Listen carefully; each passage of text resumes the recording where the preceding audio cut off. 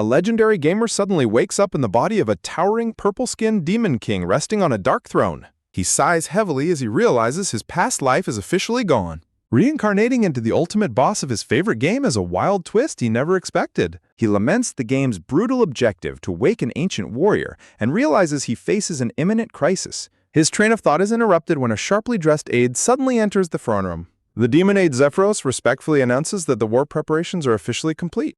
Outside, a terrifying army of roaring monsters stands ready to unleash absolute devastation. The blood-drinking Prince Azuret wildly rallies the massive horde to begin their glorious invasion. Monarch Sergi fires up the troops by highlighting their desperate struggle for survival. Archduke Hartok coldly demands the total annihilation of all humans and elves. The colossal tyrant Baal commands the bloodthirsty forces to consume their enemies. Kratos stands on the balcony with his aide, looking down at his overwhelmingly powerful generals. Kratos takes a deep breath and roars out to command his massive army. The elite commanders look up in silence, eager to receive their sovereign's grand conquest order. Kratos asserts his absolute authority as he prepares to deliver a world-changing decree. He exhales slowly, building immense suspense before uttering his highly anticipated words. The bloodthirsty generals look on with intense excitement, expecting a declaration of war. Kratos completely stuns the entire assembly by ordering them to stop the invasion and start farming instead. An absolute, jaw-dropping silence falls over the elite commanders.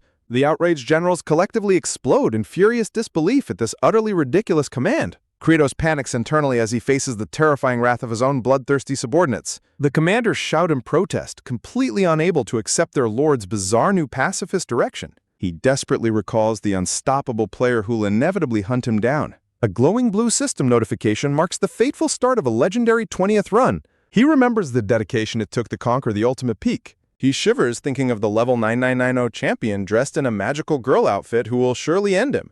His mind drifts back to his past life as a promising agricultural graduate student in Korea. He remembers his gray-haired professor shamelessly exploiting his brilliance to write academic theses. Another bald professor eagerly demanded his labor for a different research project. A muscular supervisor constantly ordered him to perform grueling manual labor in the fields. Overworked and exhausted, he realized he had basically become a highly educated slave. He drooled in exhaustion, completely questioning the miserable direction of his daily life. Stretched to his absolute limit, he exploded in a fit of rage against his exploitative superiors. To restore his depleted dopamine, he turned to playing insanely difficult games as a sole escape. He focused entirely on a notoriously challenging game that no other player could consistently clear. He spent countless sleepless nights staring at a glowing screen to master the impossible challenge. He proudly became the first player to conquer the final demon boss 19 consecutive times. Delirious with exhaustion and joy, he celebrated being the absolute strongest gamer alive. Late at night, he eagerly prepared to face the game's legendary hellish 20th difficulty. He examined his bizarrely overleveled character, fully equipped in a magical girl cosmetic set. He smiled warmly, reflecting on the years of dedication required to build this ultimate champion. He stared at the final confirmation screen, ready to initiate his ultimate challenge. He pressed down on his controller button, setting a chaotic chain of events into motion. Suddenly, a blinding blue light violently erupted directly from his television screen. He screamed in absolute terror as a powerful energy pulled him toward the monitor. A massive dimensional portal formed, entirely consuming his apartment room in a flash. His physical form dissolved as he was pulled into the deep blue digital void. The strange dimensional rip suddenly vanished, leaving the room completely empty. He plummeted headfirst through the skies, trying to maintain his composure amidst the chaos. He analyzed his glowing blue spiritual body and realized his soul was falling toward a completely new reality. Plummeting downward through a dimensional rift, he desperately hopes this terrifying freefall won't end in his immediate demise. Spotting a monumental spire ahead, he instantly recognizes the legendary Tower of Life. Looking down at the rugged terrain, he realizes he has officially entered the world of the game Paladin of Blood. As he hurtles closer to the ground, he is shocked to see the massive tomb of the Paladin waiting below. Thrilled with excitement, he celebrates that he is about to possess his near-max level champion, aged Kimchi, and begin a life of absolute invincibility. However, his excitement turns to horror as he gazes upon his legendary champion dressed in a ridiculous pink magical girl outfit. Staring blankly, his mind goes completely numb at the visual reality of his ultimate warrior. Suddenly, a powerful vortex violently sweeps his soul away from his beloved character. Hurtling through a fiery red sky, he panics as he's dragged toward a completely unknown destination. He desperately protests as his soul is forcibly slammed into the terrifying body of the Demon King. Back in the present, the weary Demon King rubs his temples, completely overwhelmed by his disastrous situation. He wallows in deep regret, cursing his own foolish thoughts that cost him the chance to possess his ultimate max-level champion. His internal lamenting is cut short as his horned, glasses-wearing aide walks back into the grand throne room. The aide recalls the growing rumors among the soldiers that their absolute ruler has somehow lost his legendary power. Zephyros realizes the army believes their king canceled the invasion out of pure cowardly fear. In a secret meeting, the rebellious generals plot to assassinate the Demon King and split his absolute power among themselves. The cautious, monocle-wearing general warns that if their sovereign is still strong, their coup will end in heavy casualties. The masked general suggests the red-haired giant lead the vanguard, sparking an angry threat while the hooded monster mutters about hunger. The dark, hooded general asks what their move will be if they can obtain definitive proof of their lord's weakness. Grinning with bloodthirsty anticipation, the conspirators agree that proof of weakness means immediate, brutal execution. Back in the corridor, the loyal aide stands in tense silence, fully aware of the treason brewing. Zephyros formally reports that the entire army's morale has completely collapsed following the cancellation of the war. He warns that infighting is breaking out among the starving monster hordes, with many deserting the realm entirely. Zephyros warns him of the general's assassination plot, sending the Demon King into a silent, sweating panic about his imminent demise. He wonders if his unpossessed champion is just a useless corpse, contemplating if invading the human world is his only escape. The aide interrupts his thoughts to present a magical recording from the legendary Tomb of the Paladin. The projection shows the pink-clad magical girl champion mercilessly pummeling a demon scout to a bloody pulp. The recording captures the screaming scout begging for mercy as the pink-clad monster reaches out for a final horrific blow. The magical orb shatters from the raw violence, leaving the Demon King trembling in absolute horror. A final static image reveals his over-leveled champion standing victoriously amidst the scene of pure carnage. He realizes marching into the human world means encountering this psychopathic magical girl, cementing his resolve to stay put. Caught between the murderous generals inside his castle and the eye-gouging magical girl outside, he finds himself completely trapped. He silently screams in sheer despair, utterly devastated by his cursed reincarnation. Resolving to survive, he determines that solving the food crisis is the only way to pacify his rebellious forces. As he marches out, his baffled aide asks where he is going, only to be told he is scouting land for agriculture. The sharply dressed aide stares back in absolute deadpan speechlessness. Feeling the awkward tension, the Demon King sweats as he double-checks his subordinate's stunned reaction. His blunt aide aggressively notes that polite language is deeply disturbing coming from an arrogant, narcissistic tyrant. He recalls that in the game lore, Zephyros was a mysterious, fan-favorite boss who defended the inner sanctum. The flashback reveals Zephyros calmly asking the heroic paladin to turn back and cease their conflict. Unmoved by the plea, the hero strikes back with a blazing sword attack. In the game's story, the loyal defender tragically fell in battle while apologizing for failing his sovereign. This heroic sacrifice led millions of players to believe the aide possessed deep, unwavering loyalty to his master. In reality, the blunt aide is incredibly irritating, openly mocking the king for losing the trust of his people. The aide ruthlessly compares his memory to a pigeon's, completely unfazed by the raging Demon King's desperate attempts to assert authority. Zephyros points out the brutal truth. Previous attempts to cultivate the barren soil ended in complete disaster. He explains that the extreme temperature swings make the demonic soil entirely infertile and impossible to grow crops on. The former agricultural student acknowledges its reputation as the land of death, but remains completely undeterred. Leveraging his real-world agricultural expertise, he vows to conquer the soil, declaring farming his only hope for survival. Stooping down to sample the dry dirt, he begins his ultimate desperate battle for survival. To solve the food crisis, the Demon King eats dirt. Observing his master, the horned aide notes that the Demon King has become a beggar who eats dirt, prompting the outraged king to yell at him to stop writing. The aide calmly explains he is just performing his duty of recording the chronicles, noting his lord's memory has deteriorated, which leaves the annoyed king thinking his subordinate is a massive pain. Spitting out the soil, the Demon King concludes it has zero nutrients and lacks nitrogen entirely. A scientific diagram illustrates nitrogen as an essential element absolutely necessary for plant growth. An educational graphic explains that plants cannot absorb atmospheric nitrogen directly due to its solid triple bonds. Though humanity used chemical engineering to master nitrogen fixation and boost food production, replicating this in the barren demon realm seems utterly impossible. Analyzing the problem, the Demon King realizes they must utilize nature's own nitrogen fixation process to revive the dead soil. High-voltage lightning strikes from the clouds, oxidizing nitrogen into essential nitrite. The oxidized nitrite mixes with rainwater, saturating the parched earth below. Back in his gaming days, the signature move of Demon Lord Kratos was a legendary attack. Charging forward, the boss unleashed a devastating bloody claw strike. The terrifying technique completely obliterated the player with a fatal explosive strike. This devastating ultimate skill explodes both lightning and moisture simultaneously, making it the perfect tool for creating fertile soil. Stepping forward, the Demon King sternly orders his aide to stand back. Ready to unleash the skill, the Demon King digs his claws into his own skin. Stunned by a sudden noise, the sweating Demon King looks up in confusion. Peeking from behind a giant tree, the traitorous generals instantly assume their lord has become incredibly weak. Caught completely off guard, the panicked Demon King lets out a terrified shriek. The blunt aide declares that the king has grown weak, causing the terrified ruler to suspect his own assistant of being an assassin trying to provoke him. Pushed to the brink, the Demon King prepares to risk everything on one final painful attack. Screaming in desperation, he slashes down with his blood-infused claws. A violent crimson shockwave erupts as the bloody attack lands. Exhausted, the Demon King silently stares at his blood-stained hand. Drops of fresh blood slowly drip onto the dry cracked gra. Clutching his bleeding hand, the miserable Demon King groans in agonizing pain. A heavy shadow falls over him as a menacing voice calls out his name. The plotting generals step forward with sinister smiles, mockingly asking if their lord is feeling unwell. Trapped and completely helpless, the terrified Demon King can only curse his miserable fate. Across the realm, the legendary champion gazes at a green valley. The legendary champion reflects on faint memories of past lives, recalling having lived through this cycle more than 10 times. The mysterious warrior remembers always being guided toward his destination by a grand summon of duty. Looking down at his hands, he realizes that the guiding system voice has suddenly gone completely silent. Left without any instructions, the powerful warrior contemplates the sudden void of his freedom. Stripped of his player status, the level 9990 champion is now classified as an independent NPC. Confused by the new reality, the champion adjusts his pink frilly outfit. Heavy, echoing footsteps resound across the empty sky as tension builds. The godlike warrior begins marching forward under a violent, storm-filled sky. Back in the wasteland, the bloodthirsty generals surround the trembling king. Grinning wickedly, the hooded general reminds him of the brutal demonic law where only the absolute strongest can rule. Trembling in absolute panic, the skillless Demon King realizes he is utterly outmatched and wonders if his life is about to end.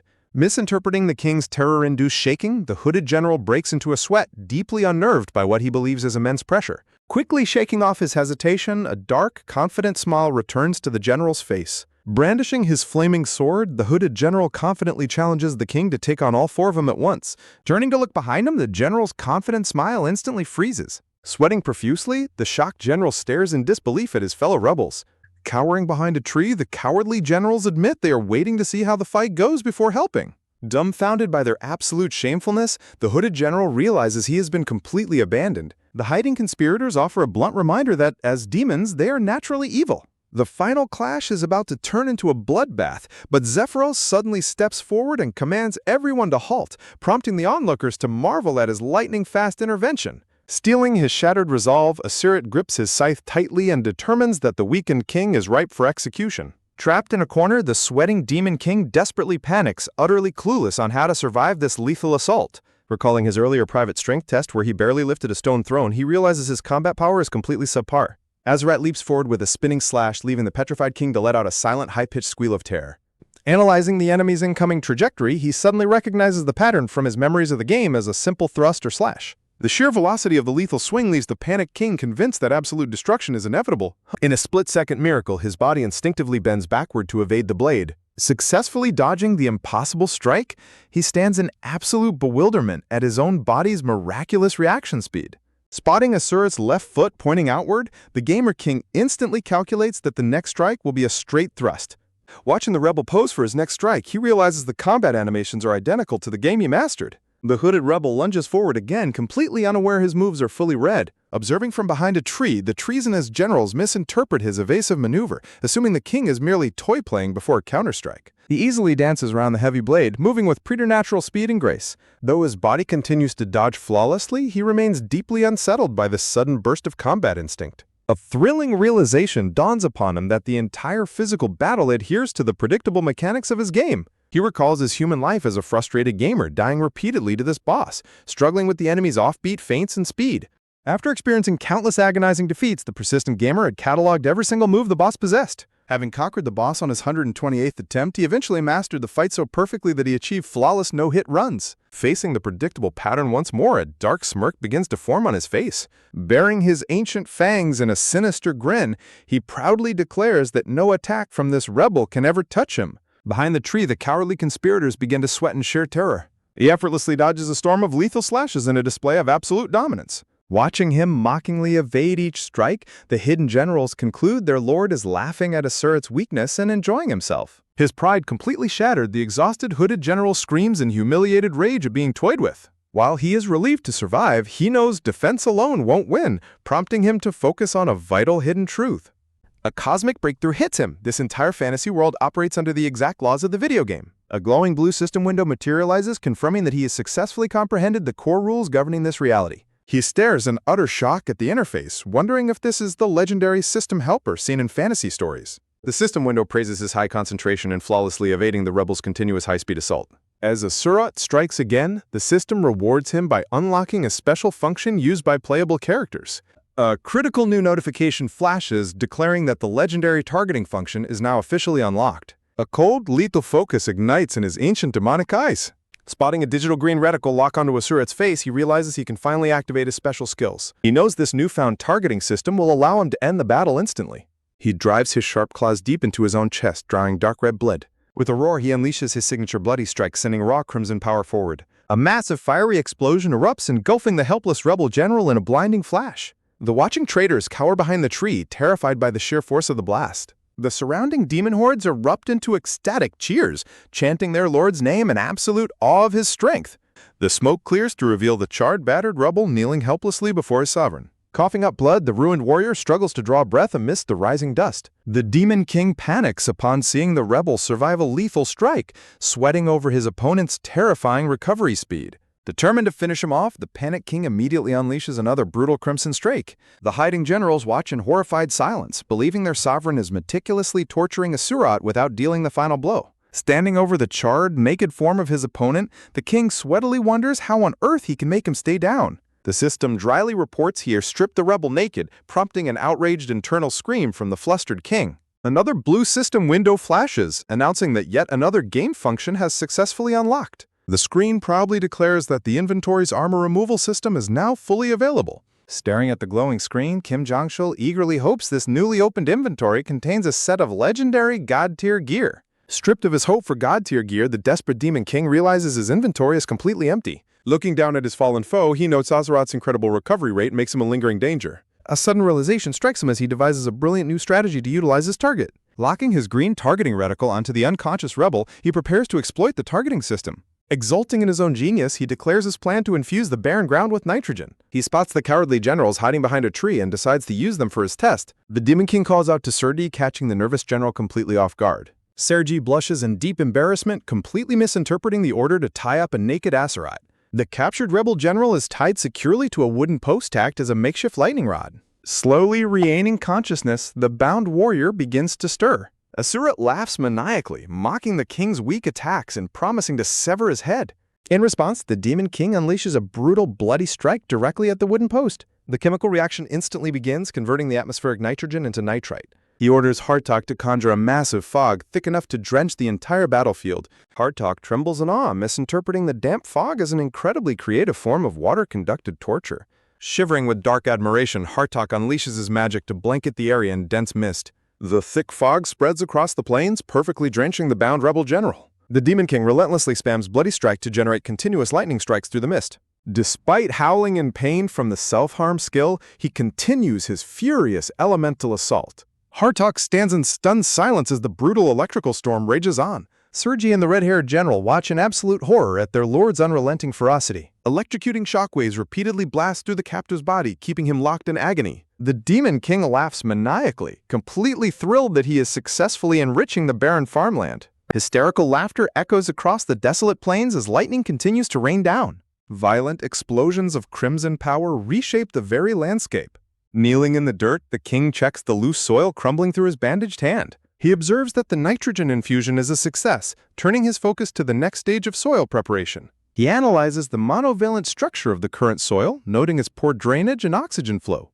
He envisions the ideal crumbly, granular soil structure necessary for a successful harvest. Staring intently, he contemplates the final crucial component needed to fertilize the land. The definitive answer looms before him as he prepares to make a bizarre request. Turning back with a crazed expression, the king commands his terrified generals to fetch him manure. The blood-splattered generals stare back in absolute speechless shock. The terrified conspirators shudder, utterly convinced their lord's demands are a form of pure psychological torture. Far from the chaotic wasteland, a serene morning sun shines brightly over a peaceful green valley. The legendary champion walks down a quiet forest path clad in his bizarre frilly pink outfit. He suddenly pauses as a desperate voice cries out for help from the nearby bushes. Peering through the dense foliage, he locates the source of the frantic distress signals. The pink-clad warrior stares silently at the travelers trapped in the brush. The injured travelers explain they were ambushed by goblins and offer a reward for safe passage. The towering warrior stands over them, his dramatic silhouette casting a dark, ominous shadow. The travelers shriek in terror at the deeply unsettling sight of their muscular, pink-clad savior. The warrior tries to calm them, flatly asserting that he is not a suspicious person. His reassurance backfires completely as they panic over how incredibly shady he actually looks. He looks down and calmly asks the noble if he has injured his leg. Without waiting for an answer, he effortlessly lifts the startled noble into the air. He hoists the screaming traveler onto his shoulder and asks them to guide the way. The noble introduces himself as Envoy Rivaj Azrahan and his servant as Dial Frontera, thanking him for his strength.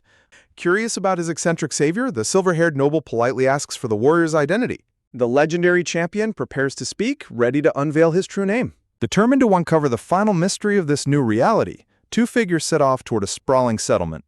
High above the barren wasteland, a dark Gothic fortress looms menacingly against a blood-red sky. Within the castle's quiet halls, a heavy silence hangs over the impending conspiracy. Gathered around a table, the treasonous generals sit in deep, tense contemplation over their lord's bizarre orders. The purple-haired demon advisor Hartok questions how they are supposed to produce manure on the spot. Gritting her teeth, the armored general Sergi loudly expresses her absolute disgust at the vile task. The muscular red-haired giant Ball notes that his empty stomach prevents him from defecating, which instantly prompts an outraged response from Sergi. Hartok sinisterly proposes a brutal alternative. They will force the low-ranking demons to provide the fertilizer. A desperate, terrified plea echoes through the castle, pleading for mercy against the cruel decree. The screams of terror spread across the ramshackle huts of the impoverished demon settlement. Cowering before his captors, a terrified, naked, low-ranking demon desperately begs the guards to give him some privacy. As the guards complain about the delays, a cold and demanding Hartok enters the chamber to investigate the holdup. Hartok coldly confronts the trembling captive, who desperately pleads that he hasn't eaten enough to produce anything. Without a shred of mercy, Hartok violently grabs the helpless demon by his throat, choking his cries. Unleashing dark purple magical fumes, Hartok sinisterly declares that the captive's excuse has given him a perfect, sadistic idea. A massive shadowy magical claw swipes through the air with lethal force. The captive demon shrieks in absolute agony as dark energy tears into his flesh. Baal mercilessly strikes down, crushing the weak demon under his colossal shadow-infused fist. Hartok stands over the brutalized captive, his hand shrouded in sinister purple flames. Hartok turns his head with a sharp, inquisitive glare as Baal interrupts his torture. Dale bluntly explains that killing the captive means losing their source of fertilizer, suggesting they need to keep him alive to harvest more. Tossing the broken captive aside, Hartok condescendingly praises the giant for actually coming up with a smart idea. Hartok dangerously suggests feeding the captive's own severed flesh back to the other demons to force them to defecate. Baal stares back with a blank, cold gaze, processing the dark and gruesome proposal. The battered, low-ranking demon shivers in absolute tearful horror at the monstrous fate awaiting him. Baal winds up his massive arm, preparing to unleash another devastating strike on the helpless prisoner. A sudden, powerful blast of light catches Hartok off guard, throwing him backward in a daze. Crashing through the ceiling, the furious Demon King unleashes a fiery red strike to halt the senseless violence. Standing over his smoking, defeated generals, the king angrily yells that humans are not the only animals capable of defecating. Seated on his grand throne, the Demon King explains that low-nutrient waste is useless and they must seek proper manure. His glasses-wearing aide, Zephyros, questions the definition of manure, prompting the king to explain its role in nourishing the fields. The king details the recipe for perfect fertilizer, visualizing a pile of soil mixed with ash, weeds, eggshells, and chicken feces. While analyzing empty wooden huts, he notes that while ash and weeds are abundant, finding eggshells and poultry waste will be a massive challenge. A sudden flash of absolute inspiration strikes the purple-haired sovereign as he realizes a potential solution. The Demon King commands a surprised Zephyros to immediately bring him a map of their kingdom. Unrolling a massive parchment, his clawed hand begins to trace the rugged terrain of his dark domain. Staring at the detailed landmarks, the king internally notes that this map perfectly matches the layout of his favorite video game. Focusing on several massive stone pillars rising from the sea, he realizes he knows exactly where to find his key ingredients. Deep within the misty, turbulent sea, a flock of vicious demon seagulls circles around massive rocky towers. He recalls his in-game knowledge, noting how these massive birds routinely feed on the fertile human lands. After feeding, the massive birds return to their rocky seaside nests to lay eggs and leave vast deposits of nutrient-rich waste. Looking up in sudden shock, Zephyros asks if his sovereign truly intends to harvest wild demon seagull feces. Zephyros warns him that this dangerous territory is known as the Cliff of No Return, bordered by deadly, raging waves. The Demon King dismisses the warning, internally noting that this inaccessible zone was a famous out-of-bounds area for regular players. Baring his fangs with supreme confidence, the king resolutely declares that he will climb the impossible cliffs himself. The demon vanguard arrives at the shore, staring up at the titanic, sheer stone spires towering into the red sky. Standing at the base of the cliffs, the generals sweat in silent confusion, deeply questioning their lord's sanity. They recall the grim legend of countless warriors who fell to their deaths attempting to conquer these treacherous sea stacks. Slinging a giant sack over his shoulder, the king instructs his troops to wait below and catch the fertilizer he throws down. Baring his sharp fangs and a sinister, manic grin, the Demon King promises that this bizarre mission will feed their entire kingdom. In a world pushed to the brink of madness, the giant red-haired General Ball can only stare in absolute speechless silence at the chaos unfolding. Meanwhile, the brutal torture of the low-ranking demons continues under the general's merciless, suffocating grip. Standing at the edge of the roaring sea, the purple-haired Demon King prepares to conquer the deadly wind-swept cliffs. He reflects on his past playthroughs, recalling the countless times he died trying to climb these impossible peaks. Determined to break the game's limits, he sprints up the steep cliffside, ignoring the memory of his past failures. With a sudden, explosive burst of speed, he leaps high into the air. Below, the bewildered demon generals watch their sovereign's suicidal jump in sheer terror. He scales the vertical rock wall with superhuman agility, determined to succeed where everyone else has failed. Suddenly, gravity strikes back, violently slamming the king against the sheer stone face. Refusing to fall, his clawed hand desperately digs into the crumbling rock. The generals gasp in shock as they witness their lord struggling on the deadly precipice. Pushed to the limit, the Demon King opens his shared game system interface to access his inventory. Stripping down to his bare skin, he commands the system to immediately unequip all of his armor. The loyal generals watch in complete traumatized deadpan as their king strips naked mid-climb. Utilizing a bizarre system glitch, his detached limbs and body parts defy physics to scale the wall on their own. The demon generals sweat in utter disbelief, completely questioning their sanity at the absurd sight. Rolling his body across the rocky surface, the king maneuvers through the air while remaining completely unequipped. Sergi covers her eyes and screams in pure horror at her lord's deeply unsettling climbing method. In a flash of light, the king re-equips his full armor set to lock his position on the cliff. The surreal glitch continues as his armored parts float upwards, bypassing the laws of nature. Sergi sweats profusely, her mind completely broken by the sheer madness of the situation. Repeating the process, the king strips naked once more to trigger the glitch and continue his ascent. His disembodied, censored form continues to climb the cliff in the most ridiculous way possible. Sergi can only watch in mute horror as her naked sovereign slowly butts his way up the mountain. The bizarre spectacle of a disjointed demon lord climbing a sheer cliff face echoes across the desolate landscape. Reaching the very peak of the cliff stack, the glitch parts finally reunite.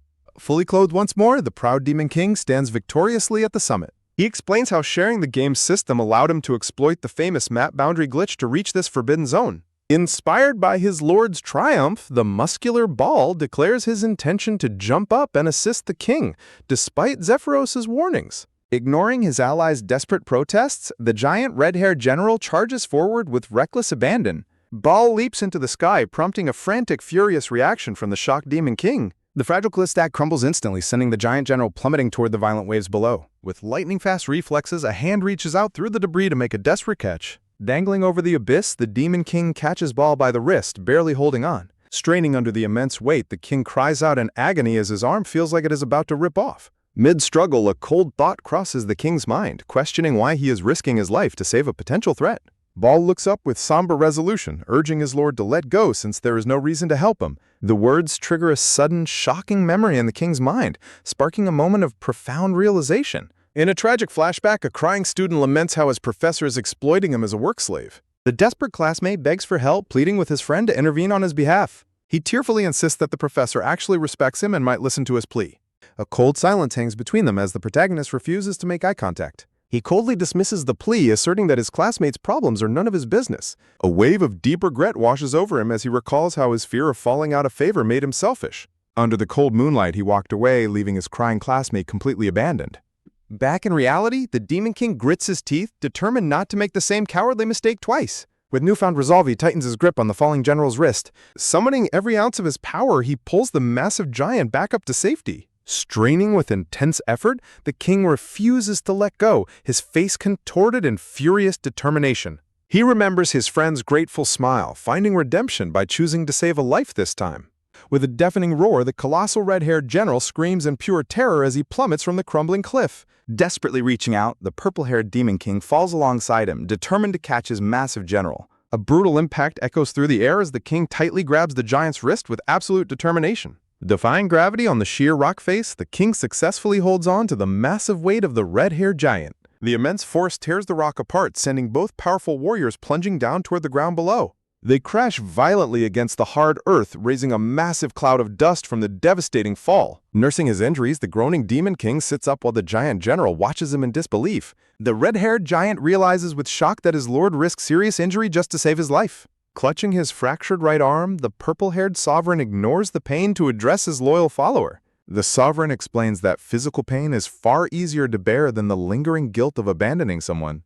Deeply moved by the noble sacrifice, the towering general looks at his lord with newfound respect and loyalty. A haunting voice from the past echoes, reminding the protagonist of a deep-seated regret from his previous life. In a tragic flashback, a crying human classmate tearfully apologizes to him for a past failure. Standing before the weeping boy, the protagonist remembers the painful memory of walking away when his friend needed him most. Back in reality, a sudden blue system notification flashes brightly before the startled purple-haired king. The system acknowledges that despite not being fully adapted to Kratos' body, the king used all his strength. Because of his heroic actions, the system announces that he has earned the sincere gratitude of General Baal. In honor of this grand achievement, the system prepares to establish a brand new points-based reward network. The interface explains that bringing abundant happiness to his army will award him a massive bounty of points. Intrigued by this mysterious reward, the Demon King closely inspects the glowing notification screen before him. A grand system announcement declares that the brand new Happy Point accumulation system has officially been unlocked. The king humorously questions if these points can be redeemed for ice cream in this harsh demon realm. The system text aggressively clarifies that a dangerous game world obviously does not sell sweet frozen treats. The interface details that feeding his soldiers and making them happy will unlock valuable points for stat upgrades. A detailed stat screen reveals he can currently only access 20% of the Demon Lord's true strength. Seeing the option to grow stronger, the purple-haired monarch decides to allocate points toward boosting his stamina. The screen rejects his request, stating that his current point balance is 0 and he needs 50 points. The system further explains that these hard-earned points can also be used to unlock powerful skill enhancements. His current level 1 skill, Bloody Strike, is displayed, requiring a massive 250 points to upgrade. The purple-haired ruler realizes that successful farming is his absolute ticket to gathering a fortune of points. Looking back down at the giant general, a sinister realization begins to form in the sovereign's mind. He reflects on how satisfying it feels to be genuinely thanked and respected by his loyal subordinates. Baring his sharp fangs, the Demon King flashes a terrifyingly evil grin that sends shivers down the spine. The massive red-haired general sweats profusely, terrified that his lord saved him only to exploit him later. A booming shout echoes across the barren landscape, catching the attention of the waiting demon vanguard. Standing proudly at the peak of a massive mound of rocks, the Demon King prepares his next move. Holding a massive bird eggshell over his head, the king warns his troops to get ready to catch the fertilizer. Below him, the loyal generals look up in absolute horror and bewilderment at their sovereign's bizarre plan. With immense strength, the purple-haired monarch hurls the giant eggshell down to the waiting soldiers below. The shell shatters instantly, drenching the shocked generals in a colorful cascade of bird feces. Proudly flexing his power, the manic Demon King commands his army to give everything they have to farming. A massive boulder of wild seagull manure plunges downward, prompting a thought about grinding the fertile ingredients together. The king casually orders General Sergi to use her multiple arms to grind up the foul-smelling mountain of waste. Furious at the insulting command, Sergi draws her numerous swords and screams that she is meant for battle, not mixing manure. With a menacing glow in his red eye, the Demon King calmly offers her an easier alternative task instead. He points toward a helpless low-ranking demon tied to a wooden cross, instructing Sergi to simply stand still. Sergi unleashes a devastating flurry of sword strikes, shredding the falling manure rocks in a blind fit of rage. Watching the chaotic display, the king holds his chest in relief, reminding himself to stay cautious around his hot-tempered generals. Baring his sharp fangs with fierce determination, the Demon King vows to lead his kingdom forward through sheer force. He commands the suited General Hartok to summon a thick fog, completely ignoring his subordinates' complaints about the worsening smell. The purple-haired Demon King coldly eyes a helpless demon tied to a wooden cross. A sharp, agonizing scream echoes as a suited man plummets down a burning void. The purple-haired Demon King questions if there is enough moisture, while the muscular red-haired General Baal confirms the manure has softened perfectly from the water soak. The Demon King is interrupted mid-thought as the system details the next critical step of drying the manure under feather blankets. Looking out at his loyal generals tirelessly covering the mounds, the purple-haired monarch worries that even a small yield will take far too much time. The purple-haired ruler realizes that to fertilize this massive, barren wasteland, he must forcefully mobilize every single demon in his realm. A lingering doubt weighs heavily on the Demon King's mind, but he knows he cannot afford to hesitate now. His red eye flashing with absolute authority, the cold purple-haired sovereign resolves to push his plans forward through absolute tyrannical rule. Under the cold, uncaring light of the crescent moon, the desolate mountain peaks looms silently in the night. Tucked away in the shadow of the mountains, a fragile wooden hut stands alone against the harsh wilderness. Inside the dim wooden cabin, a horned, exhausted father sits quietly beside his bedridden daughter's side. The weak girl Flute softly calls out to her father, prompting the weary horned man to ask what is wrong. With tears pooling in her yellow eyes, Flute begs her father to consume her so he can survive. Anguished and furious, the horned father desperately commands his daughter to never speak of such self-sacrifice again. Crying bitterly, Flute admits how deeply she misses her mother, breaking her father's heart as he looks down in despair. A terrifying memory resurfaces of a colossal, multi-limbed gray beast roaring with insatiable, monstrous hunger. A much younger Flute trembles in absolute terror on the dusty ground, cornered by the beast. The ravenous predator opens its massive, razor-sharp maw, ready to swallow the helpless child whole. In a desperate act of love, her long-haired mother stands bravely between the girl and the gargantuan beast. Tearful and bewildered, the young demon girl looks up at the heroic figure shielding her. Turning back one final time, the mother offers her daughter a gentle, tragic smile of farewell. A horrific, sickening crunch echoes through the darkness as the monster brutally devours the mother. Back in the present, the grieving father mutters in despair, wondering what purpose is left in his life. Leaning forward in absolute grief, the broken-horned man questions his very reason to keep living. Suddenly, a violent, deafening crash shatters the silence of the cabin, jolting the startled father to his feet. The father shrieks in pure shock as the imposing purple-haired demon king barges inside, flanked by Baal and his suited advisor Hartok. Looking down coldly, the purple-haired demon king notes the father's remaining energy and immediately orders his men to seize him. Terrified, Flute cries out from her bed, pleading to know what will happen to her if she is left defenseless. As the screaming father is dragged away by the giant Baal, the purple-haired ruler coldly discusses their worker quota with Hartok. The purple-haired monarch turns away with a chillingly indifferent expression, showing no mercy to the suffering Fally. Left entirely alone in the dim cabin, Flute screams in agonizing despair for her captured father. Suddenly, a pixelated video game simulation flashes back, depicting a blonde knight towering over a helpless girl demon.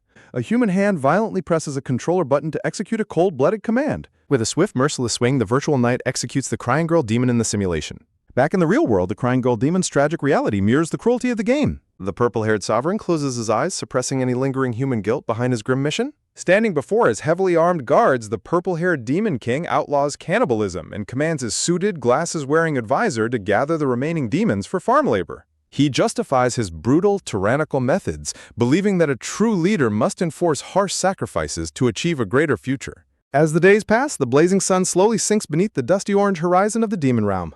Driven by the king's absolute decree, the enslaved demons toil tirelessly under the scorching sun. A weary, horned demon, Dyrok, complains about wasting their strength on farming, while his companion frantically warns him to stay quiet.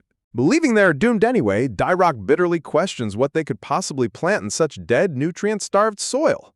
A shadow falls over them as the imposing purple-haired demon king suddenly appears behind the terrified Dyrok, questioning his curiosity. Trembling in absolute terror, the sweat-drenched Dyrok falls to his knees as the sovereign coldly orders him to follow. Walking ahead, the purple-haired monarch recalls a vibrant purple flower he had briefly noticed growing in the wild. A cluster of beautiful, glowing purple flowers stands in stark contrast to the barren dirt. Leading the terrified worker to the patch, the demon king looks down at the purple flora as Dyrok asks if this is their crop. The purple-haired ruler confirms they will harvest the roots, noting that Baal and the farming squad have already collected specimens. Dyrok gasps in sheer panic, desperately warning his lord that these roots are highly toxic and cause fatal abdominal pain. Undeterred, the purple-haired demon king plucks the plant to reveal potato-like tubers, coldly stating that their desperate testing phase is officially over. A dramatic revelation begins as the worried, horned father stands paralyzed, questioning the ruler's cold-blooded claims about a bizarre experiment. With calculated precision, the purple-haired monarch delivers his chilling pronouncement. The heartless sovereign demands the father recognize who should actually be consuming the toxic harvest, leaving the peasant entirely frozen in sheer terror. In a blind panic, the desperate father collapses backward, shrieking in pure horror as his worst fears seem to materialize. Distant echoes of anguish ring through the settlement as the despairing parent begs to save his child from a horrific fate. He bursts back into the cabin, desperately screaming for his daughter to stop eating, while the red-haired general and the suited advisor watch in silence. Out of breath and drenched in sweat, the terrified father braces himself for the absolute worst. To his absolute shock, the smiling young girl proudly displays her meal, joyfully exclaiming that she is full and completely pain-free. Trembling with relief and doubt, the sweat-drenched parent cautiously checks on his daughter's condition. The innocent young girl happily assures her father that the lords had already fed her the mysterious meal the previous day without any issue. Stepping forward, the purple-haired monarch calmly explains how ancient humans conquered famine by converting the once toxic flora into a viable food source. Baring his sharp fangs with a devilish grin, the sovereign proudly names this revolutionary, life-saving crop the potato. Overwhelmed with gratitude, the young girl weeps tears of joy while thanking her terrifyingly benevolent Rua. A sudden blue system notification announces that a segment of the demon army has successfully gained happiness from eating. Another glowing blue prompt alerts the monarch that he has received vital health points for the very first time. The interface flashes a triumphant update, confirming that his hard-earned points have officially increased by 1. A final system alert displays his updated total health point value of 1. Staring at the floating blue screen, the purple-haired king reacts in utter disbelief at his unexpected reward. The young demon girl gazes up at him with a pure, bright smile of absolute admiration. Captivated by her innocence, the icy ruler looks back, his menacing facade slipping for just a brief moment. He recalls the horrific demise of her tragic mother, contrasting that painful memory against the child's bright, surviving smile. A faint, genuine smile slowly begins to trace the cold monarch's face. Quickly reclaiming his sinister aura, the purple-haired king flashes a terrifying grin, commanding the young girl to eat well and grow strong. The horrifyingly creepy grin sends absolute shivers through his subordinates, who instantly sweat in fear, suspecting his intentions are purely predatory. A hilariously contrasting portrait highlights the gentle, handsome expression the monarch actually wanted to show. High above the barren mountain peaks looms Chavan de Antar, the dark castle nestled in the deepest territory of the demon realm. A detailed map details how the sovereign's massive kingdom is split into 5 distinct star areas. Sweeping over the desolate, sun-drenched valleys, the dry climate perfectly mirrors the harsh realities of the Andean highlands. To survive in this unforgiving wilderness, ancient humans successfully adapted toxic wild potato plants into life-saving sustenance. In a fascinating parallel, humans are shown skillfully preparing a highly poisonous pufferfish, proving their relentless drive to turn toxins into delicacies. With the crops laid out across the cracked dirt, the purple-haired sovereign fiercely commands his red-haired general to crush them all. Unleashing his monstrous strength, the giant red-haired general leaps high into the air with explosive force. Plunging downward like a meteor, the muscular general prepares to shatter the earth beneath him. A devastating shockwave erupts as the colossal general impacts the dusty ground with immense power. His giant foot forcefully stomps down, pulverizing the wild potatoes into the barren earth. The cold monarch watches approvingly, explaining how the repeated cycle of freezing and crushing successfully forces the toxic juices to evaporate. Rows of dark, dehydrated tubers are laid out to illustrate the careful process of drying, storing, and lightly cooking the raw crop. A bowl of perfectly prepared chuno steam rises, marking the official completion of their miracle survival food. Turning his back, the purple-haired king orders his suited advisor to immediately summon the manure-grinding farming squad. Flashing a maniacal, terrifying grin, the monarch eagerly anticipates treating his hard-working troops to some well-deserved snacks. A long line of weary demon workers in blue overalls listens intently as the ruler orders them to take exactly 2 pieces each. The glasses-wearing advisor suggests making more, but the king coldly notes their current potato supply is far from enough to feed the entire army. With a ruthless grin and flashing red eyes, the purple-haired sovereign resolves to multiply their remaining crop 1,000-fold. Clutching their small bowls of chuno, the suspicious worker demons murmur in fear, terrified that these roots are still deadly. The advisor tries to reassure the crowd, but a panicked worker frantically points toward the monarch's incredibly menacing expression. The terrifying sovereign commands them to eat up while a trembling demon prepares to force the suspicious food down in fear for his life. Sweat pouring down his face, the terrified worker cautiously begins to chew the mysterious root.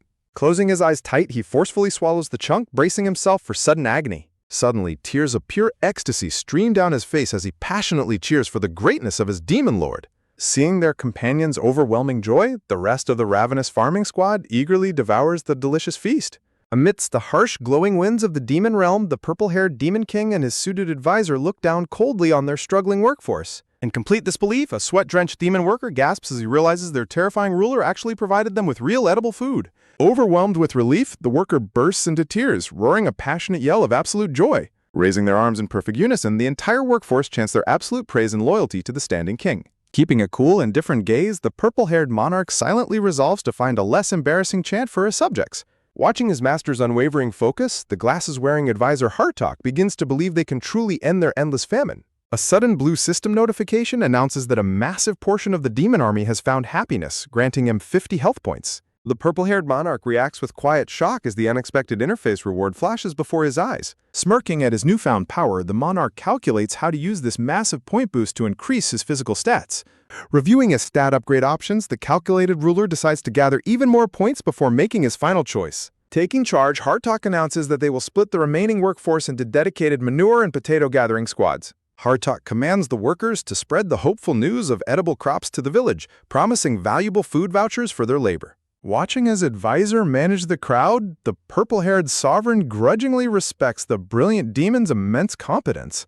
Reinvigorated with hope, a young purple-haired demon girl and the villagers happily dig up the wild potatoes to secure their survival.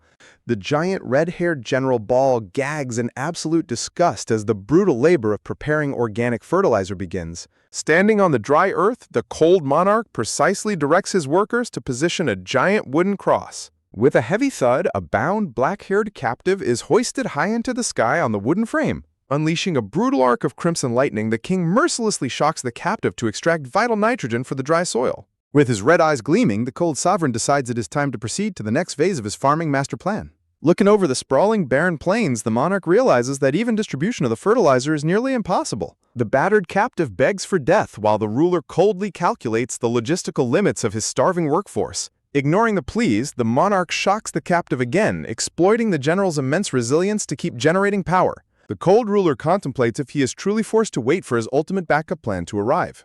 Back in the grand throne room, the sovereign questions his glasses-wearing advisor about their urgent request for military reinforcements. Pointing to a detailed map, Hartok reveals that none of the regional commanders managing the star areas have responded to their orders. The purple-haired king growls in frustration, wondering if their messengers died of starvation before delivering the orders. The scene shifts to the eerie, fog-shrouded spires of the first star area, known as the Cliff of the Dead. A shadowy blue-glowing scout demon reports to his master, confirming that the new demon lord has successfully begun cultivating food. The mysterious white-haired warlord scoffs, assuming the sovereign's sudden farming initiative is born entirely out of fear. The formidable first-star master Saruthal explains that his dark powers increase whenever his fellow demons succumb to starvation. The loyal scout confirms that all messengers sent to the other regional masters have been quietly eliminated. Saruthal coldly declares that the demon population must starve to death to fuel his growing army of the undead. Enveloped in a menacing green aura, the power-hungry warlord vows to execute Kratos and seize the crown. Saruthal summons his elite commander Ficamir, a skull-masked demon radiating cold, magical energy. The ancient warlord commands his deadly lieutenant to completely destroy the demon lord's agricultural lands. Beneath a silent, pale moon, the bound captive remains suspended in the howling wind of the wasteland. Floating silently out of the darkness, Ficamir mockingly pities the captive for being turned into a living battery. Ficamir whispers a sinister promise, claiming his master will recruit the captive once the king is overthrown. Raising his claws, the skull-faced demon unleashes a horde of screaming pale white wraiths into the night sky. He commands his ghostly swarm to permanently ruin the cultivated wasteland. With blood-curdling shrieks, the spectral race dive-bomb the cultivated fields with destructive intent. Spotting the neatly arranged mounds of organic fertilizer, Ficamir bursts into maniacal laughter and orders his spirits to scatter it. The spirits violently rip open the bags, thoroughly mixing the rich manure deep into the soil. While the enemy commander cackles at his supposed act of sabotage, the captive looks on with an incredibly deadpan expression.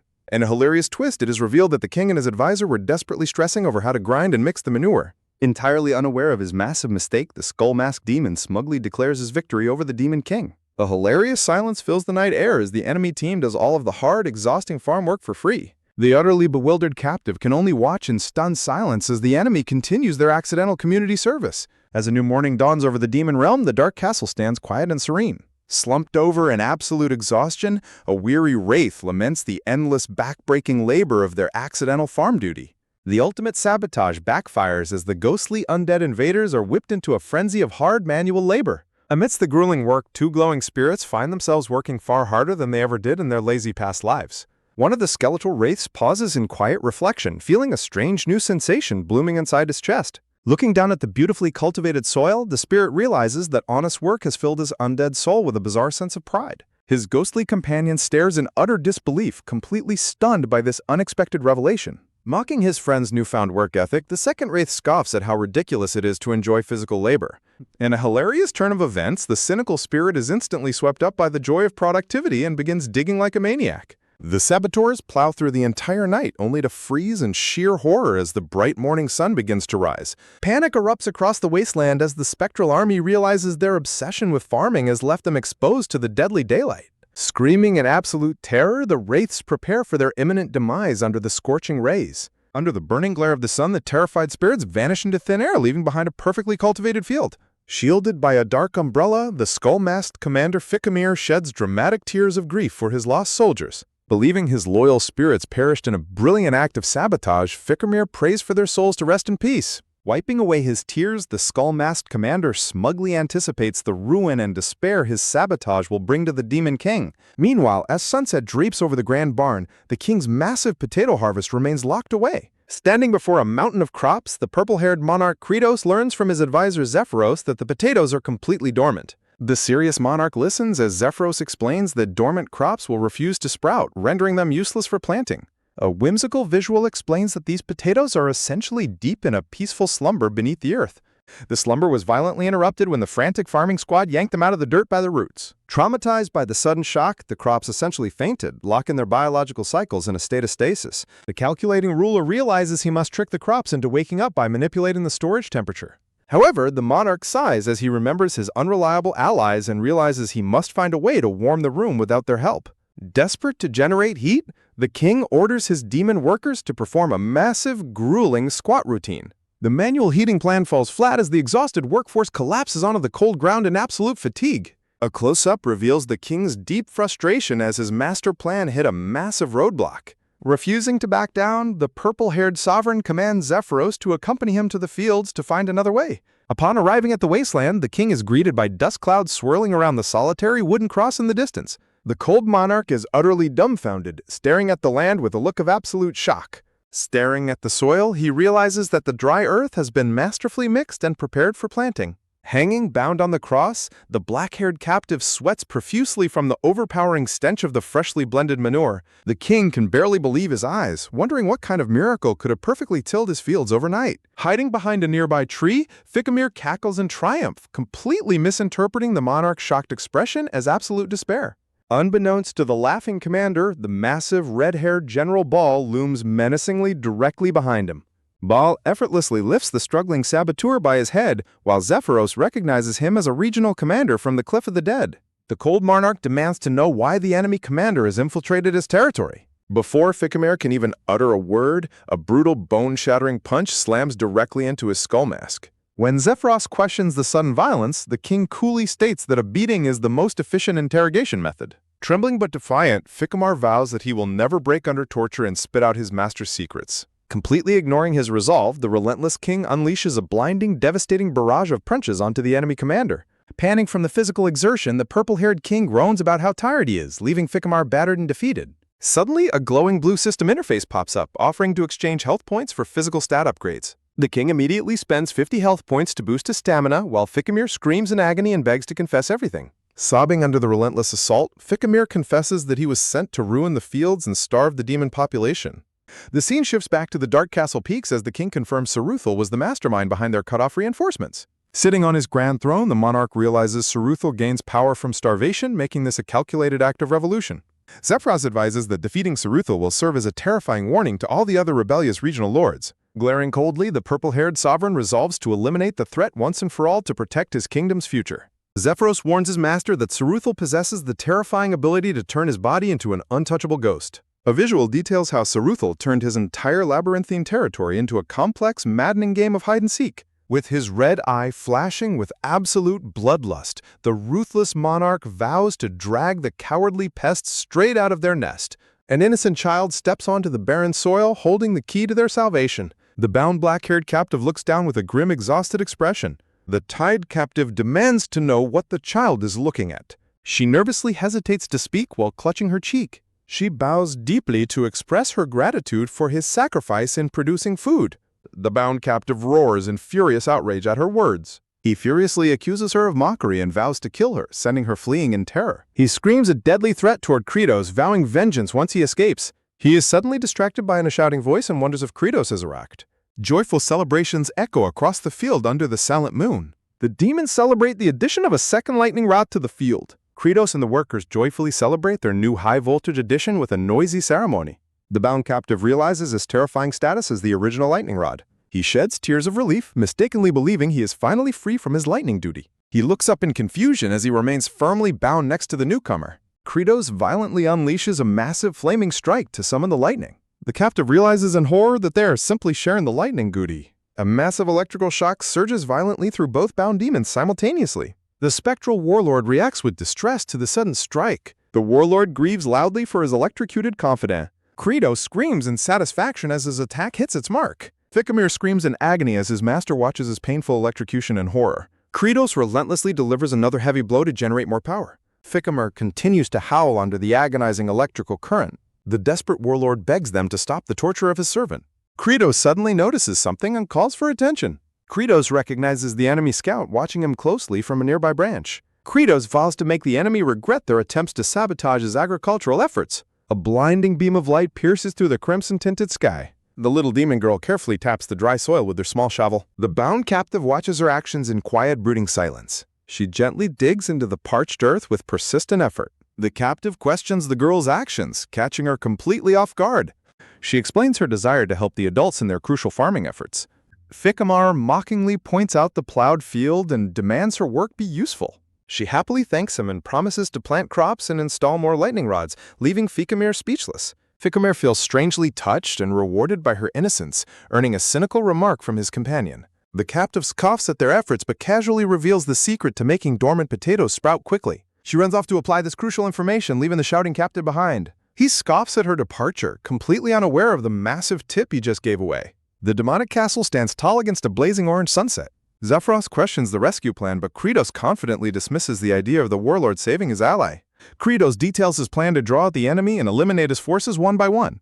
The army prepares to completely annihilate the invading enemy forces. The enemy scout quickly flees the area with its magical transmission orb intact. Saruthal mockingly questions Kredos' desperate resistance. He coldly dismisses his caught ally, revealing his singular focus lies elsewhere. He orders his cursed spirits to infiltrate and completely destroy the locked potato harvest.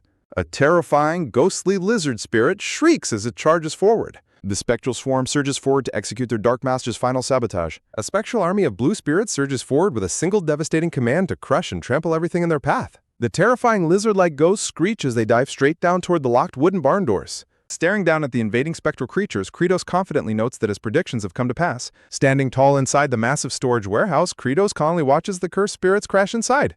With a menacing red-eyed grin, the Kol ruler welcomes the invaders to their absolute grave. The spectral devourers shriek in utter confusion as they realize they have walked into a trap. Kredos recalls his past gameplay experience, remembering how notoriously difficult these devourers were to defeat.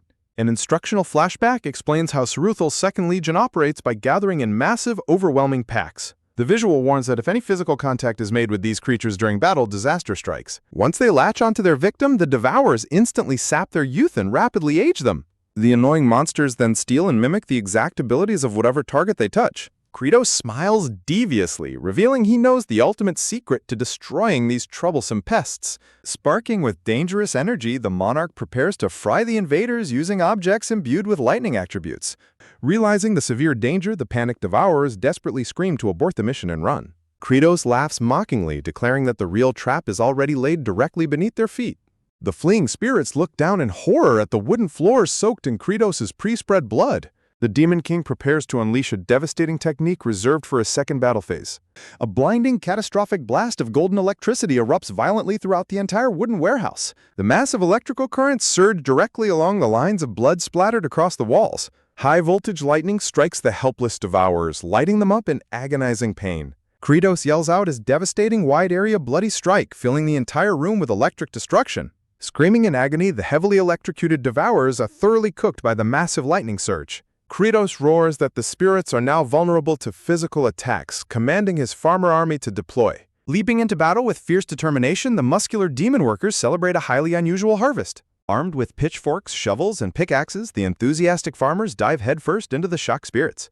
Kredos explains that despite their unimpressive appearance, these farmers are actually high-level endgame mat mobs. The unstoppable farm workers relentlessly pummeled the spirits, proving completely invincible against physical susceptible foes. Feeling incredibly pleased with himself, Kredos wonders if he is a naturally gifted, cold-blooded ruler. The monarch notices a stray electrocuted devourer attempting to flee the chaotic battlefield. Ready to finish the job, the agile king leaps forward to handle the escapee himself. The cornered spirit screams in terror as Kredos suddenly halts in surprise. Kredos spots a small demon girl buried up to her neck inside the massive pile of dormant potatoes. Stunned by the unexpected discovery, the confused king demands to know when she got there. A desperate devourer lunges viciously toward the helpless child with its jaws wide open. One of the demonic farm workers screams out her name, Flute, in absolute panic. Kratos quickly calculates his options, determined to stop the escapee from reaching the defenseless child. The king leaps forward in frustration, realizing his blood traps won't reach her in time. Desperate to stop the beast, Kratos hurls a dormant potato directly at the lunging devourer. The monarch immediately facepalms, calling himself an idiot for throwing a useless potato at a monster. The harmless potato bounces off the monster's snout with a soft thudding sound. The confused devourer catches the potato midair, completely baffled by the bizarre projectile. The monster's passive aging aura instantly wraps around the potato, subjecting it to rapid time acceleration. Kratos watches in stunned silence, completely baffled by what is unfolding before him. The magical aging energy bursts with a soft pop, dissipating into the air. The potato suddenly sprouts healthy green leaves as its biological clock is forcefully accelerated. Little Flute watches in awe as the surrounding potato pile begins to react to the magical sparks. A massive chain reaction of green sprouts erupts across the entire storage room under the moonlight. Kratos stares in absolute disbelief, realizing his thrown potato has miraculously started sprouting. The Demon King's eye widens as a brilliant realization strikes his mind. The aging R has forcefully restarted the dormant potato's biological clock, solving his massive agricultural crisis. In a world where potatoes mean absolute survival, the Dark Lord hoists his unlikely savior to kickstart a chaotic agricultural revolution. Kratos erupts into a monstrous laugh as he loudly commends the young child's incredible efforts. The little girl freezes in pure terror at the sight of the Demon Lord's frighteningly wide-fanged grin. Standing atop a massive mountain of potatoes, the demonic monarch rallies his troops and declares the enemy's sabotage fully countered. Kratos reaches down into the pile, grasping a freshly sprouted potato to initiate the next phase of his conquest. With a fierce, red-eyed glare, the Dark Ruler commands his legion to prepare for an immediate invasion. The scene shifts to a desolate wasteland baking under a blazing sun, where a lost soul questions his location. Tied securely to a wooden cross, a heavily scarred, muscular demon with black hair wonders about his forgotten identity. Looking up at the sky, the bound captive expresses profound gratitude just to feel the sun's warmth on his face. The prisoner's stomach growls fiercely as a familiar voice calls out to him by his title, Lord Ezerat. Little Flute approaches with a bowl of processed potatoes, joyfully thanking him for his life-saving agricultural advice. Aserat's eye widens in shock upon hearing that the Demon Lord gathered an army specifically to sprout potatoes. Driven mad by his extreme hunger, the bound warrior screams in desperate frenzy at the mere mention of food. Taking pity on his starving state, the kind-hearted girl offers to feed him the freshly harvested crop. With surprisingly intense force, the little girl winds up and hurls a hard potato directly at his face. The thrown potato strikes the bound demon squarely in his eye with a painful, solid impact. Aserat thrashes and roars in absolute fury, while the panicked child apologizes and prepares another high-velocity throw. Her relentless bombardment continues, planting another potato directly into his wide-open, screaming mouth. Tears of pain and confusion stream down Aserat's face as he is thoroughly pelted by the girl's chaotic feeding attempt. A digital system notification reveals that a member of the demon army has gained health points from eating. Kratos analyzes his growing military roster, deeply puzzled by the sudden addition of a mysterious high HP recruit. He smiles deviously, deciding that extra combat power will be perfect for the upcoming raid. A booming battle cry echoes through the halls, ordering the agricultural forces to advance. Kratos charges forward at the head of his enthusiastic weapon-wielding farmer army to secure a bountiful harvest. The demonic forces arrive at a foreboding chasm dominated by a massive stone fortress and a fragile rope bridge. Frightened sentinel spirits at the cavern entrance desperately order the bridge to be severed to stop the invasion. A ghostly guardian swings an axe, slicing through the thick support ropes of the wooden bridge. The severed bridge plunges into the dark abyss as the mocking ghosts gloat over their seemingly perfect defense. Defying gravity, Kratos launches himself high into the air, leaping across the massive chasm directly toward the enemy. The Demon Lord descends rapidly, his dark cape billowing as he targets the sheer rock wall. The ghostly sentinels laugh hysterically, mocking the monarch's suicidal jump into the deep canyon. The mocking spirits continue to gloat, completely unaware of the trap unfolding right before them. Kratos lands effortlessly on the rocky surface, using a bizarre wall-climbing maneuver to maintain his momentum. The laughing ghosts instantly freeze, their expressions turning to pure horror as they witness his impossible movement. Dropping from the ceiling like a silent predator, the Demon King closes the distance in a flash. Kratos corners the terrified spirits, sending them into a panicked frenzy of disgust and terror. Pointing a sharp finger, the cunning ruler smugly notes that everything is unfolding exactly as he calculated. His glasses-wearing subordinate nods in quiet approval of his master's flawless tactical maneuver. Kratos dashes forward, explaining that while the wraiths fear potatoes, his unarmed charge makes him the ultimate bait. A massive bearded ghost boss commands his spectral swarm to attack the defenseless, unarmed invader.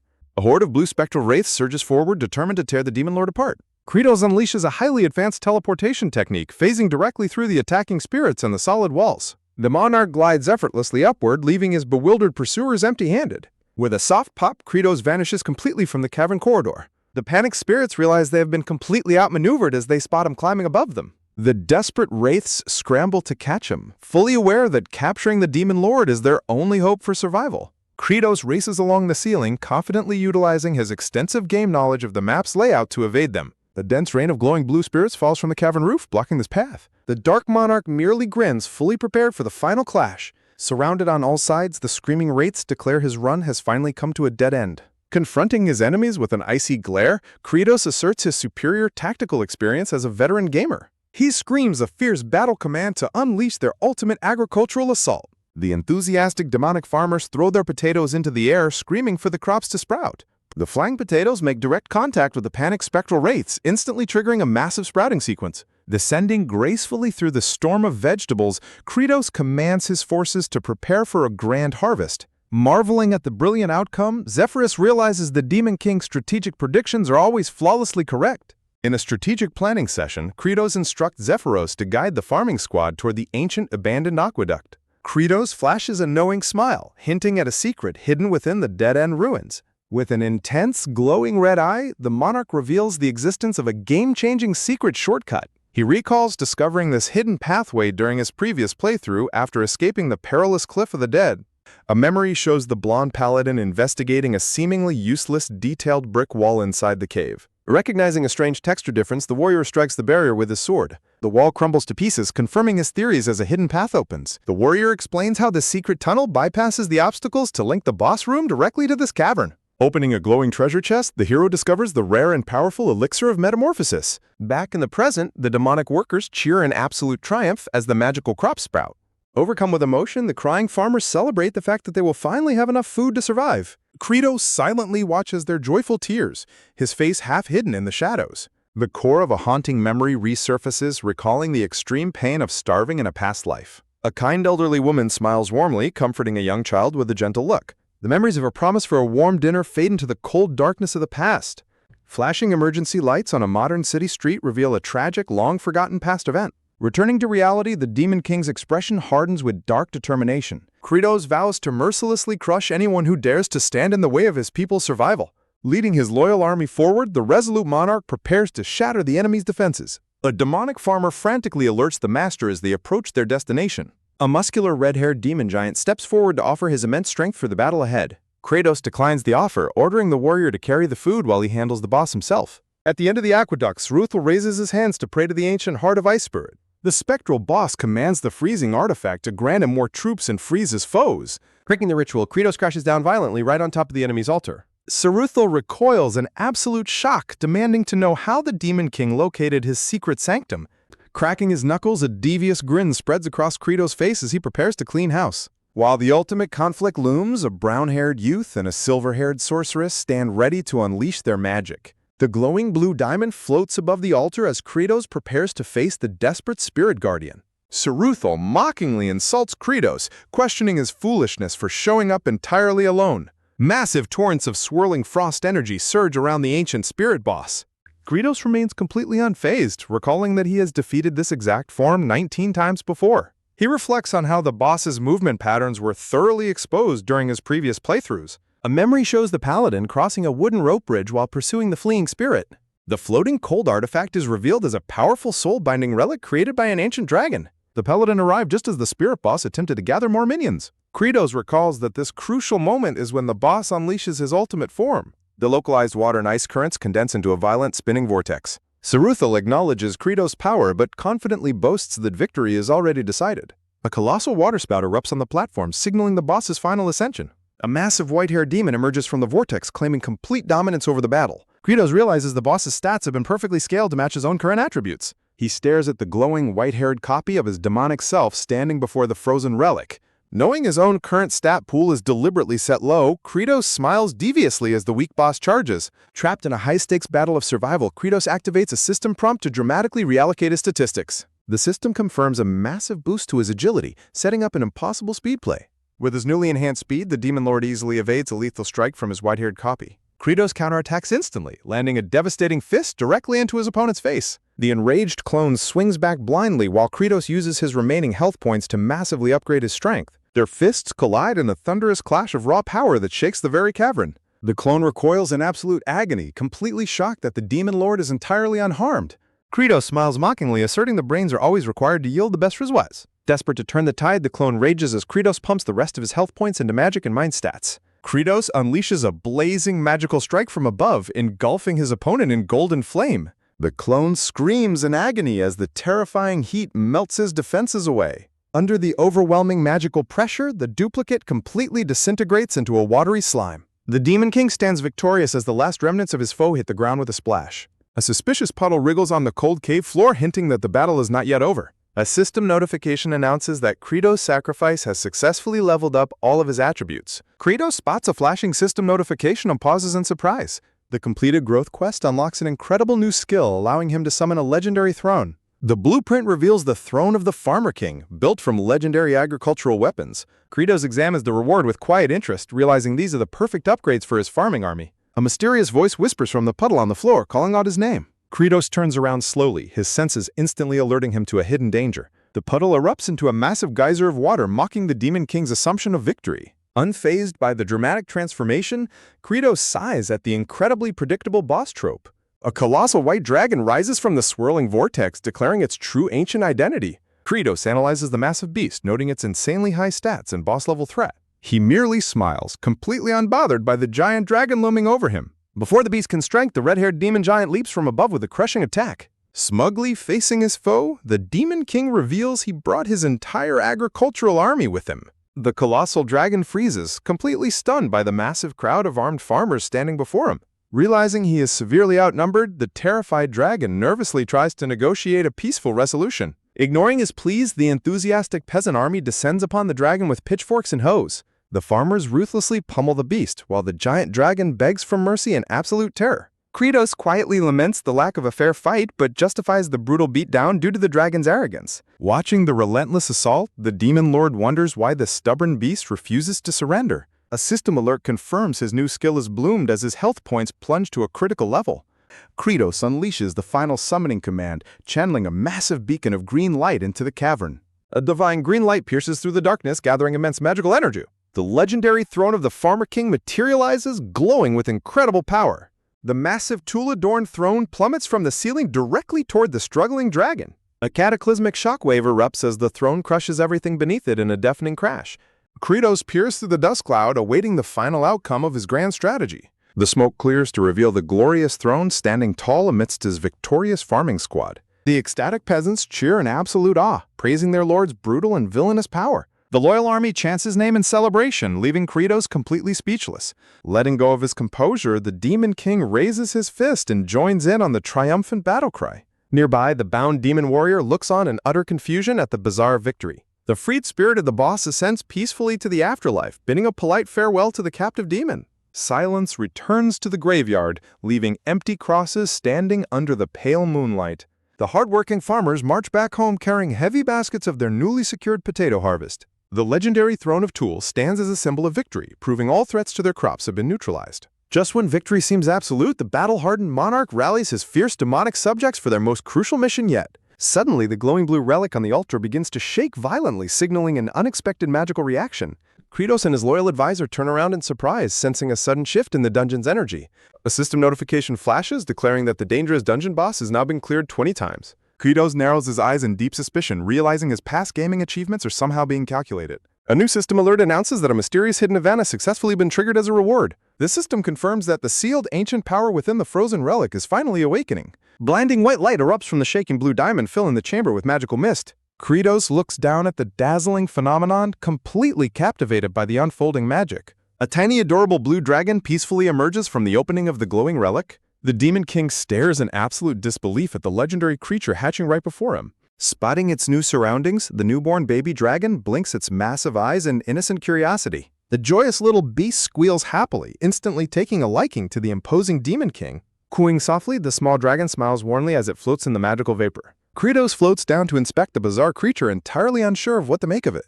The cute blue dragon gazes up at the powerful warrior, feeling an instant deep connection. Misinterpreting the giant demon's presence, the innocent creature mistakes him for its father. Cheerful and energetic, the small dragon happily flies right into the demon king's hands.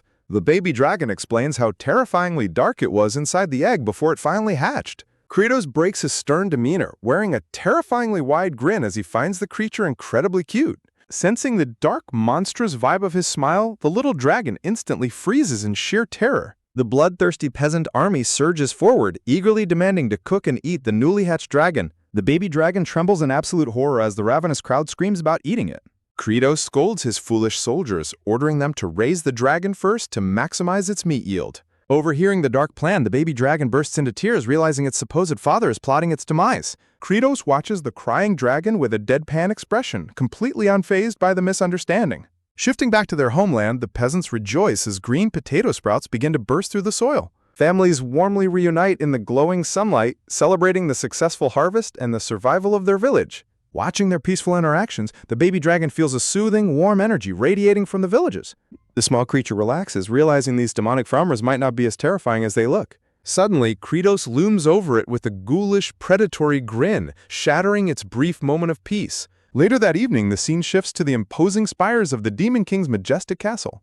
Inside the dimly lit halls, the terrified baby dragon cowers in a dark corner, shivering with fear. It peeks out cautiously, utterly petrified of the monstrous beast ruling over this fortress. Meanwhile, Kratos sits exhausted in the shadows, his face drenched in cold sweat from an exhausting day. The trembling dragon realizes with horror that the demons are merely waiting for it to grow larger. Kratos frets over how to nourish the dragon, realizing his lack of precious gems makes feeding it impossible. The bespectacled advisor enters the chamber to deliver an urgent report to the demon lord.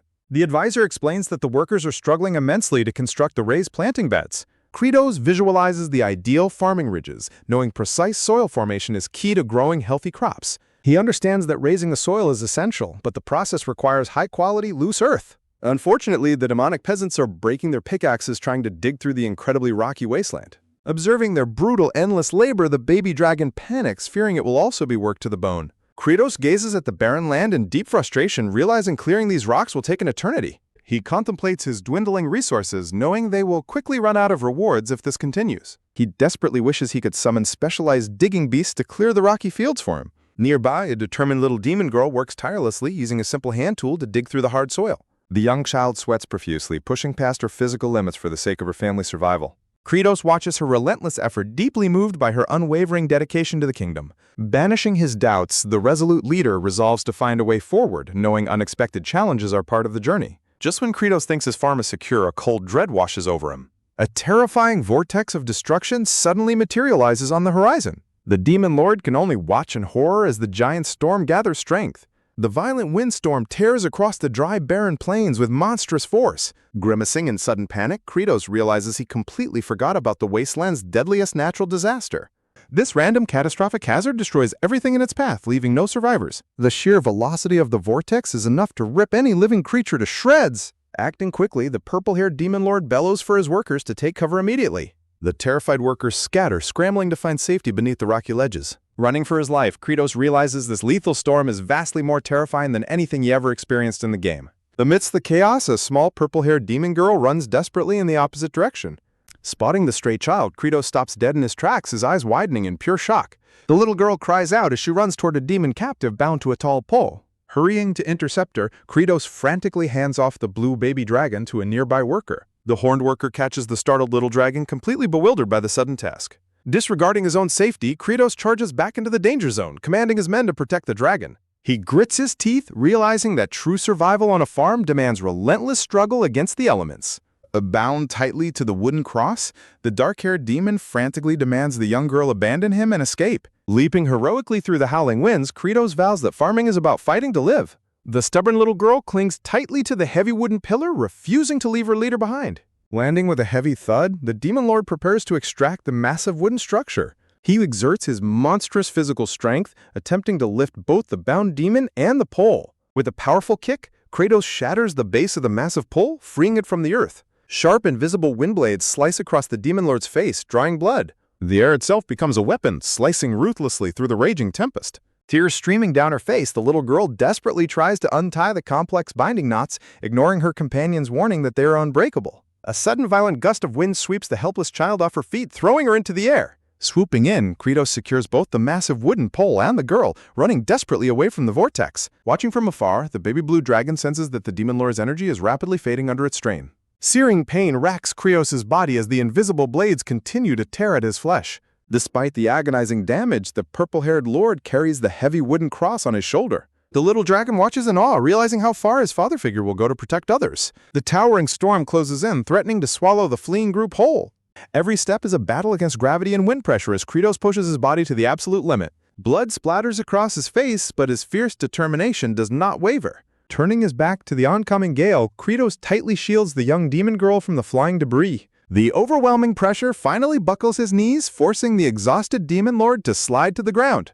Observing his struggle, a profound realization dawns upon the young dragon about his father's true nature. Spurred by love, the little blue dragon leaps into the air to protect his kind parent. Flying directly into the heart of the storm, the baby dragon unleashes a powerful blast of elemental magic. The small creature exerts all his power, breathing out a colossal torrent of freezing ice. The cold energy crackles loudly, slicing through the superheated wind of the tornado. A massive pillar of ice erupts from the ground, clashing directly with the raging vortex. Kratos watches in astonishment as the freezing updraft successfully neutralizes the terrifying windstorm. The demon lord grows deeply concerned, realizing this immense magical feat is taking a heavy toll on the baby dragon. Freezing magic spreads rapidly, encasing the remnants of the wind in absolute frost. The once deadly vortex is completely transformed into a harmless frozen sculpture. The surviving workers stand in silent awe as the frozen storm towers harmlessly over their restored fields. The terrifying ordeal of the wasteland draws to a close, leaving a lingering sense of mystery. Far in the distance, a mysterious castle stands silhouetted against the bright moonlit sky.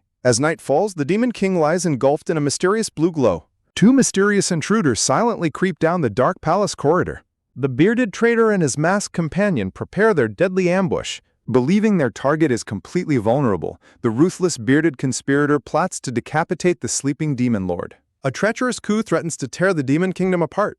The ambitious masked knight plans to eliminate her rivals and seize the ultimate crown for herself. Forging a temporary alliance of convenience, the two assassins draw their blades and advance. The bedroom doors slowly creak open to reveal the resting king.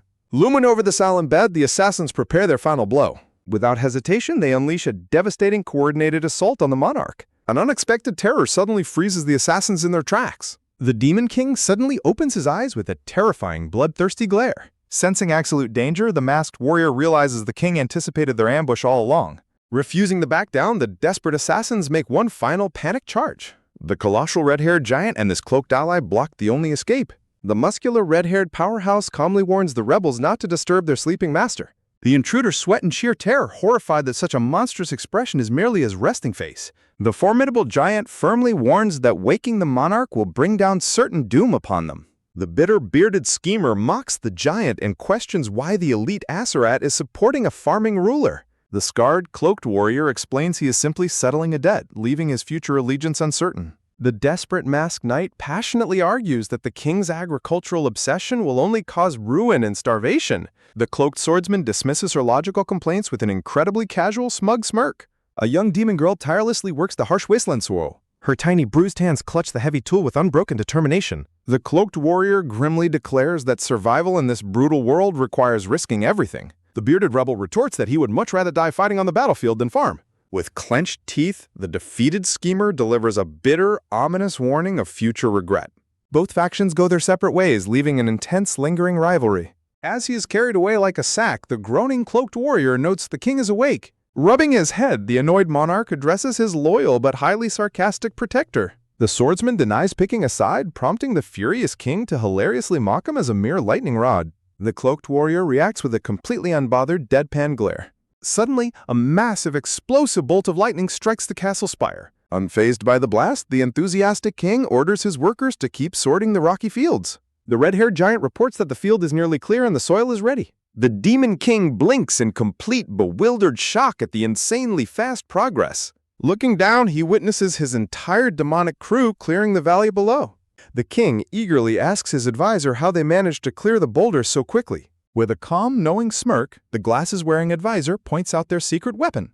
The monarch spots a tiny, flying silhouette soaring across the dusty canyon. To his absolute disbelief, the newborn baby dragon is headfirst in a pile of rocks. The adorable little dragon eagerly explains it is devouring the boulders to grow strong and helpful. Spotting its beloved guardian, the joyful baby dragon flies straight into his open arms. The Demon King erupts into a terrifyingly wide, ecstatic laugh while embracing the cute creature. Utilizing the baby dragon's ice breath, the monarch devises a perfect plan to neutralize devastating natural storms. As the fields are prepared, the advisor warns of low resources, but the confident king declines. The battle-hardened ruler fiercely resolves to conquer all threats to secure their ultimate potato harvest. Meanwhile, a tense silence fills the grand halls of the castle. Seated alone in her chamber, the frustrated rebel warrior holds her head. Removing her helm, she reveals a stunning blonde-haired elf harboring a secret that could change everything. Unmasking her true identity, the blonde-haired elf rebel warrior closes her eyes in deep frustration as a devastating crisis looms. Confined to her room to avoid farming, she complains about the persistent stench of fertilizer invading her sanctuary. Suddenly, the Demon King himself knocks on her door, requesting an urgent audience. Kratos persistently begs her to unlock the door, claiming he desperately needs her help. She commands him to leave immediately, but the stubborn king refuses and threatens to barge inside. Before she can resist, the powerful monarch violently smashes her chamber doors wide open. Terrified by the sudden breach of privacy, she fiercely reprimands him for entering a lady's room. Without saying a word, the mighty Demon King drops directly onto one knee before her. The proud elf stands completely dumbfounded, unable to comprehend the lord's sudden submissive posture. Kratos dramatically bows his head, declaring that he is completely helpless without her unique talent. She stares at him in sheer disbelief, completely frozen by his surprisingly emotional display. Shifting focus, Kratos passionately explains that he desperately needs her legendary blade to save on costs. Highly embarrassed by his intense gaze, she blushes furiously as her heart starts racing. Trying to maintain her composure, she reluctantly agrees to listen to his absurd proposal. He leads her outside to reveal a towering mountain of freshly harvested potatoes. The Demon Lord tasks her with splitting the entire colossal potato harvest in half for planting. Re-equipping her armored visor, she stares at him in deadpan disappointment. Realizing she was completely manipulated by his dramatic act, she explodes in absolute fury. Nearby, an adorable potato sprouts innocently, blissfully unaware of the raging clash.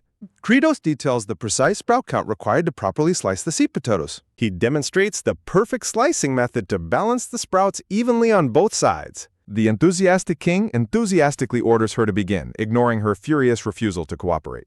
Leading the charge, Kratos forcefully hand-chops a potato with immense power. Finally giving in, the elf unleashes a blinding flurry of strikes with her twin rapiers. The sliced potatoes fall to the ground in perfect symmetry, showcasing her godly precision. Kratos watches in complete awe, utterly stunned by her unmatched swordplay. He drops to the floor, loudly praising her incredible speed and flawless accuracy. Smiling warmly, he enthusiastically declares that she is the only one who can save him. His heartfelt praise pierces her defenses, making her heart skip a beat beneath her mask. She violently panics, screaming that she will never fall for his manipulative sweet talk. Suddenly, the towering Demon Lord rises, casting an intense and imposing shadow over her. He firmly grabs her wrist, instantly freezing her in absolute shock. With surprising gentleness, Kratos takes hold of her blade alongside a clean cloth. He carefully polishes her weapon, treating the deadly blade with immense care. She blushes intensely behind her visor, completely overwhelmed by his gentle touch. Kratos calmly explains that he must clean the potato juice off to prevent any fungal infection. Staring at his focused face, she wonders how he can be so sincere and intense over something so trivial. He finishes cleaning the blade, stressing that care and sincerity are vital to protect the crops.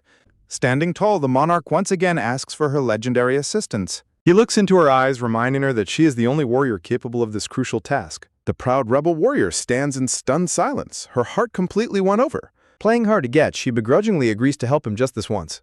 Overjoyed by her compliance, Kratos dashes off happily to gather boiling water and cloths. With their alliance sealed, potatoes rain from the sky as they are sliced with blinding speed. Meanwhile, the Glasses advisor helps wipe potato juice from the busy workers. The Demon King and his new allies slice side by side throughout the night, singing a cheerful planting song. Watching from the shadows, the devious advisor sneers at how easily the proud rebel was tamed with simple compliments. Far away under the blistering sun, the defeated giant Aserat remains tied to a wooden cross. Shaken to his core, the giant warrior questions the tragic meaning of his existence as a literal lightning rod. Suddenly, a cute demon girl approaches with a bowl, cheerfully offering to play a game with him, leaving his ultimate fate hanging in the balance. Trapped in a humiliating punishment, the proud demon warrior Asurat seethes with rage as he is mockingly targeted. The mighty warrior is reduced to a target for rock-throwing practice by a young demon girl, completely shattering his pride. Watching from a distance, the devious advisor Hartok internally mocks Aserat's pathetic fall from grace. Shifting his focus to the grand agricultural plan, Hartok loudly rallies the demonic squad to prepare the seed potatoes. The entire community eagerly rushes to the fields carrying massive supply sacks to begin the historic planting. Hartok silently watches them, privately labeling his fellow high-ranking demons as hopeless idiots. Meanwhile, the workers shower the blushing elf warrior Cersei with gratitude, though she stubbornly denies caring. Cersei's uncharacteristic blush doesn't slip past Hartok, who questions if this is truly the face of a terrifying warrior. The hard-boiled advisor remains completely dumbfounded that hardened demons are shedding tears over simple farming. Nearby, burly demon workers weep tears of pure joy while proudly hoisting bowls of freshly sliced seed potatoes. Believing everyone has lost their minds, Hartok vows to use his unmatched intellect to seize the demon throne. King Kredos stands before his subjects, passionately explaining how the potato sprouts will soon emerge. When Kredos mentions critical sprout care, the massive red-haired Bahal hilariously misinterprets it as a call for violence. The patient king holds up his hand to visually demonstrate the natural sprout growth limit. Kredos then poses a fundamental agricultural question to test the knowledge of his demonic audience. The crowd immediately erupts into a chaotic debate over the ideal sprout count, while Hartok looks on in absolute disgust. As the arguments escalate, the clueless workers desperately seek an explanation for the science behind it. Hartok can only close his eyes, utterly exasperated by the sheer lack of common sense around him. Murmuring insults to himself, the arrogant strategist is suddenly startled when a worker calls out to him.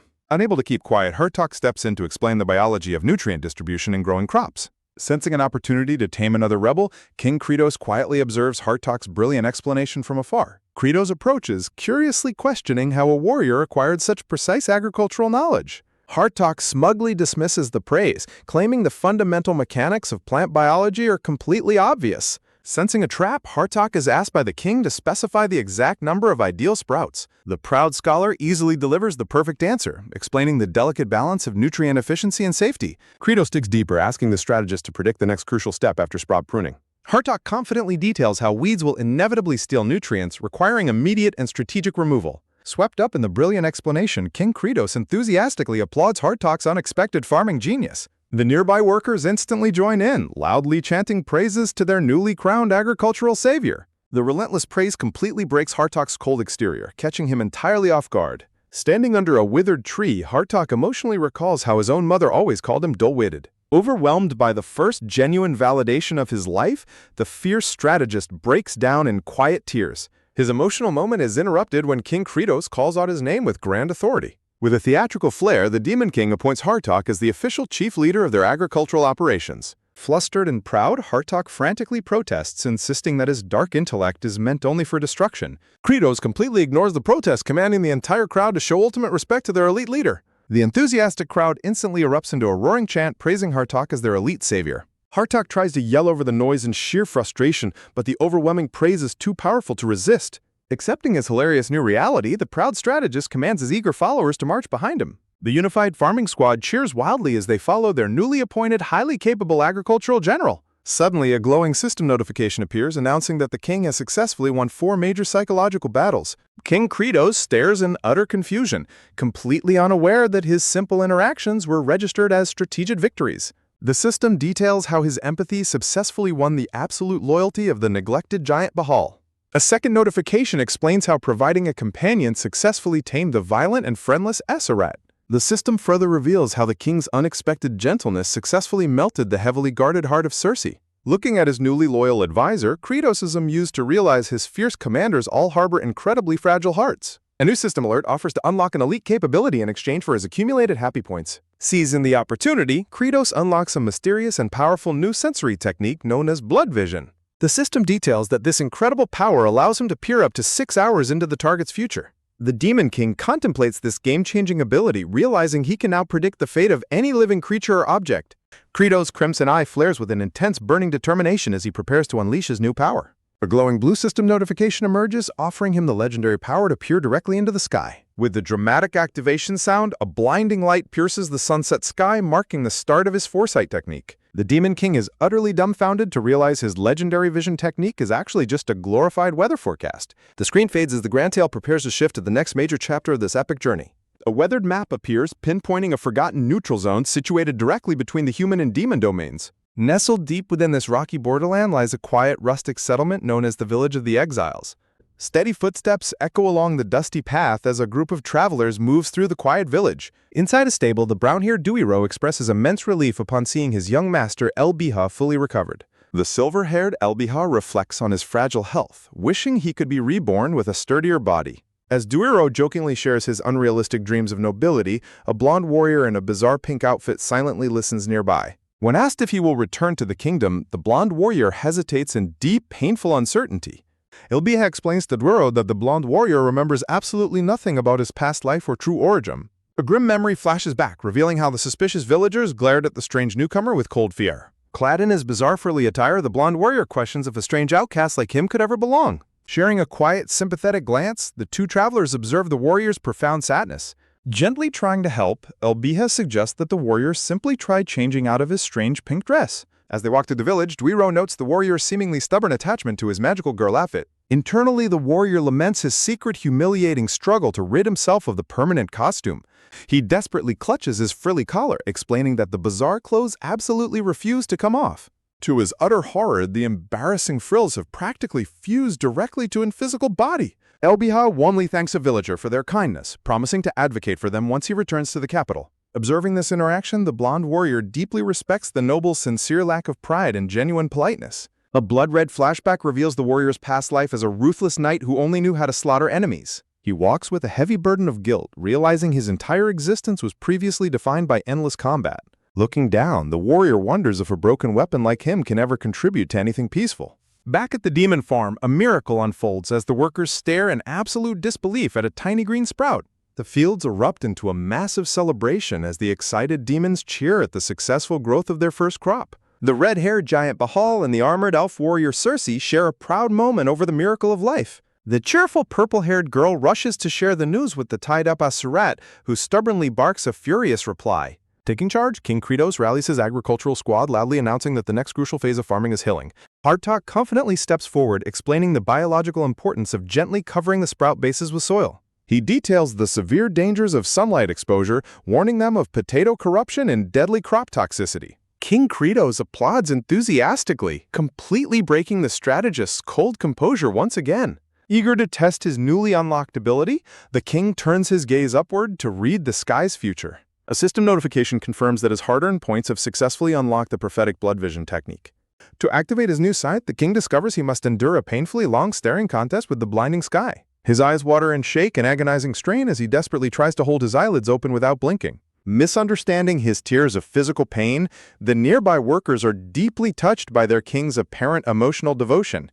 Finally, the divine visual screen activates, preparing to reveal the atmosphere's upcoming weather patterns. The forecast predicts completely clear and dry weather for the next 6 hours, hinting at a peaceful day ahead. Relieved by the perfect forecast, the Demon King relaxes as his cute pet lizard happily munches on a snack. The peaceful atmosphere is shattered when Hardtalk approaches with an urgent and grim report from the field. Kratos' face hardens as he learns that an envoy from the powerful Second Lord has arrived with critical news. The scene shifts to the imposing demon castle as Lafloa, the loyal aide of Planus, requests an immediate audience. A towering wooden treant steps into the throne room, revealing that a treacherous rival has launched a devastating invasion. Kratos groans in sheer exasperation as he hears that the ambitious invaders believe his focus on farming makes him weak. Hardtalk warns that if the rivals unite their vast armies, the kingdom will face an unstoppable tidal wave of destruction. Stuck in a brutal dilemma, the Demon King realizes he must crush the rebellion without letting his beloved potatoes rot. With the battlefield located in a toxic, distant swamp, the king faces his most grueling logistical nightmare yet. Realizing his forces can utilize the legendary shortcut warp wells from the game, King Kratos is dismayed to find the one beneath his castle is inactive. The purple-haired Demon King pauses, clutching his chin as he suddenly realizes there is absolutely no reason to panic. With a wildly psychotic grin, King Kratos proudly declares that as the supreme ultimate boss, he has no business fighting on the front lines. The armored elf warrior Circe blushes deeply, stubbornly insisting that her combat efforts are definitely not for his sake. The towering giant Bahal roars with burning determination, pledging his absolute obedience to whatever the king commands. A system notification dramatically announces the immediate deployment of 2 legendary heavenly kings to crush the rebellion. It is swiftly decided that the brawny demons too clumsy for peaceful agriculture will join the offensive force. The military strategist maps out hidden shortcut routes through the castle dungeon, bypassing massive travel times to the swamp. While his army marches, Kratos and his flying strategist Hardtalk prepare to stay behind and devote their full power to crop farming. The scene shifts to the desolate battlefield where a massive war is already raging around a burning dark fortress. Amidst a sea of roaring fire, the wooden treant-like monster Planus clashes violently with a heavily armored rival. Planus furiously demands to know how his armored opponent Raster dares to defy the king's peace treaty and plot treason. The rebel leader Planus admits to his betrayal, defending his coup as their only desperate path to survival. Raster firmly believes that halting the war campaign will doom the entire demon race to a slow and painful ruin. Planus fiercely argues back, reminding Raster of the king's holy message that they can grow crops and feed themselves without bloodshed. Raster snaps in absolute fury, yelling that agricultural survival is not the core issue of their demonic pride. Brandishing his heavy spiked weapon, the loyal commander Raster prepares to strike down the treasonous rebel. Raster swings his massive weapon, roaring that demonic history and absolute pride are defined solely through combat. A blinding circular flash of energy explodes across the battlefield as the two mighty warriors collide. Cersei suddenly drops from the sky like a meteor, swinging her twin blades to violently interrupt the deadly duel. Raster gasps in complete shock as he recognizes the newly arrived elite forces on the battlefield. Standing tall amidst the raging fire, Bahal and Cersei arrive on the battlefield ready to execute the king's orders. Cersei calmly addresses Raster, agreeing that they are indeed born as a fierce race of warriors. She admits their inherent love for combat and the thrill they find in slaughtering enemies. A stark memory flashes back of a young purple-haired girl running and playing happily in a peaceful field. Cersei questions when they became completely heartless monsters and why their lives became so empty. In her memory, the little girl runs to call her father to see the incredible farming miracle. Cersei gazes softly at her opponent, hoping they can finally understand a life beyond endless war. The memory shows the demon father and daughter staring upward in absolute wonder as glowing petals rain down. Under the radiant sun, Cersei realizes that saving a life brings infinitely more pride than taking one. The hardened demon farmers are moved to tears of genuine joy by the magical transformation of their barren home. Even the violent captive Asurat looks up in silent, emotional shock, his cold heart completely melted. The loyal demon advisors look out over the beautiful fields with profound, solemn respect. King Kratos stands proudly at the edge of his cape, looking over the vast green paradise he successfully created. The entire demon squad rejoices in the blossoming fields, celebrating their first step toward a peaceful future. The cute purple-haired demon girl runs joyfully through the crops, calling out warmly to her savior. She points excitedly at the stunning blooming field, exclaiming that she has never seen anything so beautiful. Looking down at her happy face, the Demon King smiles with genuine, heartwarming gentleness. Back on the battlefield, Cersei gracefully lunges forward, her blades gleaming as she prepares to end the dispute. Cersei coordinates a lightning-fast strike, completely overwhelming Raster with her supreme swordplay. Suddenly, the giant Bahal sneaks up from behind, locking Raster in an inescapable, bone-crushing bear hug. Raster roars in utter frustration as Cersei unleashes a dazzling storm of blade strikes to disarm him. Meanwhile, in the peaceful fields, King Kratos quietly marvels at the massive field of blooming flowers.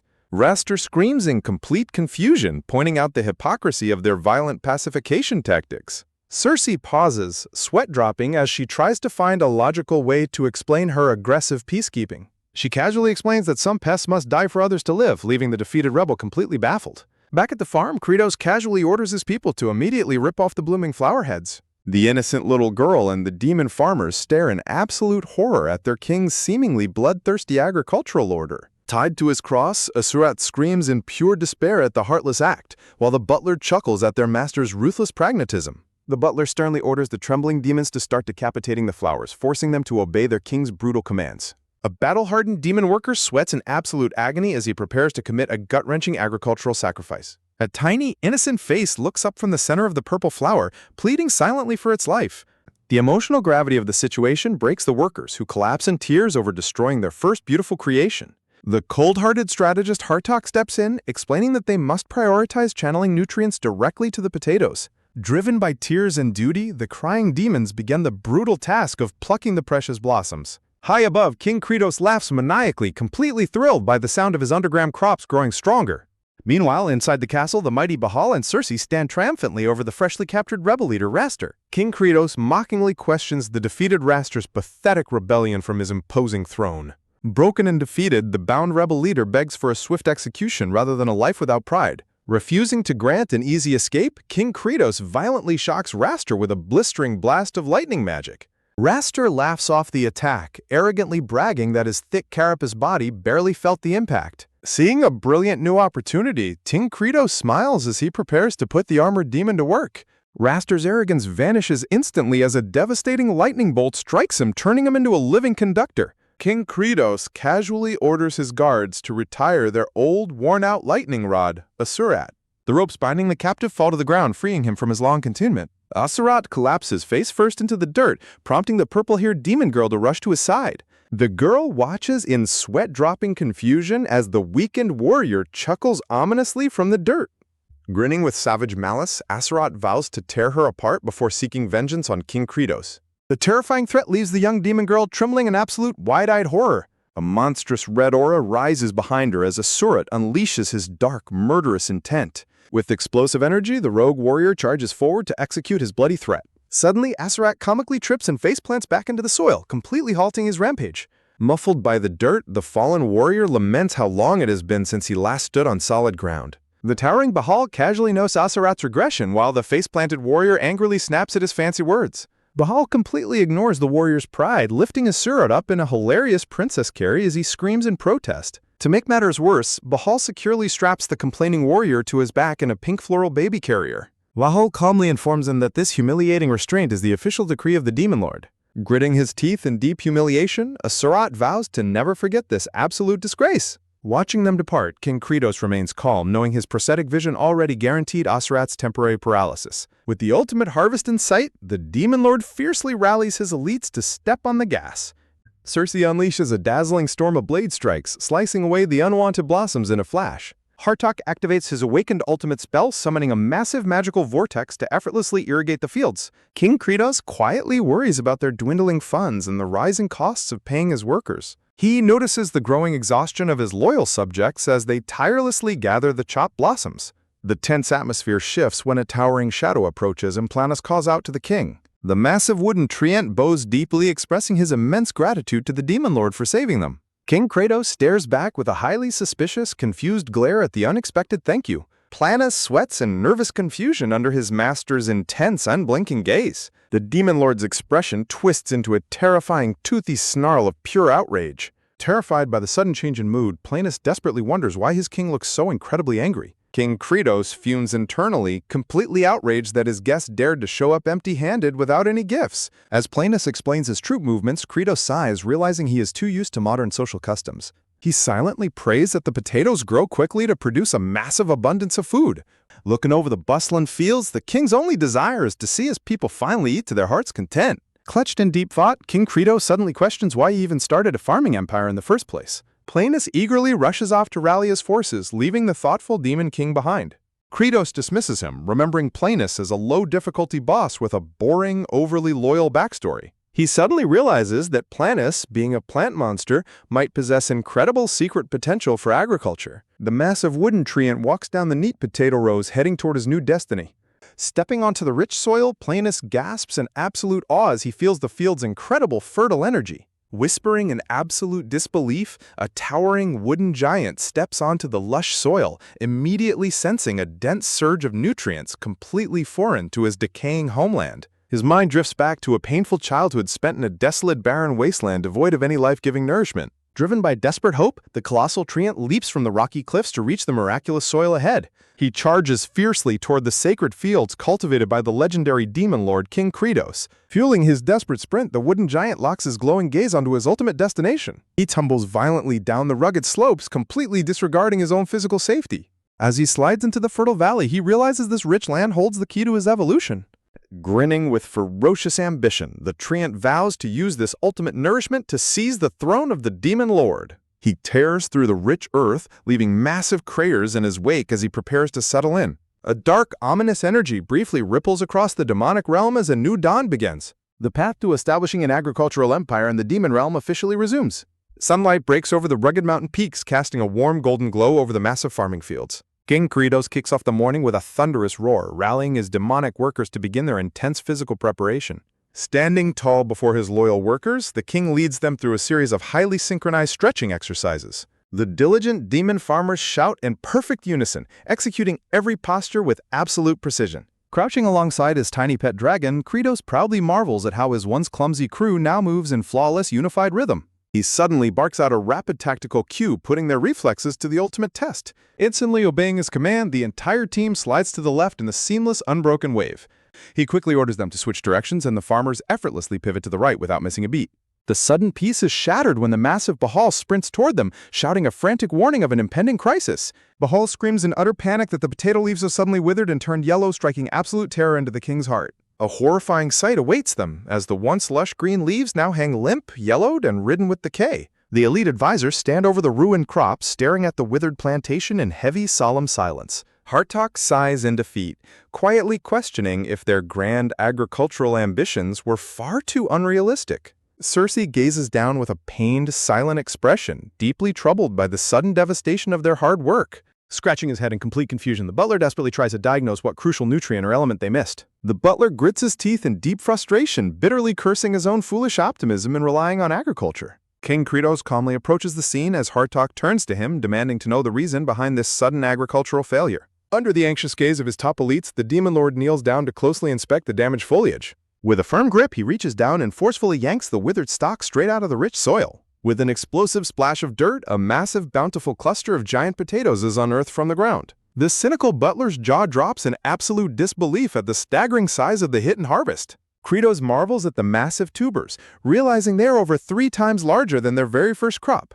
A smug, victorious grin spreads across the king's face as he declares that the potato bulbs have officially awakened. He proudly explains that the growing bulbs absorbed every drop of nourishment directly from the leaves to maximize their size and flavor. Turning to his stunned subordinates, King Kratos warmly commends them for their relentless, exhausting labor. He gazes at his loyal crew with genuine pride, reminding them that they are the ones who raised this miracle crop.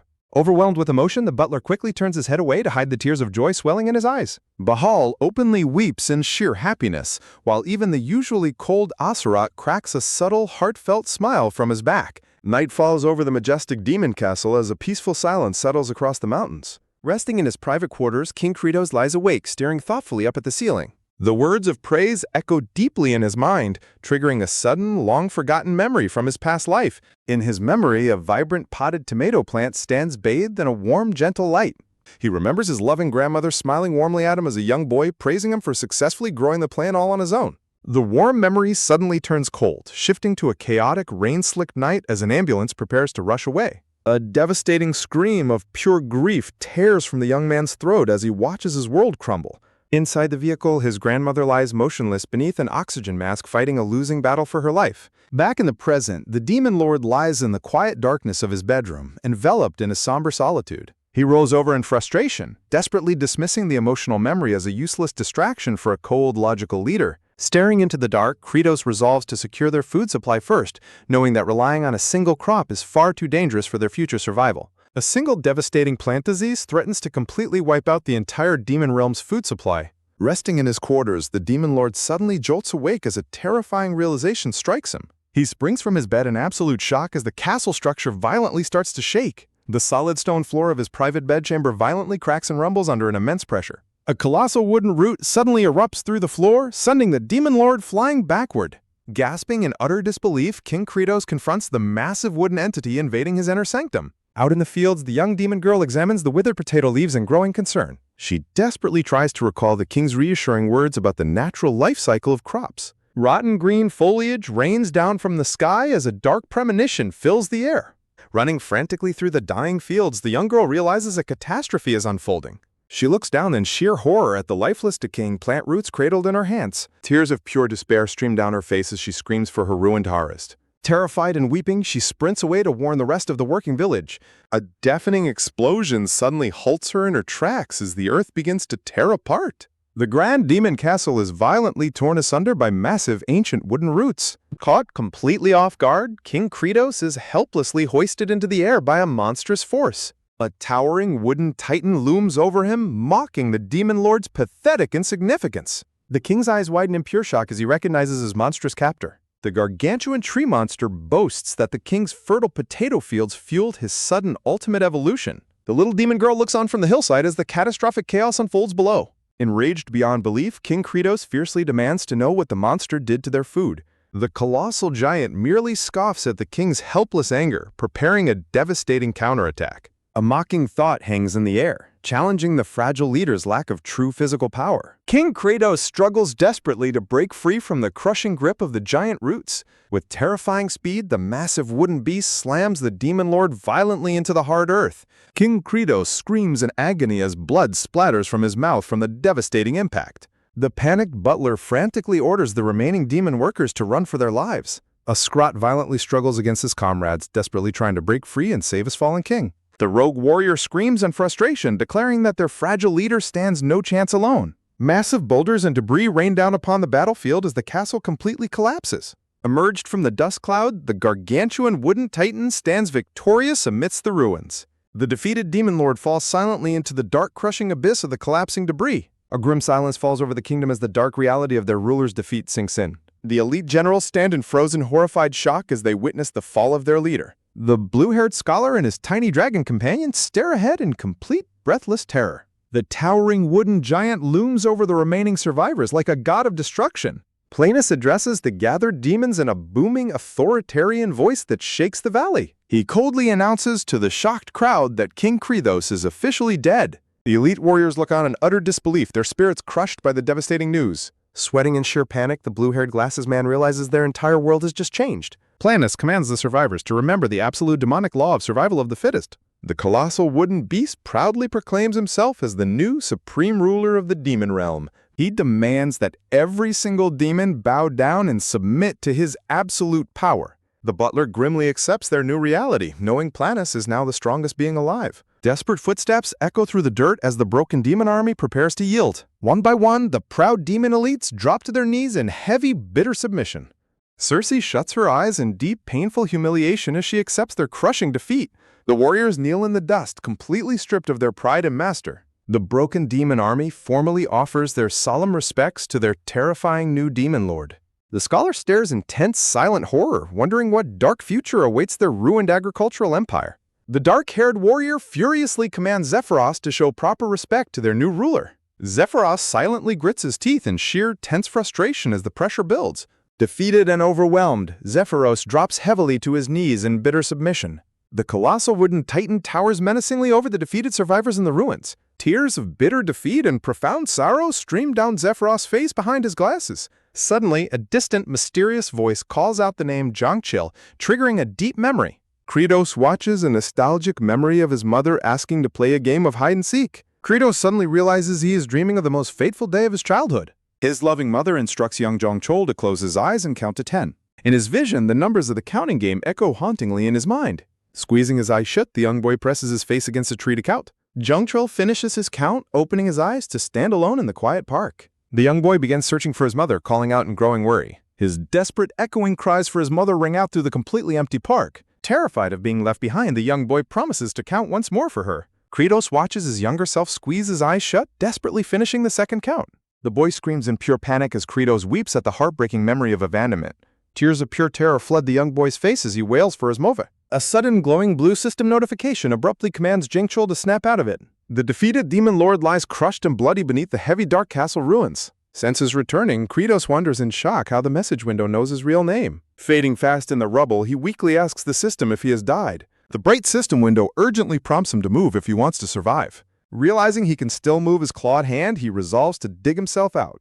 With sheer willpower, he begins the agonizing process of clawing through the heavy rubble. Gritting his teeth, he counts each painful scoop of dirt as he slowly struggles upward. The sound of its scratching hands echoes through the pitch black as the count repeats. Back on the surface, the tyrannical tree giant coldly commands the scribe to step forward. Zephyros bows respectfully, formally greeting the massive giant as their new supreme leader. The towering titan demands his historical first steps as ruler to be recorded clearly. He maliciously declares his grand plan to conquer humanity and raise them like livestock. The surviving demon generals reluctantly prepare to return to their brutal ancient lifestyle.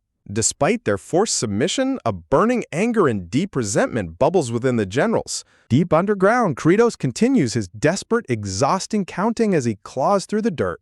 Suffocating in the darkness, the fallen king gasps for air but refuses to stop digging. The colossal wooden titan raises his fists, rallying the demon army to prepare for war. Standing firm, Zephyros courageously objects to the titan's immediate declaration of global war. The monstrous giant glares down at the defiant scholar with silent, menacing intensity. The onlooker demons freeze in absolute terror, shocked by the scholar's sudden boldness. Zephyros logically explains that their depleted potato reserves cannot sustain a full-scale campaign. The wooden giant silently questions if the bold scholar is merely a suicidal idiot. The massive monster cryptically asserts that they already possess more than enough food rations. Suddenly, a massive, sharp wooden branch whips violently through the dusty air.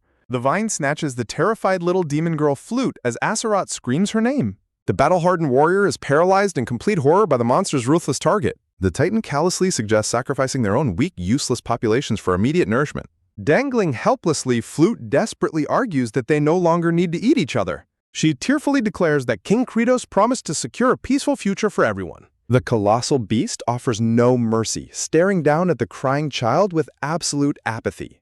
With a sudden, sickening drop, the little girl is cast down into the pitch-black abyss. A devastating shockwave ripples through the battlefield as the colossal battle for survival suddenly explodes into motion. Crushed beneath the dark castle rubble, King Kratos lies bleeding, clutching his chest as his life slowly slips away. With his remaining strength, his blood-soaked clawed hand scrapes against the cold stones in a desperate bid to move. A nostalgic, heartbreaking vision of his happy subjects fuels his deep panic as he realizes they face absolute starvation. In the oppressive darkness, his glowing red eye snaps open with a sudden, fiery determination to survive. Screaming through the agonizing pain, a sudden burst of radiant yellow energy erupts from his broken body. His core resolve echoes through the void, declaring his ultimate refusal to ever let his people starve. Counting his first painful push, his bloodied hand digs fiercely into the heavy soil, blocking his escape. He roars out the next counts, letting raw fury drive his agonizing struggle against the crushing earth. Pushing past his physical limits, he claw-digs relentlessly through the debris as the counts grow louder. High above, the tyrannical tree giant's massive green eye gleams with a cold, terrifying malice. Acting with lightning speed, the dark-haired warrior catches the fallen demon girl, saving her from the abyss. Deep beneath the ruins, the fallen king remains buried, his hand weakly reaching out for hope. Gritting his teeth against a searing pain, he channels his golden energy to force his battered body forward. He laments the sheer crushing difficulty of his task as the heavy soil threatens to bury him permanently. Suffocating in the dark, he begins to doubt his path and wonders if he is digging the right way. He stares at his bloodied, slipping hands, wondering if his powerless struggle stands any real chance. On the surface, the loyal butler watches the mounting tension with deep apprehension. Sweat drips down the masked warrior's face as the gravity of their situation sinks in. The massive red-haired demon bows his head in silent, painful resignation under the tyrant's gaze. Holding the shivering girl protectively, the dark-haired warrior prepares to face the Titan's wrath. Looking up in tears, the young girl whispers her savior's name in immense relief. The massive wooden giant demands to know if the warrior has completely lost his mind. Glaring back in silent defiance, the warrior searches for a way to protect the innocent child. A sudden spark of inspiration flashes in his eyes, offering a desperate plan to save them. Stuttering under the giant's terrifying gaze, he begins a highly risky cover-up. He plays the role of a savage beast, claiming he saved the girl only to eat her himself. Unimpressed by the lie, the colossal wooden giant casually whips a massive branch to cast him aside. The blue-haired scholar watches in breathless terror as their strongest fighter is effortlessly thrown away. Crashing violently against the rocky ground, the protector is brutally swept out of the battle. Left battered and unconscious, his brave attempt to save the girl ends in absolute defeat. Gritting his teeth in sheer panic, the scholar prepares to make a suicidal stand.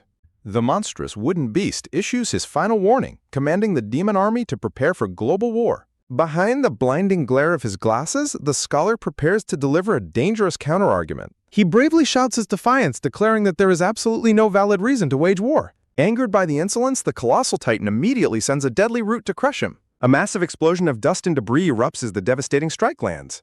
Leaping into the fray, the red-haired giant uses his massive weapon to block the fatal attack. The towering titan's green eye widens in absolute shock at this unexpected rebellion. The massive warrior fiercely objects, arguing they cannot afford to lose the only scholar who can manage their potato counts. The colossal conqueror is left completely dumbfounded by the bizarrely mundane defense. Seizing the opening, the loyal butler quickly bows, smoothly claiming that this is logical planning rather than rebellion. He calmly argues that sticking to the farming directive of their former leader is far more reasonable than immediate war. The masked warrior kneels, adding her voice to the formal petition for a peaceful path. She passionately argues that their fallen king proposed a better way to survive without senseless slaughter. Enraged by their persistent insolence, the giant titan roars, calling them nothing but worthless worms. As the titan boasts of his supreme might, the butler firmly refuses to submit to his tyranny. Declaring that true power stems only from legitimacy, the remaining elite warriors draw their weapons in open mutiny.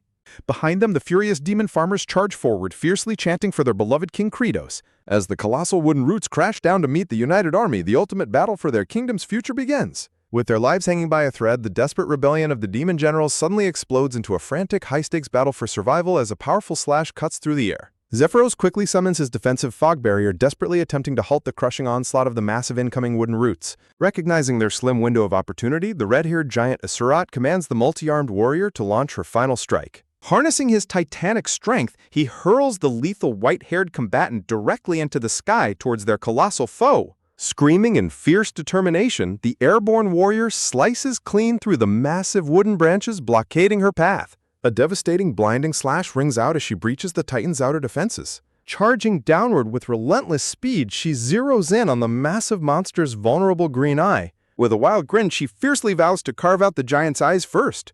The massive wooden Titan roars in agonizing pain as her twin blades find their mark. Despite her efforts, the tide turns brutally as Asorot is crushed by roots while Zephyros is swatted aside. Enraged by their insolence, the giant tree monster screams, ordering them all to die for challenging his authority. The Titan gloats of his superiority over Kratos as the helpless demon farmers are violently tossed aside. Squeezing a bloodied Asuret, the mocking giant ridicules the fallen king for dying without offering any resistance. He callously gestures toward the broken, blood-soaked body of their strongest multi-armed warrior lying defeated on the ground. The giant continues his furious tirade against Kratos while the loyal butler desperately flees with young Flute. Suddenly, a mocking voice cuts through the chaos, questioning why the giant's self-esteem is so pathetic. The massive monster's green eye narrows in sudden confusion and growing anger at the unseen speaker. Beneath the rubble, a blood-soaked, powerful fist tightens with absolute resolve to defend his people. High above, the butler and the masked female warrior continue scaling the sheer cliffside of the ruins. A massive wooden branch crashes down violently, nearly crushing the escaping heroes in their frantic flight. A sudden, devastating shockwave ripples through the battlefield as the collapsed ruins violently begin to burst apart. The tyrannical tree giant's massive green eye widens in pure horror as the earth cracks open. Halting in his tracks, the butler looks back in sheer amazement at the spectacular eruption of energy. A triumphant roar echoes across the battlefield announcing the return of their supreme leader. Bloodied but standing proud, King Kratos rises from his grave as his system's nutrient focus is officially activated. A quiet transition echoes the harsh reality of struggling against despair, paving the way for a crucial transformation. Clutching his bloodied fist, the resurrected king prepares to unleash his ultimate fury upon the tyrannical giant. While his loyal subjects continue their desperate escape, King Kratos stands as the final barrier against absolute tyranny. The colossal wooden titan stares down in absolute shock, whispering a terrified recognition of his returned foe. With his nutrient focus fully online, the legendary Demon King stands ready to reclaim his rightful throne. A deep, heavy sigh of exhaustion echoes through the silent, oppressive void of a painful memory. Buried beneath the crushing earth, a dying King Kratos weakly gasps for air in his final moments. As his glowing red eye snaps open, he is pulled back into the tragic memories of his human past. Long ago, a young Jungchil sits in deep, silent despair beside his quiet, hard-working grandmother. Looking up with concern, she gently asks what is troubling him so deeply. Slumping his shoulders, the heartbroken youth confesses that his life has become far too difficult to bear. Crying bitter tears, he desperately questions the purpose of going on when everything is so painful. The elderly grandmother quietly listens to his profound sorrow with deep, silent understanding. Showing him a small seed, she softly explains that his painful struggle is a natural part of growing. She gently tells him that everything alive is a seed destined to dig through the dark to sprout. A fragile green sprout pushes through the concrete, proving that even the weakest can break through the hardest barriers. Looking at the tiny sprout, the young boy begins to find a glimmer of hope in his dark world. Against all odds, the resilient little plant grows taller, reaching bravely toward the warm sunlight. A beautiful green forest blooms before him, promising a bright, vibrant future if he only continues to struggle. Rejecting her words, the furious youth screams at her to stop using such cheesy, empty cliches. He bitterly yells about his father dying of overwork and his mother abandoning him to rot. Crying tears of pure rage, he vows to live only for himself and survive completely alone. A sudden, loud screeching sound cuts through his memory, violently pulling him back to that tragic day. He recalls running desperately through the cold streets toward a flashing ambulance in a panic. He reaches out in utter horror as his dying father gasps his name with his very last breath. With his back against the wall, King Kratos prepares to activate his final secret weapon. He charges forward, unleashing a powerful and blinding golden strike. A system notification confirms that Kim Jong-chol has successfully endured death and rebirth. The interface alerts him that his unbroken spirit has unlocked a brand new system. The notification officially registers the unlocking of the legendary Manaseed system. Confused by the new system, Kratos wonders if this mechanic was omitted from the original game. The system awards him a level 3 star for completing 3 successful rebirths. The message explains that the seed will permanently multiply all of his core attributes. Kratos notes his stats have increased by 30%, hoping this allows him to escape. The interface details the nutrient focus skill, allowing him to consolidate his stats daily for 10 minutes. His glowing red eye snaps open with a terrifying deadly focus. The display lists a baseline 30% boost across all of his main attributes. A glowing blue seed crystal surges as his status boosts rise to 39%. Kratos roars, activating nutrient focus to channel his remaining health and stats into pure strength. The system screen confirms his strength is officially skyrocketed to 155%. Dust explodes as the fully powered king rises proudly from his grave. The colossal wooden titan planet stands silhouetted against the bright blue sky. Bursting through the earth, Kratos thrusts his powerful clawed hand into the air. His dark cape flutters majestically amidst the lingering dust of the battlefield. Standing small but defiant, the dark-haired king stares down his massive adversary. Staring down in absolute disbelief, Planus questions how the Demon King survived his ultimate strike. Kratos confidently insults the giant's intelligence for asking such an obvious question. The loyal demon farmers cry out in absolute awe at the return of their leader. The demon army erupts into triumphant cheers, chanting enthusiastically for their resurrected king. Flying through the air, the adorable blue dragon squeaks with joy. The cute little beast nuzzles Kratos' cheek with a sudden affectionate poof. Lying battered on the ground, the elfin butler sighs in relief while harboring deep concerns. The silver-haired general grimly warns that the giant's power remains far too overwhelming. Asurat watches with heavy dread, fearing that their king stands no chance of winning. Platus boasts that this is the perfect opportunity to destroy the king and his forces. The colossal giant maliciously vows to slaughter Kratos along with all his followers. Flashing a dark grin, Kratos firmly declares that not a single one of his people will die. As the giant swings, Kratos observes that the colossal attacks still mimic predictable game patterns. Recalling their grueling physical training, Kratos orders his farming squad to assemble directly behind him. Gritting his fangs, Kratos commands the army to initiate their high-stakes combat drills. A massive wooden root crashes down with devastating speed toward the battlefield. Kratos shouts a precise command for the entire formation to leap to the left. The earth-shattering blow lands on empty dirt as the army successfully evades. He immediately commands his highly agile troops to jump to the right. Kratos barks a critical order for everyone to drop low to the ground. He urges the squad to continuously roll left to avoid the giant's sweeping route. Kratos yells for a squad to quickly move back and dodge the incoming stompet. He shouts for another synchronized leap as the giant's hand shatters the earth. Planus roars in pure frustration, unable to comprehend why his massive strikes keep missing. Sliding gracefully, Kratos notes that the giant has a long post-attack recovery delay to exploit. Ready for the next phase of his plan, he shouts for his unit to spin. The squad executes a perfect spin to effortlessly dodge the route. On his signal, the entire army executes a highly coordinated taunt to mock the giant. Planus screams in absolute rage, his green body surging with furious energy.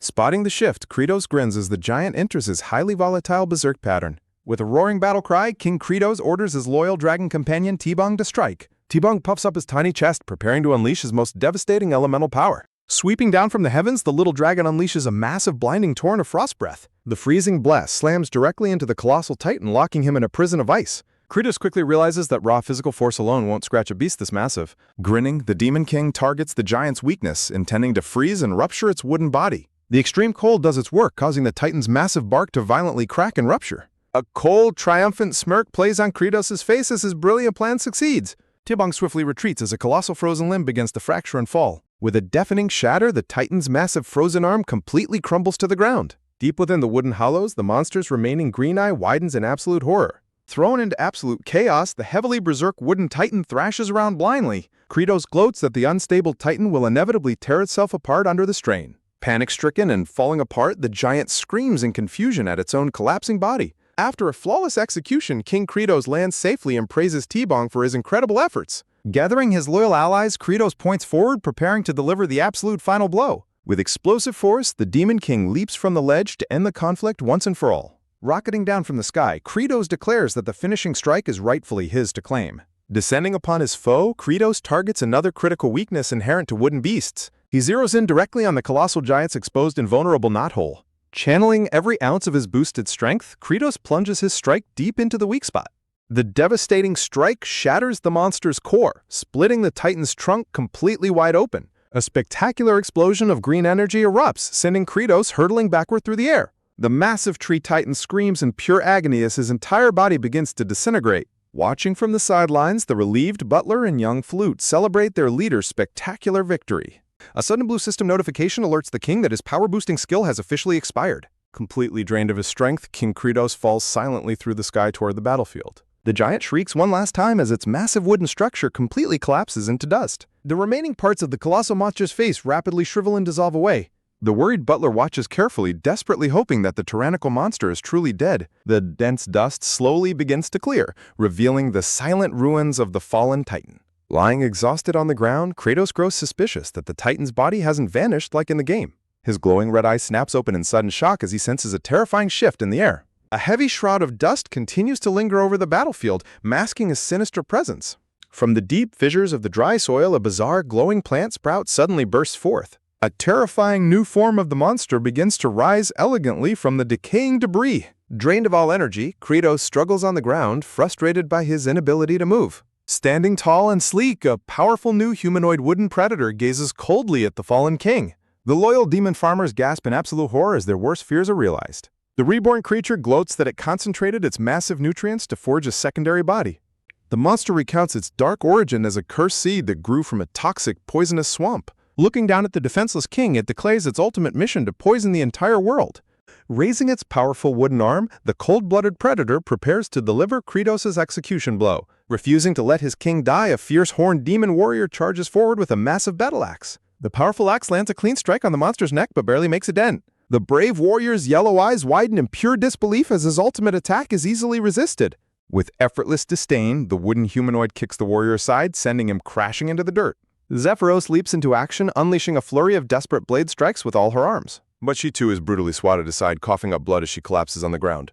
Desperate to protect his king, the loyal butler leaps from above with a final magical strike. The relentless wooden predator swings its massive arm, cursing its stubborn enemies. Out of breath and heavily battered, the black-haired warrior falls back from the monster. Summoning his remaining power, the black-haired warrior prepares a lethal skill called Bountiful Harvest. He channels his absolute focus into a final silent prayer for victory. With a blinding flash, the warrior decapitates the wooden humanoid in one clean strike. Drained of energy, the black-haired warrior pants heavily after his high-stakes maneuver. The headless wooden torso stands frozen as green light flares from its neck. With a massive explosion, the wooden predator's body completely disintegrates into glowing green particles. The redundant energy of the wooden monster bursts across the sky in spectacular fashion. A massive shower of green magical particles begins to cascade over the battlefield. The remaining traces of the wooden predator's dark power dissolve completely into the air.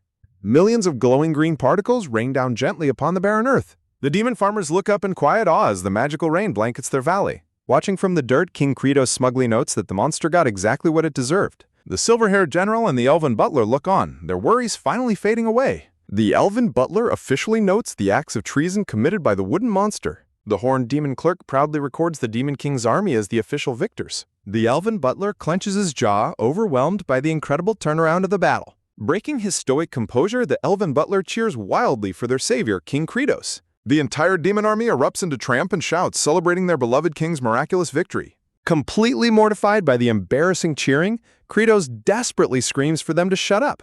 Undeterred by their leader's embarrassment, the loyal forces continue chanting his name in joy. Staring ahead in silence, Kratos' glowing red eye narrows as he notices something on the ground. The barren battlefield is left scattered with decaying leaves and debris from the Titan. The exhausted king tracks a single floating object drifting slowly in his direction. A withered brown leaf flutters softly onto the dry ground right before him. Falling to his knees, Kratos despairs over the ruined fields and the painful reality of restarting. He realizes his people will have to starve again, frustrated by the endless farming ahead. Gritting his teeth, the passionate king vows never to force his loyal subjects into harsh labor again. The butler, general, and other allies watch their emotional king in absolute silence. As Kratos weeps, a mysterious glowing green orb of pure life energy hovers above his head. Shifting the mood, the massive glowing seed descends gently toward the dry earth. The concentrated life force aligns itself perfectly above the withered brown leaf. Landing softly, the glowing green nutrient seed makes contact with the dead plant. In an instant, the dead leaf absorbs the energy, surging with vibrant green life. Meanwhile, in a dark prison, captive demons discuss rumors of their newly changed demon king. A young horned demon in glasses cynically remarks that their fate remains unchanged regardless of who rules. A massive red-eyed orc warden suddenly peers through the iron bars of their cell. With a heavy metallic click, the intimidating warden unlocks the cage and enters. The terrified prisoners shriek in horror as the towering monster steps inside. The giant orc warden stops, tilting his head in sudden confusion at the group. He towers over the young horned demon, who refuses to show any fear. The warden's single glowing red eye locks onto the small boy. The young demon stares back through his glasses, completely indifferent to his grim fate. With terrifying speed, the giant warden lunges forward and grabs the young captive. The colossal orc lifts the small, helpless demon high into the air. Despite being suspended in midair, the boy's calm expression never wavers. The ruthless warden raises his massive blade, preparing to execute the young demon on the spot. Suddenly, a powerful armored claw reaches out of the shadows, slamming onto the warden's face. With spectacular fury, King Kratos drives the warden into the floor to save his people. As the fate of his starving kingdom hangs in the balance, a legendary ruler steps forward to change destiny forever. King Kratos' massive shadow looms over the terrified young horned demon on the floor, calling him a mere kid. The dark-haired demon king demands to know why the young captive refuses to beg for his life in fear. The young boy with glasses calmly reveals he felt relief instead of fear when facing his potential demise. He explains that for low-ranking food demons, surviving is impossible, so avoiding prolonged terror is the best choice. Intrigued, Kratos breaks into a sharp-fanged smirk, noting how different this boy is from the others. Kratos offers his hand, appointing the young boy as the official new chronicler of the demon race. Kratos turns away, declaring that letting a brilliant mind be devoured is a complete waste. He confidently promises that he will put a permanent end to this tragic system. The young boy watches in awe as Kratos vows to stop demons from consuming their own kind. Returning to the present, the grown-up demon chronicler silently observes his exhausted ruler. Completely drained, King Kratos slumps forward, overwhelmed by their massive loss. The chronicler's tiny blue dragon companion whimpers in deep concern for their defeated leader. Shaking off his passivity, the chronicler prepares to take matters into his own hands. Armed with a wooden hoe, the elegant chronicler steps onto the barren soil to work. The monocled elven butler, the giant Harcock, and Zephyros watch in sheer shock as the scholar begins farming. With surprising passion, the suited chronicler swings his hoe down into the dry dirt. The elven butler stares in utter disbelief, shocked to see the intellectual scholar rolling up his sleeves. Snapping out of his trance, the butler furiously barks at the idle farm troops to get to work. He loudly demands they level the soil and immediately construct the ridges. Motivated by his words, the demon farmers and a young purple-haired girl charge forward with tools raised. The entire army leaps into the fields with roaring enthusiasm as Kratos watches from the sidelines. Working in perfect unison, the demons break into a rhythmic farming song to lift their spirits. King Kratos is deeply moved, his red eyes shining with pride at their unyielding solidarity. Re-energized, Kratos takes charge, commanding Team 1 to search for surviving crops while Teams 2 and 3 align. He directs Cirque to slice the remaining seed potatoes and orders Zephyros to clean the blades. Kratos instructs Hertok to take command of Team 1 and tells Asura to fetch the tools. Unleashing his legendary farming power, Kratos roars his ultimate skill to energize the soil. He guides his focus into a final, powerful prayer for a miracle. The loyal army raises their hoes and pickaxes high in perfect unison. Hartok lets out a thunderous battle cry fueled by absolute adrenaline. With explosive strength, Hartok and the troops plunge their tools forward, tearing through the dirt. Kratos barks about the endless hardships of farming, from natural disasters to climate change. Amidst the chaos, the young purple-haired girl spots a tiny green sprout standing perfectly intact. Overjoyed, she sprints toward the tiny plant to secure their potential prize. She kneels by the sprout, determined to salvage even a single seed potato to feed their kingdom. The poor armored knight thinks he's being executed, but she's really just aggressively trying to harvest a potato. Just as she struggles, a massive clawed hand overlaps with her small hands to assist. Asurat bends down, advising the low-ranking demon to hold on tight as he prepares to pull. With a mighty final yank, the duo tears the plant from the deep earth. An impossibly huge golden cluster of massive potatoes erupts from the soil. The massive potatoes cascade downward, burying the groaning armored knight underneath. Asurat's jaw drops in complete shock at the colossal size of their harvest. The purple-haired girl beams with stars in her eyes, ecstatic about their incredible success. Hearing her excited shouts, a stunned Kratos swiftly turns his head toward them. She proudly presents a massive potato, eager to show the miracle to her king. Kratos takes the massive crop, utterly flabbergasted by its unreal size. The shocked king stares in silence, realization hitting him like a lightning bolt. He remembers a secret game event that triggered exactly this kind of massive harvest. With the defeated Titan's remains confirming his game memories, the Demon King realizes he holds the ultimate key to conquering this world. But can his body survive the terrifying trial still ahead? With the kingdom on the brink of starvation, a legendary secret from his past life holds the key to absolute salvation. He realizes the game mechanics are active as nutrients from the defeated giant seep directly into the soil to fuel unprecedented growth. He connects the scale of this Titan to an exponentially larger distribution of life force across the land.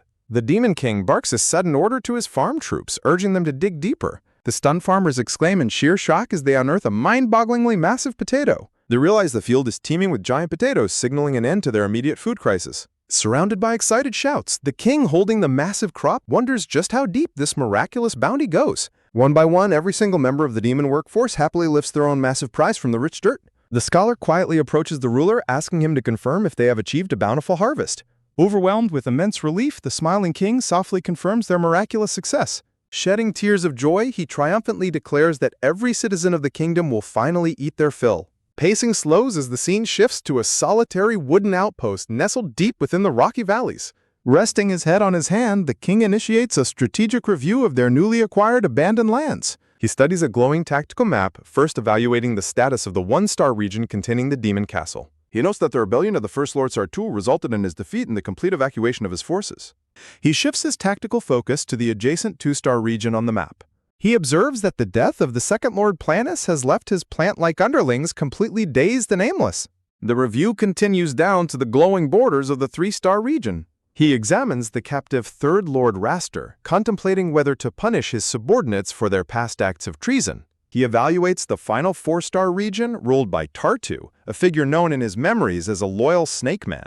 The king calculates his next moves, realizing he must expand his forces carefully to avoid straining their current food supply. The scholar reports that large-scale food preparation is underway, prompting the king to order strict ration management. A small black messenger demon flies in to report that standby orders have been delivered to all regions. The tiny messenger reveals that the four-star region is refusing to comply, immediately sparking the king's anger. The king is exasperated to learn that the simple-minded messenger failed to ask the rebels why they were disobeying. Shaking the tiny creature in immense frustration, the king laments the lack of critical thinking skills among his subjects.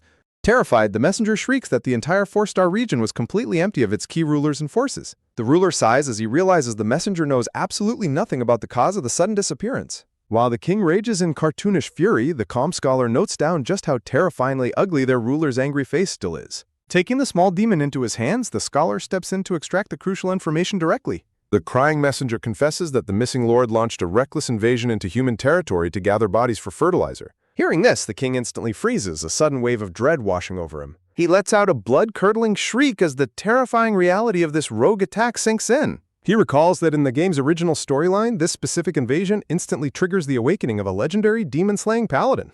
He panics, realizing they have accidentally broken the seal on an unbeatable boss who would have otherwise ignored them. His mind flashes to a terrifying vision of this unstoppable powerhouse wiping out his entire army with ease. Paralyzed by the impending doom of his kingdom, the king knows he has only minutes to prevent absolute disaster. He bursts out of the cabin at maximum speed, determined to intercept the rogue army before they cross the point of no return. The startled scholar shouts out, asking if they should dispatch military backup to support him.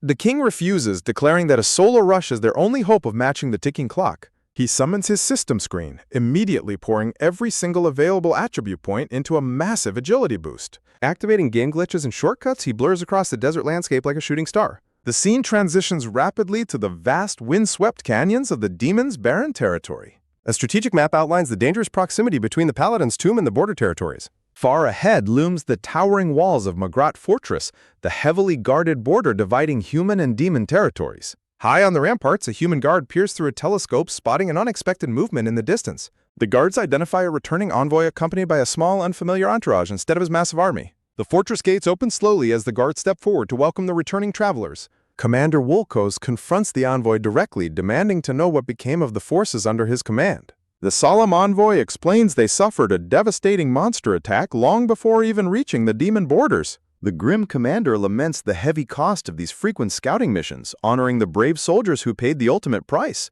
Just as the exhausted travelers finally reach safety, Commander Wolkos cordially advises Count Elbaha to go inside and get some much-needed rest. While Elbaha and his companions step through the wooden entrance, Sir Azarhan remains standing outside, his presence drawing immediate suspicion. Before Asfarhan can take a single step forward, Wolkos unsheaths his sword, blocking the cloaked figure's path with cold authority. Wolkos flatly rejects Azarhan's entry, prompting a wave of shock and disbelief from Count Elbaha and his traveling companion. Beneath his blonde fringe, Azarhan's eyes narrow into a dark, intense gaze as a chilling aura begins to emanate from him. Sensing the sudden shift in gravity, Commander Wolkos visibly flinches, sweat dripping down his face in sheer terror. Ilbiha desperately steps in to explain that Azarhan saved his life, but Wolkos firmly maintains that only pre-registered travelers can enter. Hoping to diffuse the rising tension, the brown-haired companion nervously steps forward to offer a peaceful resolution. Wearing a ridiculously greedy grin, the companion tries to slip Wolkos a bribe of gold coins to let them pass. Disgusted by the cheap gesture, Wolkos delivers a brutal backhand, sending the companion and his gold flying to the floor. The furious commander erupts in anger, hurling harsh insults and cursing the merchant's lineage for attempting to bribe a guard. The bruised merchant lies on the ground in tears, nursing a bright red slap mark on his face. Wilkos turns his focus back to Azrahan, drawing a magical prism to demand he immediately reveal his face under threat of execution. Count Elbiha panics internally, knowing that revealing Azrahan's true identity will cause a massive, irreversible disaster. Azrahan stands completely motionless, silently processing the commander's aggressive demands. Azrahan's eye flashes with a terrifying blue light, sending an overwhelming wave of dread directly into Wilkos' soul. A sharp, deafening sound echoes through the canyon, cutting the tense standoff short. A massive wooden war horn is blown to signal an incoming emergency, its deep rumble shaking the entire fortress. High on the battlements, terrified archers shout that the enemy is rapidly approaching their position. In the distance, a massive cloud of dust rises from the canyon floor as an invading army marches forward. A terrifying vanguard of armored lizard demons charges forward, eager to breach the fortress walls. Snapping back to his duties, Commander Wilkos barks orders to immediately assume battle formations. Amidst the rising chaos, Azrahan stares forward with cold indifference, untouched by the panic around him. The massive army of demonic invaders storms through the narrow pass, their roars echoing off the canyon walls. A massive, glowing blue game controller manifests above Azrahan, signaling that a legendary system mechanic is about to activate. Meanwhile, the Demon King Credo slides down the steep canyon walls in a desperate bid to intercept the rogue invasion force. Desperate and sweating profusely, Credo silently begs for the forces to stop their reckless attack before it's too late. He screams in absolute panic, realizing his rogue troops are marching straight to their doom at the fortress walls. Below, the armored lizard demons relentlessly ram their massive wooden battering ram against the heavy fort doors. Human archers line the ramparts, releasing a deadly rain of arrows down upon the attacking beastmen. A fierce lizard warrior effortlessly spins his dual blades, deflecting the incoming projectile volley. The brutal battle rages on as steel clashes against steel in a frenzy of violent slashes. Boulders and heavy stones are rained down from above, crushing several advancing lizard demons. Human archers are knocked from the high walls as the sheer force of the demonic siege shakes the structure. A bird's-eye view reveals the chaotic battlefield as the demonic horde completely swarms the fortress gates. With a final explosive strike, the lizard demon's battering ram cracks open the heavy fortress gates. Inside the courtyard, dust and debris fall from the ceiling as Azrahan, Elbiha, and the merchant brace for impact. A violent shockwave ripples through the hallway as the defensive line completely shatters. Azrahan's eyes widen as he reflects on his overwhelming instinct to leap straight into the fray. He contemplates his past, remembering the echoes of 19 past lives filled with endless combat. A chilling memory flashes of his past incarnation, a magical warrior standing victorious atop a mountain of slaughtered demons. He recalls how Count Elbiha had to physically restrain him from giving in to his destructive battle instincts. Looking at the trembling civilians around him, Azrahan wonders if he has no choice but to unleash his power to save them. The heavy fortress gate suffers a massive splintering blow as the invaders prepare to flood inside. Elbiha and the merchant scream in absolute terror as the gate begins to collapse completely. The massive wooden doors burst open, allowing the lizard demons to swarm into the fortress. The lead lizard commander roars a bloodthirsty order to slaughter everyone and turn them into fertilizer. Commander Wilkos desperately orders his remaining soldier to destroy the rear bridge to prevent the demons from escaping. High above, the massive stone bridge is shown stretching across the chasm as the order to cut it is declared. With a deafening explosion, the bridge is severed, cutting off all hope of a retreat but sealing the demons inside. Hearing the explosion severing their only bridge, Elbiha realizes their escape route is gone as the frantic merchant cries out, "Then we're really dying here? I haven't even gotten married yet." Elbiha turns away in a dark, silent moment of utter exasperation. Looking at his companion, Elbiha deadpans, "Even if you made it out alive, you still wouldn't get married." Utterly betrayed, the merchant glares, muttering, "You bastard! In the next life I'll be born a noble and work you to death." Before they can argue, falling stone debris crashes down, throwing the survivors into a sudden panic. A massive purple-scaled snake demon suddenly smashes through the stone wall, sending the terrified crowd screaming in horror. The giant monster's scaly hand lunges down to seize a fleeing civilian. The ruthless serpent demon grabs a helpless young girl in its massive scaly fist. The captured girl desperately shrieks, "Mom," while her mother below screams no in absolute devastation. Horror-stricken by the child's plight, Elbiha screams out in desperate fury. Azrahan's piercing blue eyes narrow as he prepares to unleash his terrifying power. A blinding flash of raw magical energy suddenly erupts across the battlefield. With a clean slash, the beast arm is severed, sending the young girl flying into safety. The merchant's jaw drops in complete and utter disbelief. Diving through the debris, Elbiha safely catches the fallen girl in his arms. A dramatic swish of pink fabric cuts through the rising dust. Below the high fortress walls, a massive clash erupts as demonic hordes flood the chaotic courtyard. An armored lizard demon charges forward with its curved sword bared, hunting for prey. A colossal beam of blinding energy suddenly cuts clean through the dusty courtyard. The charging lizard demon halts, sweating profusely in absolute shock. Standing amidst the ruins, Azrahan looks majestic yet utterly ridiculous in a frilly pink magical girl dress. Well, at least his outfit has great stats. The demonic soldier stares blankly, completely stunned by his opponent's bizarre appearance. Sweating in sheer bewilderment, the lizard demon panics, screaming, "His clothes! What's with those clothes? That's way too weird!" Keeping a perfectly straight face, Azrahan warns, "I don't want to fight. Stand down." Mocking the ridiculous pink outfit, the lizard demon demands, "You think you can give orders looking like that? And if I don't, what could you even do?" A tense, icy silence fills the space between them. With cold, absolute authority, Azrahan promises, "Your whole tribe, I'll kill them all." Enraged by the bold threat, the lizard demon leaps forward to strike. Under his breath, Azrahan sighs, recognizing that peaceful options are officially off the table. Gripping his heart-shaped magical wand, Azrahan desperately thinks, "Is this really the only choice I have?" His eye flashes with a brilliant blue light as his true nature awakens, declaring, "I am the one who slays demons." A sudden thunderous shockwave rattles the entire stone battlefield. Out of nowhere, Demon King Kratos suddenly crashes down, delivering a brutal kick straight to his own soldier's face. Azrahan pauses, looking on in silent, stunned confusion. The struck lizard demon groans in pain as it is sent skittering across the dirt. Gasped and exhausted from his frantic sprint, Kratos stands panting heavily before the paladin. The Demon King struggles to breathe as sweat pours down his face. Azrahan quietly studies the arriving Demon King with a cold, suspicious gaze. Instantly recognizing the legendary boss, Kratos screams in sheer terror, "Why, of all places, here?" The bruised lizard demon groans, stumping out in confusion, "Marquis."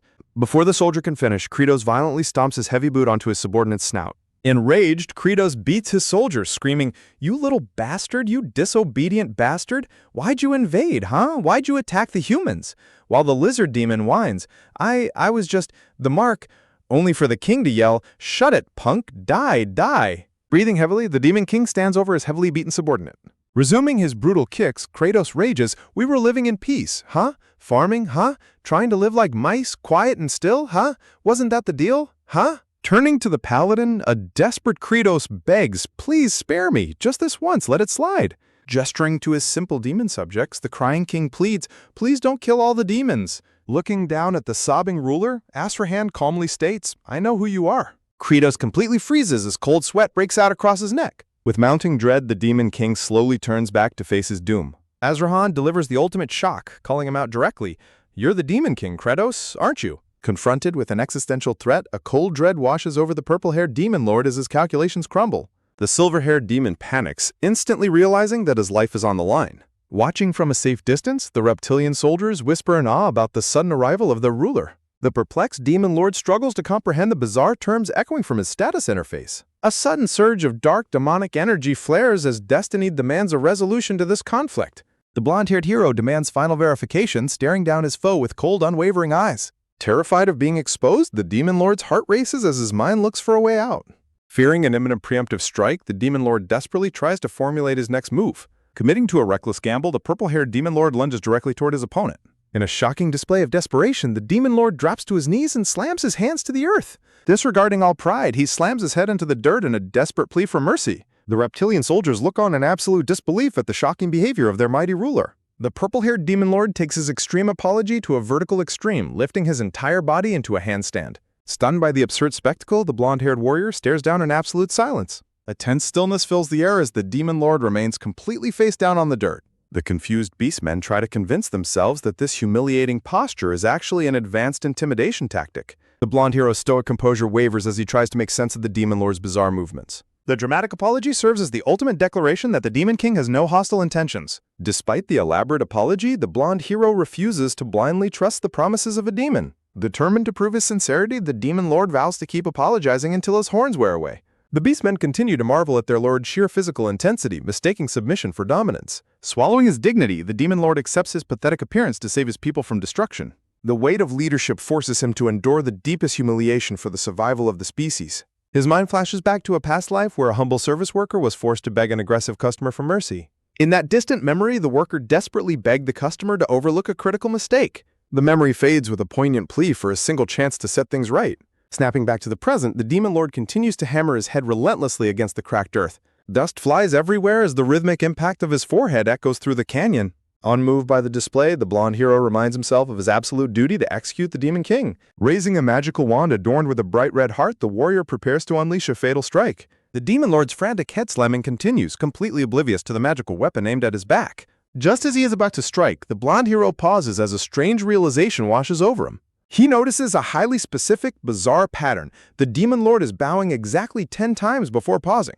The hero watches intently as the Demon Lord takes a calculated breath after the 10th strike. Like clockwork, the Demon Lord repeats the precise 10-slam sequence, triggering a deep sense of familiarity in the warrior's mind. The hero's eyes widen in sheer astonishment as a forgotten memory suddenly locks into place. The scene shifts back to the human world where a dedicated gamer rhythmically manipulates a console controller. The physical manifestation of those exact gaming habits plays out on the dirt before him. The hero recognizes the distinct pattern of the legendary player known as the Hand of Purpose, who always executed moves in counts of 10. Memories flood back of the gamer counting exactly 10 beats before navigating dangerous dungeons. He remembers how the player would roll precisely 10 times in a row even when no enemies were nearby. The desperate, overly polite begging style perfectly matches the unique personality of his former gaming companion. Staring down at his mortal enemy, the blonde hero begins to piece together the unbelievable truth of his identity. The warrior lowers his magical wand, completely paralyzed by the sudden revelation. He struggles to comprehend why the legendary gamer he once knew has been reincarnated as the terrible Demon Lord. Breaking his silence, the blonde hero curtly orders the Demon Lord to cease his humiliating display. Startled by the sudden change in his attacker's tone, the purple-haired Demon Lord slowly looks up.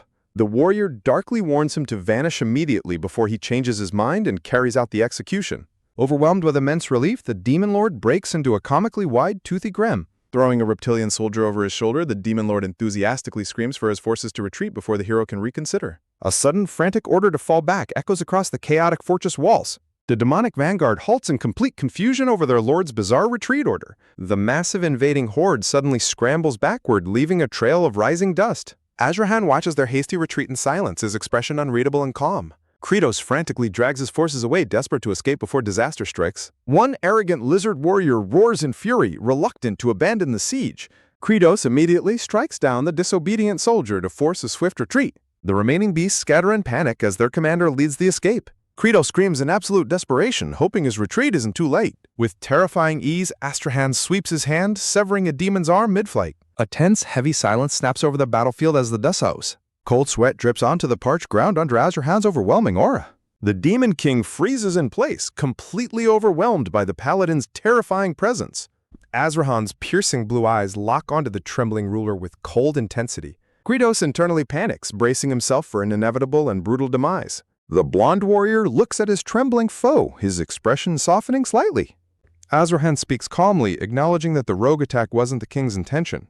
Kratos looks up in stunned silence, unable to believe he was spared. A dramatic flutter of fabric marks the Paladin's decision to stand down. Walking away, Azrahan delivers a final, chilling warning to the Demon Lord. A promise of swift death leaves the Demon King completely paralyzed with fear. A brief interlude highlights the Demon King's secret passion for peaceful potato farming. Quiet settles over the fortress canyon as the invading army completely vanishes. Ilbiha and his companion frantically rush forward, deeply worried about Astrahan's disappearance. Azrahan casually downplays the legendary clash as a minor brief skirmish.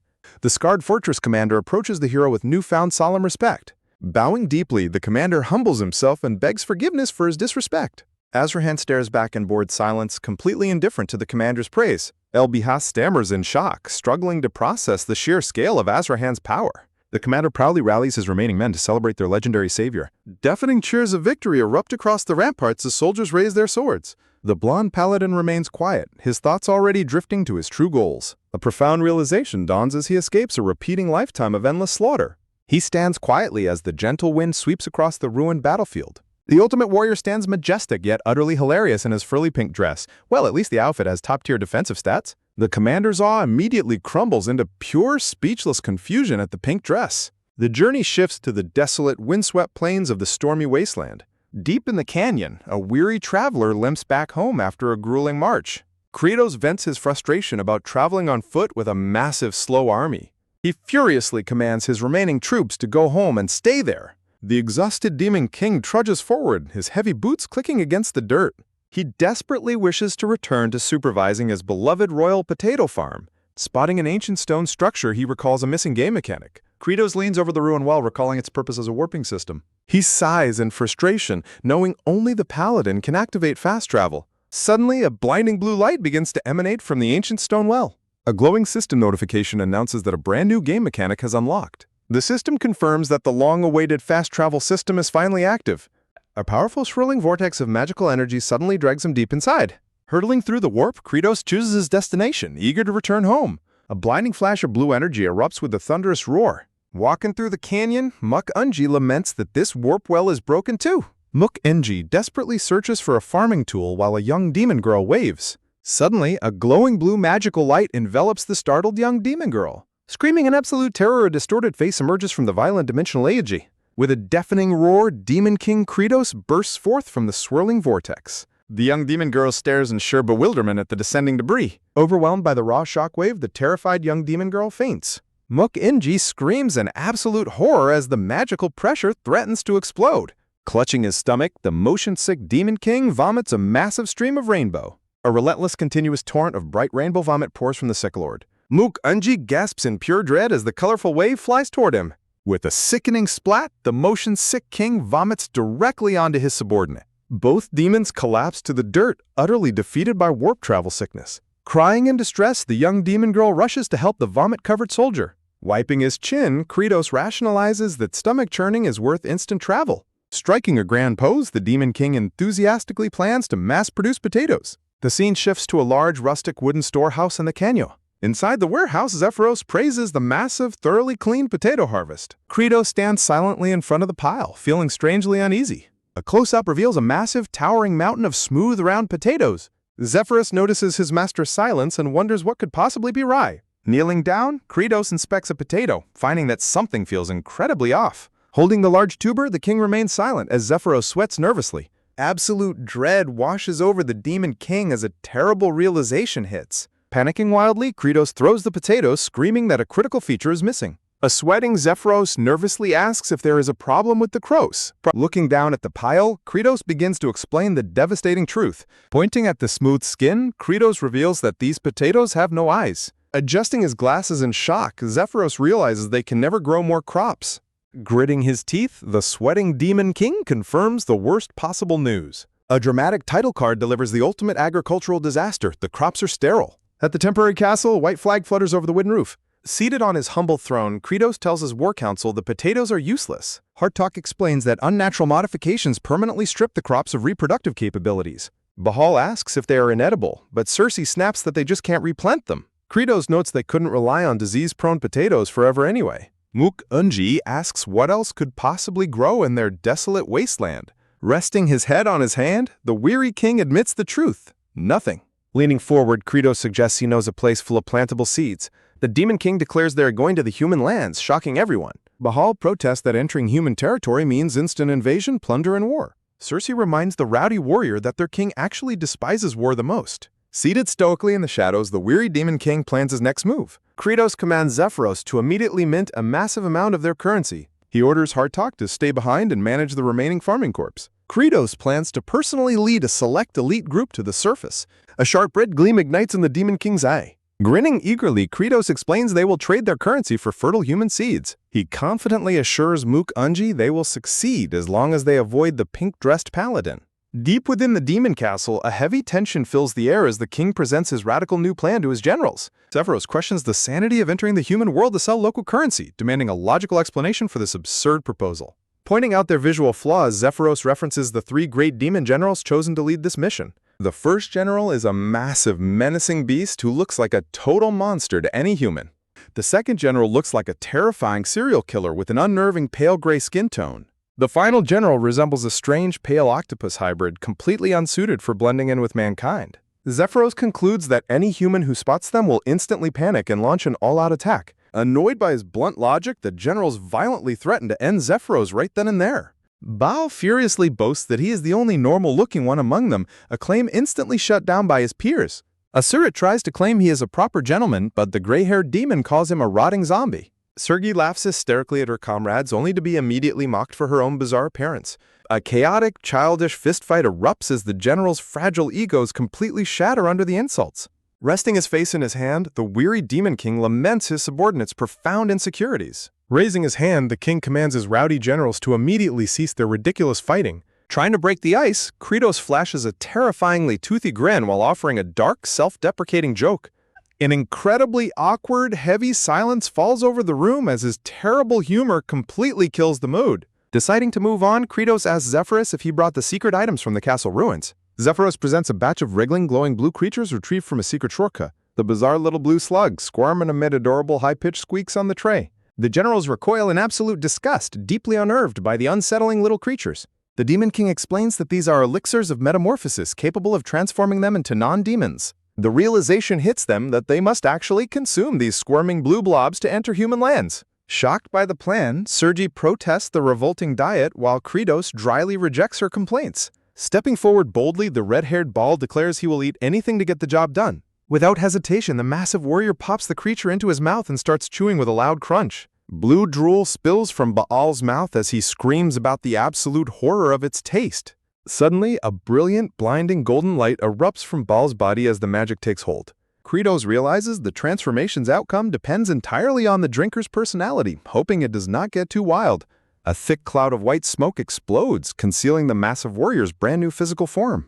Out of the swirling haze, a dramatic feminine silhouette emerges as the magic completes its work. The terrifying beast has transformed into an incredibly handsome, muscular Bishonen with flowing pinkish red hair. A system notification reveals the elixir reflects one's innermost desires, exposing Baal's secret wish to be a beautiful man.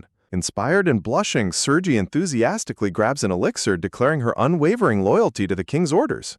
Another violent burst of white magical smoke erupts, signaling yet another bizarre transformation. The smoke clears to reveal an incredibly goofy, elegant light blue alpaca with luscious eyelashes. Zephyros calmly holds up a mirror, forcing the majestic beast to face her new reality. The former cold monarch bursts into tears, horrified to learn her subconscious desire for warmth made her an alpaca. Losing his patience, the Demon King violently shoves an elixir down Aserat's throat to speed things up.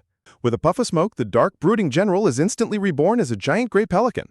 The newly transformed bird shrieks in despair, his repressed desire for absolute freedom manifesting in avian form. Gritting his teeth, the Demon King prepares himself and greedily swallows his own transformation pill. A monumental pillar of smoke envelops the sovereign, setting the stage for his ultimate disguise. The grand transformation reveals his true inner self, a stressed-out graduate student with a remarkably nasty attitude. Staring blankly into a hand mirror, the king doubts if this incredibly subtle change will even fool anyone. His animal companions stare back in complete deadpan silence at his underwhelming new human appearance. Brushing off the awkwardness, the king rallies his bizarre party to launch their crucial seed expedition. The newly disguised group heads out into the windswept canyon, dragging their wagon toward the human territory. Suddenly, a familiar digital chime rings out as a glowing blue system notification blocks his view. The system cruelly announces that all Happy Point-related benefits are completely locked during this metamorphosis. Clicking his tongue in frustration, the king laments the endless restrictions, placing a heavy burden on their upcoming quest. A tutorial explanation warns that taking damage reverts disguised players to their original forms. The group clasps hands to teleport near human lands through an abandoned well. Dizzied by the teleportation, the transformed demons suffer severe motion sickness. Recovering slightly, the disguised king eyes a massive stone checkpoint blocking their path. He nervously hopes they avoid encountering the terrifying pink-dressed paladin. He reasons that the legendary warrior has likely already moved deeper into human territory. Looking back at the fortress, he reassures himself that his disguise is foolproof. Trembling with anxiety, the king desperately prays to remain completely undetected. Suddenly, a loud horn sounds from the fortress, alerting the guards of their approach. Soldiers rush out of the gate, weapon ready to intercept the suspicious travelers. Spotting the group's miserable state, the guards assume they're just sick travelers. A heavily armed white-haired captain steps forward to inspect the group. The tense standoff begins as the captain confronts the disguised Demon King. Suspecting their origin, the captain sternly commands them to turn back immediately. The animal-disguised generals realize their mission is in immediate jeopardy. The king mentally prepares his counter-strategy, understanding the tight security. Recalling his extensive game knowledge, the veteran player searches for a loophole. The white-haired captain glares intensely, waiting for their response. Meeting his gaze, the king prepares to deliver his desperate lie. Putting on a fake toothy grin, he claims to carry valuable treasures from demon lands. Intrigued, the white-haired captain demands to know more about these alleged treasures. The king recalls that the human monarchy is desperate for intelligence on demon territory. He plays the role of a groveling merchant to gain the captain's trust. Grinning wildly, he gestures toward the cart to present his supposedly rare beasts. The unimpressed alpaca and pelican stare back in deadpan silence. Both beasts react with absolute horror as his bizarre plan unfolds. A golden crown against a deep blue sky signifies the kingdom's royal standards. The king proudly presents his bizarre livestock to the skeptical human captain. The white-haired captain remains highly skeptical of these ordinary-looking animals. He unimpressively identifies them as a common pelican and a standard alpaca. Sweat pours down the king's face as he realizes his fantasy biology knowledge failed him. Disgusted, the captain rejects the common beasts and orders them to leave. Furious at being called worthless, the alpaca general's eyes flare with immense rage. Losing her temper, the alpaca shrieks a human word and spits on the captain. The captain stands in stunned silence as the beast's bizarre behavior registers. He begins to suspect this animal possesses unnatural, human-like intelligence. Seizing the sudden opportunity, a sharp gleam ignites in the king's eye. He quickly laughs it off, claiming that demon beasts naturally speak very clearly. Desperate to prove it, he demands the pelican showcase its voice. He violently chokes the poor bird until it screeches a bizarre cry. Thoroughly creeped out, the terrified captain immediately grants him entry. The massive wooden gates creak open, allowing the group to finally pass through. As they enter, the captain warns that suspicious exiles cannot roam freely. He orders them to travel alongside a royal envoy heading to the capital. The travelers move deeper into the stone fortress under guard. The tied-up alpaca and pelican fume over their humiliating experience. They meet the royal envoy and his servant with the cane offering fake names. The curly-haired servant immediately catches on to the suspicious claim. He reveals he spent months in that exile village and has never seen him. Instantly, the guards draw their swords, demanding to know if they are demons. A sudden accusation threatens to blow their cover right at the checkpoint as the brown-haired servant exclaims that the young master's face blindness is acting up again. The light blue-haired servant whispers that they should look at the person from the second house on the left, while the brown-haired servant questions what left means, prompting a confused reaction from the disguised king. The brown-haired servant quietly suggests taking them along to offer them as tribute to the king, and when the light blue-haired servant worries if they are real demons, he firmly denies it. The light blue-haired servant suddenly claps his hands in forced agreement, claiming he simply forgot because they had not spoken in a long time. The disguised king mentally plots to exploit the useful servant while the brown-haired servant simultaneously schemes to drain the weak-looking traveler before discarding him. The light blue-haired servant excitedly suggests they depart immediately, mentioning that another companion will join their party outside. The group steps outside, beginning their journey alongside their guides. The light blue-haired servant introduces the pink-colored paladin, aged Kimchi, who is offered to escort their party. Sweat pours down the disguised king's face in absolute terror. The paladin stares back with a chilling, cold-blooded blue gaze. Stuttering in intense panic, the disguised king introduces himself as Kim Jong-chul while internally screaming that they are all going to die. The paladin calmly observes that the traveler's liver seems unhealthy and advises him to take care of himself. The stunned king responds with a silent, completely dumbfounded expression of confusion. A voice from the front urges the group to hurry up. The king realizes with relief that the paladin did not recognize him, confirming the elixir of transformation works. Aged Kimchi glares back, his silent suspicion casting a shadow. Night falls quickly as the full moon illuminates the sky. The traveling party establishes a quiet camp around a blazing bonfire. The disguised king worries that running into thieves will break their transformation and lead to their immediate death. He looks at his sleeping companions and sighs that the capital is far too distant. The king reasons that they only need to sell their paper and buy seeds, making the trip unnecessary. A sudden movement catches his eye, heightening the nighttime tension. Fear paralyzes the king as a looming presence approaches him. The king forces a weak, nervous smile to hide his terror. Aged Kimchi turns his head slowly, his expression entirely unreadable. The terrified king panics internally that merely making eye contact with the paladin makes his stomach churn. Making up his mind, the king resolves to orchestrate an escape in the middle of the night. Outside the tents, the shivering beast companions wait in the cold. The king frantically tries to wake Baal, who sleepily protests that he needs his rest, prompting the king to snap that he stopped growing years ago. The group quietly sneaks away into the dark, shadowy forest.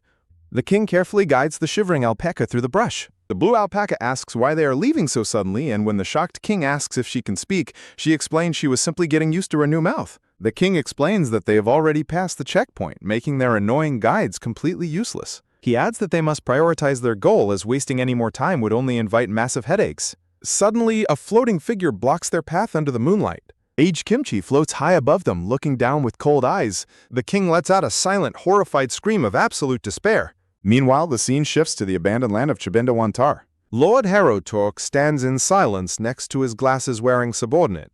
A massive crab-armored demon soldier stands dutifully before his master. Lord Harotork demands to know why they have all arrived despite him not summoning them. The crab-armored soldier explains they heard they could eat their fill since their lord is here. Lord Harotork sighs, internally stressing that food is scarce until the Demon King returns with seeds. Lord Harotork gasps in shock upon seeing a group of crab-shelled troops. A wooden golem demon begs Lord Harotork to take them in, declaring that Flanus Rebellion has nothing to do with them. Another pleading demon cries out for Lord Harotork to save them first. A lizard-like demon begs for shelter, explaining they are starving after a long journey. A massive crowd of desperate demons wails for mercy and food. Lord Harotork asks his subordinate how many giant poop rolls they have, and the glasses-wearing demon confirms they have plenty. The glasses-wearing demon grimly notes that while they have many mouths to feed, they must survive the days ahead. Whispering rumors of impending doom echo as Lord Heratork stands silently, a heavy burden weighing on his shoulders. In a vivid memory of the past, his king commands him to act as the supreme authority in his absence.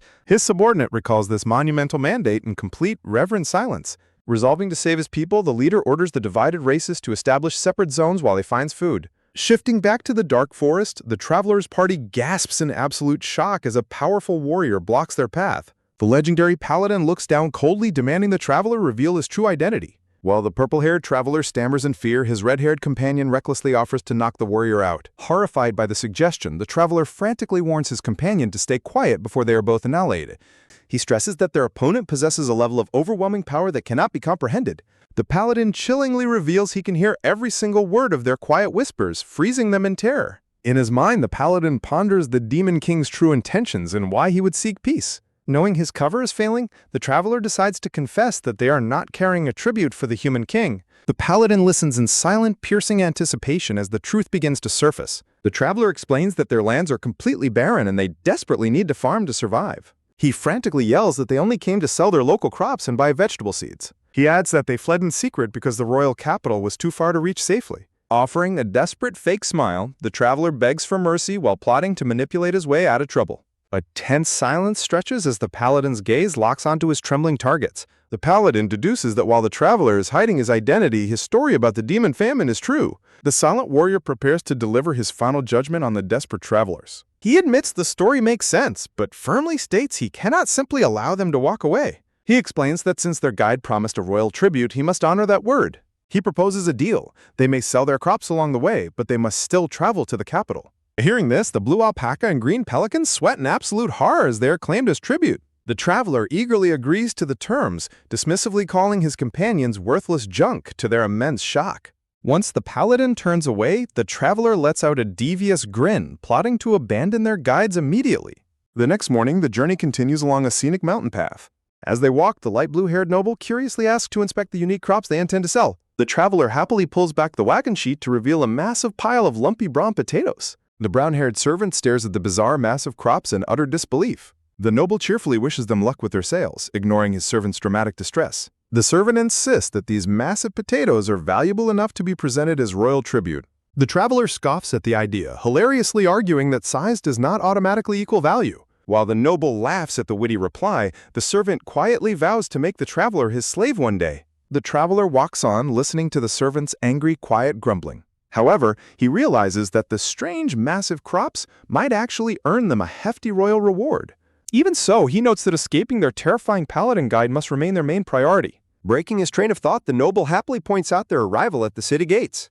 A grand stone-walled settlement appears before them as they arrive at the commercial city of Doparakia.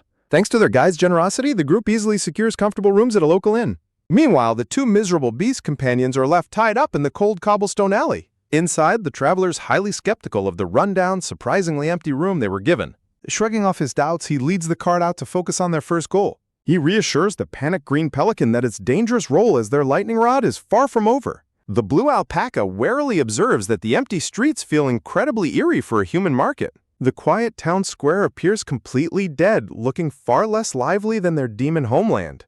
Noticing the asleep merchants, the traveler worries if they will be able to sell a single crop. Shaking off his anxiety, he resolves to start selling regardless of the quiet atmosphere. They neatly lay out their massive brown chunos on a white sheet for display. The traveler begins to loudly hawk his wares, desperately trying to attract customers in the empty, silent streets. Shouting at the top of his lungs, the purple-haired traveler frantically hawks his nutritious chunos to any passing townspeople. His red-haired companion blushes in sheer embarrassment, but the traveler aggressively snaps at him to shut up because they need to eat.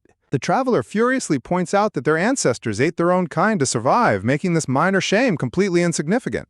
Swallowing their pride, both men scream out together in unison, begging the quiet streets to buy their crops. Turning around in irritation, the traveler barks at their silent animal companions for refusing to help them advertise. The desperate crew forms a chaotic, vertically stacked tower as they struggle to gather any attention from the empty town square. The purple-haired traveler laments how standard fantasy stories usually feature easy sales, unlike his current harsh reality. He stares at the massive, lumpy brown potato, admitting that expecting a quick fortune from it is foolish. A sudden wave of determination washes over him, realizing they have no choice but to give this desperate attempt everything they have. Striking a ridiculous heroic pose, the entire group stacks themselves high to make one final dramatic sales pitch. A somber memory of his past life flashes by, reminding him of the harsh, unforgiving grind of making a simple living on the streets. A passing customer suddenly approaches, asking if the massive potato is truly being sold for a mere 20 gold coins. Stunned by the question, the traveler freezes in utter disbelief as he processes the customer's unexpected interest. Instantly, a massive, eager crowd gathers around their stand, shouting in excitement to buy as many potatoes as possible.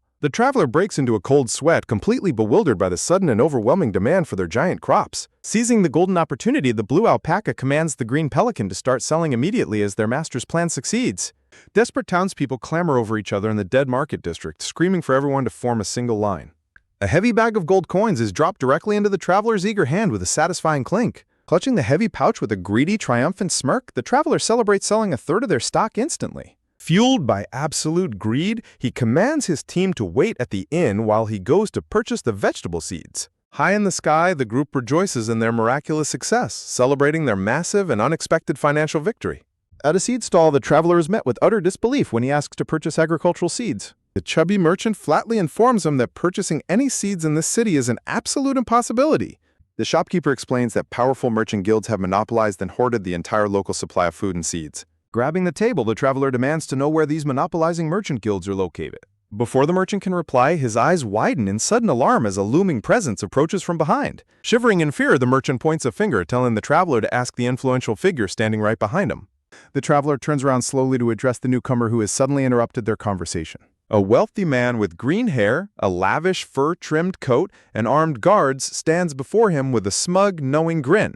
The traveler stares back with a bewildered expression, completely unsure of who this wealthy noble could be. The smug, green-haired man introduces himself as Ruslan, the influential secretary of the powerful Richmond Merchant Guild. The traveler asks him why he is approached, questioning if his guild is the massive organization monopolizing the local market. Getting straight to business, Ruslan casually offers to purchase their entire potato stock at 20% above their asking price. The traveler's eyes narrow as he begins to suspect that there is a massive catch behind this generous offer. He decides to ask Ruslan for the current market price of a handful of cabbage seeds before agreeing to anything. Ruslan grins slyly, revealing that they are currently selling a single handful of seeds for a staggering 100 gold. The traveler stares in cold anger, immediately recognizing the outrageous price as blatant predatory gouging. He calculates the unfair rate, realizing the guild is charging nearly double the standard market price of 50 gold. A dark realization hits the traveler as he looks down at the wealthy merchant standing before him. He deduces that the Richmond Guild is hoarding resources, deliberately controlling distribution to squeeze massive profits from desperate people.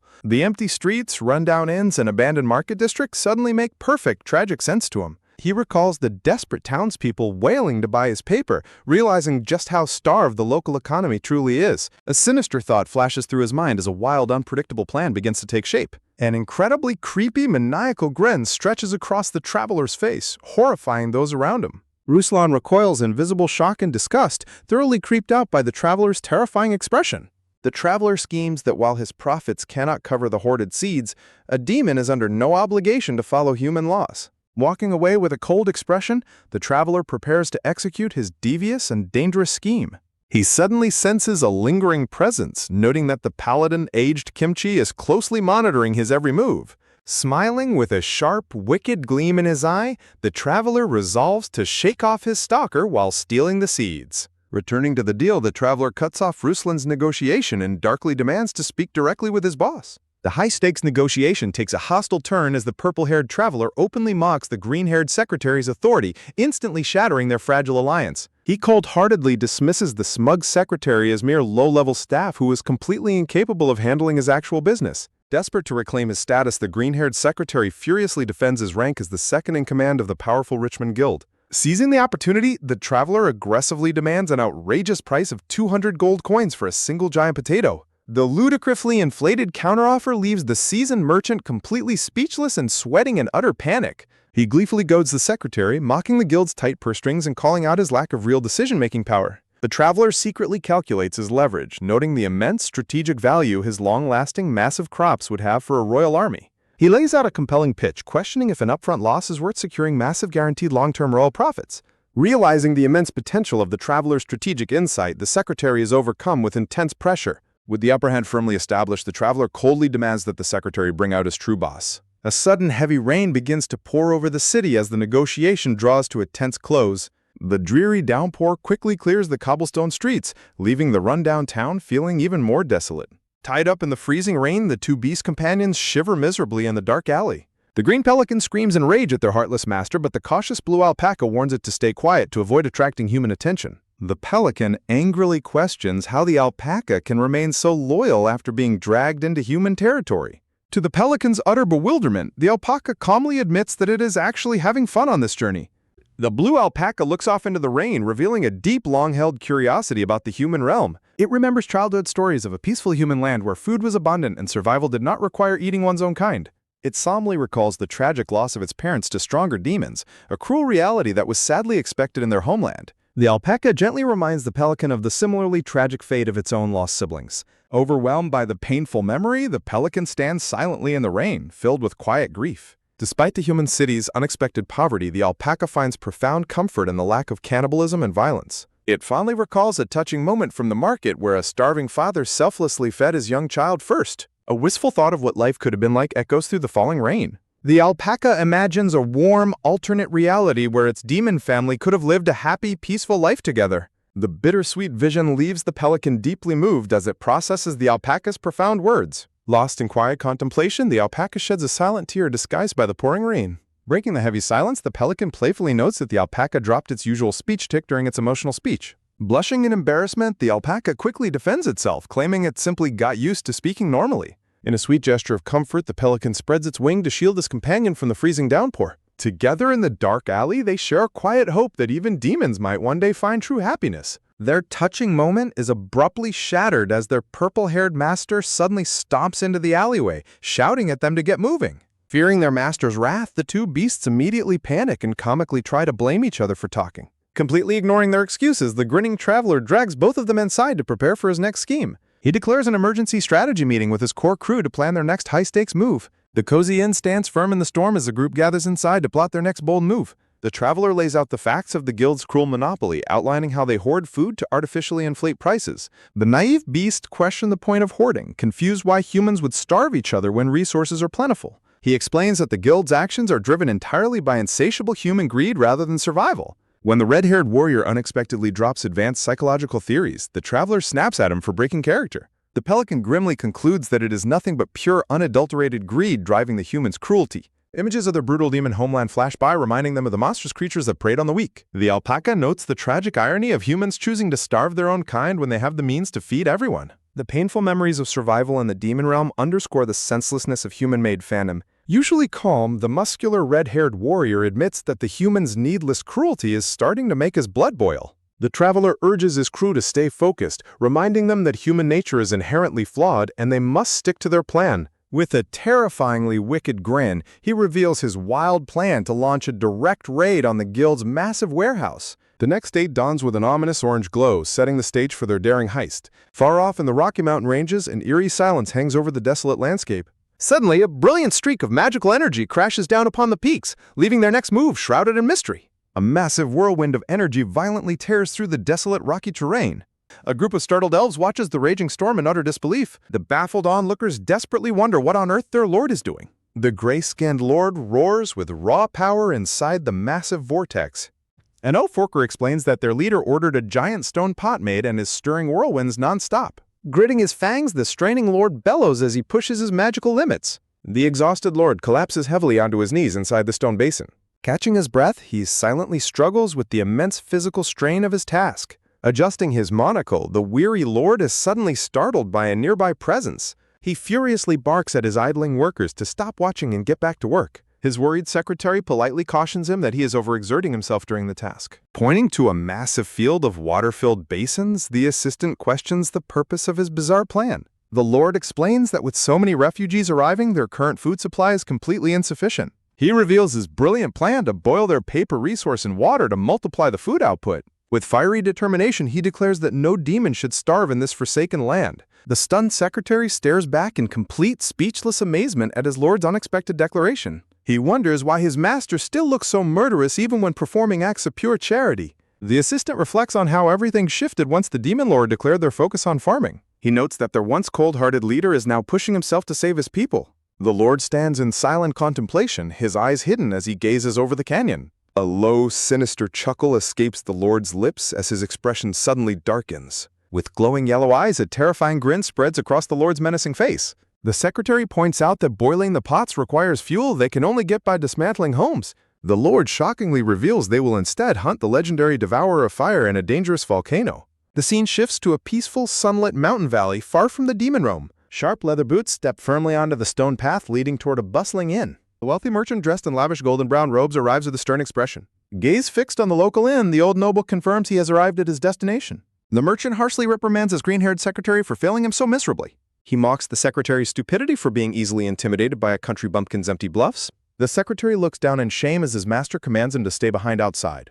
Walking toward the door, the arrogant old man vows to teach his subordinate how to exploit the uneducated. Inside the room, the purple-haired traveler turns back to demand who is at the door. The elderly visitor introduces himself as Richmond, a small merchant responding to their personal invitation. The traveler welcomingly invites him inside while the greedy merchant gladly accepts the friendly gesture. The smug merchant secretly schemes that polite fake courtesy is the perfect weapon to rob the ignorant. Suddenly, Richmond is met with a bone-chilling demonic aura radiating from the traveler and his monstrous crew. Completely overwhelmed by the pure terror before him, the old merchant trembles and cries out in fear. With a terrifyingly dark grin, the traveler chillingly invites the trembling merchant to take a seat. Shaking uncontrollably, the horrified merchant complies, realizing he is dealing with literal demons. Zooming in on their horrifying faces, Richmond panics over the monstrous creatures looming over him. The dark-haired traveler menacingly demands to know if the merchant has heard his proposal. Sweating in utter panic, the old merchant weakly tries to confirm the previous demand for a single potato. The traveler looks down with a cold, mocking grin, prepared to raise the stakes even higher. With a chillingly dark expression, he coldly raises his outrageous price to 300 gold coins. The petrified merchant is left completely speechless, his eyes widening in total shock and disbelief. When Richmond protests the price, the traveler slyly mentions that a royal noble is back in their group. The merchant gasps in absolute horror as he recognizes the immense influence of the prestigious family. With a wicked laugh, the traveler strongly suggests making an alliance with the royals while he can. Stepping outside, the defeated merchant surrenders to the demand, leaving his secretary in absolute shock. Seeking a bigger prize, the cunning merchant Richmond orders his bewildered green-haired secretary to house their guests in his grand mansion as part of their high-stakes contract. Unable to comprehend this sudden hospitality, the green-haired assistant frantically questions his master's excessive generosity toward these apparent country bumpkins. Exploding in fury, Richmond barks that a minor loss now will yield massive future returns, mocking his assistant's complete lack of foresight. With his authority firmly established, the arrogant merchant strides forward, leaving his sweating assistant to follow in silent frustration. Beneath his proud exterior, a cold sweat breaks out as the wealthy merchant privately admits just how bone-chillingly terrifying those travelers truly are. Shamed and reprimanded, the green-haired assistant clenches his jaw, harboring a deep resentment as he processes his master's harsh words. Inside their luxurious quarters, the red-haired warrior bloodthirstily suggests a violent shortcut to steal the seeds, only to be dryly dismissed by his purple-haired master. The purple-haired lord warns that any open combat risks revealing their true demonic forms, potentially sparking an all-out apocalyptic war between humans and demons. With a terrifyingly wicked grin, the Lord declares that stealthily robbing the greedy humans blind and fleeing is their ultimate path to victory. Raising a single finger, the scheming leader outlines the vital pillars the merchant relies on to maintain his cruel market monopoly. Visualizing a colossal warehouse overflowing with hoarded food, the group resolves to infiltrate the merchant's mansion to locate his secret treasury. Intrigued by his master's complex plotting, the blue alpaca speaks up to question his terrifyingly deep understanding of human greed. With a tilted head, the curious beast wonders aloud if their lord secretly spent a lifetime living among the very humans he now schemes against. A heavy silence descends upon the room as the lord stares back, his crimson eyes reflecting a hidden past he rarely speaks of. Flashing a sinister, red-eyed grin, the traveler confidently claims his absolute omniscience is simply a perk of being the supreme demon lord. Easily swayed by his dramatic bravado, his loyal followers watch in absolute starstruck awe, completely falling for his grand bluff. Just outside their chamber door, a mysterious figure wrapped in a gray cloak stands listening, casting an ominous shadow over their secret meeting. The cloaked spy quietly ponders whether this elaborate plot to rob the merchants is a simple act of banditry or the literal hand of destiny. Rejecting any grand philosophical notions, the purple-haired mastermind asserts that this operation is driven purely by the will of Demon Lord Kratos. Meanwhile, a legendary new realm of endless conquest and brutal wars looms on the horizon, beckoning brave heroes to conquer its dangers. The scene shifts to the breathtaking courtyard of Richmond's grand estate, a symbol of immense wealth built on the suffering of the starving populace. Inside a lavish guest suite, the astonished companions marvel at their luxurious surroundings, demanding to know how they secured such an elite room. With smug satisfaction, the purple-haired lord reveals he secured the room by offering to sell their highly prized royal potato to the desperate merchant. While the silver-haired noble calmly realizes the potato's immense market value, his brown-haired companion panics upon realizing they'd just sold a royal tribute meant for the king. The silver-haired noble jokingly suggests the panicking companion only felt a kinship with the potato because they share remarkably similar facial features, sparking a hilarious argument. Clutching his head in pure desperation, the brown-haired man gasps in horror as the purple-haired lord calmly confirms he sold every single royal potato.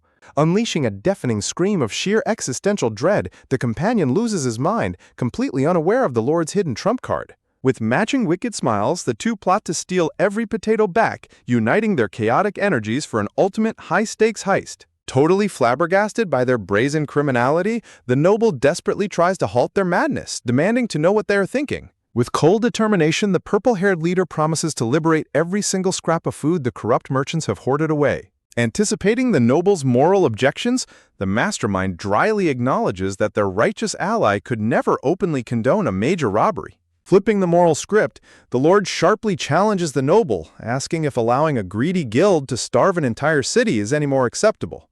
Caught completely off guard by the flawless logic, the noble is left utterly speechless, his moral resolve beginning to crack. Outside in the courtyard, a heavily guarded wooden wagon rolls out, transporting the massive, bound royal potato toward a secret storage facility. Walking behind the carriage, the green-haired secretary turns his head in irritation as a mockingly cheerful voice calls out to him. Skipping forward with a cartoonish grin, the purple-haired lord casually inquires if they are heading straight to the secret warehouse. Gritting his teeth in pure annoyance, the assistant reluctantly confirms the destination while privately cursing his obnoxious stalker. Putting on his best innocent act, the master manipulator begs for a quick tour of the warehouse to ensure his precious potato is safe. The assistant flatly denies the request due to strict security protocols, but the childish lord continues to relentlessly pester him for answers. As the assistant desperately tries to explain their business secrets, the theatrical lord begins screaming and throwing a dramatic tantrum in the middle of the street. To the assistant's absolute horror, the supreme demon lord literally throws himself onto the dirt road, kicking his legs and wailing like a spoiled toddler. The commotion halts the entire transport, forcing the impatient carriage driver to angrily demand they clear the road immediately. Seizing the moment, the lord continues his embarrassing performance, rolling around in the dirt to ensure nobody can pass. Sprawled out on the ground, the stubborn leader challenges them to either run him over or guide him straight to the warehouse. As the angry driver stomps over to physically drag him away, the delusional lord hilariously claims the public road is his personal bedroom. Chanting his demands at the top of his lungs, the lord's childish persistence pushes the furious assistant to the absolute brink of sanity. Watching the embarrassing spectacle from a window high above, the core crew sweats profusely as their master sings his demands in the street. Burying his face in his hands, the burly red-haired warrior questions what tragic series of events led to their fearsome leader behaving this way. The ridiculous song echoes through the elegant courtyard, shattering any remaining shred of dignity the demon crew possessed. With a face of pure unadulterated shame, the blue alpaca quietly disowns his master, wishing he could disappear on the spot. The ultimate high-stakes heist of the century begins with the most embarrassing distraction ever witnessed as Lord Azrahan watches from above. Deeply mortified, the silver-haired Lord Azrahan covers his mouth, wondering how he ended up allied with such a ridiculous master. His brown-haired companion defends the absurd behavior, claiming that sacrificing one's dignity for a goal is the mark of a true man. Inspired by the shameless display, the companion vows to master this tactic, despite Azrahan warning him he will only face mockery. Looking out the window again, Lord Azrahan sighs, remembering how incredibly confident Lord Kim Jong-chol had sounded before executing this stunt. Flashback reveals Lord Azrahan questioning how they could possibly gather enough evidence to appeal their case to the royal court. Lord Kim Jong-chol grimly counters that while they search for evidence, the starving citizens will only continue to suffer. Tears of genuine pain stream down Kim Jong-chol's face as he confesses he cannot bear to let the citizens starve. Deeply touched by this unexpected compassion, Lord Azrahan finds himself tearing up, completely moved by his ally's pure heart. Smiling softly, Kim Jong-chol admits he always believed Lord Azrahan would be the one to truly understand his noble intentions. With newfound unity, he passionately suggests they combine their forces to take back what was stolen. He fiercely declares they must reclaim everything the wicked have hoarded, returning it to its rightful owners. Back in the present, Lord Azarhan steels his resolve, fully prepared to give this operation everything he has. Kim Jong-chel instructs Azarhan to locate the warehouse while he handles his highly dramatic role in the street. Outside, the green-haired secretary Ruslan looks down in sheer disbelief as Kim Jong-chol continues his toddler tantrum. The guards begin dragging the screaming, flailing lord across the dirt road as he counts dramatically. He gets thrown and rolled around like a literal human punching bag, completely unbothered by the rough treatment. Despite the violent tossing, his insane persistence pushes the irritated guards to their absolute wits' end. Watching from the ground, Kim Jong-chil smirkily tracks the carriage as it finally speeds away. He remains face down in the dirt for a tense second, waiting for the perfect moment to strike. Suddenly, he leaps to his feet, crying tears of joy as he celebrates his plan's successful initiation. Clenching his fist, he prepares to unleash the next phase of his brilliant operation. A blue system screen flickers to life, revealing that the target, Ruslan, is headed north toward the secret warehouse. Flashing a sinister, red-eyed grin, the Supreme Master Manipulator marvels at how easily his plan is unfolding. He looks up at the balcony, catching the eye of the blonde spy who has been silently observing him. Watching intently from above, the blonde spy deeply ponders if this scheme is driven by justice or mere plunder. Wiping away his fake tears, Kim Jong-chol confidently walks away, completely aware of his spectator. He strides forward into the shadows, his eyes set on infiltrating the hidden treasury. Meanwhile, deep within an underground cavern, the powerful demon noble Lord Hartok arrives at his destination. His subordinate hesitantly questions if they should have brought an entire legion to face their dangerous foe. Lord Hartok dryly explains that bringing weaklings into a hazard zone only serves to increase useless casualties. He places his clawed hand upon the massive iron gate blocking the cavern's path. With a single effortless pull, the demon noble bends the thick iron buzz wide open. His glasses-wearing subordinate and small dragon pet stare in absolute jaw-dropping shock at his monstrous strength. Lord Hartok turns back, demanding to know if his assistant recorded his incredibly cool speech. Striding ahead, the smug noble internally rejoices over how flawlessly cool his performance just was. He ponders the sealed devourer of fire, a beast locked away for its extreme aggression and forbidden cannibalism. He arrives at the precipice of a colossal churning lake of molten lava. Raising his hand, Lord Hartok commands the ancient devourer of fire, Ikrit, to finally awaken. He officially entrusts the beast with the upcoming mission, expecting total obedience. The entire volcanic chamber begins to tremble as the molten lake bubbles violently. A colossal geyser of superheated lava erupts from the center of the lake. The fiery liquid surges upward, filling the cavern with an oppressive, blinding heat. The erupting lava begins to solidify into a terrifying, colossal draconic shape. A colossal red dragon head emerges from the fire, immediately snarling for food. The giant beast Ikrit glares with glowing yellow eyes, ready to consume anything in its path. The legendary dragon lets out a deafening roar demanding sustenance from its summoner. Standing on the high cliff, Lord Hartok suddenly finds himself dwarfed by the massive beast. He breaks into a cold sweat, realizing with horror that the sealed monster has grown far too massive. The dragon's terrifying roar echoes through the canyon, signaling a chaotic disaster that no one is prepared to stop. Deep within the glowing subterranean cavern, a terrifying battle looms as the horned assistant gently comforts his loyal little pet. The adorable blue dragon chirps happily, completely oblivious to the legendary danger awakening right beside them. Smiling warmly, the horned assistant reassures his tiny companion, unaware that their peaceful moment is about to be violently shattered. The little blue beast squeals with joy as it receives affectionate pats, basking in pure comfort. Sweating slightly, the assistant watches his pet with gentle affection, trying to ignore the ominous tremors shaking the ground beneath him. Suddenly, Lord Hartok sprints past in a state of sheer panic, screaming for them to run for their lives. Shattering the rock ceiling, the colossal red dragon Ikrit erupts into the cavern with a terrifying screech. The ancient devourer of fire opens its massive jaws, unleashing a blinding torrent of superheated flames. A devastating wall of pure fire surges through the canyon, forcing the desperate allies to run faster than ever before. As they desperately flee, the assistant frantically questions his master's failed confidence, prompting a furious Hartok to explain that the monster grew far too powerful from consuming fire. Amidst the life-or-death chase, the assistant begins calmly writing down how cowardly his leader is running, driving the humiliated Hartok to scream at him to stop. Dodging another burst of heat, the panicked leader yells that they must retreat immediately to devise a better plan. Elsewhere, weary plant monsters huddle together in depression, completely drained of all hope. Sliding heavily across the dirt, Lord Hartok frantically warns that they are rapidly running out of time. With a desperate glare, the gray-skinned noble channels a dark purple aura around his claws, preparing for one final strike. The massive red dragon lunges forward with its razor-sharp teeth bared, ready to swallow them whole. Leaping high into the air, Lord Hartok proudly bellows his elite title, completely unaware that his assistant's tiny blue pet has just spat a single droplet of water. The minuscule water droplet flies through the air, gently landing right on the giant dragon's snout. In an instant, the tiny droplet crackles with intense magical energy, rapidly spreading a thick layer of frost across the beast's face. With a blinding flash, the colossal devourer of fire is instantly frozen solid in a massive, glittering block of ice. Suspended midair, a completely stunned Lord Hartok can only stare in silent, wide-eyed disbelief at the impossible turn of events. Standing on the ground below, the glasses-wearing assistant and his legendary little blue dragon blink in utter silence. Landing back on the dirt, the speechless noble stares up at the frozen colossus, completely overwhelmed by his pet's secret power. Seizing the perfect comedic opportunity, the assistant writes down how deeply embarrassed his leader looks, sending the furious noble into another screaming tantrum.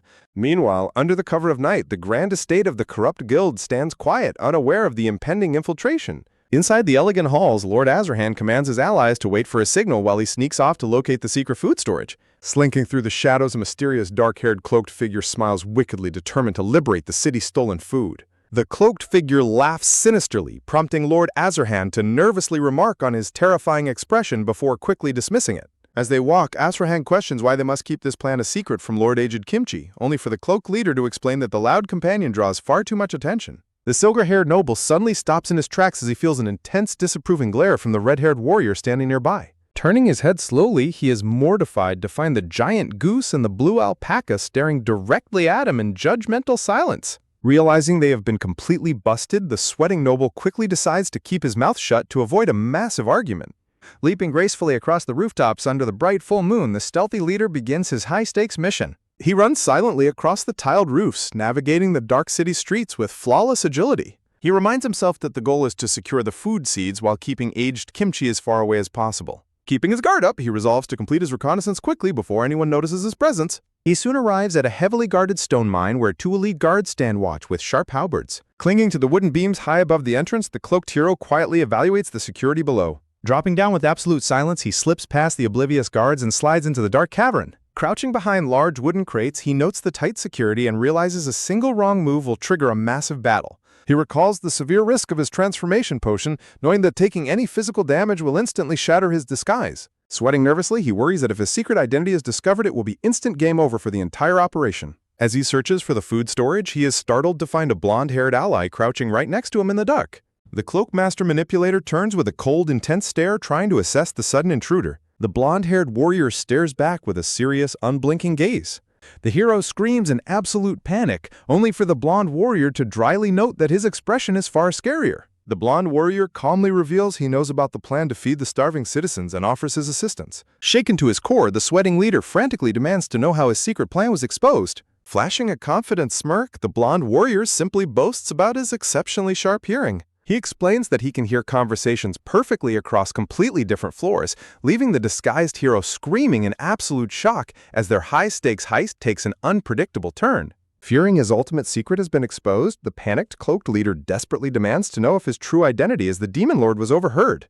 Shifting the focus back to their infiltration, the calm blonde-haired warrior dryly dismisses the panic and urges them to hurry. Sweating bullets, the cloaked leader nervously agrees while secretly rejoicing that his companion remains blissfully ignorant.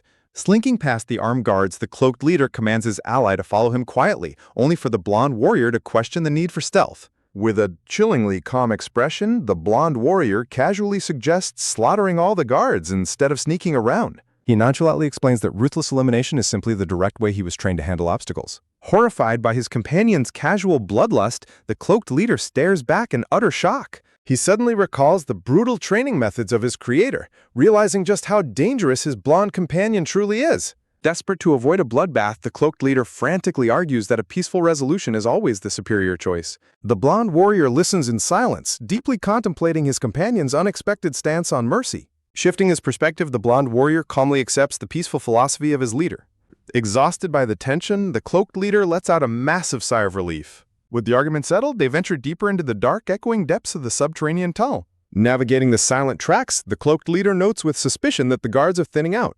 Sudden mechanical vibrations echo through the cavern, instantly putting the intruders on high alert. Out of the shadows lumber colossal stone golems, patrolling the tracks with blinding blue eyes. The shocked leader immediately recognizes these behemoths as legendary magical weapons developed by human mage towers. Knowing they were supposed to be extinct, he nervously wonders just how powerful these active machines are. Suddenly, a shower of rocks erupts as the blonde warrior makes an incredibly swift descending leap into action. Landing with absolute precision, the blonde warrior stands ready to fight, leaving his leader gaping in horror. The furious leader yells at his companion for recklessly attacking when they had just agreed to a peaceful stealth approach. The blonde warrior calmly counters that since the golems aren't living beings, destroying them doesn't violate their peace pact. He pauses, trying to recall a specific phrase he repeatedly heard during his past combat experiences. He finishes his thought with a cold smirk, asserting that complete elimination is simply the fastest way to clear the area. Left entirely speechless by this twisted logic, the cloaked leader can only stare in silent disbelief. Suddenly, a sinister, red-eyed grin spreads across the leader's face as he realizes his companion's ruthless logic is actually correct. The massive golems continue their steady patrol, totally unaware of the dual threat lurking in the shadows. Whispering from behind cover, the leader warns that triggering an alarm with the 3 patrolling golems will ruin their entire plan. Taking charge, the blonde warrior meticulously details a tactical plan to analyze their patrol routes and strike from the blind spots. The leader can only nod in nervous agreement, thoroughly impressed by his ally's sudden tactical genius. He begins to worry, wondering if his companion is starting to remember the muscle memory of when he was previously controlled. Observing the tight patrol gap, the leader decides they must execute a coordinated, simultaneous strike to succeed. The blonde warrior suggests a safer strategy of isolating and destroying the golems one by one. Hesitant, the leader confesses he cannot guarantee a single hit kill due to his unstable transformed state. Understanding the dilemma, the blonde warrior calmly reaches into his cloak to retrieve a solution. In a hilariously absurd twist, he pulls out a magical heart-capped wand and presents it to his companion to boost his power. Staring at the ridiculous pink toy, the leader instantly recognizes it as the legendary Braja's Pretty Hard Hammer. Despite its comical appearance designed to fool enemies, the item description confirms it is an absolute cheat-tier weapon of mass destruction. Feeling an explosive surge of magical aura, he marvels at the massive 30% stat boost surging through his veins. With their armaments ready, they prepare to execute their high-stakes surprise attack. The blonde warrior then pulls out a colossal buster sword, prompting his stunned leader to compare his endless inventory to a legendary anime pocket. As the lumbering golems advance, the duo holds their breath, waiting for the absolute perfect microsecond to strike. Unleashing their full power, they shout the command and launch themselves forward in a synchronized blur of speed. The blonde warrior leads the charge, hurtling through the air with his massive blade raised high. Terrified that his partner's eagerness will ruin the synchronization, the cloaked leader quickly scrambles to catch up. Before the stone golem can even process the intrusion, the incredibly fast blonde warrior is already in striking position behind it. The leader suddenly realizes that his companion is intentionally holding back his speed to ensure they strike together. Perfectly aligned, the two warriors descend upon their targets with devastating momentum. With a colossal, ground-shaking swing, the blonde warrior's buster sword splits the first stone golem in half. Simultaneously, the leader hammers down with his ridiculous pink wand, unleashing an explosion of raw physical force that shatters the second golem into tiny pebbles. A high-stakes alarm triggers as the last giant golem prepares to turn its head in an irregular pattern. In a frantic panic, the cloak leader yells at his companion to immediately duck and roll to avoid being detected. Moving with incredible agility, the duo dives beneath the golem's vision cone in perfect, flawless synchronization. They hold their breath as the lumbering metal giant patrols directly over their hidden positions. Shaking the ground with every step, the golem continues its patrol, completely oblivious to their presence. Springing back to their feet, the two stealthy warriors prepare to push even deeper into the subterranean tunnels. The cloaked leader is utterly astounded, realizing aged Kimchi is perfectly matching his precise speed and movements. Ahead, two patrolling guards suddenly notice with confusion that the 3 massive guard golems have mysteriously vanished. Seizing the perfect opportunity, the stealthy duo drops silently from the ceiling directly behind the unsuspecting sentries. With lightning-fast coordination, they deliver simultaneous chops to the guards' necks to quietly neutralize them. The 2 guards instantly collapse to the stone floor, completely unconscious before they can raise any alarm. Striking a dramatic victory pose, the cloaked leader is left entirely bewildered by their bizarrely perfect teamwork. He marvels at their coordination, realizing they are maneuvering through the darkness like a single unified entity. Staring at his companion, the leader silently notes how terrifyingly powerful this blonde monster truly is. Despite the immense danger of the mission, a wicked red-eyed grin spreads across the leader's face as he realizes how much fun he is having. Meanwhile, aged Kimchi quietly contemplates his past training, reflecting on the contrasting paths of absolute slaughter and peaceful mercy. As they carry the sleeping guards, aged Kimchi realizes that being alongside his leader brings a warm, genuine sense of joy. In a hilarious turn, the leader screams in terror as aged Kimchi begins choking his captive far too hard. After tying up the guards, aged Kimchi calmly explains that these men are likely just normal workers trying to make a living. Softening his gaze, the cloaked leader quietly notes that these ordinary sentries probably already carry heavy wounds in their hearts. With an unexpected display of true mercy, the leader gently asserts his final decision not to cause them any further harm. Touched by this philosophy of peace, the blonde warrior can only stare back in stunned, respectful silence. Turning back to the mission, he takes a firm, silent step forward into the deeper recesses of the mine. They navigate the quiet tunnels, noting that the complete lack of guards means they have successfully bypassed the main security. Suddenly, aged Kimchi raises a finger to his lips, signaling his partner to halt and remain absolutely quiet. Emerging from the shadows, they find their path blocked by a colossal reinforced vault door guarded by another massive golem. A sinister grin spreads across the leader's face as he confidently declares they have finally reached the secret food warehouse. Before they can celebrate, aged Kimchi cuts him off with a warning that someone is rapidly approaching their location. A sharp security beep echoes through the quiet cavern, catching the hidden intruders completely off guard. Out of the shadows walks an elegant, white-haired noble, striding confidently toward the secure entrance with his cane. The colossal guard golem immediately flares to life, warning the noble that unauthorized entry is strictly forbidden. Flashing its bright crimson eyes, the machine cold-bloodedly orders the intruder to turn back immediately or face annihilation. Completely unfazed by the threat, the noble slowly raises his hand to reveal a prominent signet ring. He presses the ring against the golem's scanning interface to verify his high-ranking credentials. A computerized voice instantly confirms the bloodline of Lord Richmond and welcomes him into the vault. The massive reinforced doors hiss open, revealing a blindingly bright chamber and a path to the hidden bounty. Watching from the shadows, the cloaked leader is stunned to learn that the vault's security relies entirely on bloodline recognition. A devilish smile stretches across his face as he realizes this security loophole makes their heist infinitely easier. Peering inside, they are met with a breathtaking sight, endless rows of stockpiled crates stretching far into the distance. The leader's jaw drops in absolute shock at the massive scale of the stolen resources. He happily reviews the colossal treasure trove of perfectly preserved bread, fresh vegetables, and vital agricultural seeds. Turning to his powerful companion, the leader whispers that their initial plan must immediately adapt to the situation. Pointing toward the three guard golems clustered together, he commands aged Kimchi to obliterate them all in one single massive blow. With a confident smirk, the blonde warrior accepts the challenge and instantly vanishes into thin air. Leaping high above the chamber, aged Kimchi brings his massive buster sword down in a devastating arc. The terrifying impact shatters the solid stone golems into a spectacular shower of exploding debris. As the shattered rubble rains down, the agile duo wastes absolutely no time capitalizing on the distraction. Before the startled noble can react, a hand firmly locks onto his throat from behind. Shouting a wild battle cry, the cloaked leader completely levels Lord Richmond with a devastating high-speed knockout punch. Left entirely speechless, aged Kimchi can only stare in deadpan bewilderment at his companion's brutal version of a peaceful resolution. The heist takes a violent, blood-spitting turn as the purple-haired leader delivers a devastating high-speed knockout strike to Lord Richmond. With his heart softening, the leader reflects on the emotional pain of the ordinary workers who guard this vault. He gently asserts his final decision to avoid causing any more harm to the common sentries. Listening to this sudden display of pacifism, aged Kimchi internally questions his companion's sanity. The scene shifts to the dark, heavily guarded entrance of the mine under the night sky.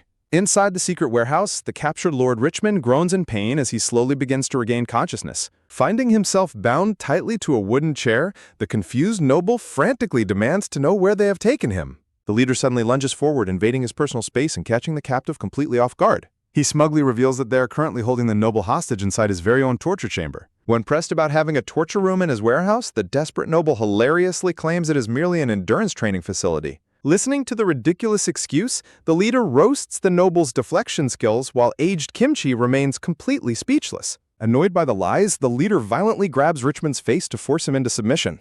A terrifying, cold intensity fills the dark chamber as the leader stares down his sweating captive with unblinking eyes. The leader bursts into mock tears of fear, though the terrified noble notes his weeping looks like a murderer's pre-kill gaze. Suddenly, a system notification reveals Richmond's true scheme was to kidnap the leader and seize his legendary giant potato source. Learning the truth, a manic, red-eyed grin spreads across the leader's face as he mockingly thanks Richmond for resolving his doubts. The captive noble is completely traumatized by these unhinged mood swings, labeling the leader an unpredictable fiend. Turning away with a smirk, the leader instructs aged Kimchi to wait as he prepares to unleash an incredible spectacle. Abandoning all hope of reasoning with his captors, the broken noble bows his head in defeated silence. Desperate to regain control, Richmond snaps back with a mad grin, warning them not to underestimate his security. Right on cue, a colossal security golem with glowing blue eyes emerges from the shadows to protect its master. With a manic cry, Richmond orders his elite A-rank destroyer golem to smash the intruders to pieces. The hulking machine steps forward, raising its massive fist to deliver a devastating strike. Completely unfazed, the leader casually holds Richmond's bloodied cloth up to the automated security scanner. The system instantly recognizes the owner's blood and grants access, allowing the duo to stroll right past the inactive machine. To ensure a clean escape, aged Kimchi leaps high and shatters the deactivated security golem with a single Buster Sword strike. Left entirely speechless, the terrified noble screams in horror at the monstrously powerful swordsman and his chaotic partner. Escaping into the night, the two stealthy warriors leap across tiled city rooftops with their freshly plundered loot. Aged Kimchi wonders if the remaining guards will remain highly alert, but the leader dismisses the concern entirely. Flashing a wicked grin, the leader confidently explains his master plan, declaring that overwhelming numbers will solve all their problems. He turns back to his blonde companion, hinting that this upcoming grand scheme will also involve aged Kimchi's direct assistance.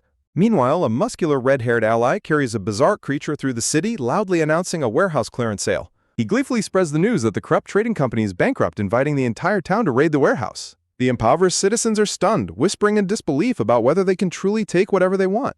Standing tall on the rooftops, the leader raises his voice to command the attention of the gathering crowd. Brandishing a fresh cabbage like a trophy, he passionately incites the townspeople to reclaim what was taken from them. Inspired by his words, the angry mob rallies together, determined to take back their stolen resources. Outside the mine, the unsuspecting guards suddenly hear a loud, chaotic commotion echoing from the dark forest. The sentries gasp in horror as a massive torch-wielding mob swarms through the darkened valley towards their position. Marching at the head of the peasant army, the grinning leader watches the citizens gather in an unstoppable swarm. The overwhelmed guards desperately warn the crowd to halt, but the angry mob refuses to back down. Seeing no other choice, the panicked sentry desperately commands his security golems to hold the line. The townspeople scoff at the guards' warnings, cursing the bankrupt noble's greed even in his final moments. Casually stepping forward, the leader holds up Richmond's blood-stained cloth to trick the automated systems once more. The security golem scans the blood and immediately authorizes access, leaving the sentries utterly defenseless. Capitalizing on the sudden security override, the furious crowd overpowers the guards and surges forward.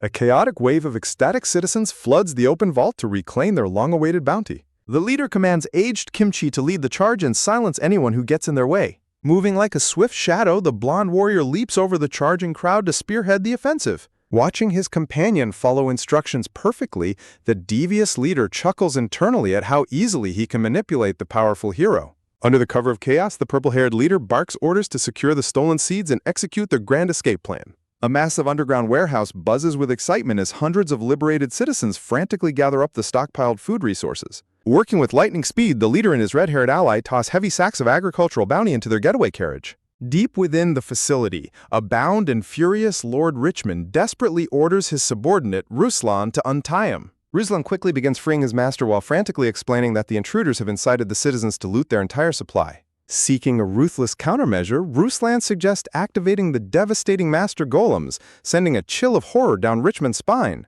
Horrified by the extreme suggestion, Lord Richmond furiously rejects the idea of massacring the townspeople just for the sake of profit. An ominous silence falls over Ruslan as a dark, calculating expression washes over his face. Snapping under the pressure, Ruslan defiantly rebels, questioning Richmond's hypocrisy and refusing to serve a master who has ruined him.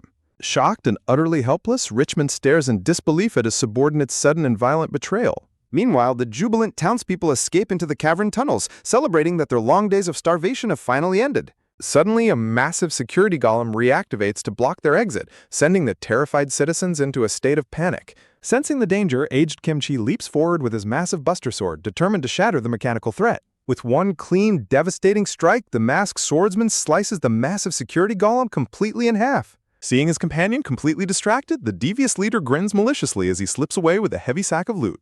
An escaping citizen notes the others fled to protect the crowd, unwittingly helping the leader thin out any annoying distractions. Delighted by how perfectly his selfish scheme is coming together, the purple-haired leader cackles maniacally at his guaranteed escape. Turning back to the remaining crowd, he loudly commands everyone to make a run for it.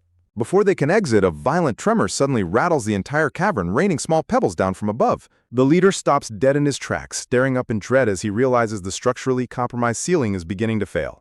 Deep cracks rapidly split across the cavern roof, signaling an imminent and catastrophic collapse. Massive chunks of solid stone break away, plummeting toward the crowded floor below. A colossal boulder falls directly toward a group of fleeing, defenseless citizens. In a desperate panic, the leader screams for the legendary heavenly demon generals to stop the falling debris. A terrified mother tightly hugs her young child as a thunderous crash echoes directly above them. Closing her eyes in despair, she braces for the worst as the heavy rumble of falling rocks intensifies. As the dust begins to settle, a miraculous silence falls over the cavern, prompting her to look up in absolute disbelief. In a spectacular display of raw strength, the leader, his red-haired ally, and their beasts brace themselves to hold up the collapsing ceiling. Straining under the unfathomable weight of the collapsing mountain, the purple-haired leader grinds his teeth to protect the escaping citizens. From high above, Ruslan looks down on the trapped heroes with sheer contempt, mocking them as pathetic thieves. Flanked by a pair of colossal, spider-like security golems, the traitorous Ruslan vows to slaughter them all and reclaim the stolen hoard.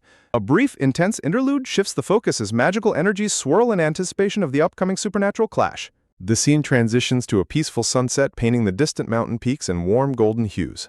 Deep within an elven territory, workers in overalls eagerly throw massive chunks of rock into a giant cauldron to brew chunyo stew. A colossal stone dragon head is prepared to serve as a high-powered furnace, with workers calling to ready the flames. Standing atop the massive structure, an eager elf passionately calls for the ignition sequence to begin. With a powerful swing of his tool, a determined worker strikes the ignition point on the dragon's back. The stone beast instantly roars to life, unleashing a massive torrent of fire to heat the giant bubbling cauldrons below. Under the intense heat of the dragon's flame, the chunyo stew begins to boil and bubble violently. The elven villagers erupt in ecstatic cheers as their legendary food supply successfully prepares to feed the community. Nearby, an intellectual elven assistant adjusts his glasses, informing the gloomy Lord Hartok that the operation is running flawlessly. Hartok remains visibly depressed, with his secretary noting it is because they failed to capture the devourer of fire with proper style.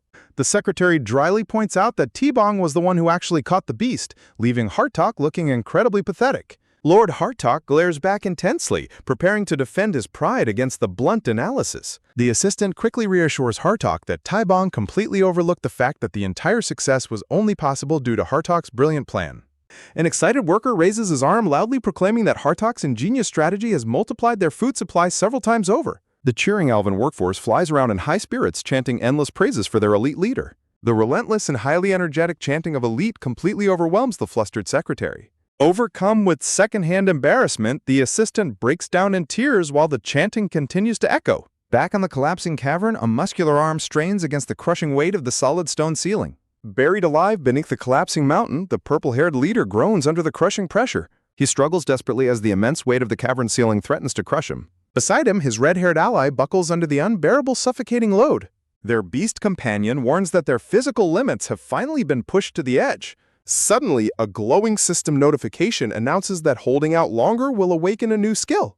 The purple-haired leader gasps in surprise, staring intently at the unexpected interface. The system reveals that awakening the new skill requires 500 health points. He realizes he can use blood spears from stomping the ground to prop up the falling ceiling. To his absolute horror, the system alerts him that his current health pool is too low.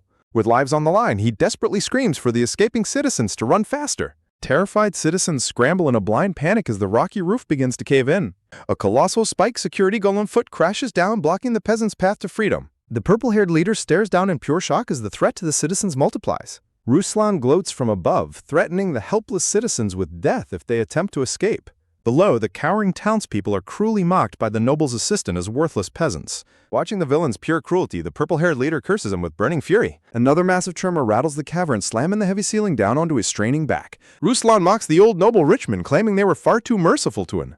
The villain regrets not completely destroying their wills to stand in the first place. With a sadistic smirk, Ruslan raises his boot to deliver a cruel, crushing blow. He stomps violently onto the leader's straining hand, eliciting a sharp cry of agony. Fleeing townspeople cower beneath the falling debris, completely helpless against the impending cave-in. Just as despair closes in, a sudden bright blue system flash illuminates the dark cavern. The leader's eyes widen as a bizarre and unexpected system notification pops up. The system alerts him that members of his demon army are feeling absolute bliss. He is baffled by what his monsters are eating as his health points begin rapidly skyrocketing. Deep within the elven forest, a steaming bowl of delicious legendary stew sits finished.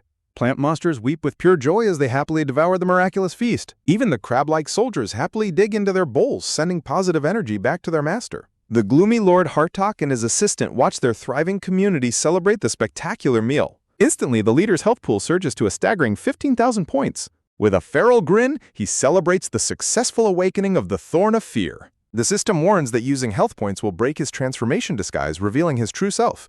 He loudly commands his powerful generals to prepare to lift the massive rubble. Harnessing their restored power, the heroes violently hurl the giant boulders off their backs. Utilizing his massive health reserve, he maxes out his new skill to level 13. Ruslan recoils in horror, unable to comprehend the massive dark power before him. Shedding his human disguise, the leader stands revealed as a terrifying horn-crowned demon. The rescued citizens stare in stunned silence at the monstrous savior standing before them. His heavy, armored boot stomps onto the stone ground with immense, world-shaking force. Leaping high into the air, the demon lord unleashes a massive barrage of crimson spikes. Deadly red spears shoot violently upwards, slicing through the darkness of the collapsing cavern.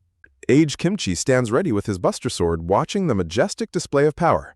The blonde warrior's massive blade catches the red glow of his companion's incredible attack.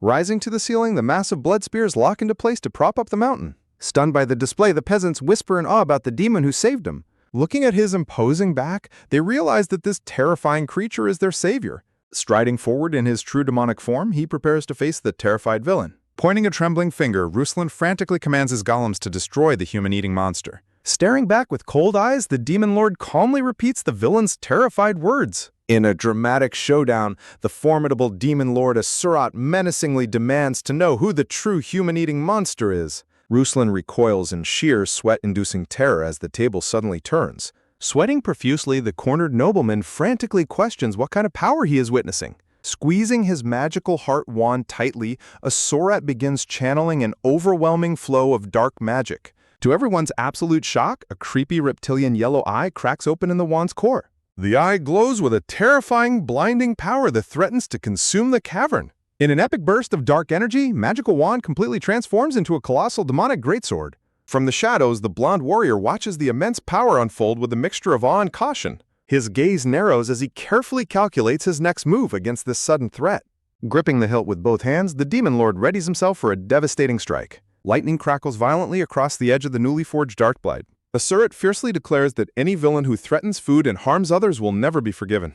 With a blinding surge of speed, the demon lord launches a massive offensive against the spire golems. He unleashes a spectacular upward swing, sending a colossal shockwave of purple energy slicing through the air. The catastrophic blast completely tears apart the darkness of the cavern. A torrent of pure destructive energy erupts, leaving absolutely no room for escape. Sliced into clean halves, the massive security golems are completely dismantled in an instant. A blinding shockwave of purple fire vaporizes the falling debris, saving everyone below. Ruslan stands frozen in absolute disbelief, realizing his ultimate weapons have been effortlessly destroyed. A broken piece of the golem's armor flashes harmlessly through the air.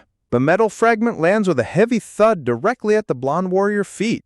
Silence falls over the battlefield as Asurat looks down, sweating from the sheer physical strain. The blonde warrior laments with deep sorrow that their savior is indeed a demon in the end. Left completely defenseless, Ruslan collapses to his knees as the warriors close in on him. The blonde warrior stares in conflicted silence, struggling to accept the true identity of his companion. Asurat looks back with a solemn, silent gaze, ready to accept whatever judgment comes next. Standing tall in his dark demonic armor, he bravely prepares to face his destiny. He slowly reaches his hand out toward the menacing demonic sword. The ominous blade glows with a soft purple light as it begins to respond to his command. In an unexpected turn, the terrifying weapon reverts right back into its harmless heart wand form. Bracing for a fatal blow, Asurat silently begs his allies to spare the innocent lives behind him. His loyal red-haired ally and beast companions watch in absolute horror as their leader surrenders. The blonde warrior stares in quiet contemplation, deeply moved by the monster's unexpected selflessness. Closing his eyes, he takes a deep breath to make his final, heavy decision. He sighs in deep disappointment, expressing his genuine regret that they could not have been allies. Asurat's eyes widen in absolute shock as he realizes the warrior's peaceful intent.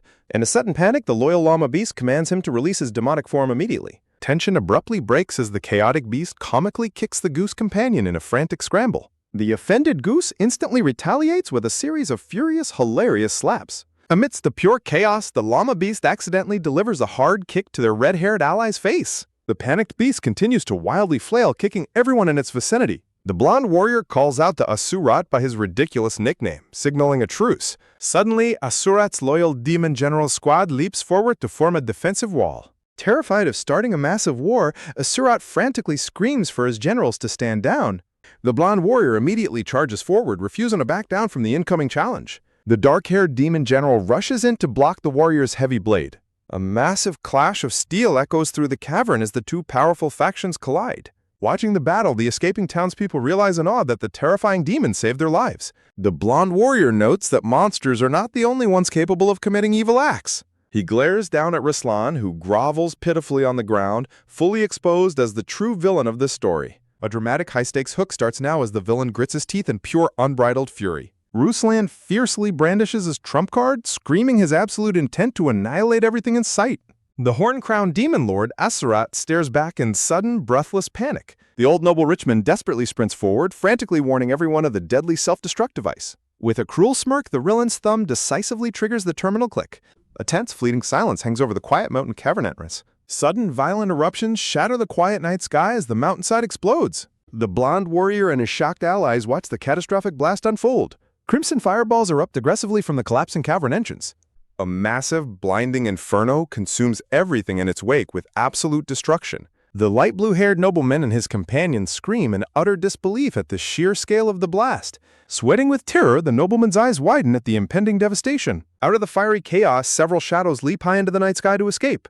The light blue-haired nobleman points upwards, stuttering in complete awe at what he sees. He gasps in shock as he realizes a terrifying demon is carrying the old noble on his back. Landing heavily on the grass, the demon squad successfully evacuates with their cargo. Asurat turns to his cargo, barked orders masking his underlying relief. Clinging to his back, the terrified Richmond frantically demands to know why he was abducted. The demon lord smirks, declaring that Richmond's stellar food management skills have officially earned him a new job as their warehouse manager. The old merchant's face twists into a state of absolute comedic shock. Without wasting a single second, the demon lord commands his squad to move out immediately. Back at the burning cave, devastated townspeople cry out in anguish for their trapped loved ones. Suddenly, a heroic silhouette emerges from the raging curtains of fire, drawing gasps of hope. Emerging unscathed from the blinding heat, a legendary figure steps forward. Harnessing his incredible power, the blonde warrior safely escorts the surviving peasants away from the inferno. Overjoyed families weep with pure gratitude as they are miraculously reunited. The light blue-haired nobleman rushes over, frantically questioning the blonde warrior about the fleeing demons. He asks if the monsters caused the devastation, but the stoic warrior firmly denies it. Staring into the night, the warrior remains deep in sullen thought. In the distance, the demon squad leaps gracefully over the hills, disappearing into the dark. The blonde warrior softly observes that those creatures did not act like typical demons.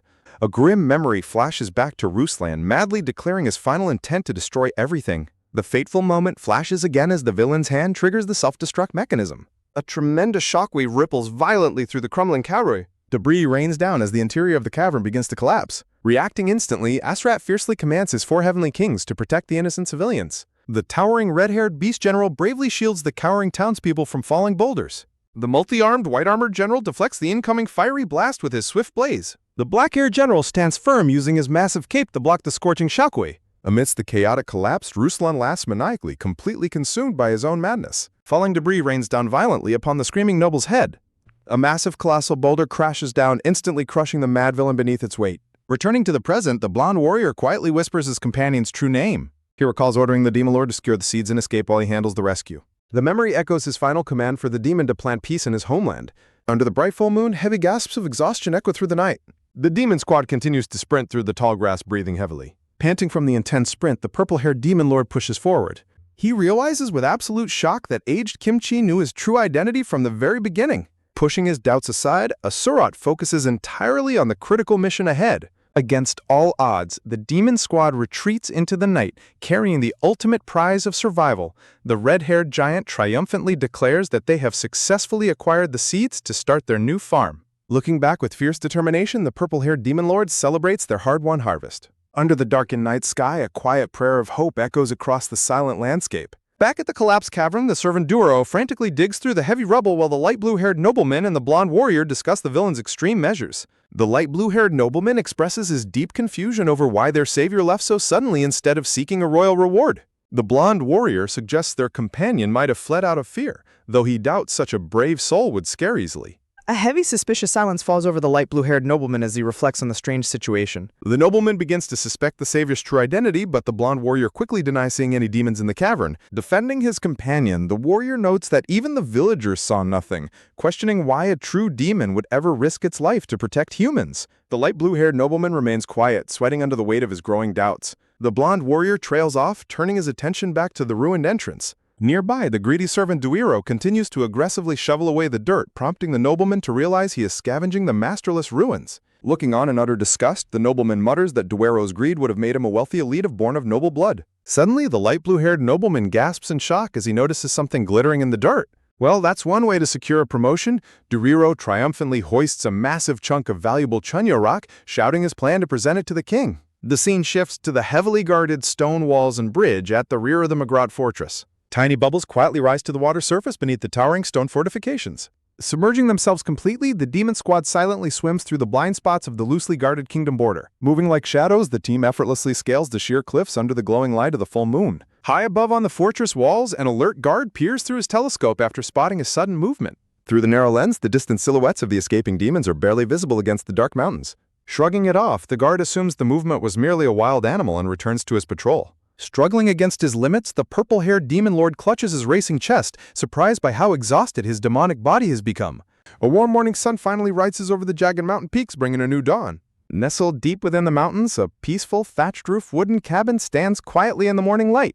Inside the home, a cute little demon girl named Flute greedily gulps down a hot bowl of soup. She raises the heavy bowl high, savoring every last drop of the meager meal. Putting down their bowls, the little girl and an older demon in overalls burst into pure, infectious laughter. The overall-wearing demon offers her more, but Flute happily pats her stomach and insists she is completely stuffed. She stares down at her empty bowl, knowing how precious food has become in their harsh land. Flute's smile fades as she gently warns that they must conserve their remaining rations in case their lord fails to bring back the seeds. Reassuring her, the older demon expresses his absolute faith that the demon lord will successfully return. He softly adds that even if their master fails, they will face whatever comes next together. Beaming with joy, Flute declares she is simply grateful to have experienced what it feels like to be completely full.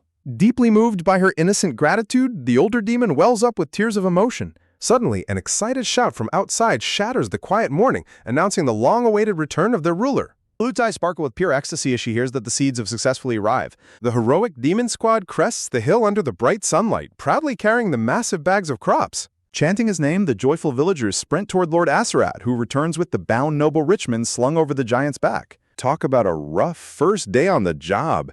The old noble Richmond stares in absolute comical horror at his new demonic neighbors. Seen through Richmond's terrified eyes, the welcoming villagers are hilariously warped into red-eyed, monstrous shadows of doom. The long-haired, black-haired general happily scoops Flute up in a massive celebratory embrace.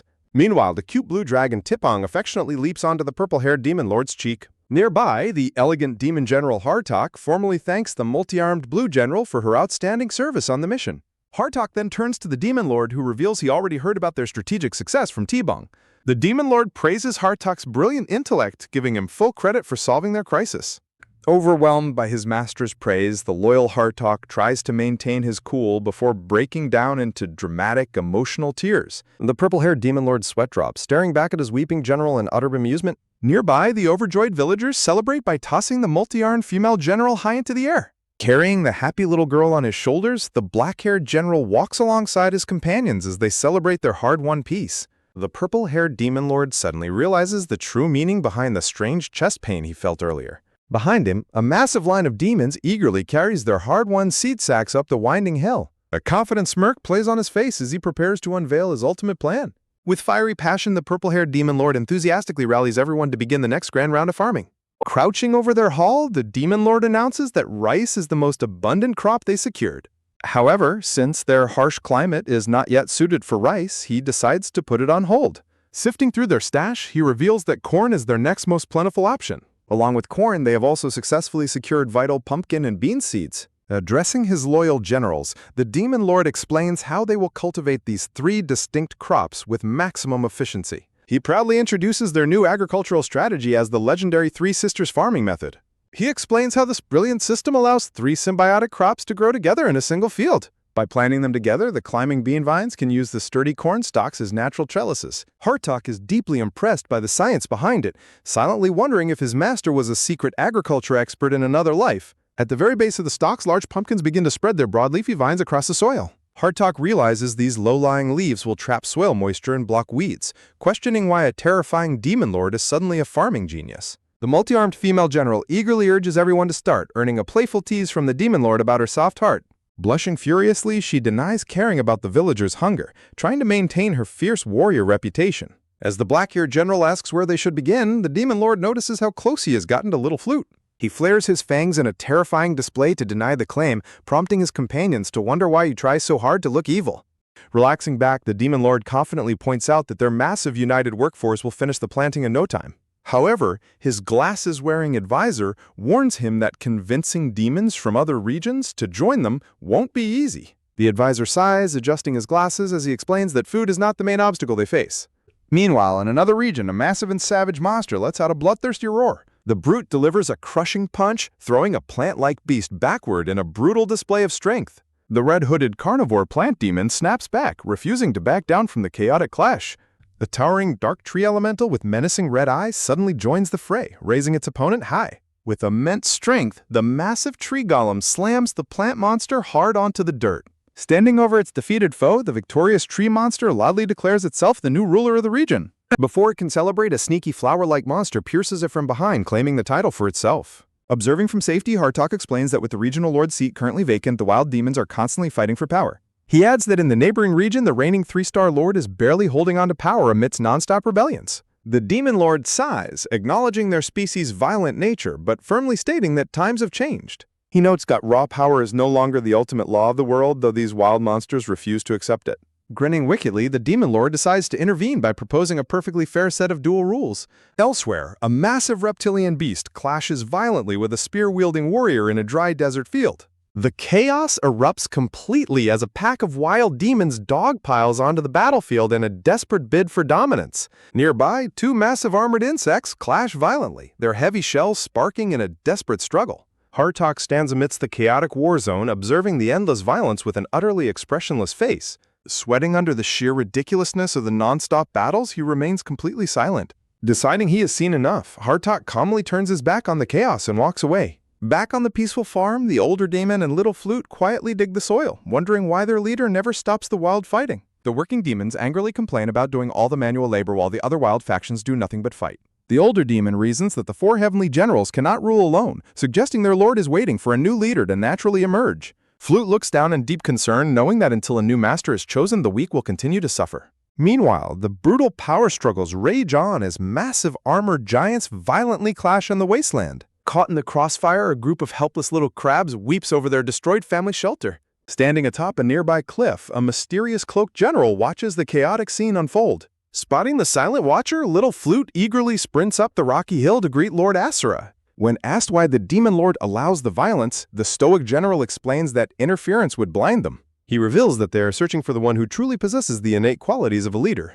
A sudden, deafening crash shatters the peace, catching the black-haired General Asurat and Little Flute completely off guard. A massive armored beast is violently thrown back, leaving a terrified parent crab screaming for its child. The colossal monster plummets directly toward them, prompting Flute to scream in terror as Asurat leaps to shield her. In a shocking turn of events, a giant golden-shelled turtle slams into the falling beast to intercept it midair. Flute gapes in absolute disbelief at the mysterious savior's sudden and heavy intervention. The defeated beast crashes violently through the campsite, sending dirt and debris flying in all directions. The heavy armored monster lies completely face down in the dirt, entirely knocked out. Furious at the interruption, the giant gray armored crab demon fiercely demands to know who dared stop his duel. A wise old turtle demon slowly emerges from his shell, feebly begging the warriors to end their endless conflict. The old turtle points out that their relentless fighting is destroying the village and ignoring the vital farming work. Standing quietly in the background, the black-haired General Asurat closely observes the brave elder with silent respect.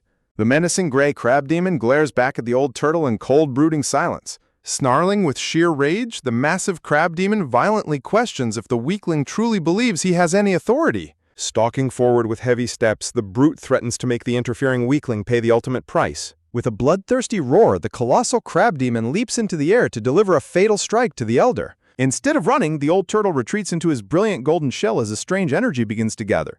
The golden shell suddenly erupts with an intense, blinding radiance that catches the attacker completely off guard. A massive flash of light consumes the entire battlefield, causing the savage duelist to scream out in sudden agony. Even the powerful General Asurat is forced to shield his eyes as the blinding flash completely overwhelms his vision. The colossal duelists roll helplessly on the ground, completely blinded by the elder's defensive burst. Terrified by the chaos, Flute runs frantically toward Asurat, shouting his name in sheer panic. Catching his breath on the ground, Asurat pantingly confirms that this is exactly the kind of candidate they were searching for. The gentle old turtle slowly departs, safely carrying the grateful little crabs on his back. Meanwhile, in a devastated forest, a majestic, green-clad, silver-haired plant goddess floats down to heal a fallen tree demon. The wounded tree warrior groans in pain as her warm, mystical light begins to envelop his fractured body. With a gentle swoosh, the radiant natural magic flawlessly mends the warrior's shattered wooden shoulder. Kneeling beside him, the compassionate silver-haired goddess gently asks the fallen warrior if he is all right. The tree demon guiltily questions why she would help him when his reckless fighting destroyed her home, but she softly reassures him. The kind plant goddess admits that her own weakness makes her empathize deeply with the suffering of others. High up in the branches, the blue-armored female general watches the touching display of compassion with a thoughtful silence. Elsewhere, an adorable little red dragon eagerly approaches the glasses-wearing advisor, begging to learn how to farm. Standing beside the muscular general, the glasses-wearing advisor stares down at the tiny creature in deadpan silence. The advisor skeptically questions what such a small, armless creature could possibly contribute to their massive agricultural efforts. Undeterred, the enthusiastic little dragon insists he can plow the fields just as beautifully as the farming corps. He passionately explains that bringing an early harvest will finally bring peace and end the endless fighting. The advisor stares closely at the determined little beast, quietly evaluating his surprisingly noble heart. Ultimately dismissive, the cold advisor tells the little dragon he is useless and demands that he leave. As the advisor walks away, the rejected little dragon stands completely alone, staring down in deep disappointment. Tears well up in his eyes, but a sudden spark of fierce, unyielding determination takes over. Perched on the advisor's shoulder, the cute baby blue dragon T-Bong suddenly looks back, sensing a strange energy. With a sudden burst of power, the little red dragon begins to spin at high speeds like a massive drill. Rocketing forward, the spinning dragon tears through the dry earth, perfectly plowing the fields at incredible speeds. Flute watches in pure awe as the tiny dragon easily tills the massive wasteland in a spectacular display. Looking back at the beautifully tilled soil, the advisor smirks, realizing they have found another extraordinary candidate. Back in the throne room, the purple-haired demon lord reflects on how their wild world has always been ruled by raw strength. He narrows his eyes, firmly declaring that their new society must instead be built on the foundation of unity. He envisions a leader who can unite the demon lands through empathy, compassion, and true acceptance. The demon lord commends his gathered heavenly generals, ordering them to assemble all the demons for a massive battle tournament. The glasses-wearing advisor points out that all their chosen candidates are physically weak and highly unlikely to win a fight. Grinning wickedly, the purple-haired demon lord cryptically questions if his advisor even understands the true genius behind his master plan. With a sinister, bone-chilling grin, the purple-haired demon lord is about to completely rewrite the rules of combat itself. Standing at the peak of a towering cliff, the supreme ruler demands the undivided attention of the entire demon horde. He acknowledges their brutal history, recognizing that raw power has always determined who gets to rule the demon lands. He declares that the endless bloodshed must stop immediately to preserve their precious agricultural workforce for farming. To replace their violent clashes, the Lord reveals a revolutionary test of speed, foresight, and absolute mental supremacy. He dramatically announces the ultimate conflict resolution game of their new era: rock, paper, scissors. A brief structural pause shifts our focus as the intricate stages of this mental battlefield are laid bare. A tense silence descends over the wasteland as the massive crowd holds its breath. With a booming announcement, the historic and bizarre duel officially begins. The Lord stands between his top generals to outline the strict rules of this ultimate hand game. Under these rules, each participating warrior is permitted to wield a different weapon in each hand. The ruler raises 3 clawed fingers to introduce the trio of elements that govern their new battlefield. The closed fist represents a world-shaking hammer capable of shattering the very earth. The 2-finger gesture serves as a lethal guillotine designed to slice through the heavens. The open palm acts as the final element, a magical cloth designed to wrap and neutralize the hammer. The great ruler suddenly freezes in a comical moment of absolute deadpan silence. He sighs in frustration, deeply annoyed that the final weapon sounds incredibly lame compared to the others. A glowing blue system notification pops up to insult his vocabulary, immediately sparking a furious argument. The outraged warrior snaps back at the holographic messenger, demanding to know if it wants to die. He calms down and explains how these 3 chosen weapons share a perfect cycle of mutual counters. In this cycle, the unstoppable power of the hammer easily crushes the sharp edge of the guillotine. The lethal edge of the guillotine cleanly slices through the soft defenses of the cloth. Finally, the versatile cloth wraps around the hammer to completely neutralize its destructive momentum. Confident in his tutorial, the ruler asks any confused demons in the audience to raise their hands. Several slow-witted monsters eagerly raise their limbs, completely failing to grasp the basic rules. With an outraged roar, the demon lord instantly disqualifies every single monster who raised a hand. A small group of surviving candidates stands in stunned, awkward silence as the crowd thins out. The lord prepares to resume his masterclass, locking eyes with the remaining elite contenders below. The 2 legendary generals face off to perform a flawless demonstration of the high-speed duel. On the final count, they must instantly throw forward their chosen weapon with lightning-fast reflexes. A brilliant explosion of energy erupts as their high-speed moves collide midair. The cloaked general confidently reveals his weapon, a heavy, rock-solid fist. The armored female general counters with an open palm, representing the versatile cloth. The female warrior gasps in pure shock as she realizes her hand has perfectly countered his. Holding his hand tightly, she squeals in absolute delight over her sudden, flawless victory. She literally jumps for joy, celebrating her triumphant win right in front of the stoic warrior. She beams with a radiant, blushing smile, completely lost in the thrill of her victory. The legendary general blushes furiously under his hood, completely flustered by her sudden closeness.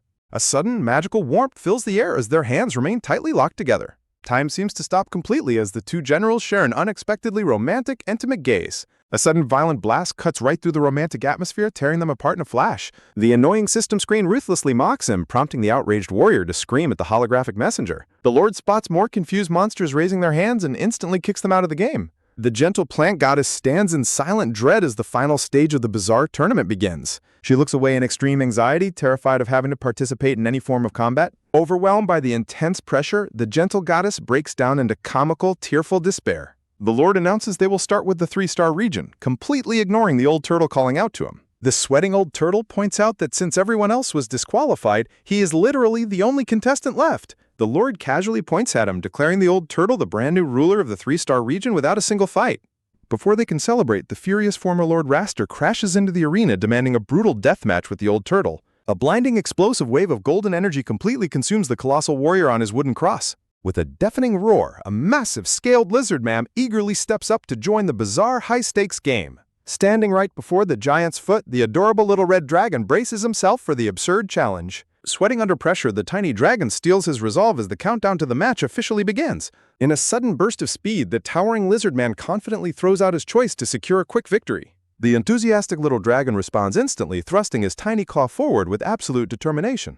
The tiny dragon panics in sheer terror as the giant lizard man's massive claws easily counter his move. Crouching down in utter confusion, the giant lizard man realizes his opponent is simply too small to even see. Seizing the sudden distraction, the purple-haired demon lord drops down with a crushing blow to disqualify the distracted giant. With a wide grin, the dramatic demon lord triumphantly declares the tiny red dragon as the match's victor. The ruler enthusiastically points at the little champion, explaining how the tiny dragon's move actually won. A close-up reveals a green-scaled claw throwing out a widespread palm to counter the opponent's fist. On the other side, a heavy gray fist is thrown out to secure another surprising victory. Lifting the tearful champion high into the air, the ecstatic demon lord proclaims him the new lord of the 4-star region. The purple-haired lord looks away thoughtfully, wondering who will claim the final region's crown. The tournament shifts focus as the remaining contestants prepare to settle their dispute with another countdown. Sneering confidently, the giant tree warrior mockingly remarks that his gentle opponent was never meant to be a fighter. The gentle silver-haired plant goddess breaks into a nervous sweat as her ruthless opponent continues to look down on her. Suddenly, a bright holographic notification pops up, catching the purple-haired demon lord's immediate attention. Far beyond the chaotic demon lands, a peaceful, sun-drenched valley stretches across the majestic human realm. At the heart of this green empire lies Marnika Kingdom, a grand capital of towering white castles. Sunlight streams through a massive, beautifully decorated stained-glass window of the royal palace. Inside, the handsome blonde-haired warrior sits silently, holding a highly unusual heart-shaped magical wand. Deep in his thoughts, he remembers a dark, formidable demonic blade glowing with an ominous purple aura. He turns the cute, heart-shaped wand over in his hands, reflecting on its true, overwhelming power in past lives. He recalls a past life where he wielded that dark, mystical energy to easily decimate hordes of terrifying beasts. Staring at the pink wand, he wonders how the demon lord managed to unleash its legendary true form. Lost in deep contemplation, the serious warrior begins comically waving the cute wand back and forth. He continues to test the wand's balance with an intensely stoic expression, swiping it through the air. He stops and stares at the toy-like weapon, entirely bewildered by its ridiculous current appearance. He deeply reflects on his past 10 lives, realizing he was nothing more than a mindless puppet of destiny. Slouching forward in somber silence, the blonde warrior struggles with his inability to truly stand on his own. He gazes intently at the heart wand, wondering if reclaiming its true power will finally grant him real freedom. A sudden knock at the door breaks his focus as the silver-haired envoy requests permission to enter. The elegant, silver-haired noble steps inside to happily announce that the human king was highly pleased with their success. The noble warmly credits their smooth journey entirely to the blonde warrior's invaluable presence. The humble warrior quickly redirects the praise, insisting their companion's contributions were far greater than his own. He glances down thoughtfully, his eyes reflecting a quiet, unresolved determination. The cute heart-shaped wand rests in his grip, a symbol of the destiny he is desperate to control. Looking up at the envoy, the blonde warrior politely asks if he can request one important favor. High above the royal castle, the king's commanding voice echoes to celebrate the envoy's successful mission. The king proudly proclaims that the mysterious demon lands hold countless secrets waiting to be discovered. From his grand throne, the majestic ruler looks down at his kneeling knights to deliver a historic decree. He orders the red-haired captain to lead a grand expedition and search the demon lands from top to bottom. Meanwhile, a legendary realm on the edge of complete annihilation prepares for an inevitable, cataclysmic clash. Massive winged dragons soar through the endless clouds as ancient gates open to let loose a brutal army. To save this gorgeous land, elite heroes must hunt legendary beasts and forge weapons of unmatched power. Back in the arena, a massive rose monster stomps its thorny vines to initiate the next high-stakes match. The giant tree warrior prepares to clash against the plant goddess under the tense, dust-filled arena sky. Watching from the sidelines, a mandrake demon confidently explains that the plant-type crown is practically already decided. A monologue explains that Multius possesses immense speed and power, viewing the world in slow motion. Despite the warning, the golden-haired warrior remains unimpressed by Multius' supposed greatness. The silver-haired plant goddess trembles in terror while her companion demands her opponent stop talking. The demon lord reflects on how prior competitors forfeited upon realizing they had already lost. When the plant goddess asks to forfeit, the demon lord angrily refuses to allow it. With a terrifying roar, the demon lord threatens to consume any remaining cowards. The terrified plant goddess trembles in silence under the weight of his threat. The demon lord walks past his silent warriors, maintaining a stern and authoritative presence. He gives a subtle, command-ready glance to his waiting elite generals. The four heavenly kings respond with a synchronized silent nod of agreement. Raising his hand, the demon lord loudly orders the two competitors to get ready. The countdown begins as the giant tree warrior and the plant goddess prepare their moves. With a fierce shout, the demon lord commands them to unleash their chosen weapons. Multius roars in complete shock as a massive explosion of energy erupts between them. The plant spectators gasp in absolute disbelief at the sudden turn of events. Both competitors remain suspended in midair as the dust from their clash settles. The giant tree warrior stares at his own hands in stunned, silent confusion. The silver-haired plant goddess gazes at her leaves in equal, wide-eyed bewilderment.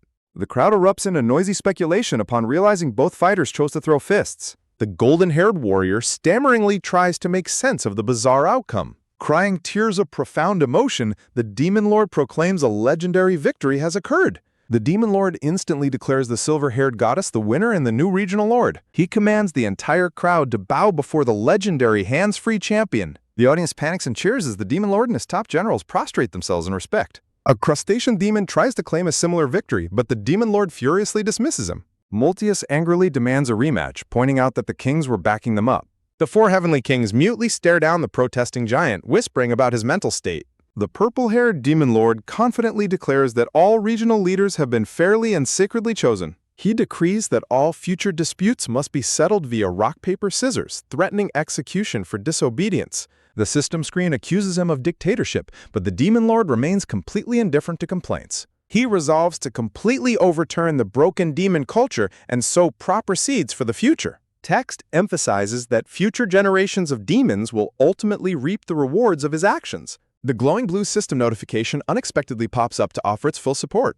The demon lord tells the system to stop with the cheesy talk, prompting a snarky banter between them. The system reacts defensively to his comments, sparking another petty argument between them. Raising his armored fist, the demon lord announces the launch of a revolutionary farming method. A grand cheer echoes across the cliffs as the ruler rallies his enthusiastic demonic subjects. The dragon beasts roar with absolute excitement, leading the charge to begin the agricultural project.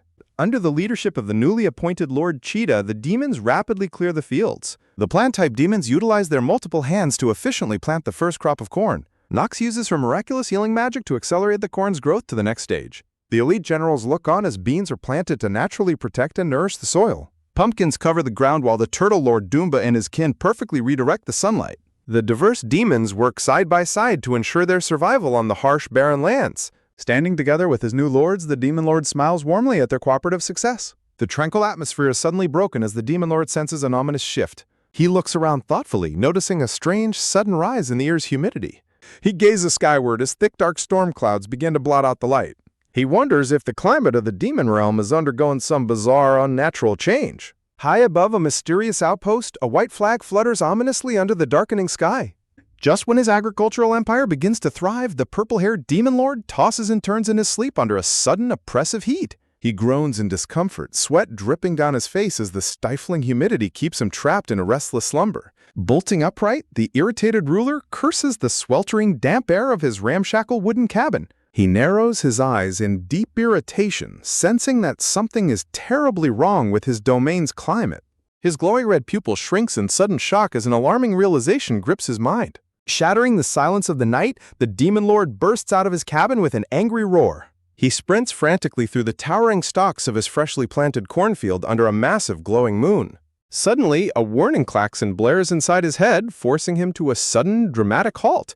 Desperate, ghostly pleas for help echo through the dark fields, sending shivers down his spine. A sharp system notification chimes as the Demon Lord whirls around to face his dying crops. A blue holographic warning panel delivers devastating news. A deadly fungus is actively ravaging his precious corn. The system warns that the lethal spores will rapidly spread and completely wipe out the entire harvest. Gaping in absolute disbelief, the desperate ruler realizes his fatal mistake of letting his guard down. He inspects a diseased corn leaf, instantly identifying the horrific blight as gray leaf spot. Meanwhile, the scene shifts to a withered, skeletal forest marking the dangerous entrance of the abandoned human lands. A group of human soldiers carrying blazing torches marches cautiously into the foreboding dead woods. Leading the expedition, the red-haired Captain Bronda grits his teeth, realizing they have already lost their way right from the start. When a soldier suggests making camp, Captain Bronda sternly refuses, warning that the harsh terrain leaves them vulnerable to monsters. He commands his unit to stay highly alert, reminding them they are trespassing deep within dangerous demon territory. The human squad continues their tense march, unaware of the agricultural crisis unfolding nearby. Back in the demon realm, the panicked Demon Lord rallies his elite generals to announce the catastrophic blight. Screaming in absolute fury, he orders his forces to immediately initiate strict quarantine protocols. He commands his multi-armed general Cersei to ruthlessly cut down every single infected cornstalk. Moving like a silver blur, the white-haired Cersei unleashes a flurry of sword slashes to purge the diseased crops. The advisor Hartok barks orders to quickly gather the severed stalks before the spores can spread further. With a mighty roar, a hulking red-haired general slams down his heavy mallet to crush and burn the infected corn. A colossal pillar of raging fire erupts, turning the hard-earned harvest into a massive inferno of ash. Charging through the smoke, the desperate Demon Lord demands an immediate status report from Nux. The silver-haired plant goddess Nox reports that many crops are infected, and their healing magic can only delay the inevitable. Nox and her plant subordinates desperately channel their magic, warning that their defensive spells won't last long. The purple-haired Demon Lord grits his fangs in agonizing frustration, refusing to watch his people starve. A tearful purple-haired demon child asks the hooded general Lord Aserat if they are doomed to suffer starvation once again. Plunking a reassuring hand on her head, Lord Aserat gently comforts the terrified young demon. Leaping high into the air, the Demon Lord glides over the flaming fields, desperately searching his memories for a solution. He recalls his past gaming knowledge, realizing that this specific agricultural disaster always has a hidden workaround.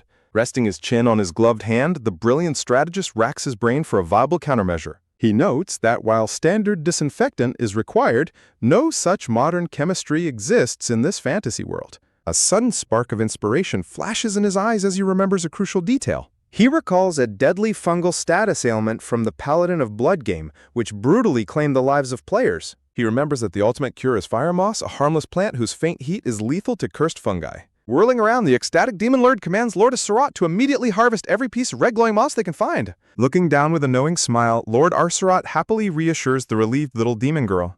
Raising his armored fist, Lord Aserat rallies the plant demons of the two-star region to march toward the Swamp of Decay. From a distance, the little demon girl and the silver-haired General Cersei watch the rescue expedition depart. When Cersei asks if Aserat will be safe, the confident child replies that as one of the 4 heavenly kings, he is invincible. "I'm just a language model and can't help with that." Cersei's face turns bright red as she screams in complete embarrassment, vehemently denying the relationship. The passing Demon Lord casually confirms the rumor, driving the blushing warrior into a hilarious frenzy of denial. Regaining his composure, the Demon Lord orders Hartok to manage worker shifts while he investigates the ruins of the castle. Walking away into the gloom, the determined ruler prepares to face the hidden, dangerous system settings of this world. Determined to teach his subjects a lesson, the purple-haired Demon Lord prepares to illustrate a vital point. Deep within the dark, dead forest, the flickering torch provides the only source of light. Captain Bronda gazes ahead in silent apprehension, sensing a shift in the heavy atmosphere. Emerging from the gloom, a massive ancient stone pyramid stands silently before the shocked human intruders. The soldiers marvel at the colossal structure, questioning if mere demons could possess such advanced intelligence. Spotting a strange keyhole in the ancient wall, a soldier ignores Captain Bronda's stern warning to stay back. Ignoring the warnings, the reckless soldier touches the keyhole, instantly triggering a blinding burst of blue magic. The ancient trap springs shut as a terrifying blue energy begins to violently pull the soldier's life force away. Panicking at the sudden magical trap, Captain Bronda screams at his squad to immediately retreat. It is too late as the malevolent blue energy relentlessly drains the souls of the helpless soldiers. Captain Bronda gasps in horror as his own life force begins to be violently ripped from his chest. Releasing a final silent cry of agony, the captain's soul is forcefully dragged straight into the sky. Above the stone monument, the glowing souls of the 10 sacrificed soldiers soar upward in a tragic dance. The stolen souls swirl together in a massive vortex of pure energy, gathering directly over the pyramid. With a deafening roar, the concentrated spiritual energy detonates in a blinding, pure white flash of light. Far away, the purple-haired demon lord continues his labor, carrying heavy building stones through the night. He stops dead in his tracks, staring in complete disbelief at the massive pillar of light piercing the dark sky. Realizing the source of the anomaly is the forest of deep slumber, his expression hardens with sudden dread. Back at the ancient ruins, the 10 human soldiers lie completely lifeless and unconscious on the cold ground. Struggling on the verge of death, Captain Bronda weakly gasps, completely overwhelmed by the terrifying power. Suddenly, a piercing green eye snaps wide open, shining with ancient, awakening power. Atop the high stone steps of the pyramid, a shadowy horned silhouette emerges against the crimson sky. A powerful female demon gazes down from her prison, her glowing eye cutting through the dark red mist. Standing proudly on the high ledge, the white-haired female demon reveals herself to the lifeless valley below. With a powerful burst of dark energy, a pair of massive, claw-like red wings erupt from her back. She leaps gracefully from the towering monument, gliding effortlessly down through the cold night air. Landing silently on the hard ground, she walks calmly toward the fallen group of human soldiers. Her bare feet step right before the struggling Captain Bronda, cementing his absolute defeat. Raising her slender finger, she begins tracing glowing trails of golden magical energy in the air. A glowing message of pure magic floats above, confirming that the 10 human souls have successfully shattered her ancient seal. Looking up with his remaining strength, the terrified captain takes in her dark skin, white hair, and terrifying features. Revealing her face behind a steel mask, the powerful entity proudly declares herself to be Demon Lord Artinus. Meanwhile, in the Swamp of Decay, the plant-type demons work tirelessly to harvest the glowing red moss. Lord Asurat inspects the harvested moss, hoping this rare resource will finally save their precious crops. A tree warrior informs the hooded general that the area is depleted, prompting Asurat to order their immediate withdrawal. As they prepare to leave, the water ripples as a mysterious figure steps into the swamp. Lord Asurat suddenly pauses, looking around in confusion as he senses a strange presence nearby. An eerie silence settles over the dark swamp as the water ripples again under the dead trees. Through the thick mist, Asurat spots a horned female figure wading gracefully through the murky waters. He narrows his eyes, warily trying to identify the strange interloper trespassing in their territory. Walking right up to them, Artinus demands to know which region they belong to. Looking around with cold curiosity, she wonders why the powerful high-tier regions are so empty. Distrustful and tense, Asurat warily explains that everyone is currently working hard in the cornfields. Suddenly, thick blood-red vines erupt violently from the swamp, tearing through the water's surface. With a single gesture of her hand, Artinus commands the deadly red vines to surround her targets. Asurat's eyes widen in absolute shock as he realizes the sheer, unstoppable scale of her power. In a flash of brutal force, the sharp red tendrils pierce directly through Asurat's defenses. The deadly red vines whip across the entire swamp, instantly ensnaring all the helpless plant demons. Back at the base, the desperate demon lord frantically digs up the earth with the shovel under the night sky. He panics in sheer frustration, realizing the ominous light from earlier undoubtedly originated from the forbidden sealed tomb. An ancient nightmare is about to awaken as the panicked demon lord realizes what lies asleep within the tomb. It is the terrifying demon lord from a previous era, the legendary Artinus. This monstrous entity was infamous as the game's ultimate hidden boss, boasting a near-impossible difficulty level. Long ago, the previous ruler sacrificed nearly everything to seal her away, leaving her barely able to move. Yet even while tightly bound, her overwhelming aura remained completely unchecked. Defeating her required an absurd amount of tries due to her unfair, devastating strength. Knowing numbers alone won't stop her, Kratos frantically worries about the seal breaking. Throwing his shovel aside, he prepares to unleash his own magical power. Summoning his absolute best defensive magic, he calls forth a forest of sharp thorns. He desperately piles on more barriers to bury the entrance under heavy rock. He begs for his efforts to hold as he frantically retreats from the tomb. Meanwhile, the precious crops continue to glow under the strain of preservation. Exhausted from channeling her energy, the silver-haired plant goddess Nox suddenly collapses. The hulking red-haired general catches her just in time before she hits the ground. Panicking, the blue-haired General Cersei screams for a stretcher to help the fallen goddess. Chaos erupts in the fields as workers rush to transport the exhausted plant demons. Stepping forward, the advisor Hartok offers to take over the magical shielding duties. An ally desperately warns Hartok that he is not yet fully healed to perform such magic. A worker curses in horror upon noticing the blight continuing to spread. He yells the devastating news that the rot has breached another section of the field. Suddenly, a strange pressure in the air makes the group look up in alarm. The red-haired general tenses, sensing an ominous presence approaching from above. A colossal streak of white energy suddenly cuts through the sky with terrifying force. The impact sends debris flying, forcing the defenders to brace themselves. Landing with absolute grace, the legendary Artanis stands before them. The elite generals immediately form a defensive line against the mysterious intruder. Glaring with absolute malice, she demands to know why they are ruining her precious territory. Hartok freezes in absolute shock as he recognizes the ancient face before them. She demands answers regarding the missing castle and the whereabouts of her sealer, Moderato. He realizes with pure dread that they are facing the legendary Melody Witch. He nervously explains that Moderato is dead and a new lord, Kratos, now rules. She absorbs the shocking news in tense, heavy silence. Hartok explains that Kratos seeks freedom for their race, rejecting their survival-driven destiny. Unwilling to let their guard down, Cersei prepares to launch an immediate assault. The red-haired general steps up, ready to strike down the intruder. Artanis casually traces a line of magical light in the air to prepare her counter. She arrogantly declares herself the new ruler, ordering them to end their farming efforts. Infuriated by her arrogance, Cersei lunges forward in a blinding flash. She unleashes a furious strike, rejecting the intruder's claim to the throne. Hartok joins the fray, unleashing a torrent of dark purple magic. Moving effortlessly, Artanis easily evades the massive axe swing from the red-haired general. A sudden, violent burst of dark magical energy detonates across the battlefield. The onlookers watch in sheer terror as the clash of power intensifies. In a single brutal movement, Artanis ruthlessly strikes down all three elite defenders. They are thrown back helplessly as Artanis spreads her massive claw-like wings. Hovering high above her defeated foes, she demands to know Kratos' location. Her cold promise of death echoes ominously across the ruined fields. Suddenly, the brave baby dragon flies straight toward the terrifying invader.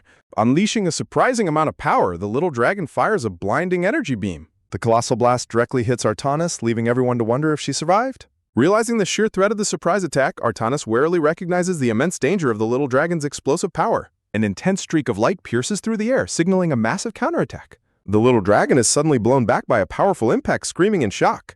Desperately seeking to protect his allies, Kratos slams down a glowing red artifact, activating the legendary Heart of Moderato. The shockwave of the ancient artifact's activation ripples outward, filling the sky with chaotic energy. Massive, blood-red magical thorns erupt across the battlefield, targeting the invading witch with lethal precision. The deadly magical tendrils strike Artanis with a ferocious impact, completely engulfing her in a cloud of dust. As the smoke clears, Artanis gasps in utter disbelief at the sudden and overwhelming countermeasure. Kratos appears high above the battlefield, casually greeting the ancient witch with an arrogant smile. Flashing a wicked grin, Kratos taunts the ancient demon lord while holding the key to her defeat. Lore reveals that the previous ruler, Moderato, possessed power on an entirely different level compared to Kratos. Long ago, Moderato absorbed the power of his fellow heavenly kings to challenge his former master Artanis. Though their combined forces were crushed by her voice, Moderato sacrificed his mana to seal Artanis away. Still paralyzed by fear, Moderato forged a unique tool from his own physical essence to stop Artanis if she ever broke free. Exploiting Moderato's weakened state, Kratos ruthlessly backstabbed him to seize power for himself. Kratos boasts that the ancient barrier keeping her contained is powered by none other than Moderato's physical heart. Artanis dismisses the barrier, unbothered by whatever magical cage they think they have placed her in. Pointing directly at the elite generals standing behind Kratos, Artanis coldly declares that they must die. Sensing the immediate danger, Kratos screams at his loyal generals to run to safety. Spikes rain down as Bahal and Cersei scramble to dodge while Kratos watches the chaos in mock alarm. Reaching his hands outward, Kratos channels his magic to pull his allies out of harm's way. In the nick of time, Kratos grabs his generals just before they are overwhelmed. The deadly spikes strike empty ground as Kratos successfully pulls his companions to safety. Unexpectedly, the magical backlash from the barrier strikes Artanis directly. The violent magical shockwave crashes against the barrier, sending dust flying everywhere. Stunned and speechless, Artanis struggles to comprehend how her powerful attack was completely neutralized. Kratos smugly mocks the ancient witch, thoroughly enjoying her visible state of shock. Kratos reveals that the barrier only targets Artanis, allowing anyone else to enter and exit completely unimpeded. Demonstrating his point, Kratos casually steps right through the shimmering barrier to mock her further. Trembling with absolute rage, Artanis prepares a devastating strike to break through the magical cage. Artanis slams her hand against the barrier, triggering a massive, explosive magical backlash. The powerful rebound from the barrier hits Artanis, violently throwing her backward. Kratos bursts into hysterical laughter at her failed attempt to brute force her way out of the seal. In the game's mechanics, players had no chance of healing during the boss fight unless they deactivated the barrier. Stepping inside the active barrier only made her attacks more chaotic, turning the heart into a crucial item for survival. With a chilling, fanged smile, Kratos proposes they sit down and have a civilized conversation. Artanis glares back with murderous intent, clearly uninterested in playing by his rules. Kratos calmly demands to know her motives and why she suddenly attacked his citizens. Taking a deep breath, Artanis slowly calms herself down to address the current demon lord. Artanis directly asks if Kratos is the one currently ruling over the demon realm. Kratos nonchalantly confirms his status as the current leader of their race. Artanis boldly declares her intention to kill him and reclaim the throne, prompting Kratos to ask about her ultimate plans. While Artanis plans to launch a massive invasion on human lands, Kratos suggests they can live peacefully by farming. Kratos points out that war only brings mutual destruction and that peaceful survival is the smarter path. Artanis dismisses his peaceful ideals, confidently claiming that farming is impossible in this harsh environment. Kratos stares at her with complete disbelief, hilariously questioning if her eyes are just decorative. Kratos proudly gestures to the thriving crops his people work tirelessly to cultivate. Kratos complains that their crops are currently sick, blaming her for messing up their urgent treatment plans. Artanis silently observes him, finding his unconventional attitude highly unusual for a demon lord. Reflecting on how he risked his life to save his subordinates, she realizes there is more to this unusual lord than meets the eye. Standing defiant before her enemies, the ancient witch cannot believe this new lord actually refers to his disposable subjects as his own children. Her intense purple eye narrows as she silently processes this bizarre concept of a protective leader. Artanis mocks the current demon lord's sanity, but Kratos calmly fires back that her murderous tendencies are far more unhinged. Kratos complains that her skimpy outfit is completely indecent, while an outraged Artanis defends it as her signature battle armor. Flashing a smug grin, Kratos holds up the glowing heart artifact and suggests she simply run along back home. Realizing she is completely powerless against his defensive barrier, the ancient witch lets out a defeated sigh. Artanis proudly declares she will launch her human invasion alone, while a relaxed Kratos happily bids her farewell. She slowly turns and walks away, her massive figure fading into the shimmering, colorful barrier. Believing the threat is past, Kratos casually reaches to deactivate the protective shield with a swift click. In a flash, Artanis whips around with a vicious red glowing claw, gloating that he foolishly fell for her bluff. But Kratos was one step ahead, shouting that she was the one who fell for his trap as he slams the barrier active again. Artanis gasps in sheer shock as her lethal strike collides harmlessly against the suddenly revived magical shield. Safely ducking low on the other side, Kratos smirks as the ancient witch is once again locked tightly in her cage. Frustrated, Artanis tests the boundaries of the shimmering magical wall to see if any escape is possible. She physically struggles against the glowing barrier, only to find herself completely locked down inside the small space. Looking down at her clawed hand, the reality of her inescapable confinement finally begins to set in. Circe asks if they are truly going to leave the legendary witch trapped there, but Kratos points out she will eventually just starve. Suddenly, the adorable young demon girl Flute runs up to make sure her beloved General Circe is unharmed. Back inside the barrier, Artanis unleashes a massive surge of dark energy, ripping at her own bindings and clothing in frustration. Circe instantly panics, covering Flute's eyes while screaming at the ancient witch to cover herself up. Stripped down to a much simpler, sleeveless dark outfit, the legendary witch stands in silent, awkward defeat. Artanis continues to tear away the remaining shredded fabric, looking completely miserable and exhausted. Ignoring the bizarre scene, Kratos claps his hands to rally his people and get them back to treating the crops. The demons immediately head back to work, rushing into the fields to resume their urgent agricultural duties. Left alone behind her magical prison, Artanis watches in utter disbelief as demons actively work together to save each other. As the sun begins to set over the rugged mountains, a sharp clinking sound echoes through the quiet sky.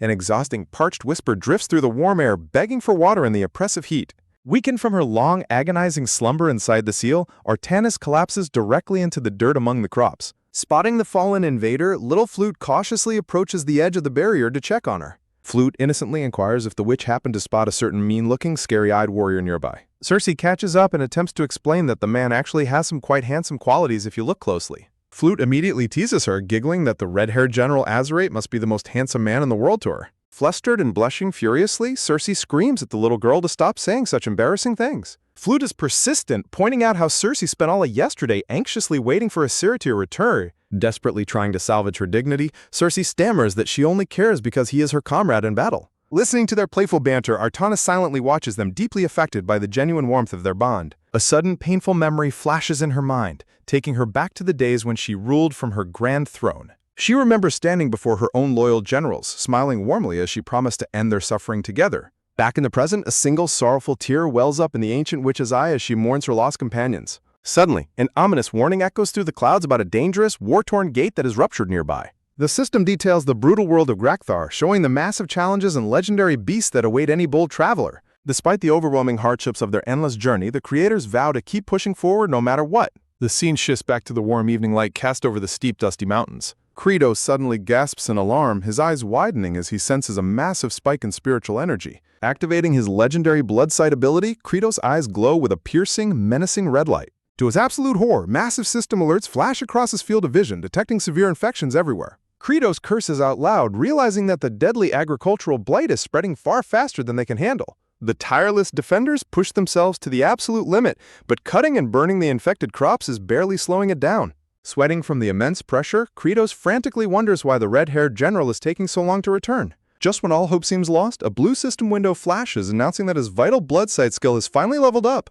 Overcoming intense eye-bursting pain, the Demon Lord pushes his blood sight skill past its absolute limits. System notifications flash across his vision, announcing a drastically reduced required focus time and an extended future prediction window. Credos analyzes the sudden level up with frustration, realizing the upgrade offers little immediate help for their current agricultural emergency. A crucial new system alert relieves that his ability to read the exact thoughts and emotions of others has been significantly enhanced. Out in the fields, Cersei quickly coordinates with her giant ally Bahal to speed up their crop rescue efforts. Blade in hand, the multi-armed warrior stands guard near the glowing barrier, holding their dangerous captive. Cersei raises her voice to demand answers from the trapped ancient witch regarding their missing companion. The white-haired witch stands silently behind the magical wall, glaring back at the armored general. Artanis mockingly questions why they are so desperately searching for a single missing warrior during a crisis. Cersei explains that the missing warrior's return is the only thing standing between their crops and total ruin. Artanis coldly suggests a brutal solution, stating they should simply resort to cannibalism if starvation sets in. Outraged by the heartless advice, Cersei fiercely strikes the barrier in a sudden fit of rage. Credos quickly intervenes to restrain his furious general, warning that damaging the shield will break the seal. Approaching the shimmering wall, Credos addresses the captured witch to seek the truth behind her actions. Credos demands to know why she chose to spare the life of their red-haired general during her initial raid. Artanis smugly claims she only spared the warrior to recruit her into her own invading forces later. Refusing to believe her lies, Credos activates his upgraded blood sight to peer directly into her deeply buried memories. The mystical vision pulls him backward through time, shifting the scene to a clear blue sky from a forgotten era. A massive demon horde stands assembled on a cliffside, overlooking a prosperous human castle ripe for conquest. In the past, her trusted general Moderato gloats over how effortlessly they crushed the weak human defenses. Her loyal generals gather to praise her overwhelming strength, acknowledging her supreme status as the Melody Witch. They recall how her beautiful enchanting song easily drained the human army's will to fight, forcing them to surrender. While her bloodthirsty generals argue about slaughtering the survivors, they joke about saving the human meat for later. Artanis remains completely silent, her expression filled with a growing, hidden sorrow over their violent nature. Watching peaceful human farmers harvest their golden fields, she wonders why demons must always resort to slaughter to survive. Stealing her resolve, the ancient lord raises her voice to address her victorious army. She shocks her entire command by suddenly ordering a complete retreat back to their desolate homeland. Moderato reacts with absolute outrage, frantically questioning why she is abandoning their hard-won prey to face starvation. Artanis reminds them of their childhood promise to build a peaceful world where demons would never have to starve or devour each other. With a bright, hopeful smile, she enthusiastically proposes that they learn to farm just like the humans do. Moderato can only stare back in stunned silence, unable to comprehend his leader's radical new dream. The scene shifts to their return, showing the harsh, dry winds sweeping across the barren canyon of the Demon Realm. Their agricultural dreams quickly turn to dust as the unforgiving, toxic soil yields only dead, withered plants. Standing alone before the barren fields, Artanis experiences the crushing weight of her failure to feed her people. Her quiet grief is interrupted as a small messenger demon flutters down to deliver an urgent message. The messenger reveals that her general Moderato is urgently searching for her deep within the dark forest. Puzzled by the sudden summons, she wonders what her trusted advisor could possibly want in such a place. She ventures deep into the dark, twisted woods, calling out into the eerie silence for her companion. A sudden, horrifying discovery in a small clearing causes her to gasp in pure shock. Before her stands a massive, terrifying stone temple that has mysteriously appeared in the woods. To her absolute horror, her three most loyal generals hang crucified on wooden crosses, their chests brutally hollowed out. She screams their names in desperate agony, completely devastated by the horrific slaughter of her trusted friends. As she weeps, the dark silhouette of Moderato looms menacingly directly behind her unguarded back. Before she can react, his clawed hand violently clamps down over her mouth, completely silencing her screams. He channels a sinister purple magical energy directly into her throat to disable her lethal singing voice. An oppressive, glowing collar of magic tightens around her neck, cutting off her breath and her power. With a powerful burst of force, she manages to break free and cast her attacker backward into the dirt. Moderato lies panting on the ground, a cruel, breathless chuckle escaping his lips. He grins triumphantly, gloating that his treacherous plan to permanently seal away her legendary voice has succeeded. Clutching her throat in sheer panic, the silenced lord can only make muffled sounds as she desperately demands an explanation for his ultimate betrayal. In a terrifying betrayal from her past, the ancient witch Artanis faces the cruel mockery of her trusted general Moderato, who taunts her weakness. Clutching her silenced throat, Artanis desperately tries to plead with the cold-blooded traitor, unable to believe his sudden cruelty.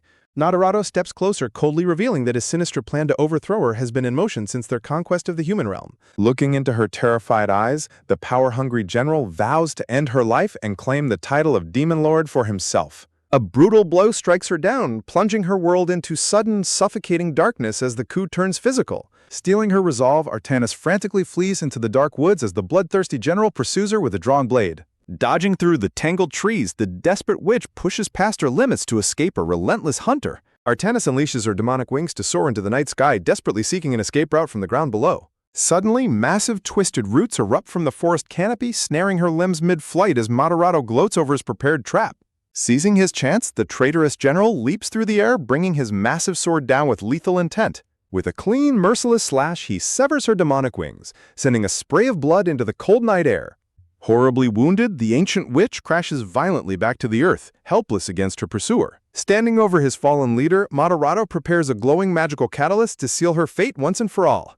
He mockingly steps onto her back, declaring that raw power is the only true law of demons, and ridiculing her foolish dream of farming. Artanis weeps in agony, reminding him of his solemn promise to help her save their starving people.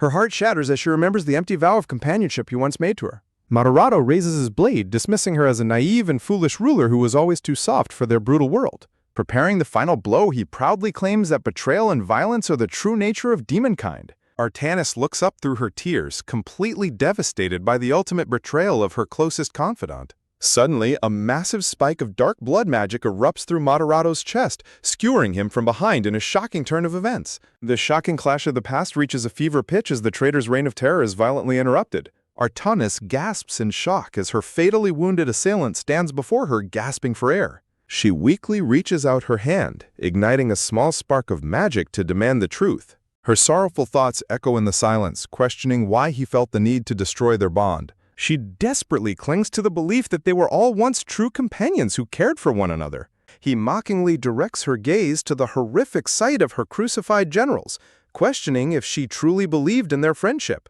Coughing up blood, Moderato reveals that her fallen generals were also plotting to murder her, claiming all demons are inherently treacherous. A painful memory flashes of her childhood when she stood smiling alongside her companions under a warm, peaceful sunset. With his final breath, the dying traitor unleashes a colossal beam of blue mana directly from his mouth to trigger his final trap. Artanis realizes to her horror that her own magical energy is rapidly leaking out, feeding the sinister spell. The beam of stolen mana surges high into the sky, illuminating the dark forest with an ominous glow. The colossal magical energy erupts above the temple, solidifying into a massive, inescapable ceiling barrier. With a wicked, triumphant grin, Moderato bids her a final farewell as his life fades away. Massive spectral chains shoot down from the ceiling array, wrapping tightly around the helpless witch. The heavy chains bind her limbs, completely trapping her as the ancient temple seal activates. A brilliant, blinding burst of energy erupts, dragging her deep into the earth to begin her centuries of torment. The seal slams shut with absolute finality, plunging the ancient lord into a deep, silent slumber. Shifting back to the present, the demon lord Credo stands before the magical prison, observing the ancient witch's tragic memories. Artanis demands to know how he could possibly understand the painful truth of her past betrayal. Credos replies with absolute confidence, reminding her of his supreme authority as the current demon lord.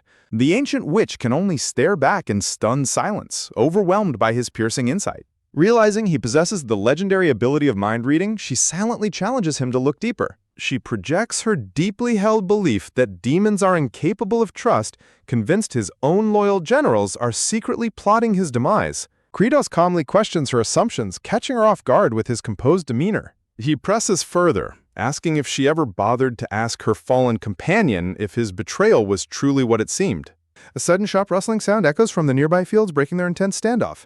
Heavy, exhausted footsteps shuffle through the dirt, drawing closer to the gathered defenders. Out in the vast, glowing fields, the working demons pause to look toward the source of the noise. Kratos and his armored general gasp in pure shock as they sense a familiar presence approaching. Dragging a massive white sack, the exhausted red-haired General Asurate finally emerges from the crops, sparking a sudden wave of hope. Staring at the newcomer, the hooded black-haired warrior gasps in absolute shock upon recognizing a legendary figure. The masked ancient Lord Artanis stands silently amidst the cornstalks, her expression unreadable. Ominous, thorned magical energy suddenly erupts and violently swirls around the ancient witch. Her glowing crimson eye widens in sheer disbelief at the unexpected spectacle. A sudden revelation catches her completely off guard as tension fills the air. Launching a coordinated strike, the Demon Lord's loyal generals fiercely defend their wounded ally. The loyal defenders hold their ground in the fields to protect the survivor. Sweat pours down their faces as a heavy, tense silence blankets the field. Artanis gasps in bewilderment, realizing that a demon is actively protecting another demon. The sight of demons shielding each other deeply shakes her long-held beliefs. Kratos calls out to the defenders, urging them to retreat to safety. Under her watchful gaze, the group carefully retreats across the golden fields. They rush to support their exhausted comrade, proving their unbreakable bond of companionship. The loyal warriors rally around their wounded ally with absolute solidarity. The multi-armed knight gasps in immense relief as their companion safely recovers. A young, purple-haired girl frantically runs forward, calling out for her leader, Lord Asudre. The hooded warrior gently comforts the crying child as his comrades look on. Kratos demands to know if she witnessed this display of true loyalty. Kratos proudly declares that mutual protection and loyalty are the true nature of demons. Kratos reminds her of her own forgotten dream to reclaim their hearts. Shaken to her core, the ancient lord lowers her head in silent sorrow. A memory flashes of her youth when she passionately urged her people to farb. She vividly recalls her people cheering enthusiastically for a peaceful agricultural future. The worm-genuine smile of her childhood companion flashes before her eyes. Tears of deep regret stream down the ancient witch's face behind her mask. The spectral spirits of her fallen comrades appear, finding peaceful rest at last. The spectral hand gently points toward the one who can fulfill the dream. The spirits express their absolute faith in the new Demon Lord's vision. Kratos stands tall, ready to carry the torch of their shared destiny. Asurid apologizes for their poor harvest, reporting that many are severely wounded. Kratos commands his healers to prioritize saving lives over harvesting crops. Stealing his resolve, the young Demon Lord refuses to lose anyone. Meanwhile, the toxic, spreading mold continues to threaten their precious harvest. The advisor grimly warns that the mold has devastated this season's harvest. Kratos tightens his grip, determined to find a solution to their hunger. Stepping forward, the ancient lord prepares to unleash her legendary power. The weary warriors watch in awe as she prepares to intervene. Asurit realizes the legendary, supposedly ruthless lord might actually understand their plight. A memory flashes of his desperate collapse and her silent approach. In his final moments, he had begged her to spare his companion. He had desperately pleaded that his people would starve without the food. Deeply moved, Artanis resolved that she could not let them starve. She had silently walked away, sparing them out of deep compassion. Returning to the present, Kratos proposes a crucial deal to the ancient lord. Kratos boldly offers to remove the magic mask that silences her voice. He promises to restore her speech and free her from her torment. Artanis silently wonders what immense price she must pay in return. Kratos commands her to use her magic to eradicate the crop-destroying mole. He asks her to use her death song as the ultimate eco-friendly pesticide. Meanwhile, the scene shifts to the grand and majestic Marnika capital. Whispers of ancient secrets echo through the grand, towering walls of the majestic Azrahan estate. Inside the luxurious mansion, the anxious young master asks the butler Duiro if Lord Mokenji is still locked inside the underground training hall. Duiro gravely notes that the relentless warrior has refused a royal recommendation to train in complete isolation without eating a single meal. Deep within the stone-walled basement, the blonde warrior Mukuji walks past training dummies while carrying a bizarre heart-shaped wand.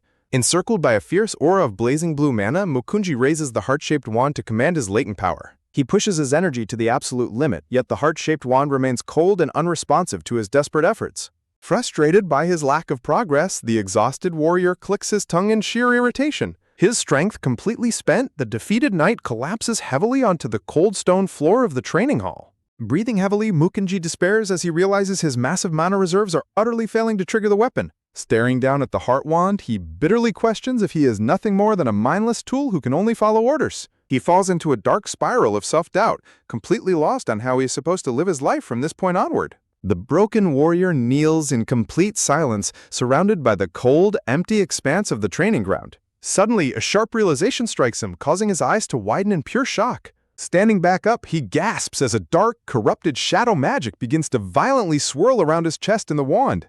An ominous, glitching demonic eye flashes in a chaotic burst of purple and pink static. Mukenji looks on in utter horror as a strange, overwhelming glitch energy suddenly envelops his heart.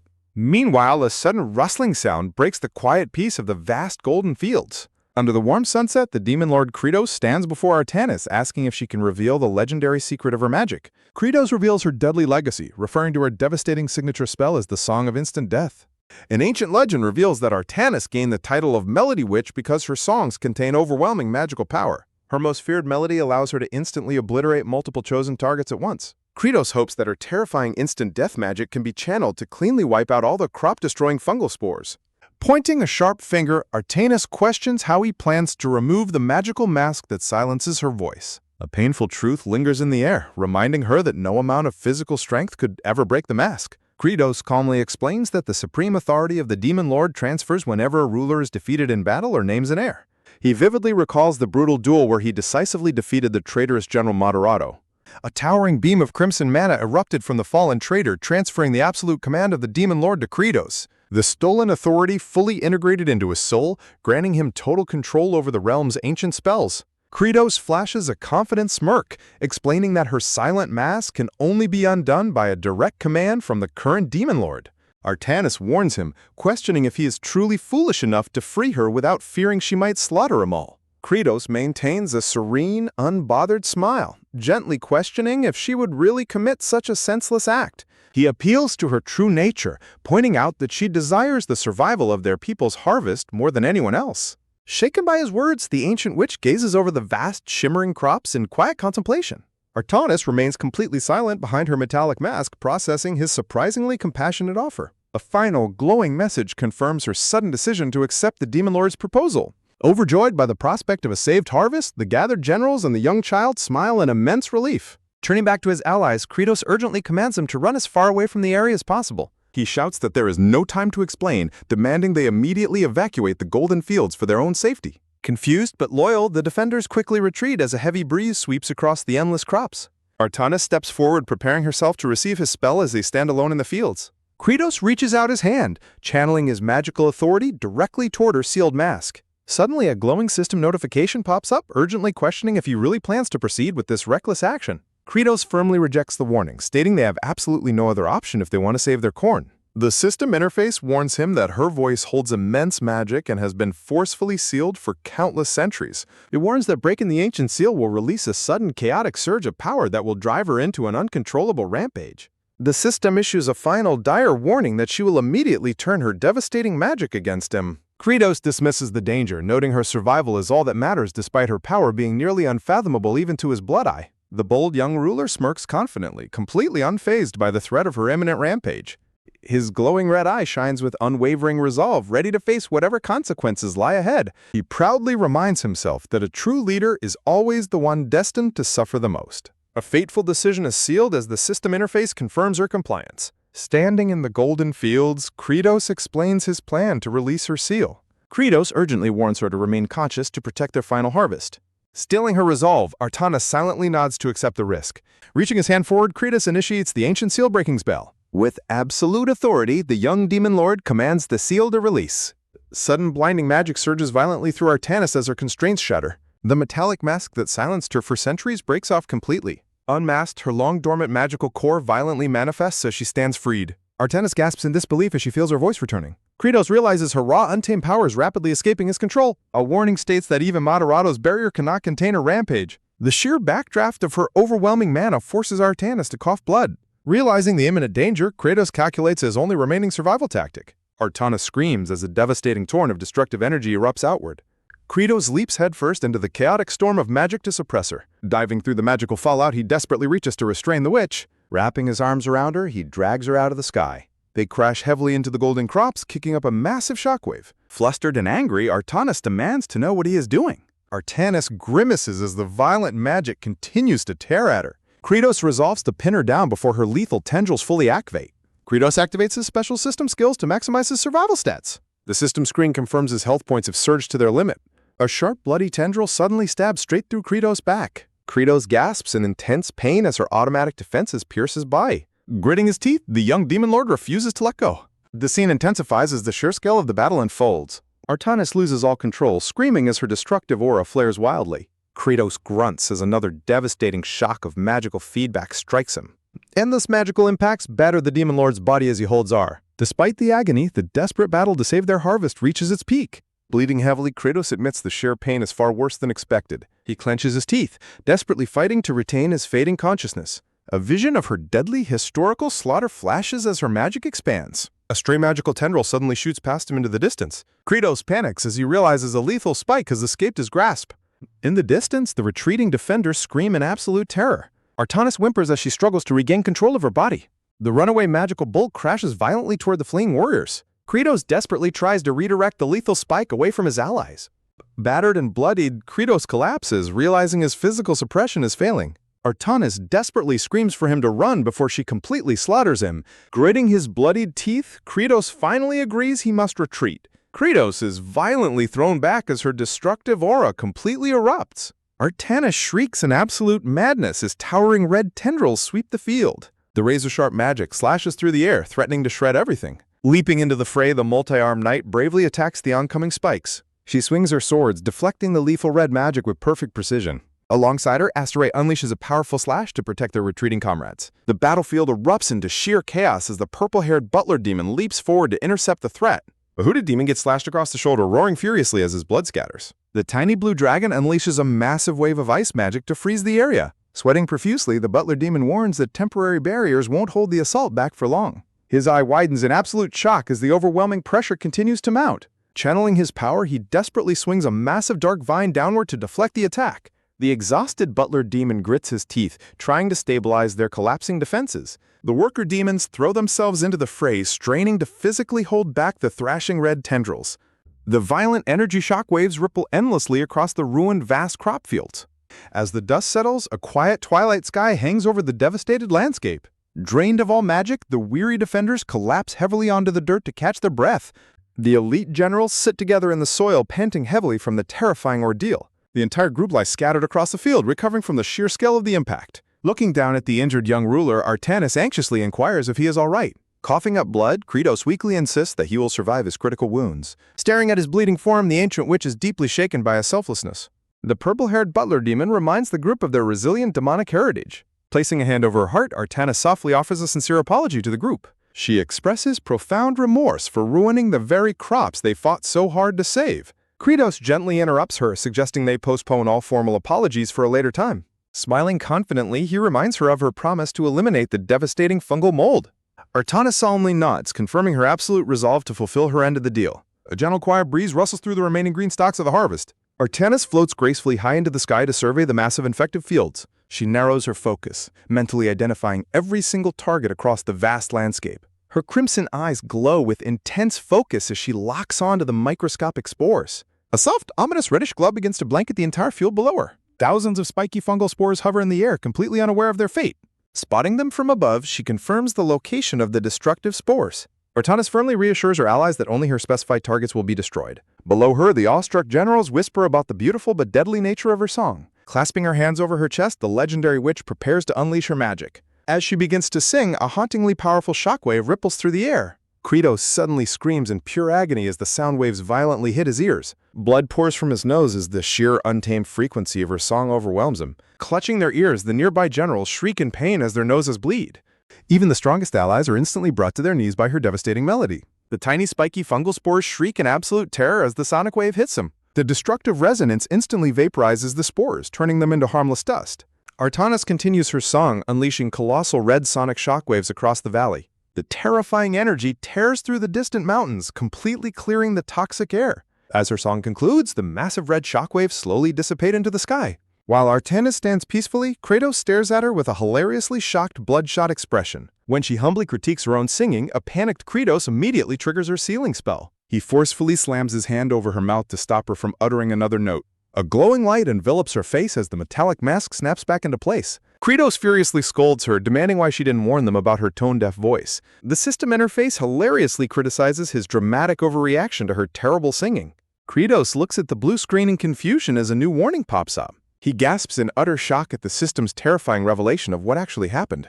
The ultimate battle begins as summoning portals unleash legendary dragons and mystical beasts to aid a lone warrior. Two figures soar toward mystical glowing portals, diving headfirst into an uncharted and dangerous dungeon. Legendary warriors unite with their powerful animal companions to defeat monsters and forge an unbeatable legacy.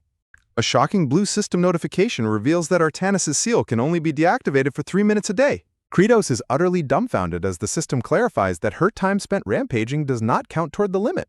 Artanis angrily demands the seal be undone while a startled Kratos notes her voice sounds remarkably strange. Kratos realizes the sealing magic has weakened just enough to allow her to speak, though without any magical force. When Artanis threatens to kill him if he refuses, a sweating Kratos desperately tries to defuse the misunderstanding. Kratos explains that the sudden return of her seal was simply due to her 3-minute limit expiring. Holding up 3 fingers, the Demon Lord reinforces the strict daily limit on her freedom. He smugly points out that he is the only one who can lift the constraint. Kratos mockingly warns she cannot eat or drink without him, prompting her to demand his true intentions. The Demon Lord proposes a deal, offering her 3 minutes of daily freedom in exchange for farming help. Glaring with intense hatred, the ancient witch calls him a despicable brat for exploiting her weakness. Unfazed by her anger, Kratos cheerfully pitches the arrangement as a mutually beneficial win-win scenario. Artanis stares in heavy silence, weighing her options against the smirking young ruler. Resolving to comply, she reminds herself that working with him might help her achieve her long-lost tree. A bittersweet memory of her fallen demon companions inspires her to keep fighting for their shared vision. Steeling her resolve, she prepares to cooperate despite her pride. Artanis floats down to the lounging demon lord, asking what her first task should be. Kratos flashes a highly sinister grin, celebrating his acquisition of the ultimate all-purpose agricultural tool. He instructs her to clear away the ruined crops first, and she reluctantly accepts. Artanis raises her hand, summoning sharp dark tendrils to do his bidding. The magical tendrils efficiently wrap around the scattered bundles of ruined vegetation. With a swift motion, she hurls the massive bundles of crops high into the air. Watching from below, the goblin-like worker demons erupt in a cheer of absolute awe. The workers loudly praise the former demon lord, calling her incredibly cool and worth 100 men. Seizing the momentum, Kratos points forward and commands her to level the fields next. Artanis unleashes her massive magic tendrils to flatten and clear the rough terrain. The purple-haired butler and the knight relax lazily in a tree, marveling at her efficiency. While the workers play games and relax, Artanis' magic automatically sows the new seeds. Under the night sky, Kratos casually tells her to mix the massive compost heap by morning. Artanis stands speechlessly before a mountain of dirt, realizing the sheer absurdity of her task. A close-up of the ancient witch shows her growing increasingly suspicious of her situation. Clenching her hand, she demands to know why she is the only one doing any manual labor. Kratos furiously barks back, pointing out that his loyal workers were severely injured during her initial rampage. The butler demon joins the scolding, reminding her of the heavy mental trauma she inflicted on everyone. The blue-skinned knight points accusingly at her revealing outfit, calling it completely embarrassing to look at. The towering red-haired general stares down at her with a stern, imposing silence. The massive warrior commands her to fix the fields properly, leaving no room for argument. The entire group of generals turns their backs and walks away, leaving her to work alone. Left isolated under the bright moon, Artanis can only stand in stunned, speechless silence. A new system window congratulates Kratos for surviving her rampaging attacks and embracing her. The system announces that his mana seed has unlocked a powerful new trait called Accept It All. The notification explains the trait absorbs external impacts and converts them into restored health and mana. Kratos contemplates the massive tactical advantage, realizing his combat risks have drastically plummeted. The scene shifts to the towering, pristine white castle of the Marnika royal capital. A lone, cloaked figure prepares to depart from the majestic kingdom. Two concerned noblemen question the blonde warrior's sudden decision to leave the capital behind. The determined young hero declares he must stop relying on others and pursue his own destiny. Abandoning a prestigious offer to chase his uncharted destiny, a young warrior turns his back on everything. Keeping his thoughts entirely to himself, the blonde warrior remains completely silent under intense pressure. Suddenly, a massive, terrifying yellow eye manifests in a swirl of dark energy, questioning the hero's true identity. Unfazed by the towering entity, the blonde warrior firmly demands to know its identity. The gargantuan eye declares itself as Bargia, the god of bountiful harvests, seeking worldwide abundance. Skeptical of the name, the wand-bearing warrior notes that the entity looks far more like a demon than a god. The massive eye mockingly laughs at him for judging divine beings by mere human standards. Bargia reveals their goals are aligned, mentioning the warrior's desire for peace with Demon Lord Kratos. The deity promises that aiding the Demon Lord is the easiest path to achieving a bountiful harvest. Bargia reassures the hero that staying by Kratos' side will finally unlock the truth of their identities. With a final command, the immense deity urges the warrior to journey to the demon realm. The mystical portal begins to swirl violently as the divine presence starts to fade away. The light completely dissipates, leaving the lone warrior standing in the quiet, empty courtyard.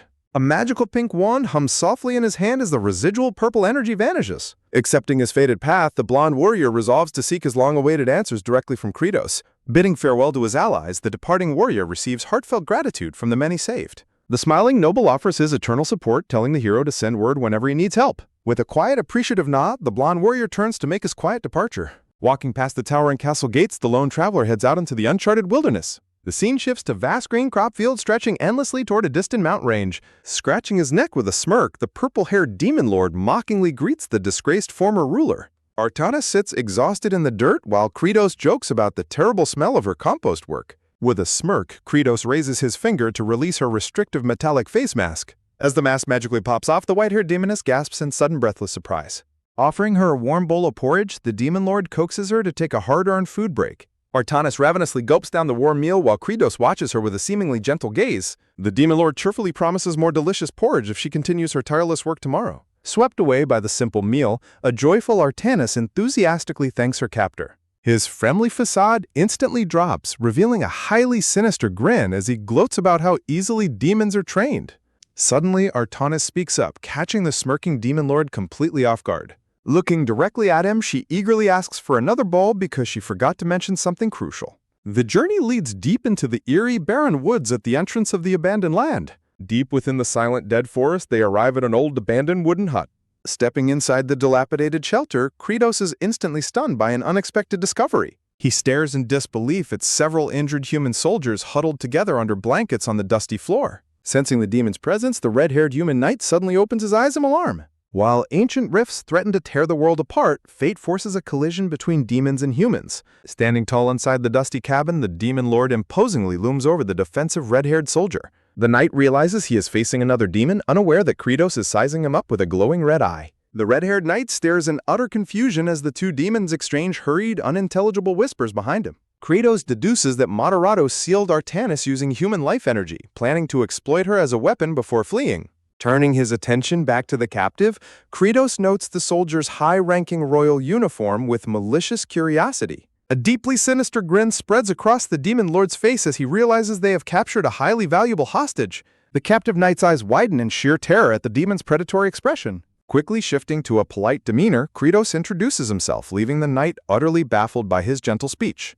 Introducing himself as Branda Magentano, the Knight of Camelon fearfully asks if they are about to be eaten. Kratos sneers, chuckling to himself over the human's naive, terrified assumption. The demon lord throws his head back and erupts into a bout of wild, maniacal laughter. As Kratos' thunderous laughter echoes through the small room, the injured soldiers tremble in absolute dread. Calming his laughter, the demon lord prepares to make an offer that could change the war forever. Looming over his captive with a horrifying grin, the sinister demon lord mockingly questions how best to prepare human meat.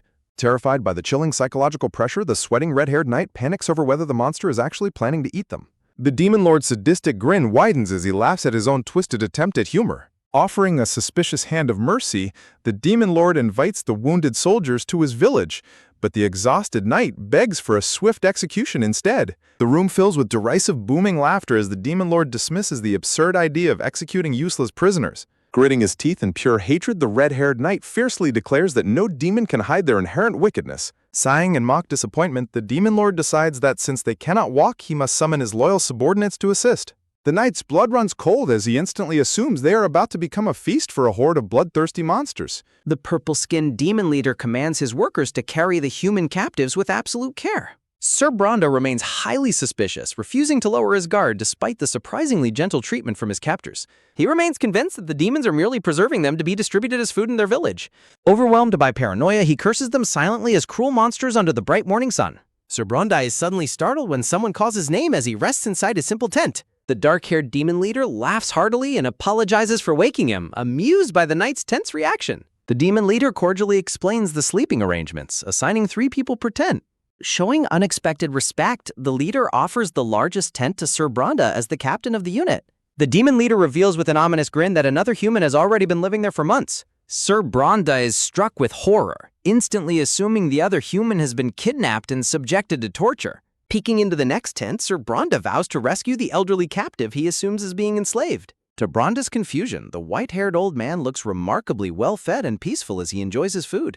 He convinces himself that the old man is simply being fattened up for a very premium backyard barbecue. The old man warmly welcomes Sir Bronda, overjoyed to see another human after such a long time. A sudden dramatic whoosh sounds as the demon leader leaves them with a cheerful parting wish to get along. Sir Bronda remains utterly speechless, staring warily at the departing demon leader. Outside, the demon leader proudly asks Lady Artanis how he handled the human captives, but she acts dismissive. The leader beams with pride, hoping the humans have finally realized the demon's kind intentions. Lady Artanis simply stares back in silent disbelief at her leader's overwhelming optimism. She nods quietly, choosing to keep her blunt thoughts to herself to spare his feelings. A glowing blue system notification pops up, praising him for his exceptional kindness toward humans. Secretly, the demon leader scoffs, reflecting that kindness is actually a calculated survival strategy for his race. He reveals that his seemingly generous deeds are merely laying the foundation for a grander scheme. He intends to build a self-sustaining system to ensure the long-term survival of the demon race. An energetic roar echoes as the leader orders his workers to immediately resume their advanced farming methods. With a sharp whoosh of dark energy, Lady Artanis prepares to use her powers as a multi-purpose farming tool. The demonic administrators maintain meticulous records, managing the fields with incredible efficiency and precision. Despite their agricultural success, the leader realizes a major hurdle still stands in their way. As night falls over the camp, the scene shifts back to the quiet tents. Inside, Sir Bronda questions the old man about whether the demons have truly been peaceful. The old man chuckles, explaining that he simply manages potato farming and prepares hot porridge. Sir Bronda listens in stunned silence as the old man praises the demon's fair labor conditions. Bowing his head, the old man confesses his shameful past as a thief driven by desperate greed. He recounts how hunger corrupted him, admitting he was initially terrified of his demon captors. He reveals that his time in the camp made him realize that demons are surprisingly human. Convinced it must be a trick, Bronda immediately suspects the old man has been brainwashed. Under the bright full moon, Bronda resolves to scout an escape route alone to avoid detection. Quietly slipping off his bed, Bronda eyes the weapon left resting on a wooden crate.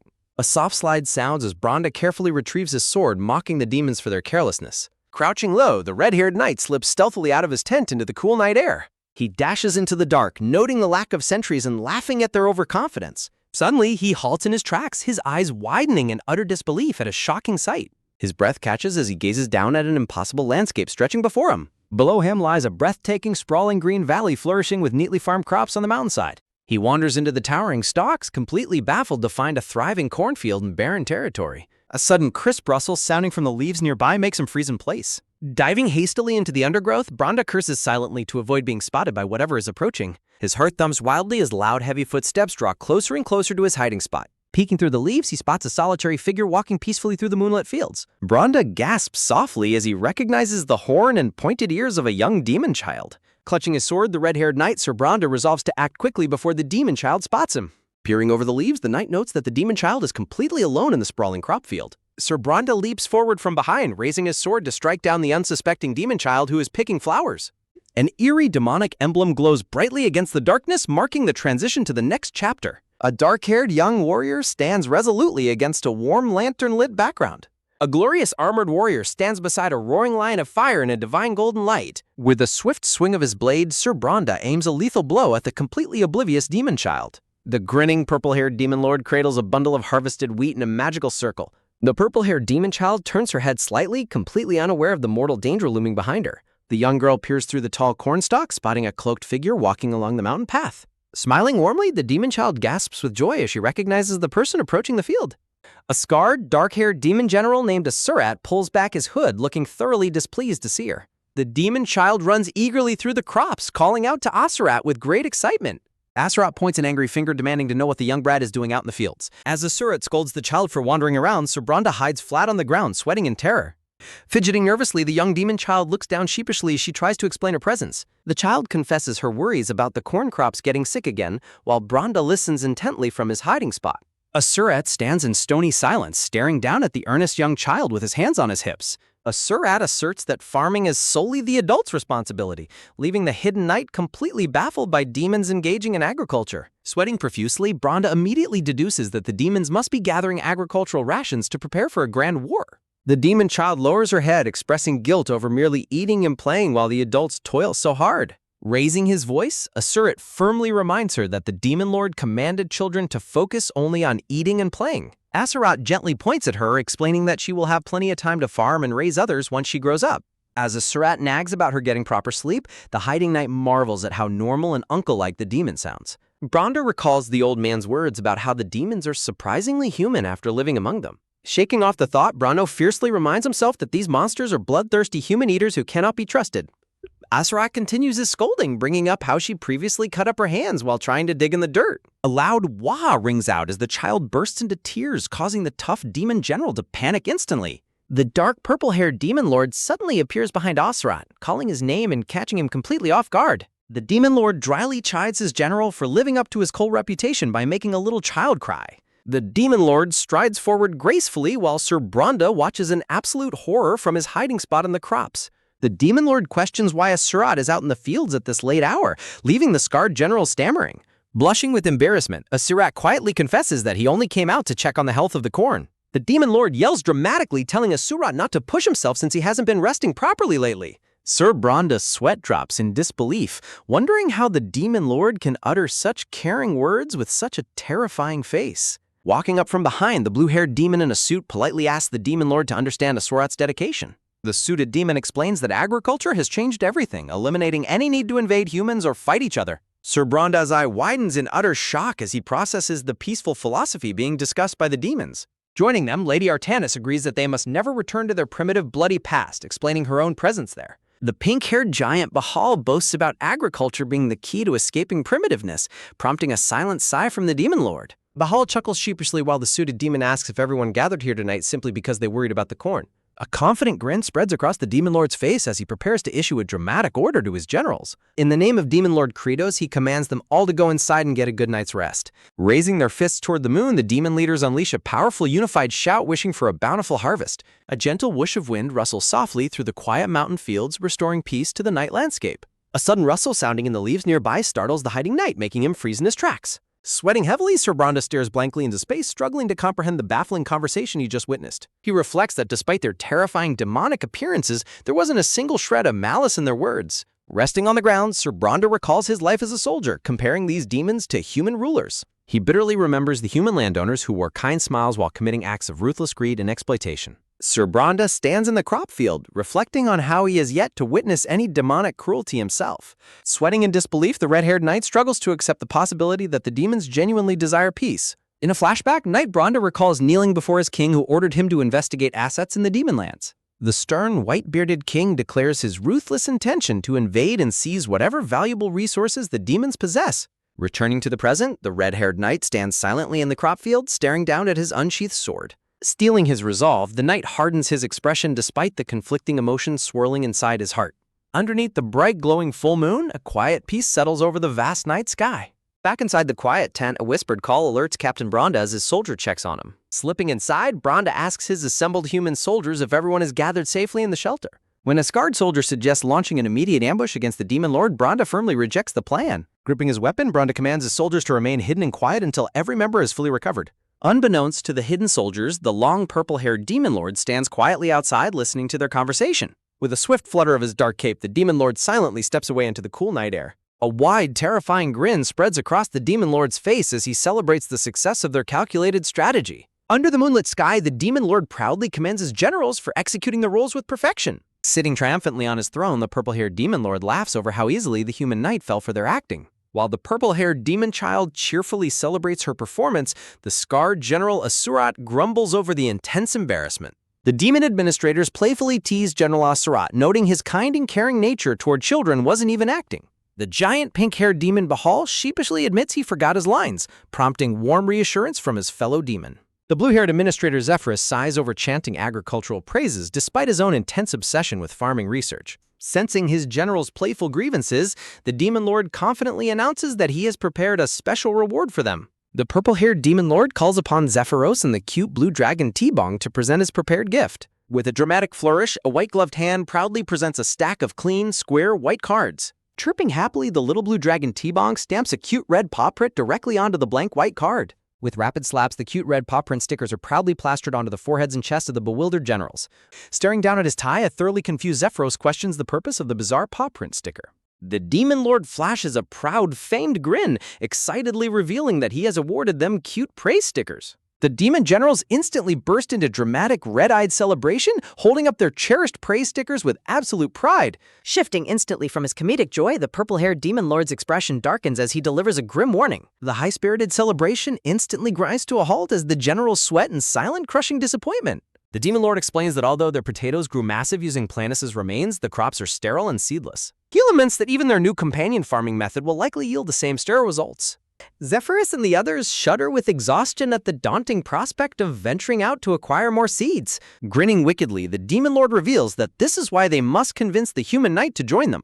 Outside the room, Zephyros glances back, completely unaware of a shadowy figure lurking near the cracked door. Peering through the gap, the dark-skinned demon lady, Lady Artanis, watches intensely, her sharp eyes fixed on the intruder. A glowing purple and red demonic emblem signals the dramatic conclusion of the chapter. An epic fantasy illustration showcases massive dragons and fierce armored warriors clashing in a war of light and shadow. A stylishly designed title card with golden wheat stalks and a demonic pentagram introduces the next part of the story.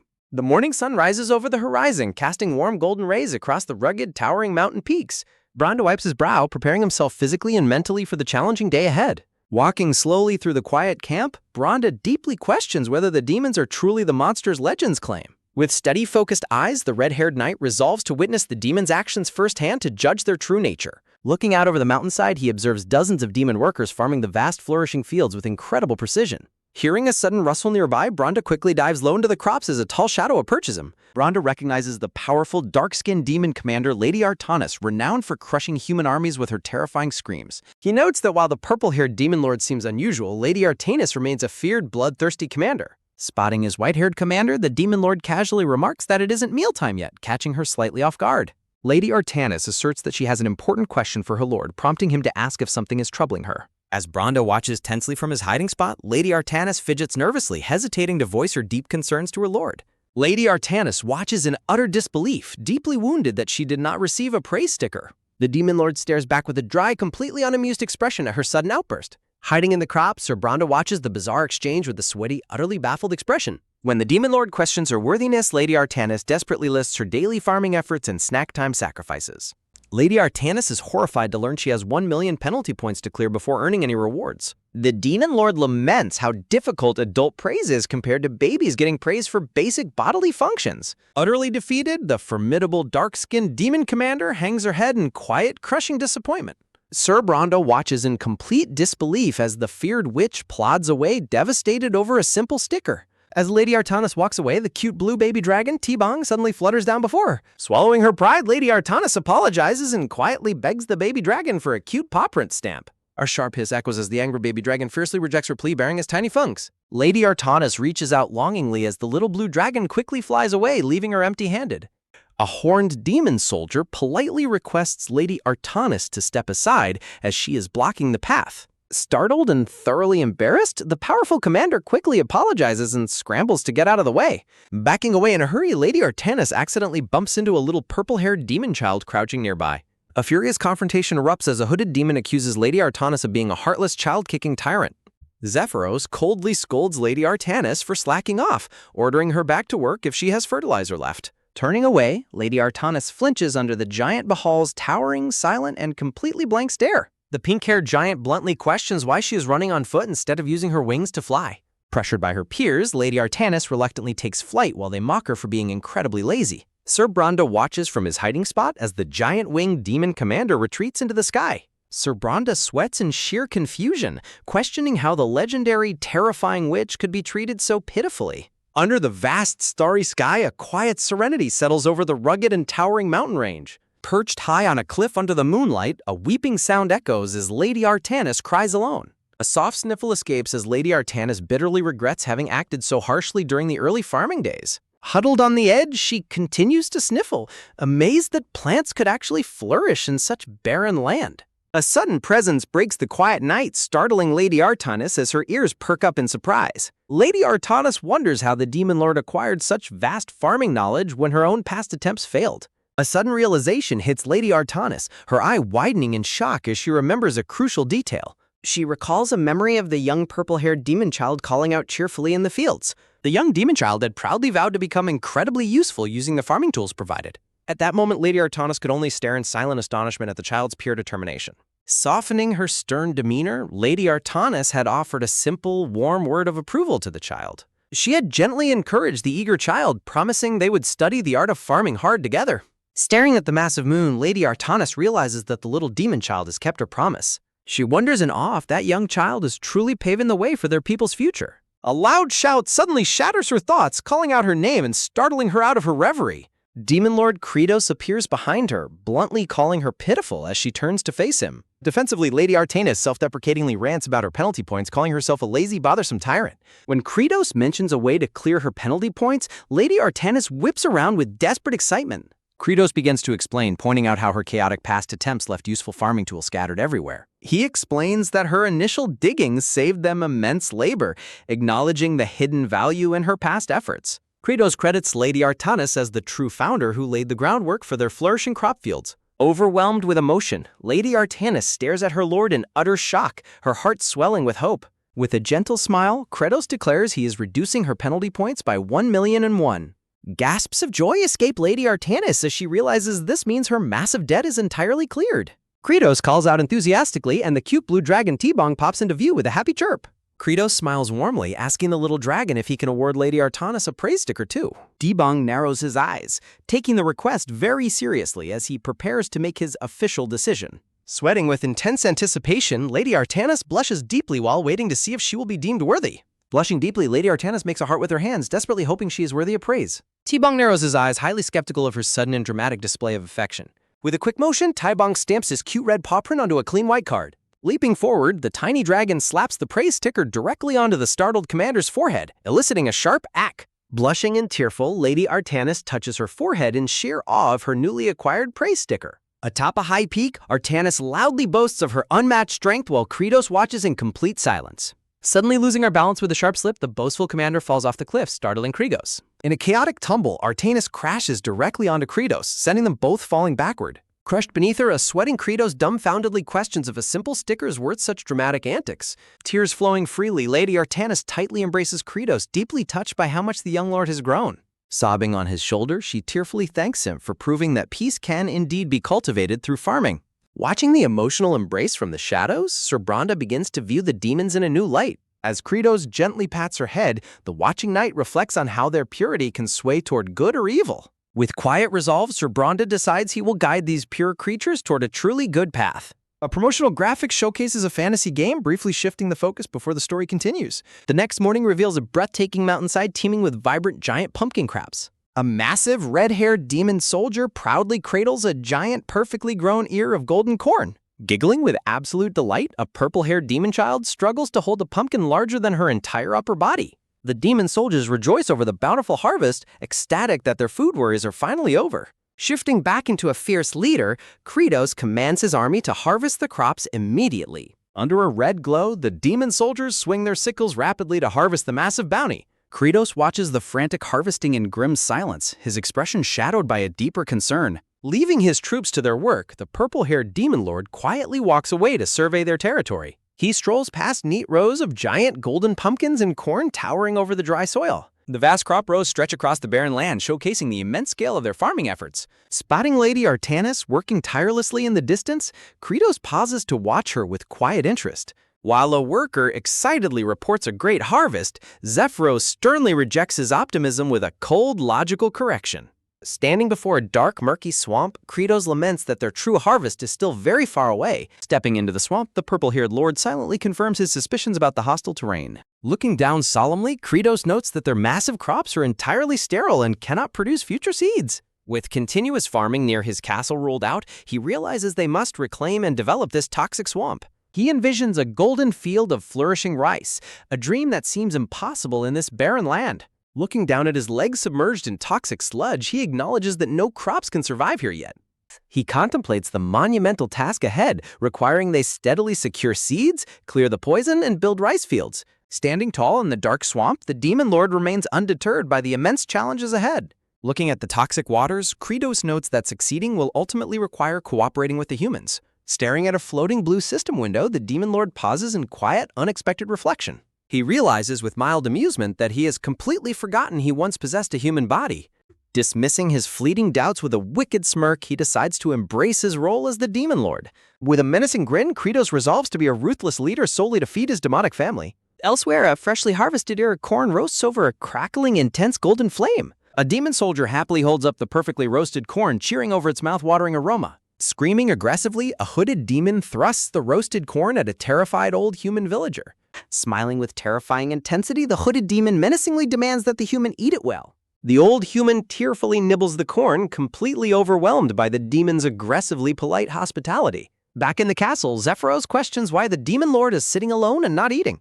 As Zephyros watches quietly, Tabong delivers a gentle tap onto Kratos' head to comfort his weary lord. Nearby, a cute red baby dragon happily gobbles down roasted sweet potatoes with pure, tearful joy. A white-haired demon lady peacefully enjoys a slice of melon alongside a massive, gentle forest column. Sitting alone at his desk in the dark, Kratos stares at the blue system window displaying his current status. The young purple-haired demon child and a demon worker happily eat freshly harvested melon slices. Staring down at his system window, Demon Lord Kratos feels stressed as his current HP is displayed. Various demons, monsters, and bizarre crops assemble in a vibrant lineup under the open sky. Approaching Zephyros, Lady Artanis questions if he is the record officer while he takes notes. Softening her usual stern demeanor, Artanis quietly wonders if Kratos is still deeply worried. Zephyros steers the conversation back to work, asking if the harvest in Area 7 is finished.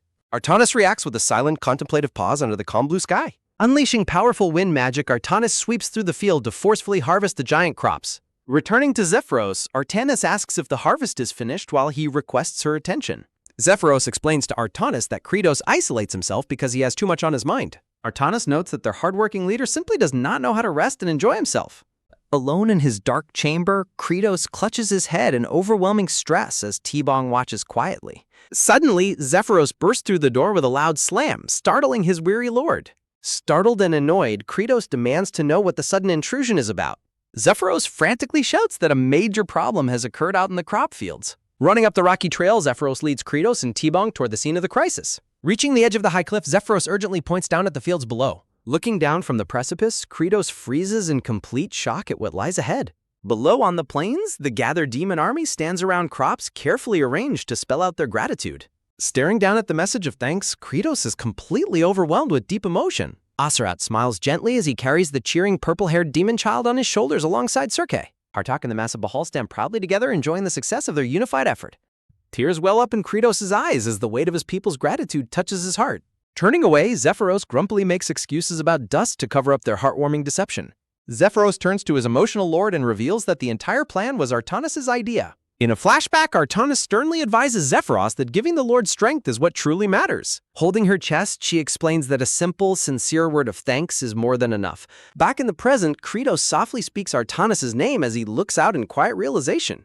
In the distance, Artanis continues to happily use her magic to gather the remaining harvest. Kratos closes his eyes, deeply moved by the unexpected kindness of his loyal commanders. Standing proudly before his gathered subjects, Kratos calls out to get everyone's undivided attention. He loudly proclaims that today is a day to offer gratitude to the heavens for their bounty. With a joyful shout, Kratos declares the day a grand feast for everyone to enjoy themselves. Raising his finger high, Kratos officially inaugurates the celebration of Chuseok.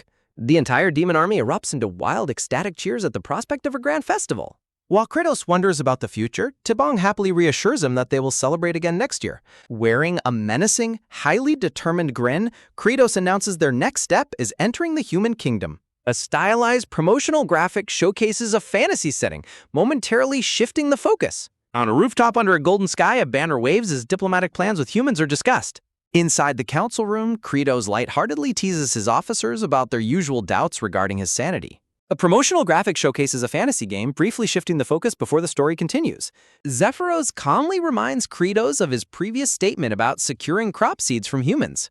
Kratos grins sharply, confirming that a peaceful approach is indeed the most effective path forward. Hartok expresses deep skepticism, noting that humans and demons have been mortal enemies since ancient times. Raising a finger, Kratos argues that even bitter enemies eventually learn to cooperate for mutual profit. Kratos turns his attention to the hooded demon, asking Asurat when he last attacked a human. Asurat remains silent under his lord's gaze, reflecting deeply on the sudden question. Looking up calmly, Asurat bluntly answers that he has never attacked a human.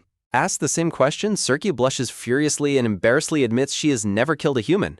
Kratos presses Hartok, who sheepishly confesses that despite his schemes, he has never killed a human. The giant red-haired demon commander, Bahal, loudly defends himself, prompting Kratos to humorously question his source of karma knowledge. Kratos teases his commanders about their complete lack of combat experience, leaving them to sweat and blush in deep embarrassment. Kratos optimistically notes that since demons haven't fought humans in ages, they can successfully turn their relationship in a peaceful direction. Kratos asks Bahal if he understands the concept of possession, only to be met with complete confusion about ice snacks. A sudden creak of the door interrupts their conversation, drawing everyone's attention to the entrance of the chamber. Kratos welcomes Sir Bronda, who stands at the doorway with a highly serious and determined look on his face. Stepping into the room, Sir Bronda volunteers to accompany the group to the human capital to negotiate with the king. Sir Bronda explains that he will convince the king they can acquire the coveted demonic specialty goods without any bloodshed. Kratos flashes a wide, menacingly joyful grin, absolutely thrilled by the knight's proactive proposal to lead the way. Sir Bronda warns that despite their peaceful intentions, humans are highly likely to attack the demons the moment they see them. Kratos raises a finger with a clever smirk, proposing they disguise themselves as human exiles who allied with the demons. While Sir Bronda remains highly skeptical of the plan, Kratos laughingly dismisses his immediate concerns with a knowing smile. Kratos quickly realizes that none of his vicious-looking demon commanders could ever successfully pass themselves off as ordinary humans. Shifting his gaze back to his elite commanders, Kratos calls out to them to prepare for his unexpected solution. With an aggressive shout, Kratos demands they transform, presenting a plate of tiny, squirming blue elixirs. While Bahal eagerly anticipates tasting human food, Circe and Asurat scream in pure terror at the prospect of transforming. Completely ignoring their loud protests, Kratos forcefully shoves the transforming creatures directly into his reluctant commanders' mouths. A magical burst of smoke instantly transforms the terrified commanders into an adorable round sheep and a dorky gray pelican. In another puff of smoke, the massive Bahal transforms into an incredibly handsome long-haired human man, marveling at the weird sensation. The surrounding onlookers are deeply annoyed by how genuinely pleased Bahal is with his exceptionally attractive new human form. Transforming into his own human form, the purple-haired Kratos dramatically orders the immediate departure of their diplomatic expedition. Kratos suddenly pauses, his trail of thought interrupted as he spots someone lurking quietly in the shadows. Startled by her silent presence, Kratos demands to know how long the white-haired Artanis has been standing in the corner. Artanis looks down shyly, explaining that she stayed silent because the other subordinates always make uncomfortable comments about her. Shaking their heads in disapproval, the transformed animal commanders bluntly tell Artanis that her creepy habits invite the gossip. Utterly devastated by their blunt remarks, Artanis looks away in dejected silence as tears pool in her eyes. Softening his tone, Kratos gently questions Artanis about what business she intends to conduct in the human lens. Artanis remorsefully confesses her desire to locate the humans she once fought and offer them a sincere, heartfelt apology. Touched by her remarkably pure and gentle heart, Kratos stares at her in silent, contemplative respect. Kratos agrees to give her the transformation elixir, teasingly demanding that she stop lurking in creepy corners first. Overjoyed, Artanis holds the tiny blue transformation creature, preparing to release her intimidating demonic appearance. Kratos watches closely, wondering if her inner self will manifest as a beautiful human shape similar to Bahal's. Artanis winces and gaggingly chews the squirming creature, completely disgusted by its terrible, bitter taste. A bright magical explosion erupts, shrouding Artanis in a massive cloud of smoke as her physical form shifts. Kratos is left completely dumbfounded, staring ahead in silent, absolute shock as the smoke begins to clear. The transformation reveals a tiny, incredibly cute brown kitten with pink eyes and a dark mask covering its muzzle. To everyone's surprise, the adorable kitten suddenly sprouts a pair of majestic, fluffy white wings from its back. Kratos flashes a wicked grin, realizing this flying beast is the perfect way to bypass the guarded Magrath fortress. With his commanders mounted on her back, the winged kitten soars gracefully through the clear blue sky over majestic mountains. Riding comfortably on her back, Kratos praises Artanis for her incredible speed and expresses gratitude for her help. The adorable winged kitten lets out a soft, gentle meow as she flies through the clouds. Shaking their heads in utter embarrassment, the transformed commanders cringingly lament her adorable cat-like behavior. Overwhelmed by their teasing, the flying kitten sheds tears of embarrassment as she continues her journey through the sky. Kratos coordinates with Sir Bronda, asking the knight to wait outside the capital while he handles the initial audience. Kratos smiles confidently, formulating a plan to present their mysterious giant crops and creatures to secure a peace deal. Looking out over the vast human kingdom below, the Demon Lord prepares to propose a monumental diplomatic deal. Cutting through the air, they leave a sharp white trail as they descend rapidly toward the human territory. From a high grassy cliff, a blonde human man in a gray cape looks up in startled amazement at the flying silhouette.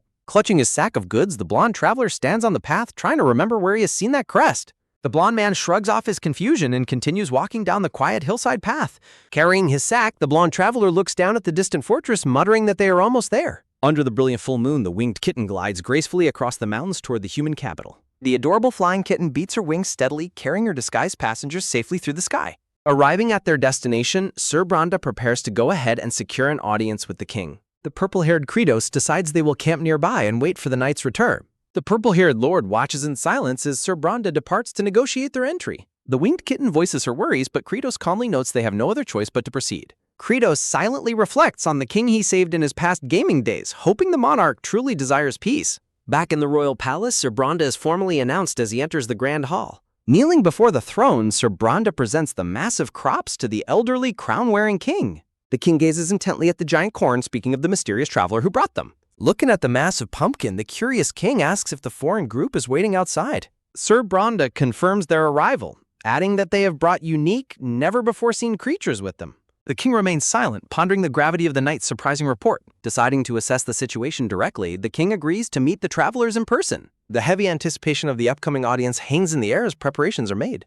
Night falls deeper over the majestic kingdom as the historic meeting draws near. Sir Hector, a blue-haired knight, expresses his deep disapproval of the king meeting with mere exiles. The elderly king sternly reminds his subordinate of his sacred duty to follow the kingdom's divine law. Hector continues to protest, arguing that listening to such lowly people conflicts with reclaiming the abandoned lands. The king sharply questions Hector's tone, demanding to know what he is implying. With a cold, menacing look, the king clarifies that he never promised to actually agree to anything. Hector falls back into line, reporting that the visitors are about to arrive at any moment. The king commands his guards to escort the disguised group directly into his audience chamber. Disguised as humble travelers, Kratos, Bahal, and the animal commanders enter the grand palace hall. Kratos suddenly stops in his tracks, staring up at a massive stone statue in disbelief. He recognizes it as the exact same statue that once stood ruined in the desolate, abandoned lands. Kratos ponders why a royal statue from the capital would end up destroyed so far away. The flying kitten quietly observes from above, wondering if the statue was relocated as some kind of warning.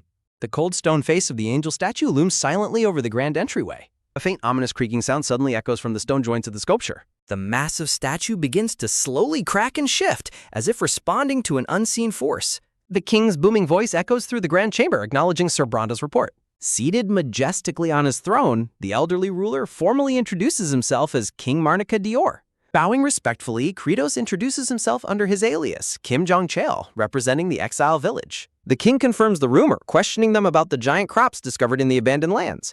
Kratos explains how he personally cultivated the barren soil, successfully growing the giant produce.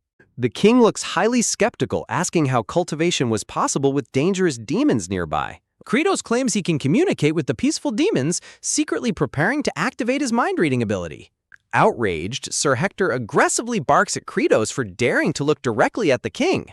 Kratos quickly lowers his gaze, playing the part of a terrified, uneducated lowborn to maintain his disguise. Despite his submissive display, a clever smirk plays across Kratos' face in secret.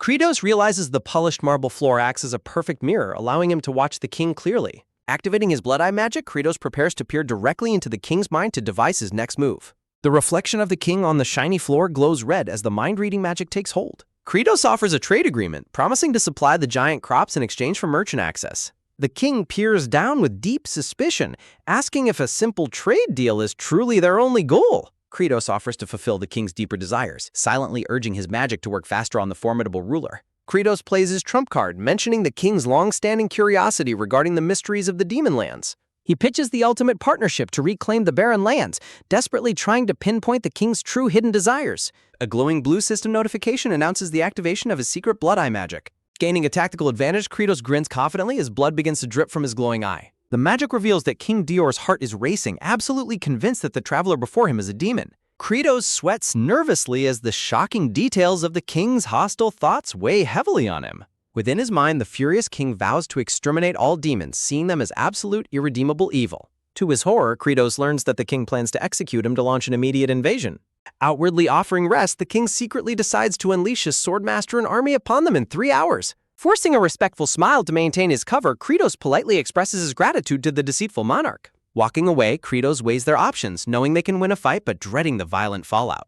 He fears that a premature battle inside the palace walls will inevitably plunge both races into a brutal war. The memory of an ancient, powerful entity flashes in his mind, suggesting a dangerous but necessary plan. He recalls the blonde traveler's wise words, urging him to sow the seeds of peace instead of conflict. Gasps of sudden realization hit Kratos as he finally devises a high-stakes way to save his people. Walking down the corridor, Kratos second-guesses himself, wondering if his overconfidence has walked them into a trap. A system screen clarifies that the human kingdom was destined to invade their land sooner or later anyway. Though the system calls this an opportunity, Kratos struggles to see any hope with a host so bloodthirsty. Recalling his loyal subjects back home, Kratos realizes he cannot afford to fail them now. A bittersweet memory of his past human life under a golden sunset strengthens his desire for peaceful coexistence. Gritting his teeth, Kratos prepares to make a monumental and incredibly risky gamble. He vows to protect his people no matter the cost, ready to face the danger head-on. Kratos suddenly halts, causing the startled alpaca commander to bump directly into his back with a soft thud. Turning to Sir Bronda, Kratos requests to speak with the king one last time, baffling the knight. He insists on returning to the throne room completely alone, leaving his allies and beasts behind. Kratos bluntly asks the knight if separating him from his allies would make their planned execution easier. Stunned by the traveler's bold deductions, Sir Bronda reluctantly agrees to convey the request to the king. Watching from the shadows, the winged kitten worries deeply about what dangerous gamble Kratos is about to play. With heavy, resolute steps, Kratos walks back toward the grand audience chamber to face his destiny. Left in the waiting room, Bahal and the transformed animal commanders wait in tense, silent apprehension. Outside, the adorable winged kitten sits quietly on the pavement under the watchful eyes of the royal guards. Back in the grand hall, Kratos kneels before the throne as the suspicious king questions his sudden return. Kratos confesses that he has lied about his identity, prompting Sir Bronda to warily reach for his sword. Intrigued by the sudden confession, the elderly monarch demands to know the traveler's true identity. Kratos admits he is not an exile villager, sending Sir Bronda into a fit of defensive rage. With absolute calm, Kratos reveals his true name and title as the Demon Lord of the Abandoned Lands. The shocking revelation echoes through the chamber, leaving King Dior staring down in wide-eyed absolute disbelief. The surrounding guards instantly draw their weapons, while the king remarks on the Demon Lord's immense boldness.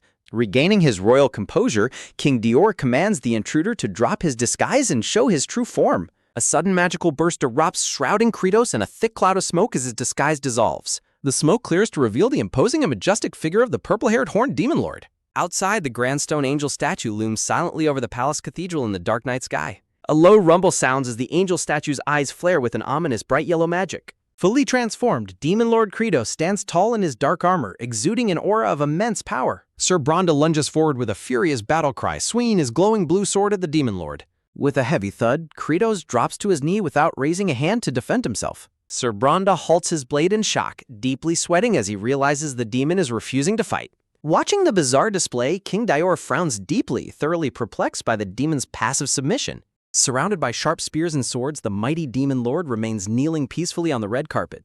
Leaning forward, King Dir demands to know if the demon has come to his castle simply to die. Kratos calmly looks up, declaring that he has come not to die but to find a way to live. He directly questions the king, asking what true reason drives his relentless vow to exterminate the demon race.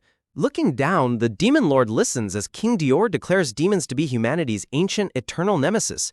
Glaring with intense hatred, King Dior demands the Demon Lord pay for his ancestors' countless historical sins. Sir Hector lunges forward to strike a lethal blow, while Kratos peacefully braces himself for the impact. A sudden gasp echoes as Kratos prostrates himself completely on the floor, shocking the attacking knight into halting. Infuriated by the demon's refusal to fight, Sir Hector raises his glowing blade once more with a roar. Boom! The heavy sword crashes down, but Kratos rolls across the red carpet to dodge the destructive blast. Ending his roll, the Demon Lord immediately returns to his submissive, face-down position on the palace floor. Sweating and utterly exasperated, Sir Hector lets out a frustrated scream at the demon's bizarre submission. From his high throne, King Dior raises his hand and commands his furious knight to stand down. Piercing the silence, the king demands to know what the submissive Demon Lord truly wants to say. Surrounded by sharp spears, Kratos humbly begs for an audience, pledging his utmost sincerity to the king. Bowing low at the foot of the throne, Kratos offers a profound apology for his ancestors' past sins. King Dior watches in silent disbelief as the Demon Lord offers to gladly accept any personal punishment.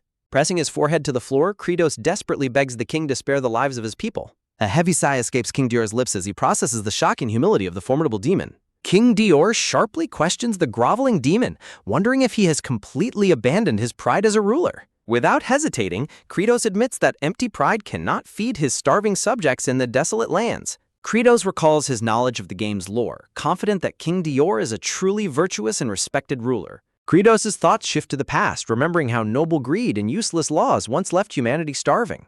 The memory reveals King Dior standing before his citizens, establishing a sacred law to protect his people. His vision of a perfect, prosperous kingdom where no one goes hungry shines brightly in his memory. The memory of the king's passionate vow to end starvation echoes as the foundation of his strict rule. Kratos explains how they successfully tilled the barren soil but laments that their giant crops yield no seeds. When Sir Hector tries to silence the demon, King Dior firmly orders his knight to remain quiet.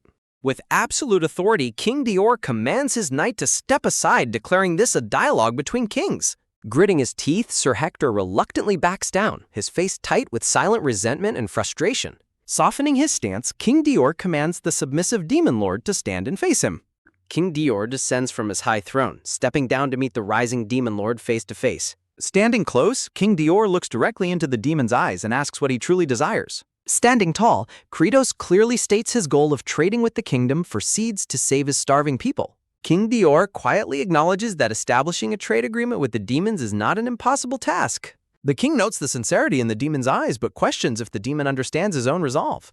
King Dior poses a heavy question, asking if the demon lord knows his true motivation for wanting to exterminate them. Kratos lists the obvious benefits of conquest, including vengeance, prestige, and domain over the abandoned lands. Kratos speaks off-screen, noting that he knows the virtuous king has no interest in petty conquest or glory. Kratos reveals the king's true motivation, the fear that an inevitable demon invasion would harm his peaceful citizens. Surprised by the demon's deep understanding of his protective nature, King Dior studies him with narrowed eyes. Kratos holds the king's gaze, his red-eyed, serious expression conveying his absolute commitment to peace. King Dior warns that his terms will be incredibly strict, and Kratos readily agrees without any hesitation. Sir Hector stares in absolute shock as he realizes his king is actually negotiating a treaty with the demon.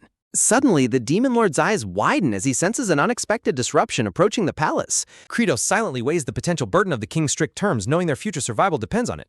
He accepts the hardship as necessary atonement for his ancestors' terrifying past actions against humanity. A warm, hopeful light shines through as Kratos prioritizes his people's survival above all else. He envisions his demon subjects happily feasting on crops, deciding that any hardship is a cheap price to pay. King Dior begins to lay down his introductory terms, emphasizing the need for mutual understanding before any treaty. Suddenly, a violent tremor shakes the grand hall, showering the startled group with falling stone debris. Sir Hector immediately accuses the demon lord of plotting an attack, but a bewildered Kratos denies any involvement. A panicked royal guard bursts into the audience chamber, desperately calling out to the king. The guard warns that the massive stone angel statue has come to life and is marching directly toward them. A sudden, heavy rumbling echoes as the horned, purple-furred winged kitten stares up in shock at the moving stone statue. In the waiting room, the startled alpaca, duck, and red-haired Bahal react to the violent shaking in the palace. The massive stone angel's eyes glow with a blinding light as it voices a terrifying promise of death. Back in the audience chamber, King Dior realizes the ancient legend of the protective stone angel is entirely real. King Dior explains how their desperate ancestors prayed to God for protection against the terrifying demon threat. The giant stone angel statue stands majestically against the night sky, its eyes shining with a divine magical light. Hearing the king's words, Kratos is horrified to realize the statue has sensed their presence and started moving. A bright golden halo begins to manifest over the head of the giant stone angel statue as it awakens. Fully awakened, the stone angel stands with its golden halos shining brightly as a symbol of divine wrath. The stone angel reaches into the sky, grasping a beam of pure, radiant golden energy. From the light, the giant statue pulls forth a massive glowing golden hammer to serve as its weapon. A system window describes the divine weapon as a multi-purpose duty hammer dispatched from the celestial realm. Regretfully, King Dior addresses Kratos as the rumbling intensifies, indicating their negotiations have reached an abrupt end. King Dior declares their diplomatic talks officially void and commands the demon lord to leave the palace immediately. Gritting his teeth in deep frustration, Kratos laments the sudden, catastrophic disruption of his peaceful gaul. A promotional banner features a glowing red sword of light alongside expressive cartoon figures. Outside, the colossal stone angel steps forward, carrying its massive golden hammer on its shoulder. Looking up at the titanic figure, the purple-winged kitten is seized with absolute dread. The royal guards shout in alarm, commanding everyone to hold the demons as the holy angel statue marches forward. A desperate voice cries out for Lord Artanis as the tiny winged kitten braces for a fight. The winged kitten urges Kratos and his animal allies to retreat immediately, leading them toward safety. A sudden white magical flash erupts as the fleeing group tries to escape the palace grounds. Scurrying desperately, the winged kitten struggles as the palace guards surround them with raised weapons. Spreading its small wings, the winged kitten takes flight above the army of pursuing royal guards. A battle-scarred guard commands the troops to grab the fleeing invaders, thrusting his spear forward. The winged kitten swiftly dodges a volley of sharp spears thrown by the attacking guards. A stray spear painfully stabs the flying kitten in the rear, forcing a sharp cry of pain. Seeing his ally struck, Kratos cries out in panic for Lord Artanis as they run. Shrouded in smoke, the injured winged kitten dissolves its disguise, transforming back into her true demon form. The white-haired, horned demon woman falls awkwardly through the air, groaning in pain from the impact. She lands on her hands and knees with a spear painfully stuck in her rear as her allies rush over. Kratos rushes to her side as the white-haired Artanis tearfully whines about being stabbed. Urging her to ignore the pain, Kratos desperately commands her to carry them all and fly to safety.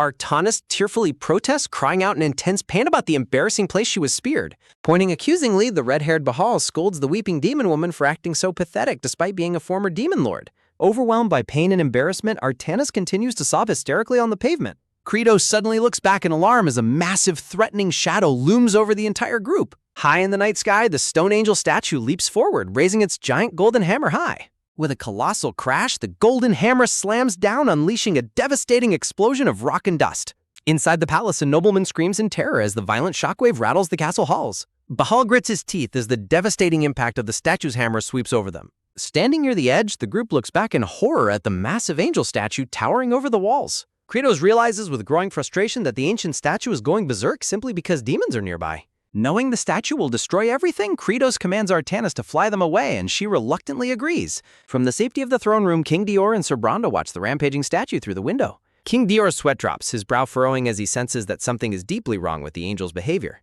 Sir Branda points urgently out the window, drawing the king's attention to the fleeing figures. Against the brilliant backdrop of the full moon, they watch the silhouette of the winged demon flying away.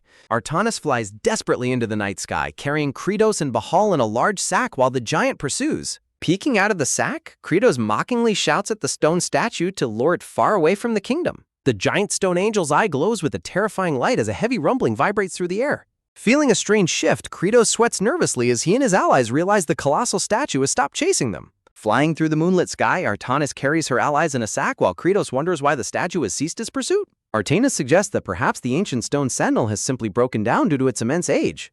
A historical memory depicts desperate ancestors praying to the heavens for a divine savior to protect them from demonic cruelty. Created to purge all corruption, the ancient stone angel operates under a single, absolute command to destroy everything it perceives as evil. To the divine stone construct, there is no distinction. It classifies all evils, sins, and human transgressions as demonic. The stone angel's ancient judgment targets a human soldier, classifying him as an adulterer deserving of divine wrath. Next, it locks onto a thief clutching stolen scrolls, labeling him as another target for destruction. An embezzler looking out of his window is instantly marked by the golden reticle, leaving him nowhere to hide. Overloaded by the sheer volume of human sins within the kingdom, the colossal angel prepares to unleash its full wrath. Declaring a total purge, the colossal construct launches a devastating bombardment of divine energy beams directly onto the city below. Inside the palace, King Dior and Sir Hector watch in horror, unable to comprehend why their protective deity is destroying their city. Observing from safety inside the sack, Kratos realizes that they are no longer the target as the statue begins attacking its own creators. Kratos blames himself for this catastrophic turn of events, deeply regretting his decision to seek diplomacy at the royal palace. As they retreat further into the night, Artanis urgently calls out to Kratos to keep their focus on escaping. Artanis tearfully declares that they must break the cycle of violence and refuse to harm humans, hoping to settle their ancestral debt. Moved by Artanis' heartfelt resolve to protect humanity, Kratos' expression softens as a daring new plan takes shape. A mischievous grin spreads across Kratos' face as he realizes they cannot simply abandon the kingdom to its doom. Kratos knows that if they flee, they will be blamed for the destruction, ruining any hope of ever establishing future trade for seeds. With a fierce, commanding roar, Kratos orders his powerful demon generals to turn back and smash the rampaging stone statue to pieces. Executing a thrilling high-speed aerial maneuver, Artanis swings around to head straight back toward the danger. Ignoring the painful spear still lodged in her rear, Artanis dives straight into the war zone with absolute focus. Unaware of the incoming counterattack, the colossal stone angel raises its massive golden hammer to deliver another devastating strike. Sir Hector desperately pulls King Dior back as the shadow of the falling hammer looms right outside their window. The two men brace for the final blow, their faces frozen in tense dread as they prepare for the end. Leaping high against the massive moon, Artanis prepares to intercept the Colossus's devastating strike herself. She unleashes a flurry of sharp shadow-like tendrils to bind the giant construct's descending weapon. Caught completely off guard, the massive stone angel flinches as the sudden, powerful demonic intervention disrupts its strike.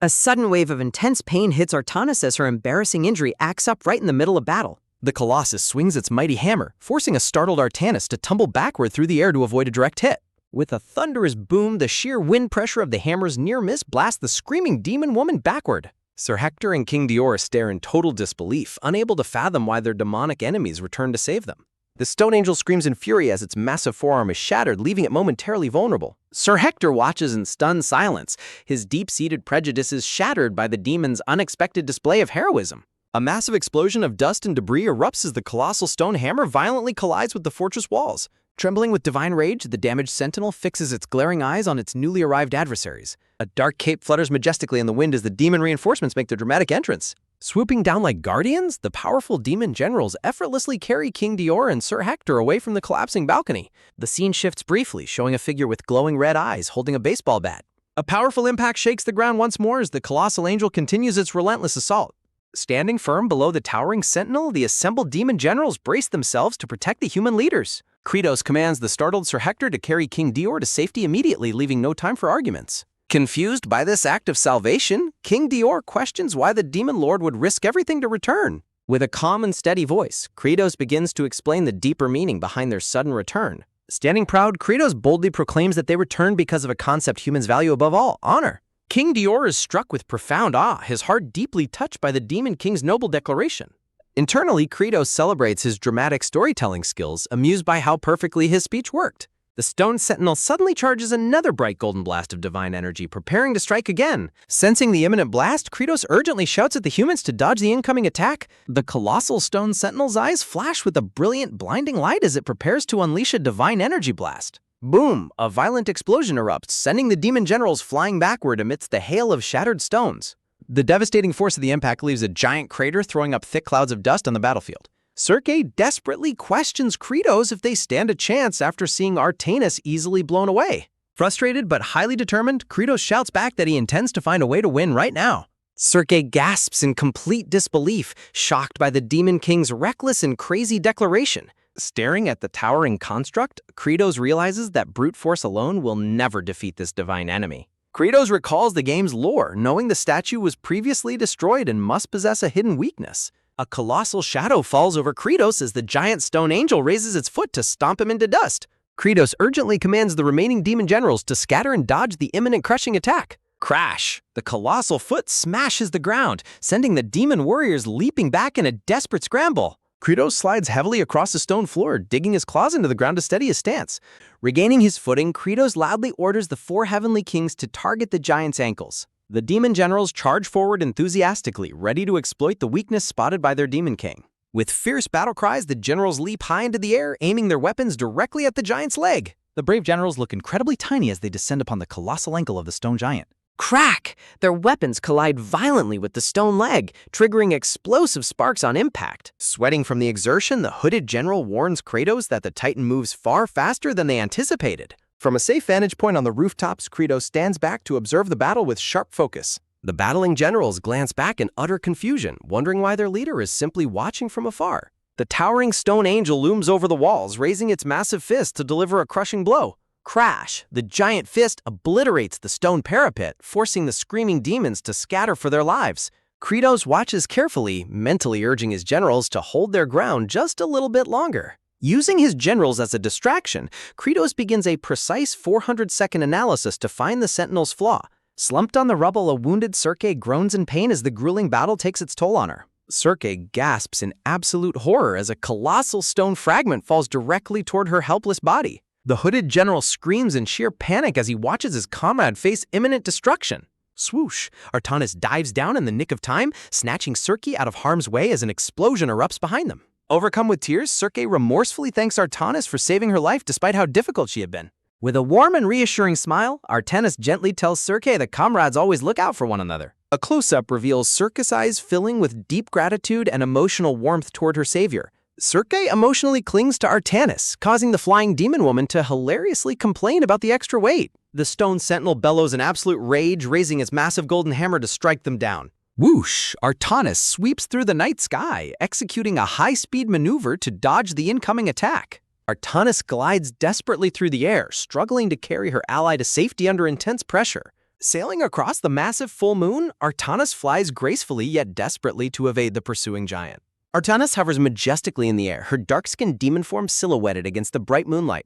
Staring up from the ground, Kratos shouts out in relief and worry as he spots Artanis overhead. Artanis' rear throbs painfully, a reminder of the embarrassing spear wound she suffered earlier in the battle. Kratos commands Artanis to release her seal, knowing she is their only hope to stall the giant construct. Artanis hovers silently, releasing a powerful aura of energy as she unlocks her true demonic seal. The stone sentinel's eye gleams with a menacing yellow light, locking onto its newly powered target. Zap! The colossal angel fires a devastating laser beam of concentrated divine energy directly at Artanis. Bracing herself with a sharp breath, Artanis prepares to face the oncoming divine blast head-on. Artanis unleashes her Song of Shock, projecting a massive torrent of red sonic waves from a mouth. The powerful red sound waves tear through the air, colliding directly with the giant's yellow laser beam. With immense power, Artanis' sonic shockwave completely overwhelms and shatters the divine light beam. The colossal stone angel screams in shock and agony as the devastating sonic impact rattles its body. The massive red wave coordinates a direct punishing blow against the gargantuan sentinel's chest. Thrilled by the display of power, Sergei cheers wildly and urges Artanis to deliver the final finishing blow. Coughing violently, Artanis clutches her throat as her allies realize she has strained her voice from singing. With a heavy slump, the colossal stone sentinel falters momentarily under the immense pressure of the sonic blast. Suddenly, the giant sentinel recovers and swings its glowing golden ring down toward the vulnerable demon woman. Artanis groans in pain as she desperately maneuvers backward through the air to escape the incoming strike. Boom! A powerful explosion erupts as the shockwave blasts the screaming Artanis through the sky. Crash! The sheer force of the impact violently throws Artanis into the crumbling stone fortress below. The towering giant continues its relentless assault, sweeping its devastating golden weapon toward the remaining demon generals. The generals scream in agony as the explosive shockwave scatters them across the war-torn battlefield. Wounded and sweating, the hooded general realizes the golden rings are compensating for the giant's slow speed. Kratos' eyes widen in sharp realization as he observes the sentinel's patterns from a distance. With swift agility, Kratos begins scaling the colossal stone construct, using its massive limbs as stepping stones. The startled demon generals shout in disbelief as they watch their demon king charge recklessly into danger. Activating his blood eye, Kratos boldly announces that while the giant has no specific weak points, it possesses an emergency stop. With a fierce battle cry, Kratos prepares to execute the risky emergency stop method on the colossal sentinel. A mysterious, dark-cloaked warrior with glowing red eyes stands poised as the battlefield falls into a brief, tense silence. Brave warriors clash in an epic battle of legends, embodying the relentless spirit of creators facing impossible odds. Boom! The ground trembles as Kratos dashes up the giant's chest, evading the massive stone hand hovering above. Artanis screams in sheer panic, desperately warning her leader of the imminent danger ahead. The giant sentinel raises its massive stone boot, preparing to stomp the encroaching demon king into dust. Kratos unleashes his Thorn of Punishment, summoning razor-sharp crimson spikes to strike the stone titan's chest. Clang! The powerful blood spikes collide violently with the sentinel's chest, creating sharp sparks upon impact. The colossal stone angel roars in immense frustration as the blood-red spikes rattle its massive form. Kratos commands his remaining generals to cover him immediately so he can reach the giant's head. The sentinel's golden ring swoops down through the air to intercept the advancing demon king. Kratos leaps high into the sky, unleashing a powerful cry as he bounds toward his target. Refusing to let her leader fall, Artanis dives straight back into the fray with absolute determination.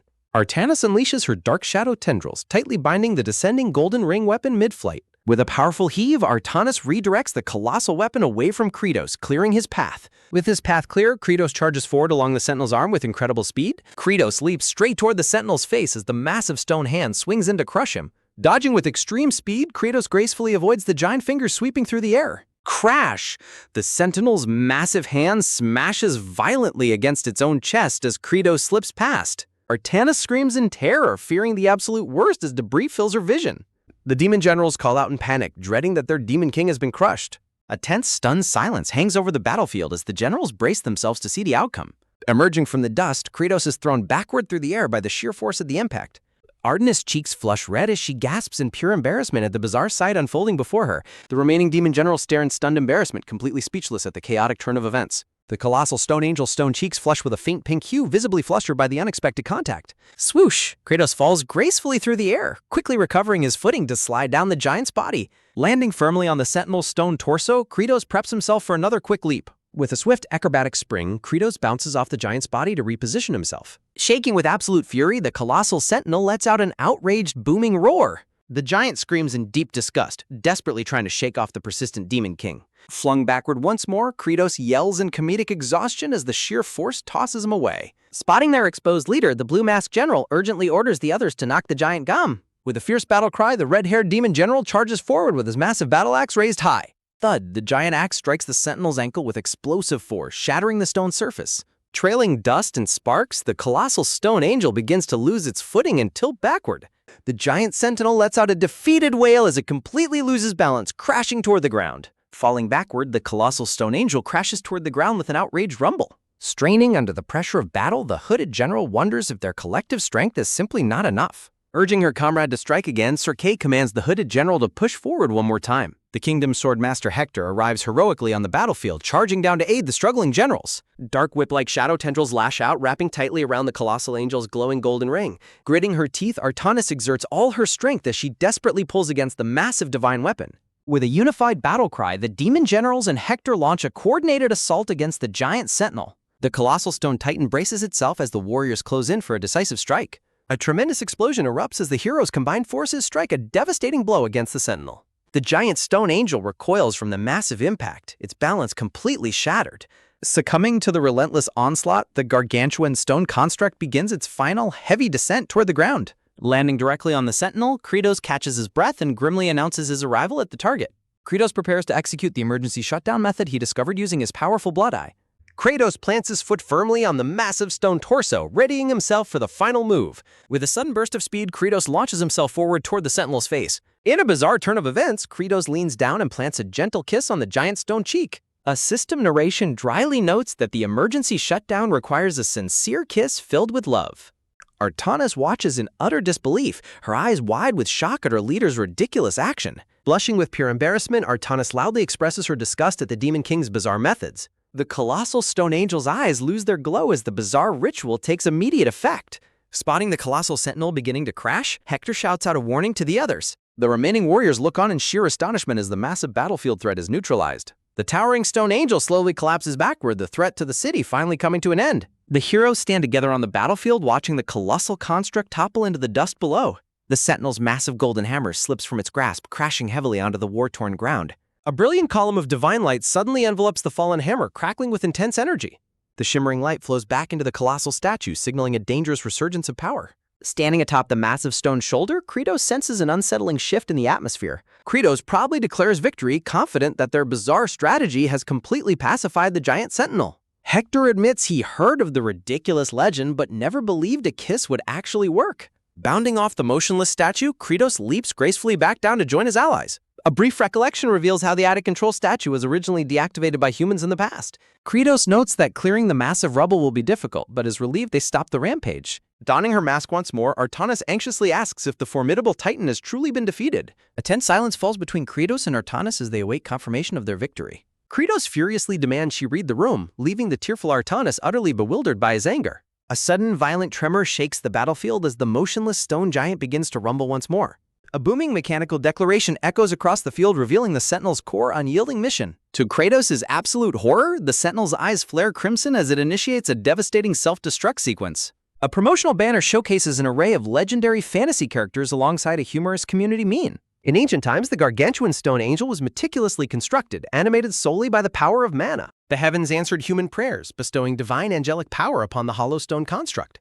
Imbued with divine light, the Sentinel awakened to serve as a protector of humanity. The holy construct channeled its newly gifted heavenly energy, preparing to execute its sacred duties. Overridden by its prime directive, the statue prepares to detonate its divine core in an instant. Terrified by the threat, Kratos demands to know what the desperate construct is planning.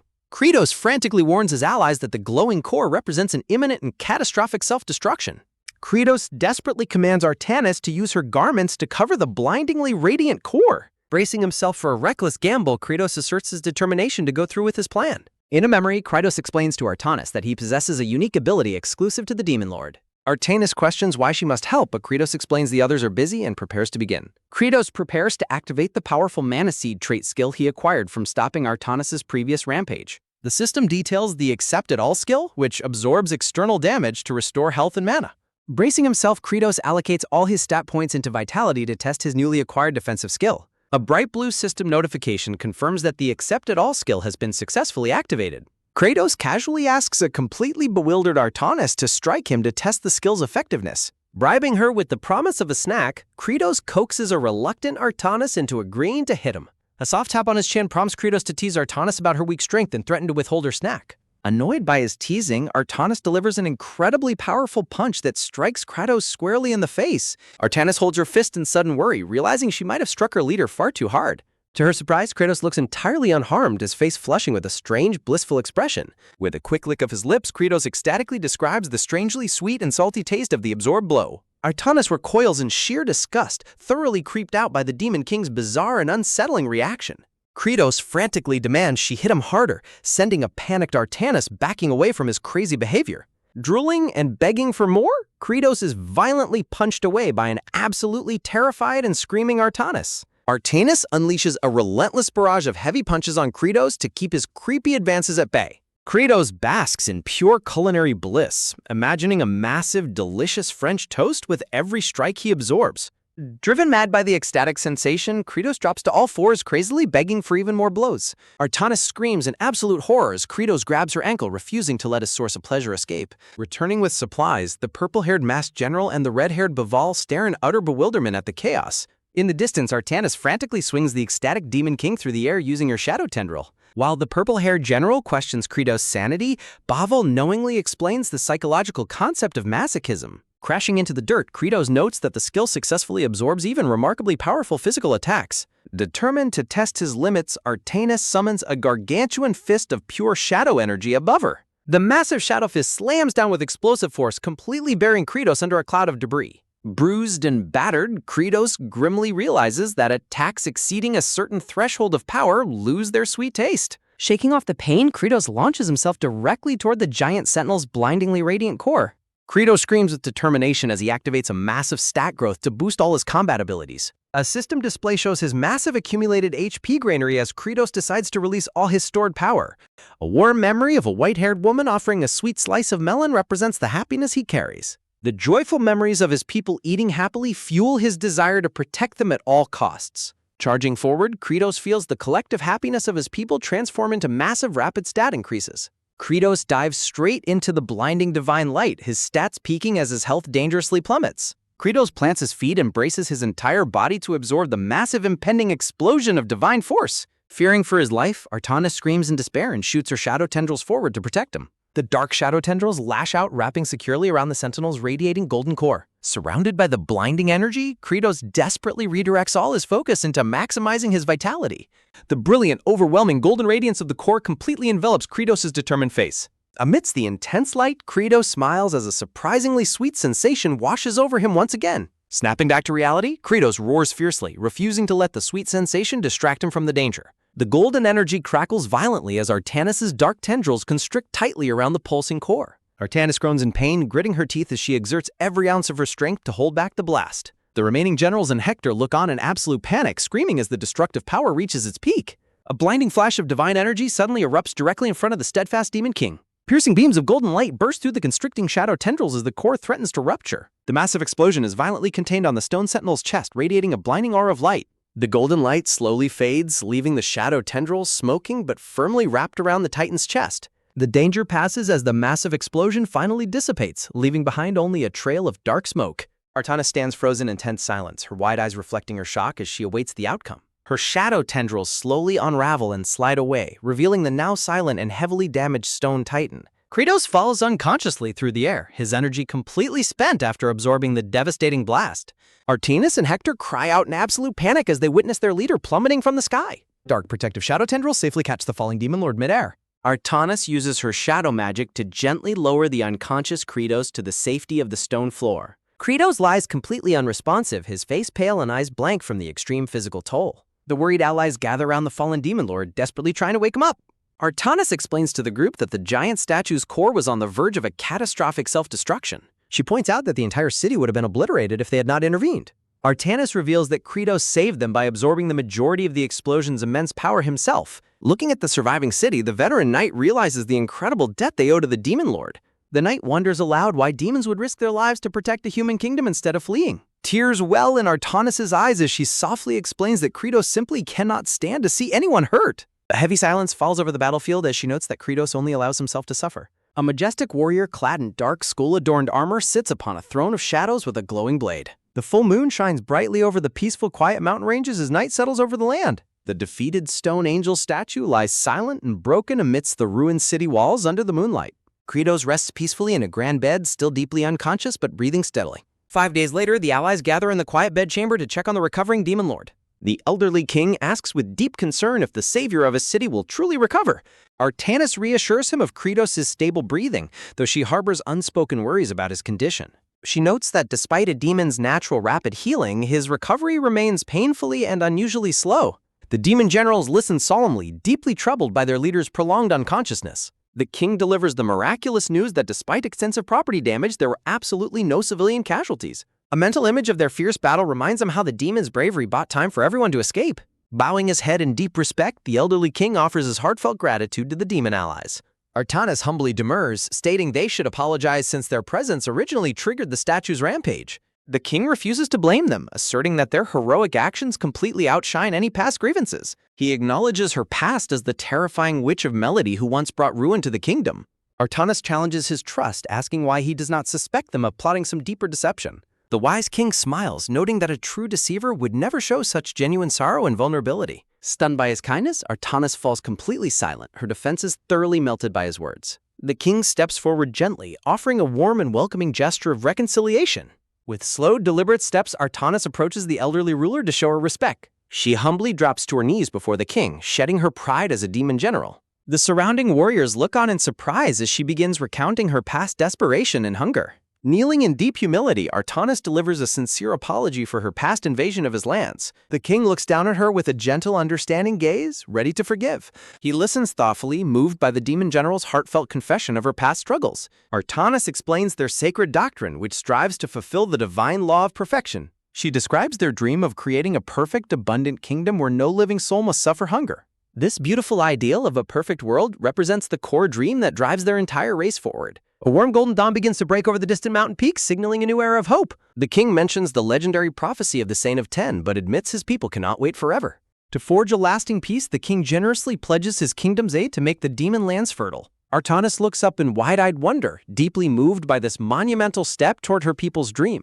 Deep within his subconscious, Kratos sits upon a majestic throne, feeling closer than ever to his ultimate wish. To his surprise, he spots the soul of the modern human floating in the glowing purple sky. The bewildered human looks back in utter shock at hearing his name called in this ethereal realm. Kratos bows his head respectfully, explaining that the human soul is resting here after giving up his body. Walking across the shimmering water, the human questions if Kratos brought him here, which the demon lord denies. Kratos explains he only made a wish, prompting an unknown entity beyond a god to summon the human soul. The brown-haired human questions Kratos' true desires, asking if his wish was to conquer the world and eat humans. Bowing his head, Kratos reveals he was plagued by the same terrifying dream countless times. He recounts his deep dread of succumbing to starvation and being forced to consume his own kin. Kratos describes his inevitable demise at the hands of a paladin, leaving the brown-haired human listening in stunned silence. Desperate to escape his tragic fate, Kratos explains how he prayed for guidance on what to do. His ultimate dream was to find a way to escape famine and coexist peacefully with all life.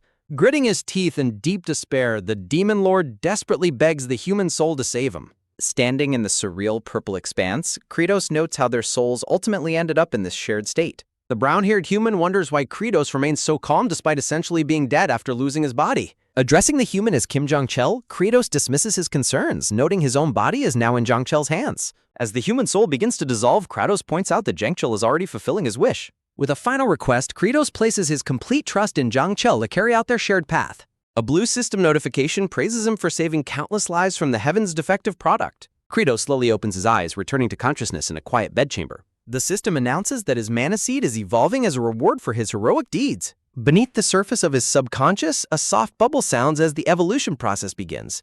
A fresh green shoot bursts forth from the tranquil water, reaching toward the light. The mana seed successfully matures, transforming into a vibrant sprout within the system display. The system grants him an additional bonus, allowing full access to Kratos' immense original vitality. Kratos stares up in quiet bewilderment, processing the sudden and overwhelming system notifications. Kratos frantically rejects the system upgrades, yelling that generous rewards and stories always come with a catch. While Kratos insists he only wants to farm in peace, the system counter-argues that strength is fundamental to farming. Shaking off his irritation, he demands to know the system's true nature after his dream encounter with Kratos. The system feigns ignorance, claiming to be a mere message window and thoroughly annoying the Demon Lord. Suddenly, a familiar voice calls out his name, breaking him out of his inner thoughts. Artanis looks down at him with teary, worried eyes, her hands clasped tightly in relief. Crying out in joy, Artanis aggressively throws herself onto him, knocking the wind right out of him. Kratos asks if they waited for him, prompting his awkward generals to quickly deny any genuine concern.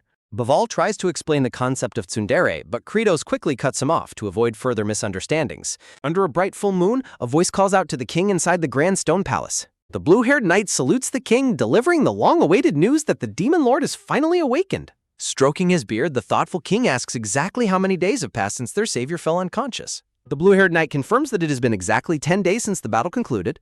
The king reflects deeply on an ancient prophecy about the Saint of Ten reviving on the 10th day. The king realizes with shocking clarity that the legendary savior foretold in prophecy might be none other than Kratos. A plain white flag flutters peacefully atop a wooden structure under a warm orange sky. A panicked bat-winged imp warns his monocled chief about a highly dangerous human approaching their territory. Sweating profusely, the terrified imp struggles to explain the identity of the approaching visitor. A tall blonde warrior in a flowing white cape walks purposefully through a vibrant green field. The fierce-looking blonde warrior surveys his surroundings with a remarkably cold, determined expression. The monocle chief and his assistant watch the visitor's steady approach with growing tension. Recognizing the intruder, the chief screams in absolute panic and orders his forces to prepare for battle. A dramatic promotional banner showcases various legendary heroes and dark sorcerers gathered for an epic clash. Workers swarm over the massive rope-bound stone angel statue to begin the long process of restoration.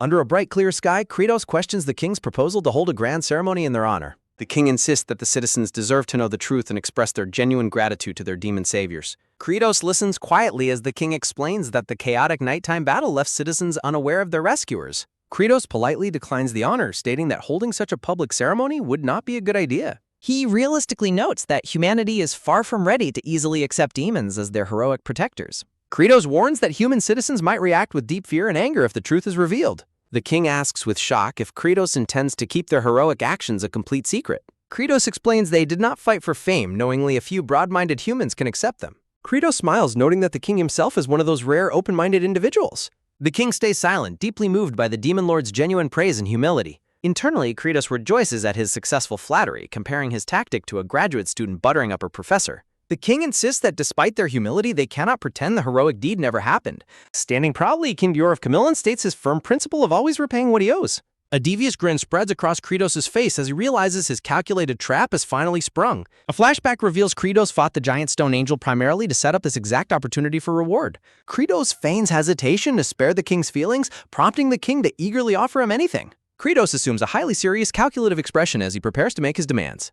Kratos asks for the legendary chameleon's secret sword, shocking King Dior with his bold request. The glowing chameleon's sacred sword is showcased, known to Kratos as an incredibly useful game item. A memory illustrates how the sacred blade continuously heals status effects and purifies deadly toxins. The game item description reveals that the sword's sheath possesses unparalleled purification powers. Kratos plans to use the sword's cleansing powers to completely purify the toxic demon swamp. With a sharp, wicked grin, Kratos realizes he only needs to secure the matching sheath from the king. When Dior mentions the sword was stolen, Kratos suggests the king simply give him the remaining sheath instead.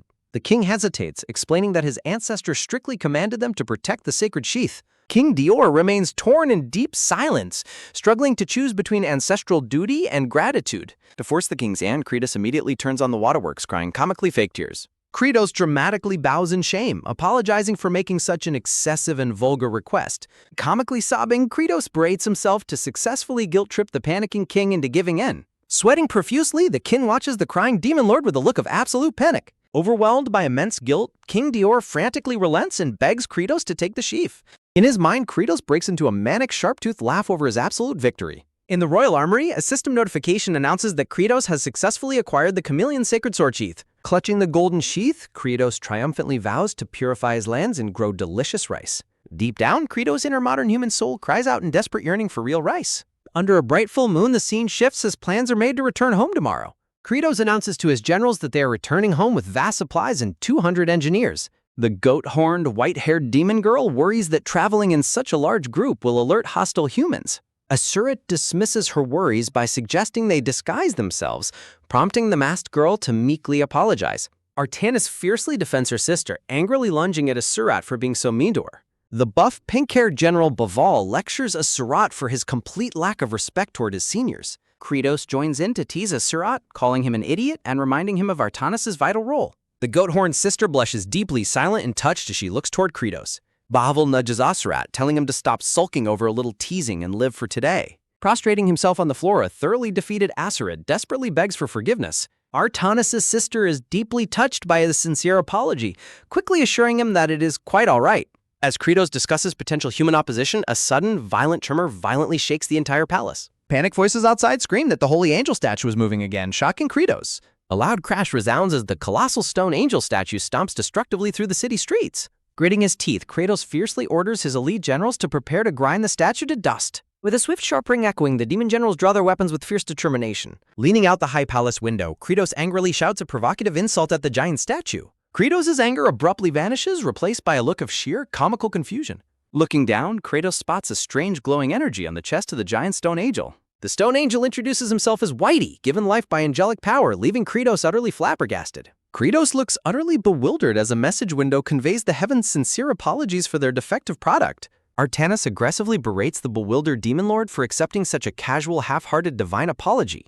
Artanis demands answers in confusion while her companions shake their heads in exhaustion at her outburst. The heavenly message window announces plans to compensate the lower world, specifically thanking demon lord Kratos for his heroism. Kneeling before his stunned new master, the colossal stone angel Whitey pledges his absolute eternal subservience to Kratos. Pointing to his cracked chest, Whitey explains his core is broken but vows to remain useful regardless. A sudden, booming declaration of loyalty echoes through the grand palace gates, capturing the attention of everyone inside. Kratos peers down from the high balcony, staring at his massive new subordinate in silent disbelief. King Dior watches with deep concern, wondering how his citizens will react to their terrifying demonic savior. A panicked citizen and his child freeze in terror upon discovering the demon lord inside their capital city. The horrified citizens realize with absolute shock that their beloved holy angel statue is now the demon's subordinate. Kratos reluctantly begins to issue his very first command to the waiting stone giant, Whitey. Believing an attack is imminent, the terrified citizens scream in panic and scramble to flee the area.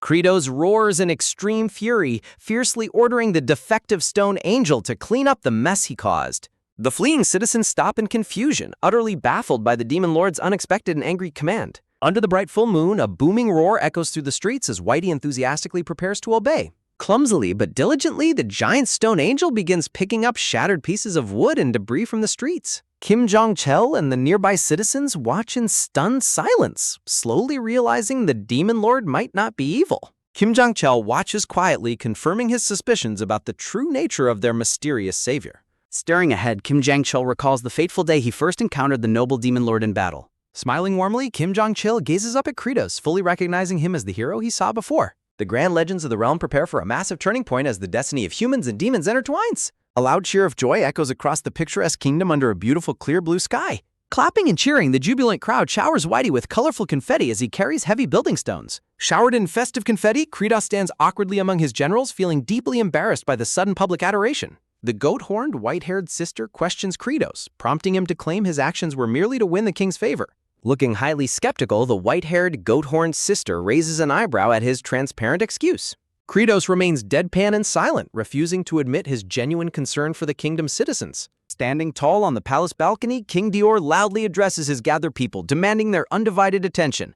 Before a massive cheering crowd, the king officially announces a historic diplomatic alliance and peaceful coexistence with the demons. King Dior passionately rallies his citizens to roar with gratitude for the departing demon hero. Kratos looks incredibly exhausted and burdened by the overwhelming festive praise from the crowd. Artanis nudges the reluctant demon lord, telling him to at least show a friendly smile to the happy crowd. The white-haired goat-horned sister notes that the citizens are genuinely grateful for his heroic deeds. Cheering enthusiastically, a joyful mother holding her toddler celebrates the easing of long-held tensions with the demons. The white-haired goat-horned sister playfully teases Kratos, suggesting he flash a smile to gain even more public favor. Kratos stares back with a dry, sweat-dropping expression of absolute annoyance. Credo silently reassures himself that at least his precious food supply won't decrease from this diplomatic relationship. Suddenly, a colorful blur of chaotic energy surges as Kratos' self-control completely snaps. With a terrifying manic-toothed grin, Kratos tries to smile but instead unleashes an incredibly horrific, demonic expression.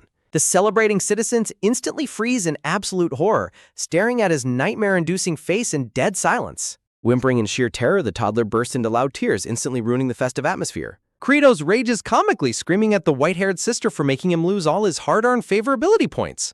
Arcanus fiercely shields her terrified sister, furiously accusing the Demon Lord of unfairly picking on her. Bavel proudly delivers an absurd biological lecture about reproduction, prompting a completely baffled Kratos to yell at him. Breaking the tense silence, Kim Jong-chul passionately yells out to the crowd that the Demon Lord is incredibly cool. Kratos whips his head around, his eyes wide with comical shock at the sudden and passionate defense.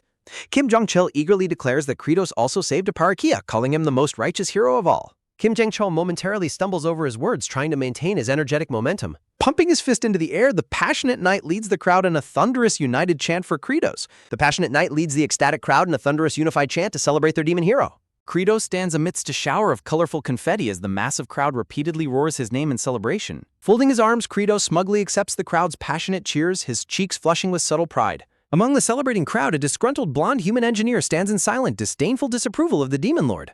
Engineer Captain Forkry grinds his teeth in bitter resentment, deeply displeased about taking orders from whom he deems primitive demons. A beautiful, clear blue sky stretches out, shifting the scene as the group begins their long journey home. A majestic green valley unfolds as heavy, booming footsteps echo across the peaceful, sunlit landscape. The colossal stone angel Whitey diligently hauls massive construction equipment as he marches alongside the human engineering unit. Riding on a carriage, Captain Forkry turns to the red-haired Sir Magentano to ask a curious question. Forkry inquires about the demon's daily lifestyle, asking about their clothes, housing, and general living conditions. Looking away, Sir Magentano solemnly reveals that the living conditions in the demon realm are incredibly poor. A brief glimpse reveals the demon's harsh reality of ragged clothing, scarce water, and meager wooden board shelters. Forkry looks down in utter contempt, silently branding the demons as complete barbarians who lack basic cooking skills. The conversation is suddenly interrupted as the Demon Lord's booming voice calls out to the entire traveling party. Kratos loudly declares that they have already been marching for half a day, signaling a break. Dramatically grabbing his face, Kratos eagerly announces to his weary elite generals that it is finally time to eat.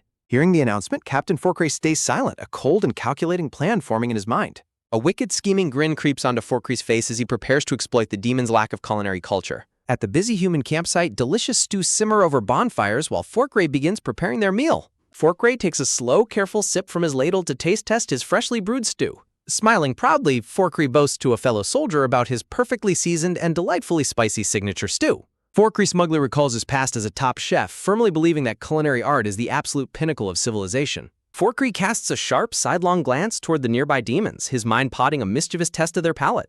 Sitting quietly on a rock, the massive General Baval chews on his simple food in complete silence. Forkry asks his comrade for a special chili powder, claiming he simply wants to make his food spicier. A generous amount of vibrant red chili powder is vigorously shaken into a steaming bowl of stew. Carrying the heavily seasoned bowl, Forkry approaches Bahal, intending to overwhelm the demon with the kingdom's spiciest seasoning. Offering the stew to a grateful Baval, Forkry secretly derides the Demon Lord's generals as primitive beings. Forkry breaks into a manic, silent laugh, eagerly anticipating the demon's toll defeat by a spicy creation. Without any hesitation, the pink-haired General Bahal greedily gulps down the heavily spiced human stew. An explosive sound of choking escapes Baval as the intense heat hits him, his eyes bulging in absolute shock. Gasping wildly, the massive pink-haired general desperately rolls around the grassy field to escape the unbearable burning sensation. Forkry bursts into uncontrollable, mocking laughter, thoroughly amused by the demon general's comically dramatic distress. Believing Baval is merely overreacting, a skeptical Asurad grabs the remaining spicy stew to try it himself. Instantly overwhelmed by the extreme spice, Asurat violently thrashes and rolls across the grass in agonizing torment.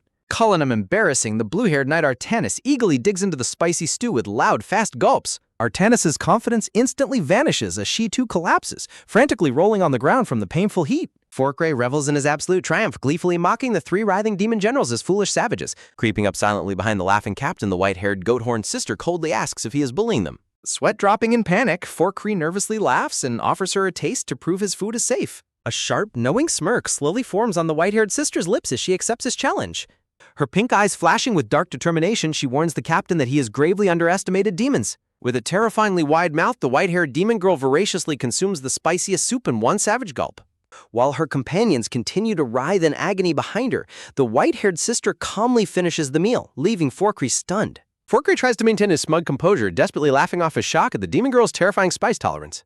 A tense silence falls as Forkree stares ahead, sweat dripping down his face in quiet, uneasy realization. Walking over with heavy, deliberate steps, Demon Lord Kratos wonders aloud what kind of taste caused such dramatic reactions. Kratos approaches the cooking station, his heavy cape fluttering behind his dark, imposing armor. With a horrifying, wide-fanged grin and his long tongue extended, Kratos eagerly asks the terrified captain for a taste. A colorful promotional banner highlights an epic fantasy battle scene, inviting readers to explore a new realm. Standing tall, the imposing Demon Lord Kratos gazes down intensely at the blonde engineer Captain Forkree. Flashing a smug, dark grin, the blonde engineer Captain Forkree offers the Demon Lord a bowl of stew. Forkree secretly mocks the writhing, spice-defeated demon generals, thinking his culinary creation is far too advanced for them. Wearing a wide, arrogant smile, Forkree proudly declares that his food is meant only for civilized people. Kratos silently notes Forkree's sour attitude, revealing he has been keeping a very close eye on the captain.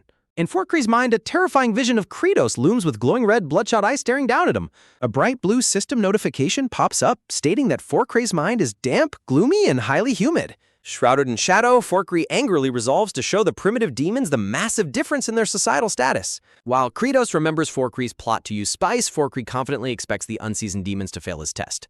With a mocking, sweat-dropping smirk, Forkree invites the curious Demon Lord to try the spicy stew. Holding the bowl, Kratos silently reflects that Forkree is unaware of a major secret about his true nature. Unveiling a terrifying, wide-fanged grin, Kratos reveals his past life as a Korean passionate about spicy food and kimchi. Whimpering with a tearful, sweating face, the white-haired demon girl desperately screams for Kratos not to eat it. Kratos confidently gulps down the soup while the hooded Acerad and pink-haired Bavel scream in absolute panic. The Demon Lord's throat tenses as he easily swallows the burning broth in massive, steady gulps. Forkree watches with a wicked, wide-mouthed grin, fully expecting the Demon Lord to collapse in painful agony. Without a single flinch, Kratos continues to rapidly down the incredibly spicy soup from his bowl. Forkree's wicked grin completely vanishes, replaced by a sweating, wide-eyed look of absolute shock and disbelief. Kratos finishes the very last drop, holding the empty bowl up in complete silence. Lowering the bowl, Kratos exhales a warm, misty breath with a calm, unimpressed expression on his face. Staring in utter disbelief, the white-haired demon girl watches silently with a sweat drop and a protruding tongue. A sudden, booming shout echoes as Kratos lowers his bowl, preparing to deliver his culinary verdict. A single massive speech bubble boldly proclaims the Demon Lord's underwhelming verdict that the food is completely bland. Forkree reacts with wide-eyed shock, screaming in absolute denial after using double the proper amount of miso chili. Kratos internally estimates the heat to be a mild 7,000 Scoville, comparing it to basic instant ramen spice. His eyes blazing red, Kratos demands more heat as his Berserker system skill activates, powered by spice. Kratos whips his head around to face the cooking station, startling the two human soldiers stirring the pot. Snatching a jar of red seasoning, Kratos yells an excuse while a startled soldier gasps in shock. With a sudden pop, a hand forcefully yanks the lid off the jar containing the concentrated red spice. A thick, vibrant stream of fiery red chili sauce is poured directly into the steaming bowl of stew. Sweat pouring down his face, Forkree screams in absolute panic, warning the Demon Lord that he will die. Completely ignoring the warning, Kratos eagerly chugs the red-drenched stew while Forkree watches in sheer horror. Kratos sighs in disappointment, looking at his bowl and complaining that something is still heavily lacking in flavor. Kratos questions Forkree about the chili powder, prompting the sweating captain to explain it is extremely spicy miso chili. Kratos glares with glowing eyes, demanding to know if the seeds and spicy placenta were mistakenly removed beforehand. Sweat dropping in fear, Forkree confirms he removed them, stammering that leaving them would make it unbearably spicy. Bearing a terrifying wide-fanged grin, Kratos mockingly asks if the captain is simply weak to spice. Forkree stands completely frozen, his face shadowed with intense shock and a deep sense of embarrassment. Forkree grinds his teeth in bitter frustration, feeling deeply mocked despite not understanding the Demon Lord's words. Spotting a large sack of whole red chilies, Kratos inquires about them while Forkree panics in horror. A close-up shows a vibrant red Mexico chili as Forkree frantically warns him not to eat it raw. The Demon Lord's pale clawed glove reaches out and firmly holds the raw, spicy red pepper. Throwing his head back, Kratos casually tosses the raw chili into his mouth with absolute confidence. Forkree screams in utter throat-tearing horror at the Demon Lord's insanely reckless display. Kratos chews the raw pepper, releasing a puff of hot steam from his mouth as his eyes glow. With his face flushed red and sweating, Kratos happily declares that this raw heat is exactly what he wanted. Trembling in absolute defeat, a sweating Forkree stares blankly into the distance, unable to comprehend the demon's power. Under the heavy weight of complete culinary defeat, Forkree's knees buckle and slam hard against the grassy ground.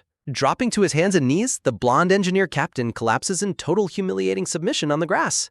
Holding a raw red chili, Kratos slowly walks up to the kneeling captain and calmly calls out his name. Kratos calmly confronts Forkree's arrogant worldview, questioning if his superior spice tolerance makes him the truly civilized one. Panicking, Forkree realizes his arrogant thoughts were fully read by the intimidating Demon Lord, leaving him completely speechless. While Forkree remains kneeling on the grass in defeat, Kratos critiques his highly flawed definition of civilization. Kratos points out that eating a raw pepper has absolutely nothing to do with being civilized. Kratos questions whether a highly skilled engineering soldier is deemed useless simply because they cannot tolerate spicy food. He notes that while hierarchies exist, there are many different ways to measure a person's worth. The white-haired demon girl is deeply moved, tearfully praising the Demon Lord's wise and compassionate words. Kratos humorously highlights the hidden strengths of his loyal generals, despite their comical and awkward flaws. Bavel is deeply touched as the Demon Lord praises his physical power, intellect, and surprisingly vast knowledge. Kratos pauses his speech, panting heavily from the lingering burn of the raw chili peppers. Turning his attention back, Kratos acknowledges Forkree as the finest engineer in the kingdom despite his low spice tolerance. Forkree stares in disbelief as the mighty Demon Lord humbly requests him to teach his people. Overwhelmed by the Demon Lord's unexpected humility and wisdom, Forkree remains frozen in a silent, reflective trance. As Kratos casually walks away, snacking on a raw chili, a defeated Forkree sits alone on the grass. The red-haired soldier approaches Forkree, sharing that he also harbored a deep learned hatred toward demons. The red-haired man gently urges Forkree to adapt, recognizing that they must change alongside the peaceful demons. With a warm smile, he encourages Forkree to leave the bitter past behind and write a new chapter. Forkree quietly processes his comrade's words, his rigid prejudices finally beginning to soften in the silence. Reclaiming his culinary pride, Forkree resolves to create new recipes tailored specifically to the demon's unique palates. Under a brilliant blue sky, the mighty Demon Lord rallies his forces to resume their journey. The colossal winged stone statue steps forward heavily, carrying their belongings as they head toward their homeland. After a long and arduous journey, the traveling group finally arrives at the Demon Realm's majestic, rugged home. Standing amidst a vibrant pumpkin and corn patch is a blonde warrior bizarrely dressed in a frilly pink dress. The approaching demon group halts in stunned silence, staring at the strangely dressed warrior in their field. Shocked to his core, Kratos' sweat drops in absolute disbelief and demands to know why this intruder is here. The scene flashes back to several weeks ago when the mysterious blonde paladin first descended upon their farmland. Hartok's reptilian companion aggressively questions the blonde human about his identity and purpose in the demon territory. The calm, blonde warrior reveals his simple motive. He has come specifically to meet Demon Lord Kratos. Sensing no hostility but highly intimidated by the warrior's magical presence, Hartok hesitates, unsure of how to proceed. The reptilian demon urgently alerts Hartok, warning him about the true identity of the formidable stranger before them. The reptile reveals that this pink-clad warrior ruthlessly obliterated the formidable fourth Star Master in a single blow. Hartok's face pales in absolute horror as he digests the terrifying news of the warrior's overwhelming might. Hartok quickly changes his tone, nervously attempting to explain the past conflict to the dangerous blonde paladin. The blonde paladin calmly explains that the battle was merely self-defense against a rogue demon who defied orders. Wondering if the stranger is an ally or foe, Hartok asks what his true business is with Kratos. The blonde paladin falls into a deep, quiet silence, carefully considering his response. Looking up with striking heterochromatic eyes, the paladin reveals his ultimate quest to discover his own true identity. Hartok is left entirely bewildered by the formidable human's unexpected and deeply personal motive. A sudden authoritative voice breaks the tension, claiming to already know the mysterious warrior's identity. A refined, spectacles-wearing demon arrives with a small blue dragon, identifying the stranger as an ancient, slumbering paladin. He grimly names the warrior as the prophesied destroyer destined to bring total annihilation to the demon race. Shaken to his core, Hartok looks back at the paladin in absolute terror upon learning this grim prophecy. Hartok recalls that the ancient paladin was sealed, awakening only when Kratos unexpectedly announced his peaceful farming plans. An ancient legend tells of a mysterious seal-shattered warrior prophesied to bring ruin to all demonkind.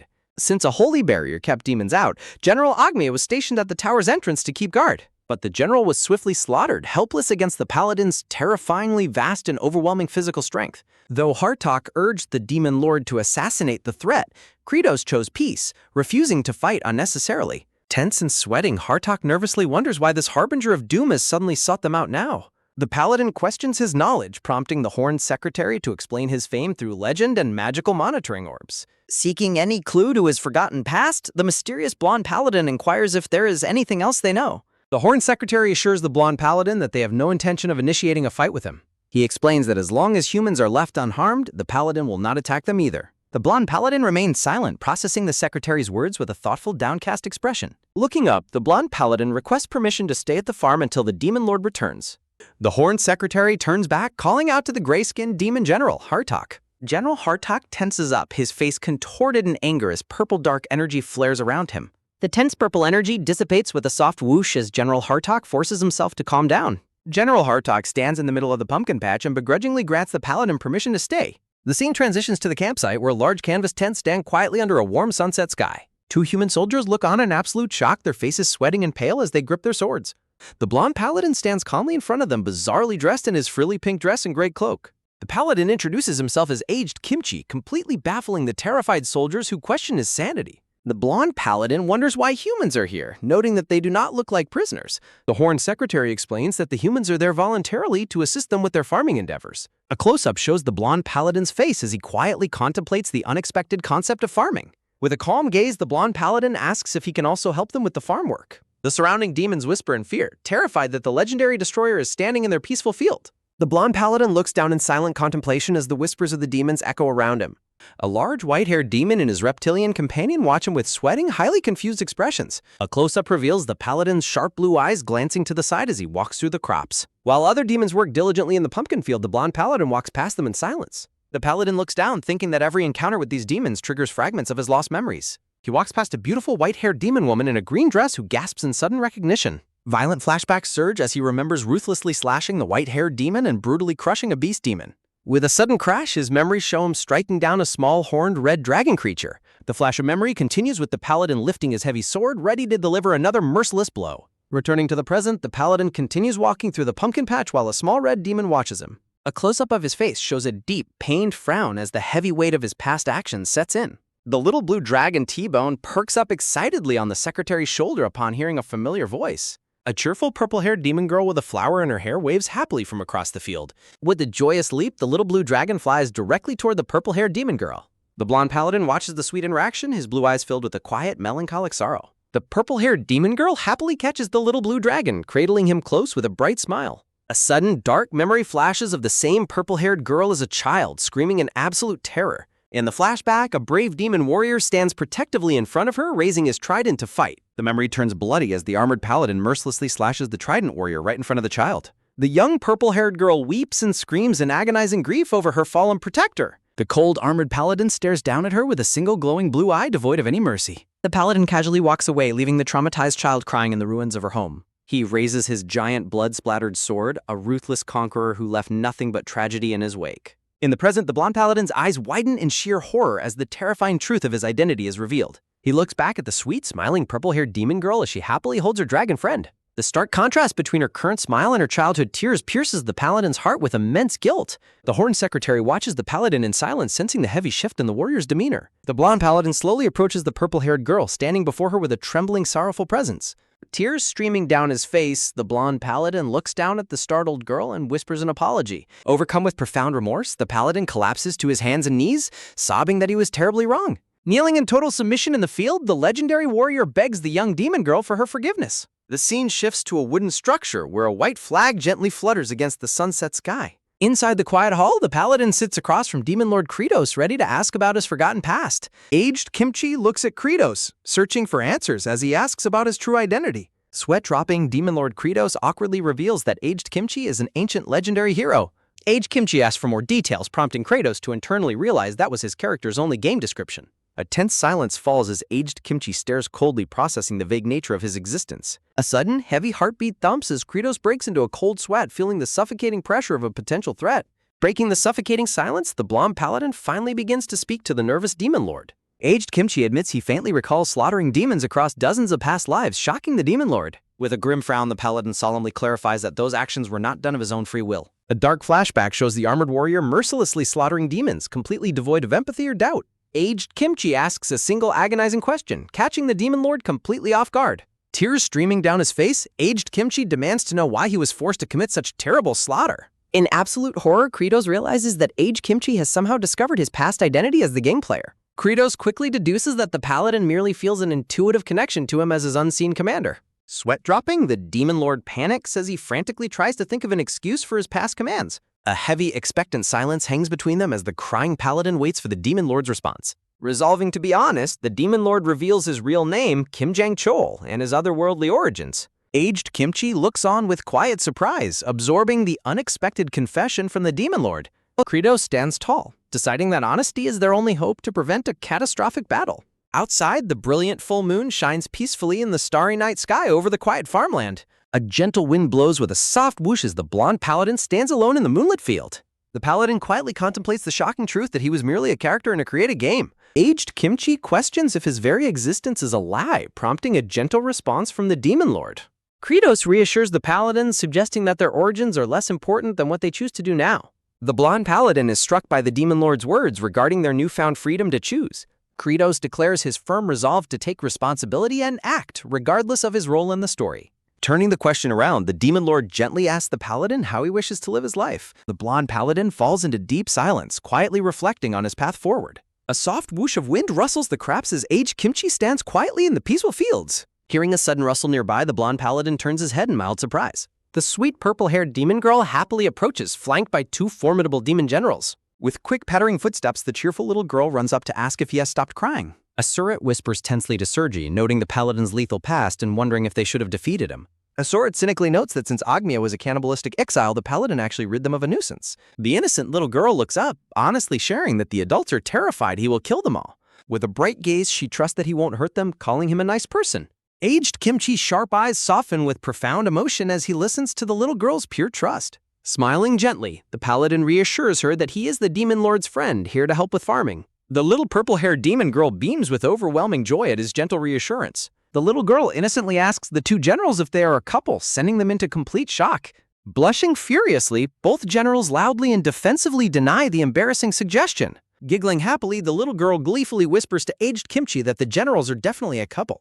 Comedic rage erupts as the flustered generals scream in embarrassment at the teasing child. As the generals comically scold the giggling child, Sergi suddenly turns to aged Kimchi with a serious question. The scene shifts to memories of the frozen lands as Sergi asks if he defeated Asurat.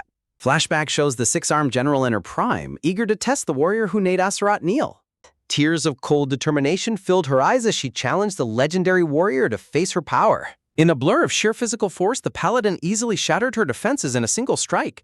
Defeated, she wished they would meet next in a land free of starvation, before fading away. Present-day Sergi blushes as she realizes they have finally found something more precious than warfare. Aged Kimchi confirms their legendary titles, prompting an awkward, sheepish confirmation from the flustered generals. Aged Kimchi looks forward to working together, hopeful that his wishes will finally come true this time. The two demon generals watch in complete bewilderment as the little purple-haired girl laughs happily beside them. The scene shifts abruptly to a quiet, shimmering purple pool nestled deep within a rocky cavern. A gentle splash echoes as the scene focuses on feet wading into the glowing purple cavern pool. Walking through the cavern, aged Kimchi recalls Kratos' bizarre plan to turn this magical swamp into a rice paddy. Lacking any farming knowledge, the blonde paladin decides to wait for a direct mission from the Demon Lord. Suddenly, a dark, pulsing purple aura flares around aged Kimchi, catching his immediate attention. A massive vortex of dark, ominous energy manifests behind the silent blonde paladin.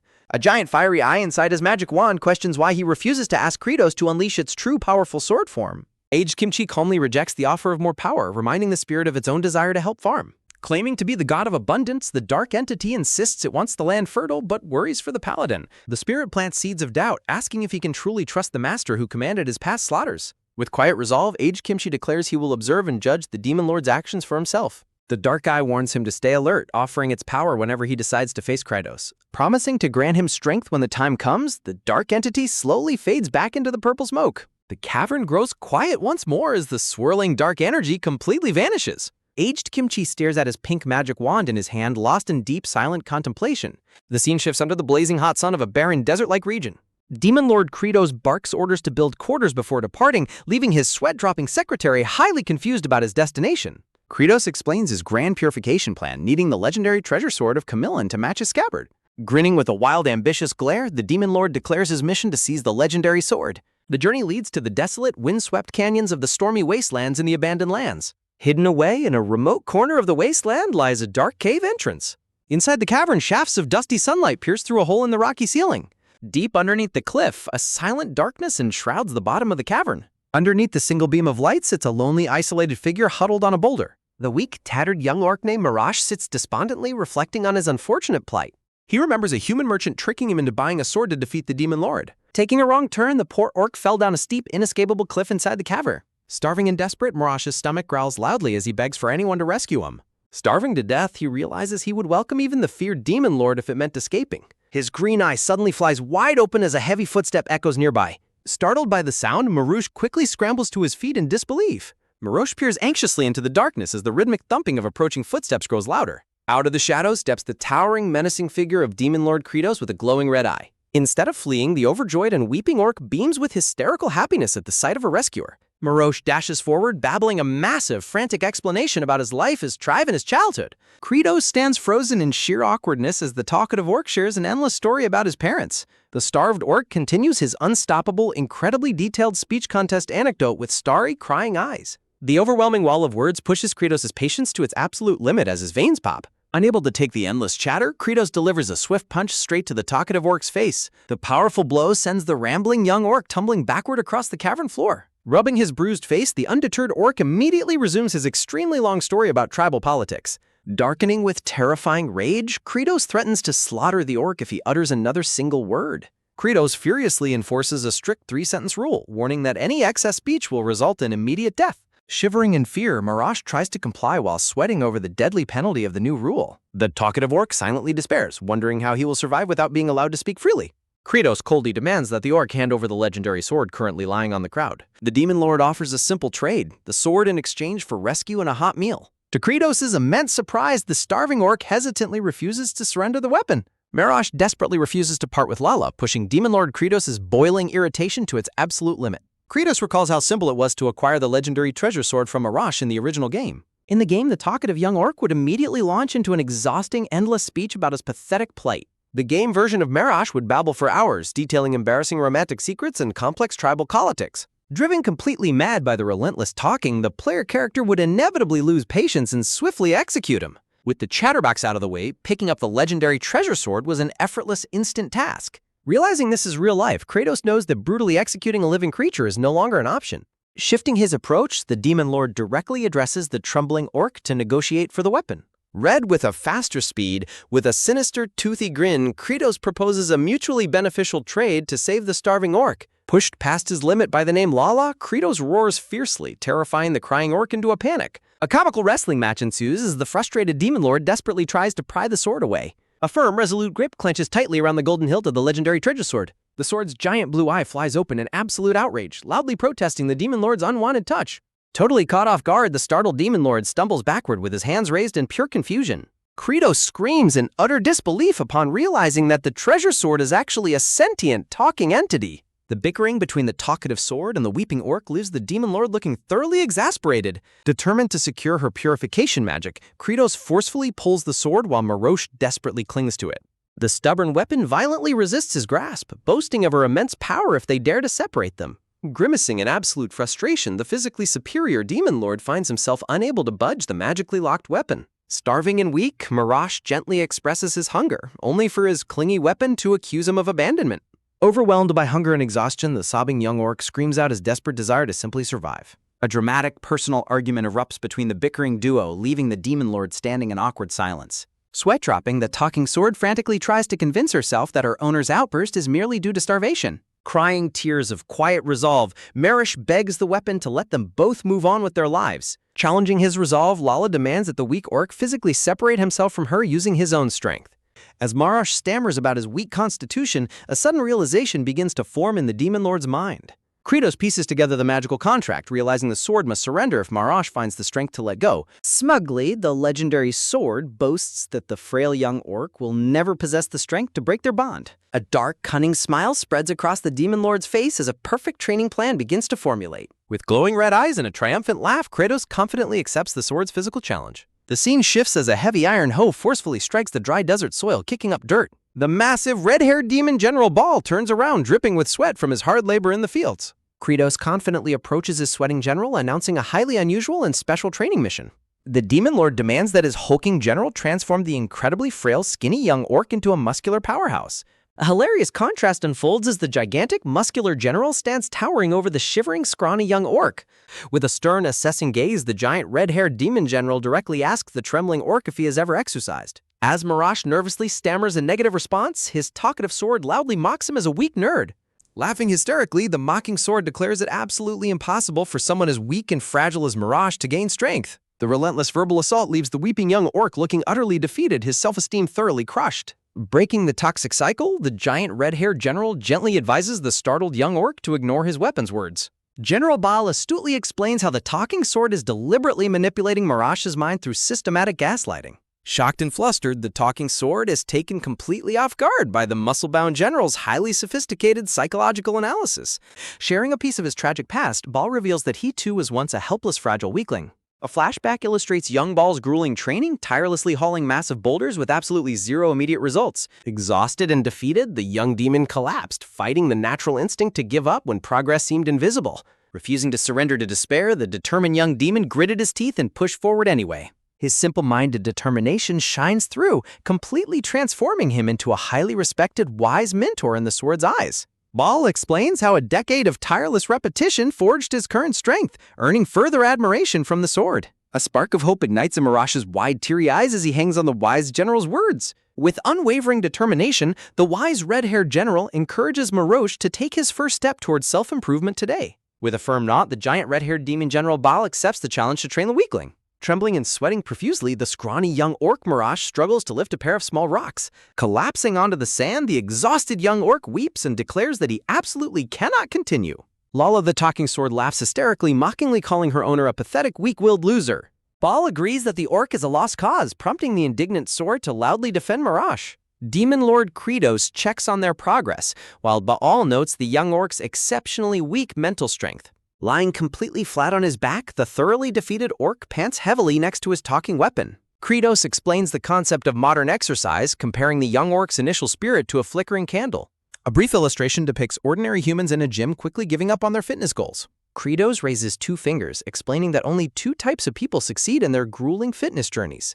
Darkening with a terrifyingly sinister grin, the Demon Lord declares that the second type has absolutely no choice. The scrawny young orc lies helplessly on the ground, surrounded by a large crowd of demon workers. Clapping his hands with glowing red eyes, Kratos rhythmically commands the exhausted orc to get up. Joining in, the massive demon workers clap and chant in unison, urging the trembling orc to rise. Terrified by the overwhelming pressure, Mirash sweats profusely as the rhythmic chanting echoes all around him.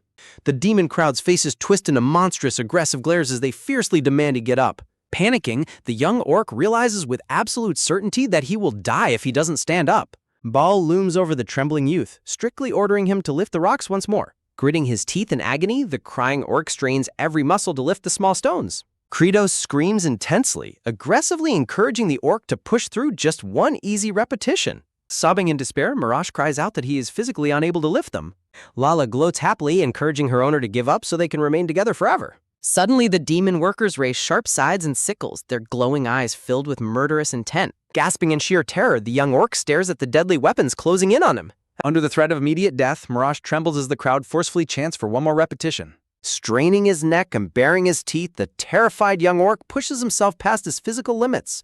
Unleashing a massive roar of triumph, Mirash successfully lifts the heavy stones high into the air. Lala, the talking sword, gasps in absolute shock and disbelief at her owner's sudden success. Staring at his hands in disbelief, the surprised young orc is met with a roaring wave of cheers. The overjoyed demon workers throw their farming tools into the air, celebrating his first successful repetition. Kratos suddenly casts a dark shadow over him, coldly questioning the young orc's premature celebration. Baal looms menacingly behind Mirash, coldly declaring that his poor form means the lift does not count. Plunged back into hell, the screaming orc is forced to repeat the grueling exercise. Nearby, the human combat engineers quickly build housing while preparing to help expand the crop fields. Swinging his pickaxe with intense focus, the blonde-haired hero Aged Kimchi prepares to till the land. With monstrous physical strength, Aged Kimchi shatters the dry earth, effortlessly tilling the massive expansion field. Time passes as Mirash tirelessly hauls a massive boulder across the desert under Baal's watchful eye. Baal sably explains that the principles of physical exercise and farming are exactly the same.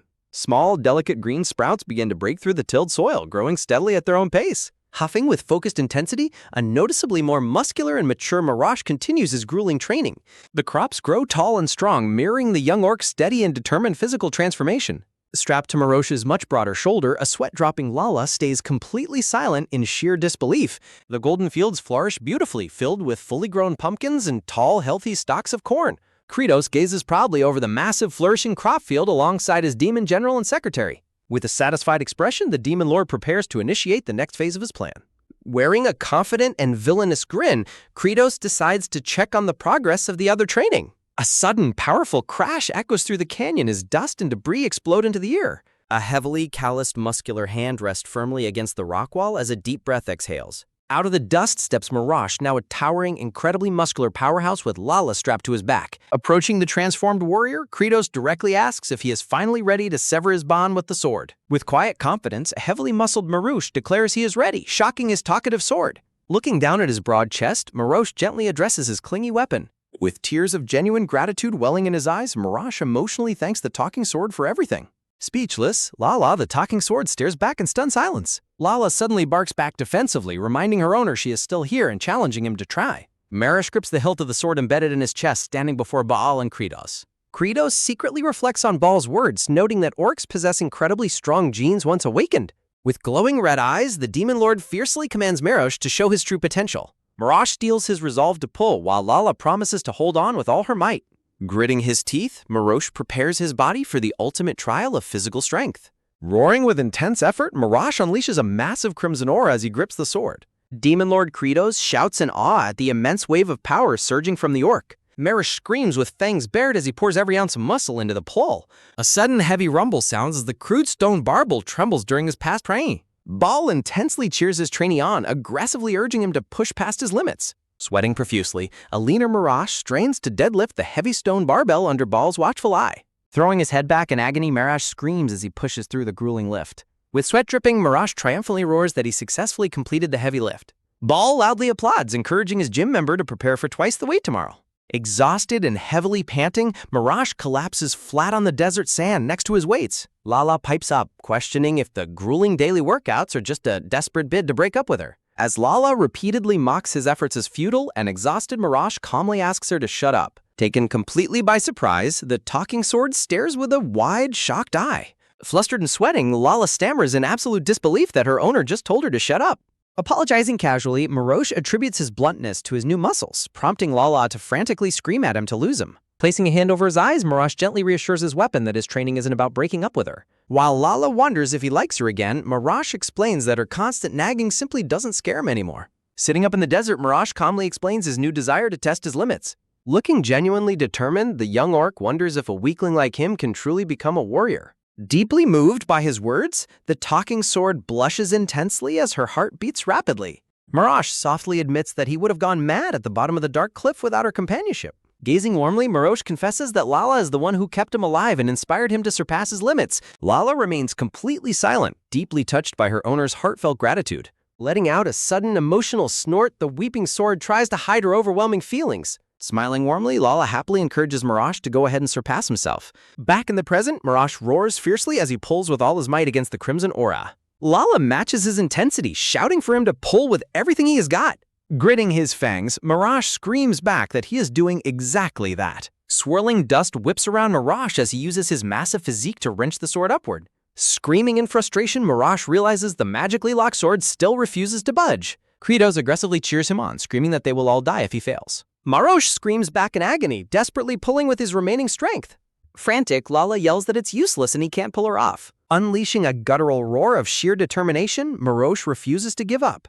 Tears streaming down her eye, Lala happily declares that even if he can't, he is already. A bold narration proclaims him a true warrior who gives his absolute best every single day. Screaming with his eyes glowing white, Marash pulls with a final superhuman burst of strength. With a sudden, sharp snap sounding, the binding magic shatters. The legendary sword smoothly slides completely out of Marash's chest, gleaming in the light. Gasping in pure shock, Marash stares in disbelief at his free chest as dust swirls around him. Lala, the talking sword, cries happy tears of relief and deep emotion. Kratos and Baal roar in passionate celebration at the young orc's monumental achievement. Marash stands victorious with the freed sword as Kratos and Baal proudly proclaim the incredible strength of orcs. Panting heavily, a towering and deeply muscular Marash stands exhausted yet victorious with Lala in his hand. As sweating profusely, the transformed young orc smiles softly, reflecting on his journey. Lala looks up affectionately, also panting as she rests in her master's hand. Lala happily urges Marash to return to his tribe and prove how strong an orc can become. Sweating, Marash softly calls out to his longtime companion. Smiling warmly, Marash expresses his heartfelt gratitude with a gentle grunt. Addressing the purple-haired demon lord, Marash expresses his sincere gratitude for the grueling training that brought him this far. With a proud smile, Marash holds out Lala, asking the demon lord to take good care of her. Kratos calmly accepts the legendary sword, looking upon her with a quiet resolve. Kratos gazes at the sword, silently reflecting on the young orc's incredible growth. As Mirage walks away into the golden crobs, Kratos watches him, bewildered by his constant grunting habit. A blue system notification screen pops up to announce the successful acquisition of Camelon's treasure sword. The system screen displays the powerful passive abilities of the newly acquired legendary weapon.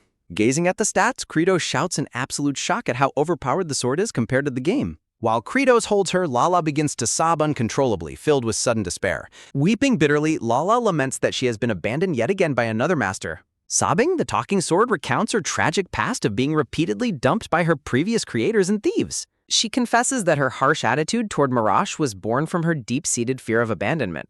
Looking up tearfully, Lala asks Kratos if he will inevitably abandon her too, calling herself a bad sword. Kratos reassures her, pointing out that Mirage grew strong precisely because of her constant encouragement. With a confident grin, the Demon Lord declares that he will never abandon his people. Overwhelmed with joy, Lala's single eye sparkles with absolute adoration. Shouting her love dramatically, Lala completely flusters Kratos, whose sweat drops at how easily she falls in love. Titania approaches to ask about the weapon, and Kratos proudly confirms he has secured the treasure sword. With a swift slide, Kratos prepares to sheath the blade. Holding the sword high, Kratos excitedly declares their grand plans to build flourishing rice paddies. Lala gasps in excitement as she is sheathed, unleashing a brilliant burst of magical power. A system notification declares that the treasure sword has reunited with its scabbard, unlocking its true power. The system announces the activation of a powerful active skill, nutrient extraction. As they enter the toxic swamp, system screens explain how the skill drains nutrients to restore HP and decompose poison. Standing in the dark waters, Kratos raises the sheathed sword high to begin the purification process. Kratos activates the nutrient extraction skill as the sword erupts in a blinding, cleansing light. Swirling purple toxic energy is drawn forcefully out of the swamp and into the blade. A massive vortex of dark swamp poison is channeled directly toward the glowing sword. The intense purification process gathers a torrential storm of toxic purple energy. Titania watches in absolute shock as the massive purifying vortex whips around them. The murky toxic purple waters of the swamp rapidly begin to turn clear. With a terrifyingly sinister grin, Kratos declares that the era of rice farming has officially begun. The massive influx of toxic swamp energy is swiftly processed by Lala's nutrient extraction. A beautiful wave of clear blue water spreads across the swamp as the dark toxins are drawn away. Lala trembles as she absorbs the massive amounts of poison from the environment. With a loud belch, the talking sword decomposes the absorbed poison and safely releases it into the air. Moving determinedly through the waters, Kratos intensifies the purification process with his active skill. Gritting his teeth in exhaustion, Kratos struggles against the immense HP consumption of the continuous extraction. Despite the grueling physical toll, the Demon Lord steals his resolve. The swirling toxic wind rushes wildly as the purification nears its climax. Roaring with relentless determination, Kratos pushes forward, declaring that making a living was always meant to be tough. The blonde man questions the purification work, while the white-haired demon woman explains they are preparing to plant rice. Raising his sword high, the purple-haired demon lord channels a brilliant light to cleanse the swamp's toxic water. The blonde man watches in silence as the purple-haired demon lord strains intensely against the grueling magical drainage. Concerned, the blonde man worries that the demon lord is overdoing it, which the white-haired demon woman sadly confirms. The white-haired demon woman notes that the demon lord has always relentlessly pushed his physical limits. She explains that his dangerous overexertion stems from his desperate, selfless desire to save everyone. Staring at her, the blonde man silently reflects on how this fierce witch used to be filled only with rage. Glancing back, the white-haired demon woman wonders if this peaceful feeling of connection is what people call warmth. An ominous, dark voice suddenly echoes, accusing the blonde man of being a hypocrite. The talking heart-shaped pendant mockingly points out the irony of a former killer trying to save lives. The pendant's eye doubts the demon lord's true benevolence, wondering if he will eventually betray them. Warning of betrayal, the sinister eye suggests the demon lord is merely fattening up his people to eat them later. Stunned by the grim accusation, the blonde man hesitates as the manipulative pendant continues to stare. Stealing his gaze, the blonde man argues that people can change, citing his own journey from killer to savior. The magical pendant falls completely silent, temporarily stunned by the blonde man's resolute defense of the demon lord. Conceding with irritation, the dark entity inside the pendant tells him to walk his chosen path. The colorful energy dissipates as the pendant's eye firmly shuts, ending the tense mental argument. Noticing his sudden silence, the white-haired demon woman looks back at the blonde man in confusion. Splashing through the purified water, the sweat-drenched, purple-haired demon lord warmly welcomes the blonde man. The blonde man looks at him silently, observing his exhausted state with quiet concern. Clad in heavy dark armor, the weary demon lord strides confidently through the newly cleansed waters. When the blonde man suggests resting, the stubborn demon lord replies that resting won't grow food for his people. Grinning through his exhaustion, the demon lord eagerly suggests moving on to the next step of the plan. The second step begins as a large workforce of soldiers wades in to clear out tangled aquatic weeds. Unleashing her magic, the white-haired demon woman uses dark energy claws to pull up masses of weeds.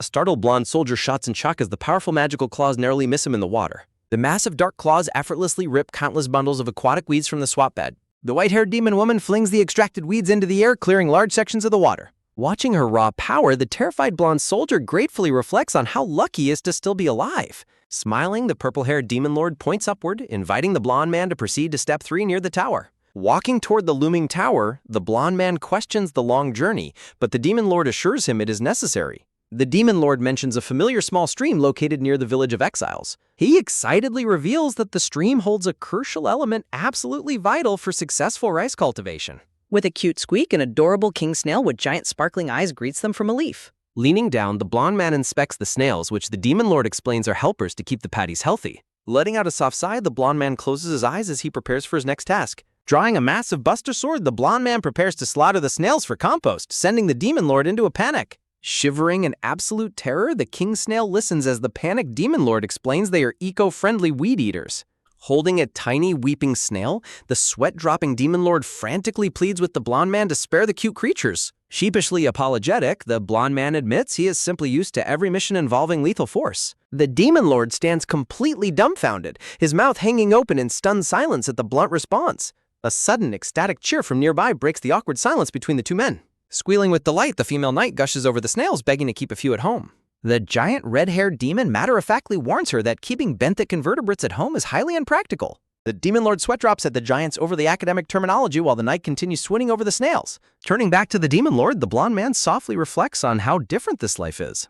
Smiling warmly, the blonde man declares his absolute determination to save everyone and secure a happy ending. The purple-haired demon lord listens in silence, deeply touched by the blonde man's heartfelt vow. Looking up with a confident smirk, the demon lord's eyes glow with renewed respect and resolve. The third step is completed as waves of adorable king snails are happily released into their new rice paddies. The cute snails' high appetite and reproductive power make them perfect natural weed-clearing helpers for the new paddies. Kratos guides his companions through the water, outlining the fourth step of mapping out reservoirs for large-scale construction. With a fiercely determined grin, Kratos dramatically announces the vital fifth step, sowing the rice seeds. Standing before a mountain of golden grain, Kratos and the blonde man consult with a monocled demon about immediate sowing. The monocled demon ponders silently while the blonde man recalls his past reputation for utilizing highly deceptive battle tactics. The blonde man warily reflects on how this demon was once considered the most cunning of their enemies. The monocled demon immediately deduces the brilliant efficiency of transplanting only the healthiest seedlings into the prepared paddies. The blonde man's sweat drops, realizing the demon's legendary cunning was actually just sheer practical intelligence.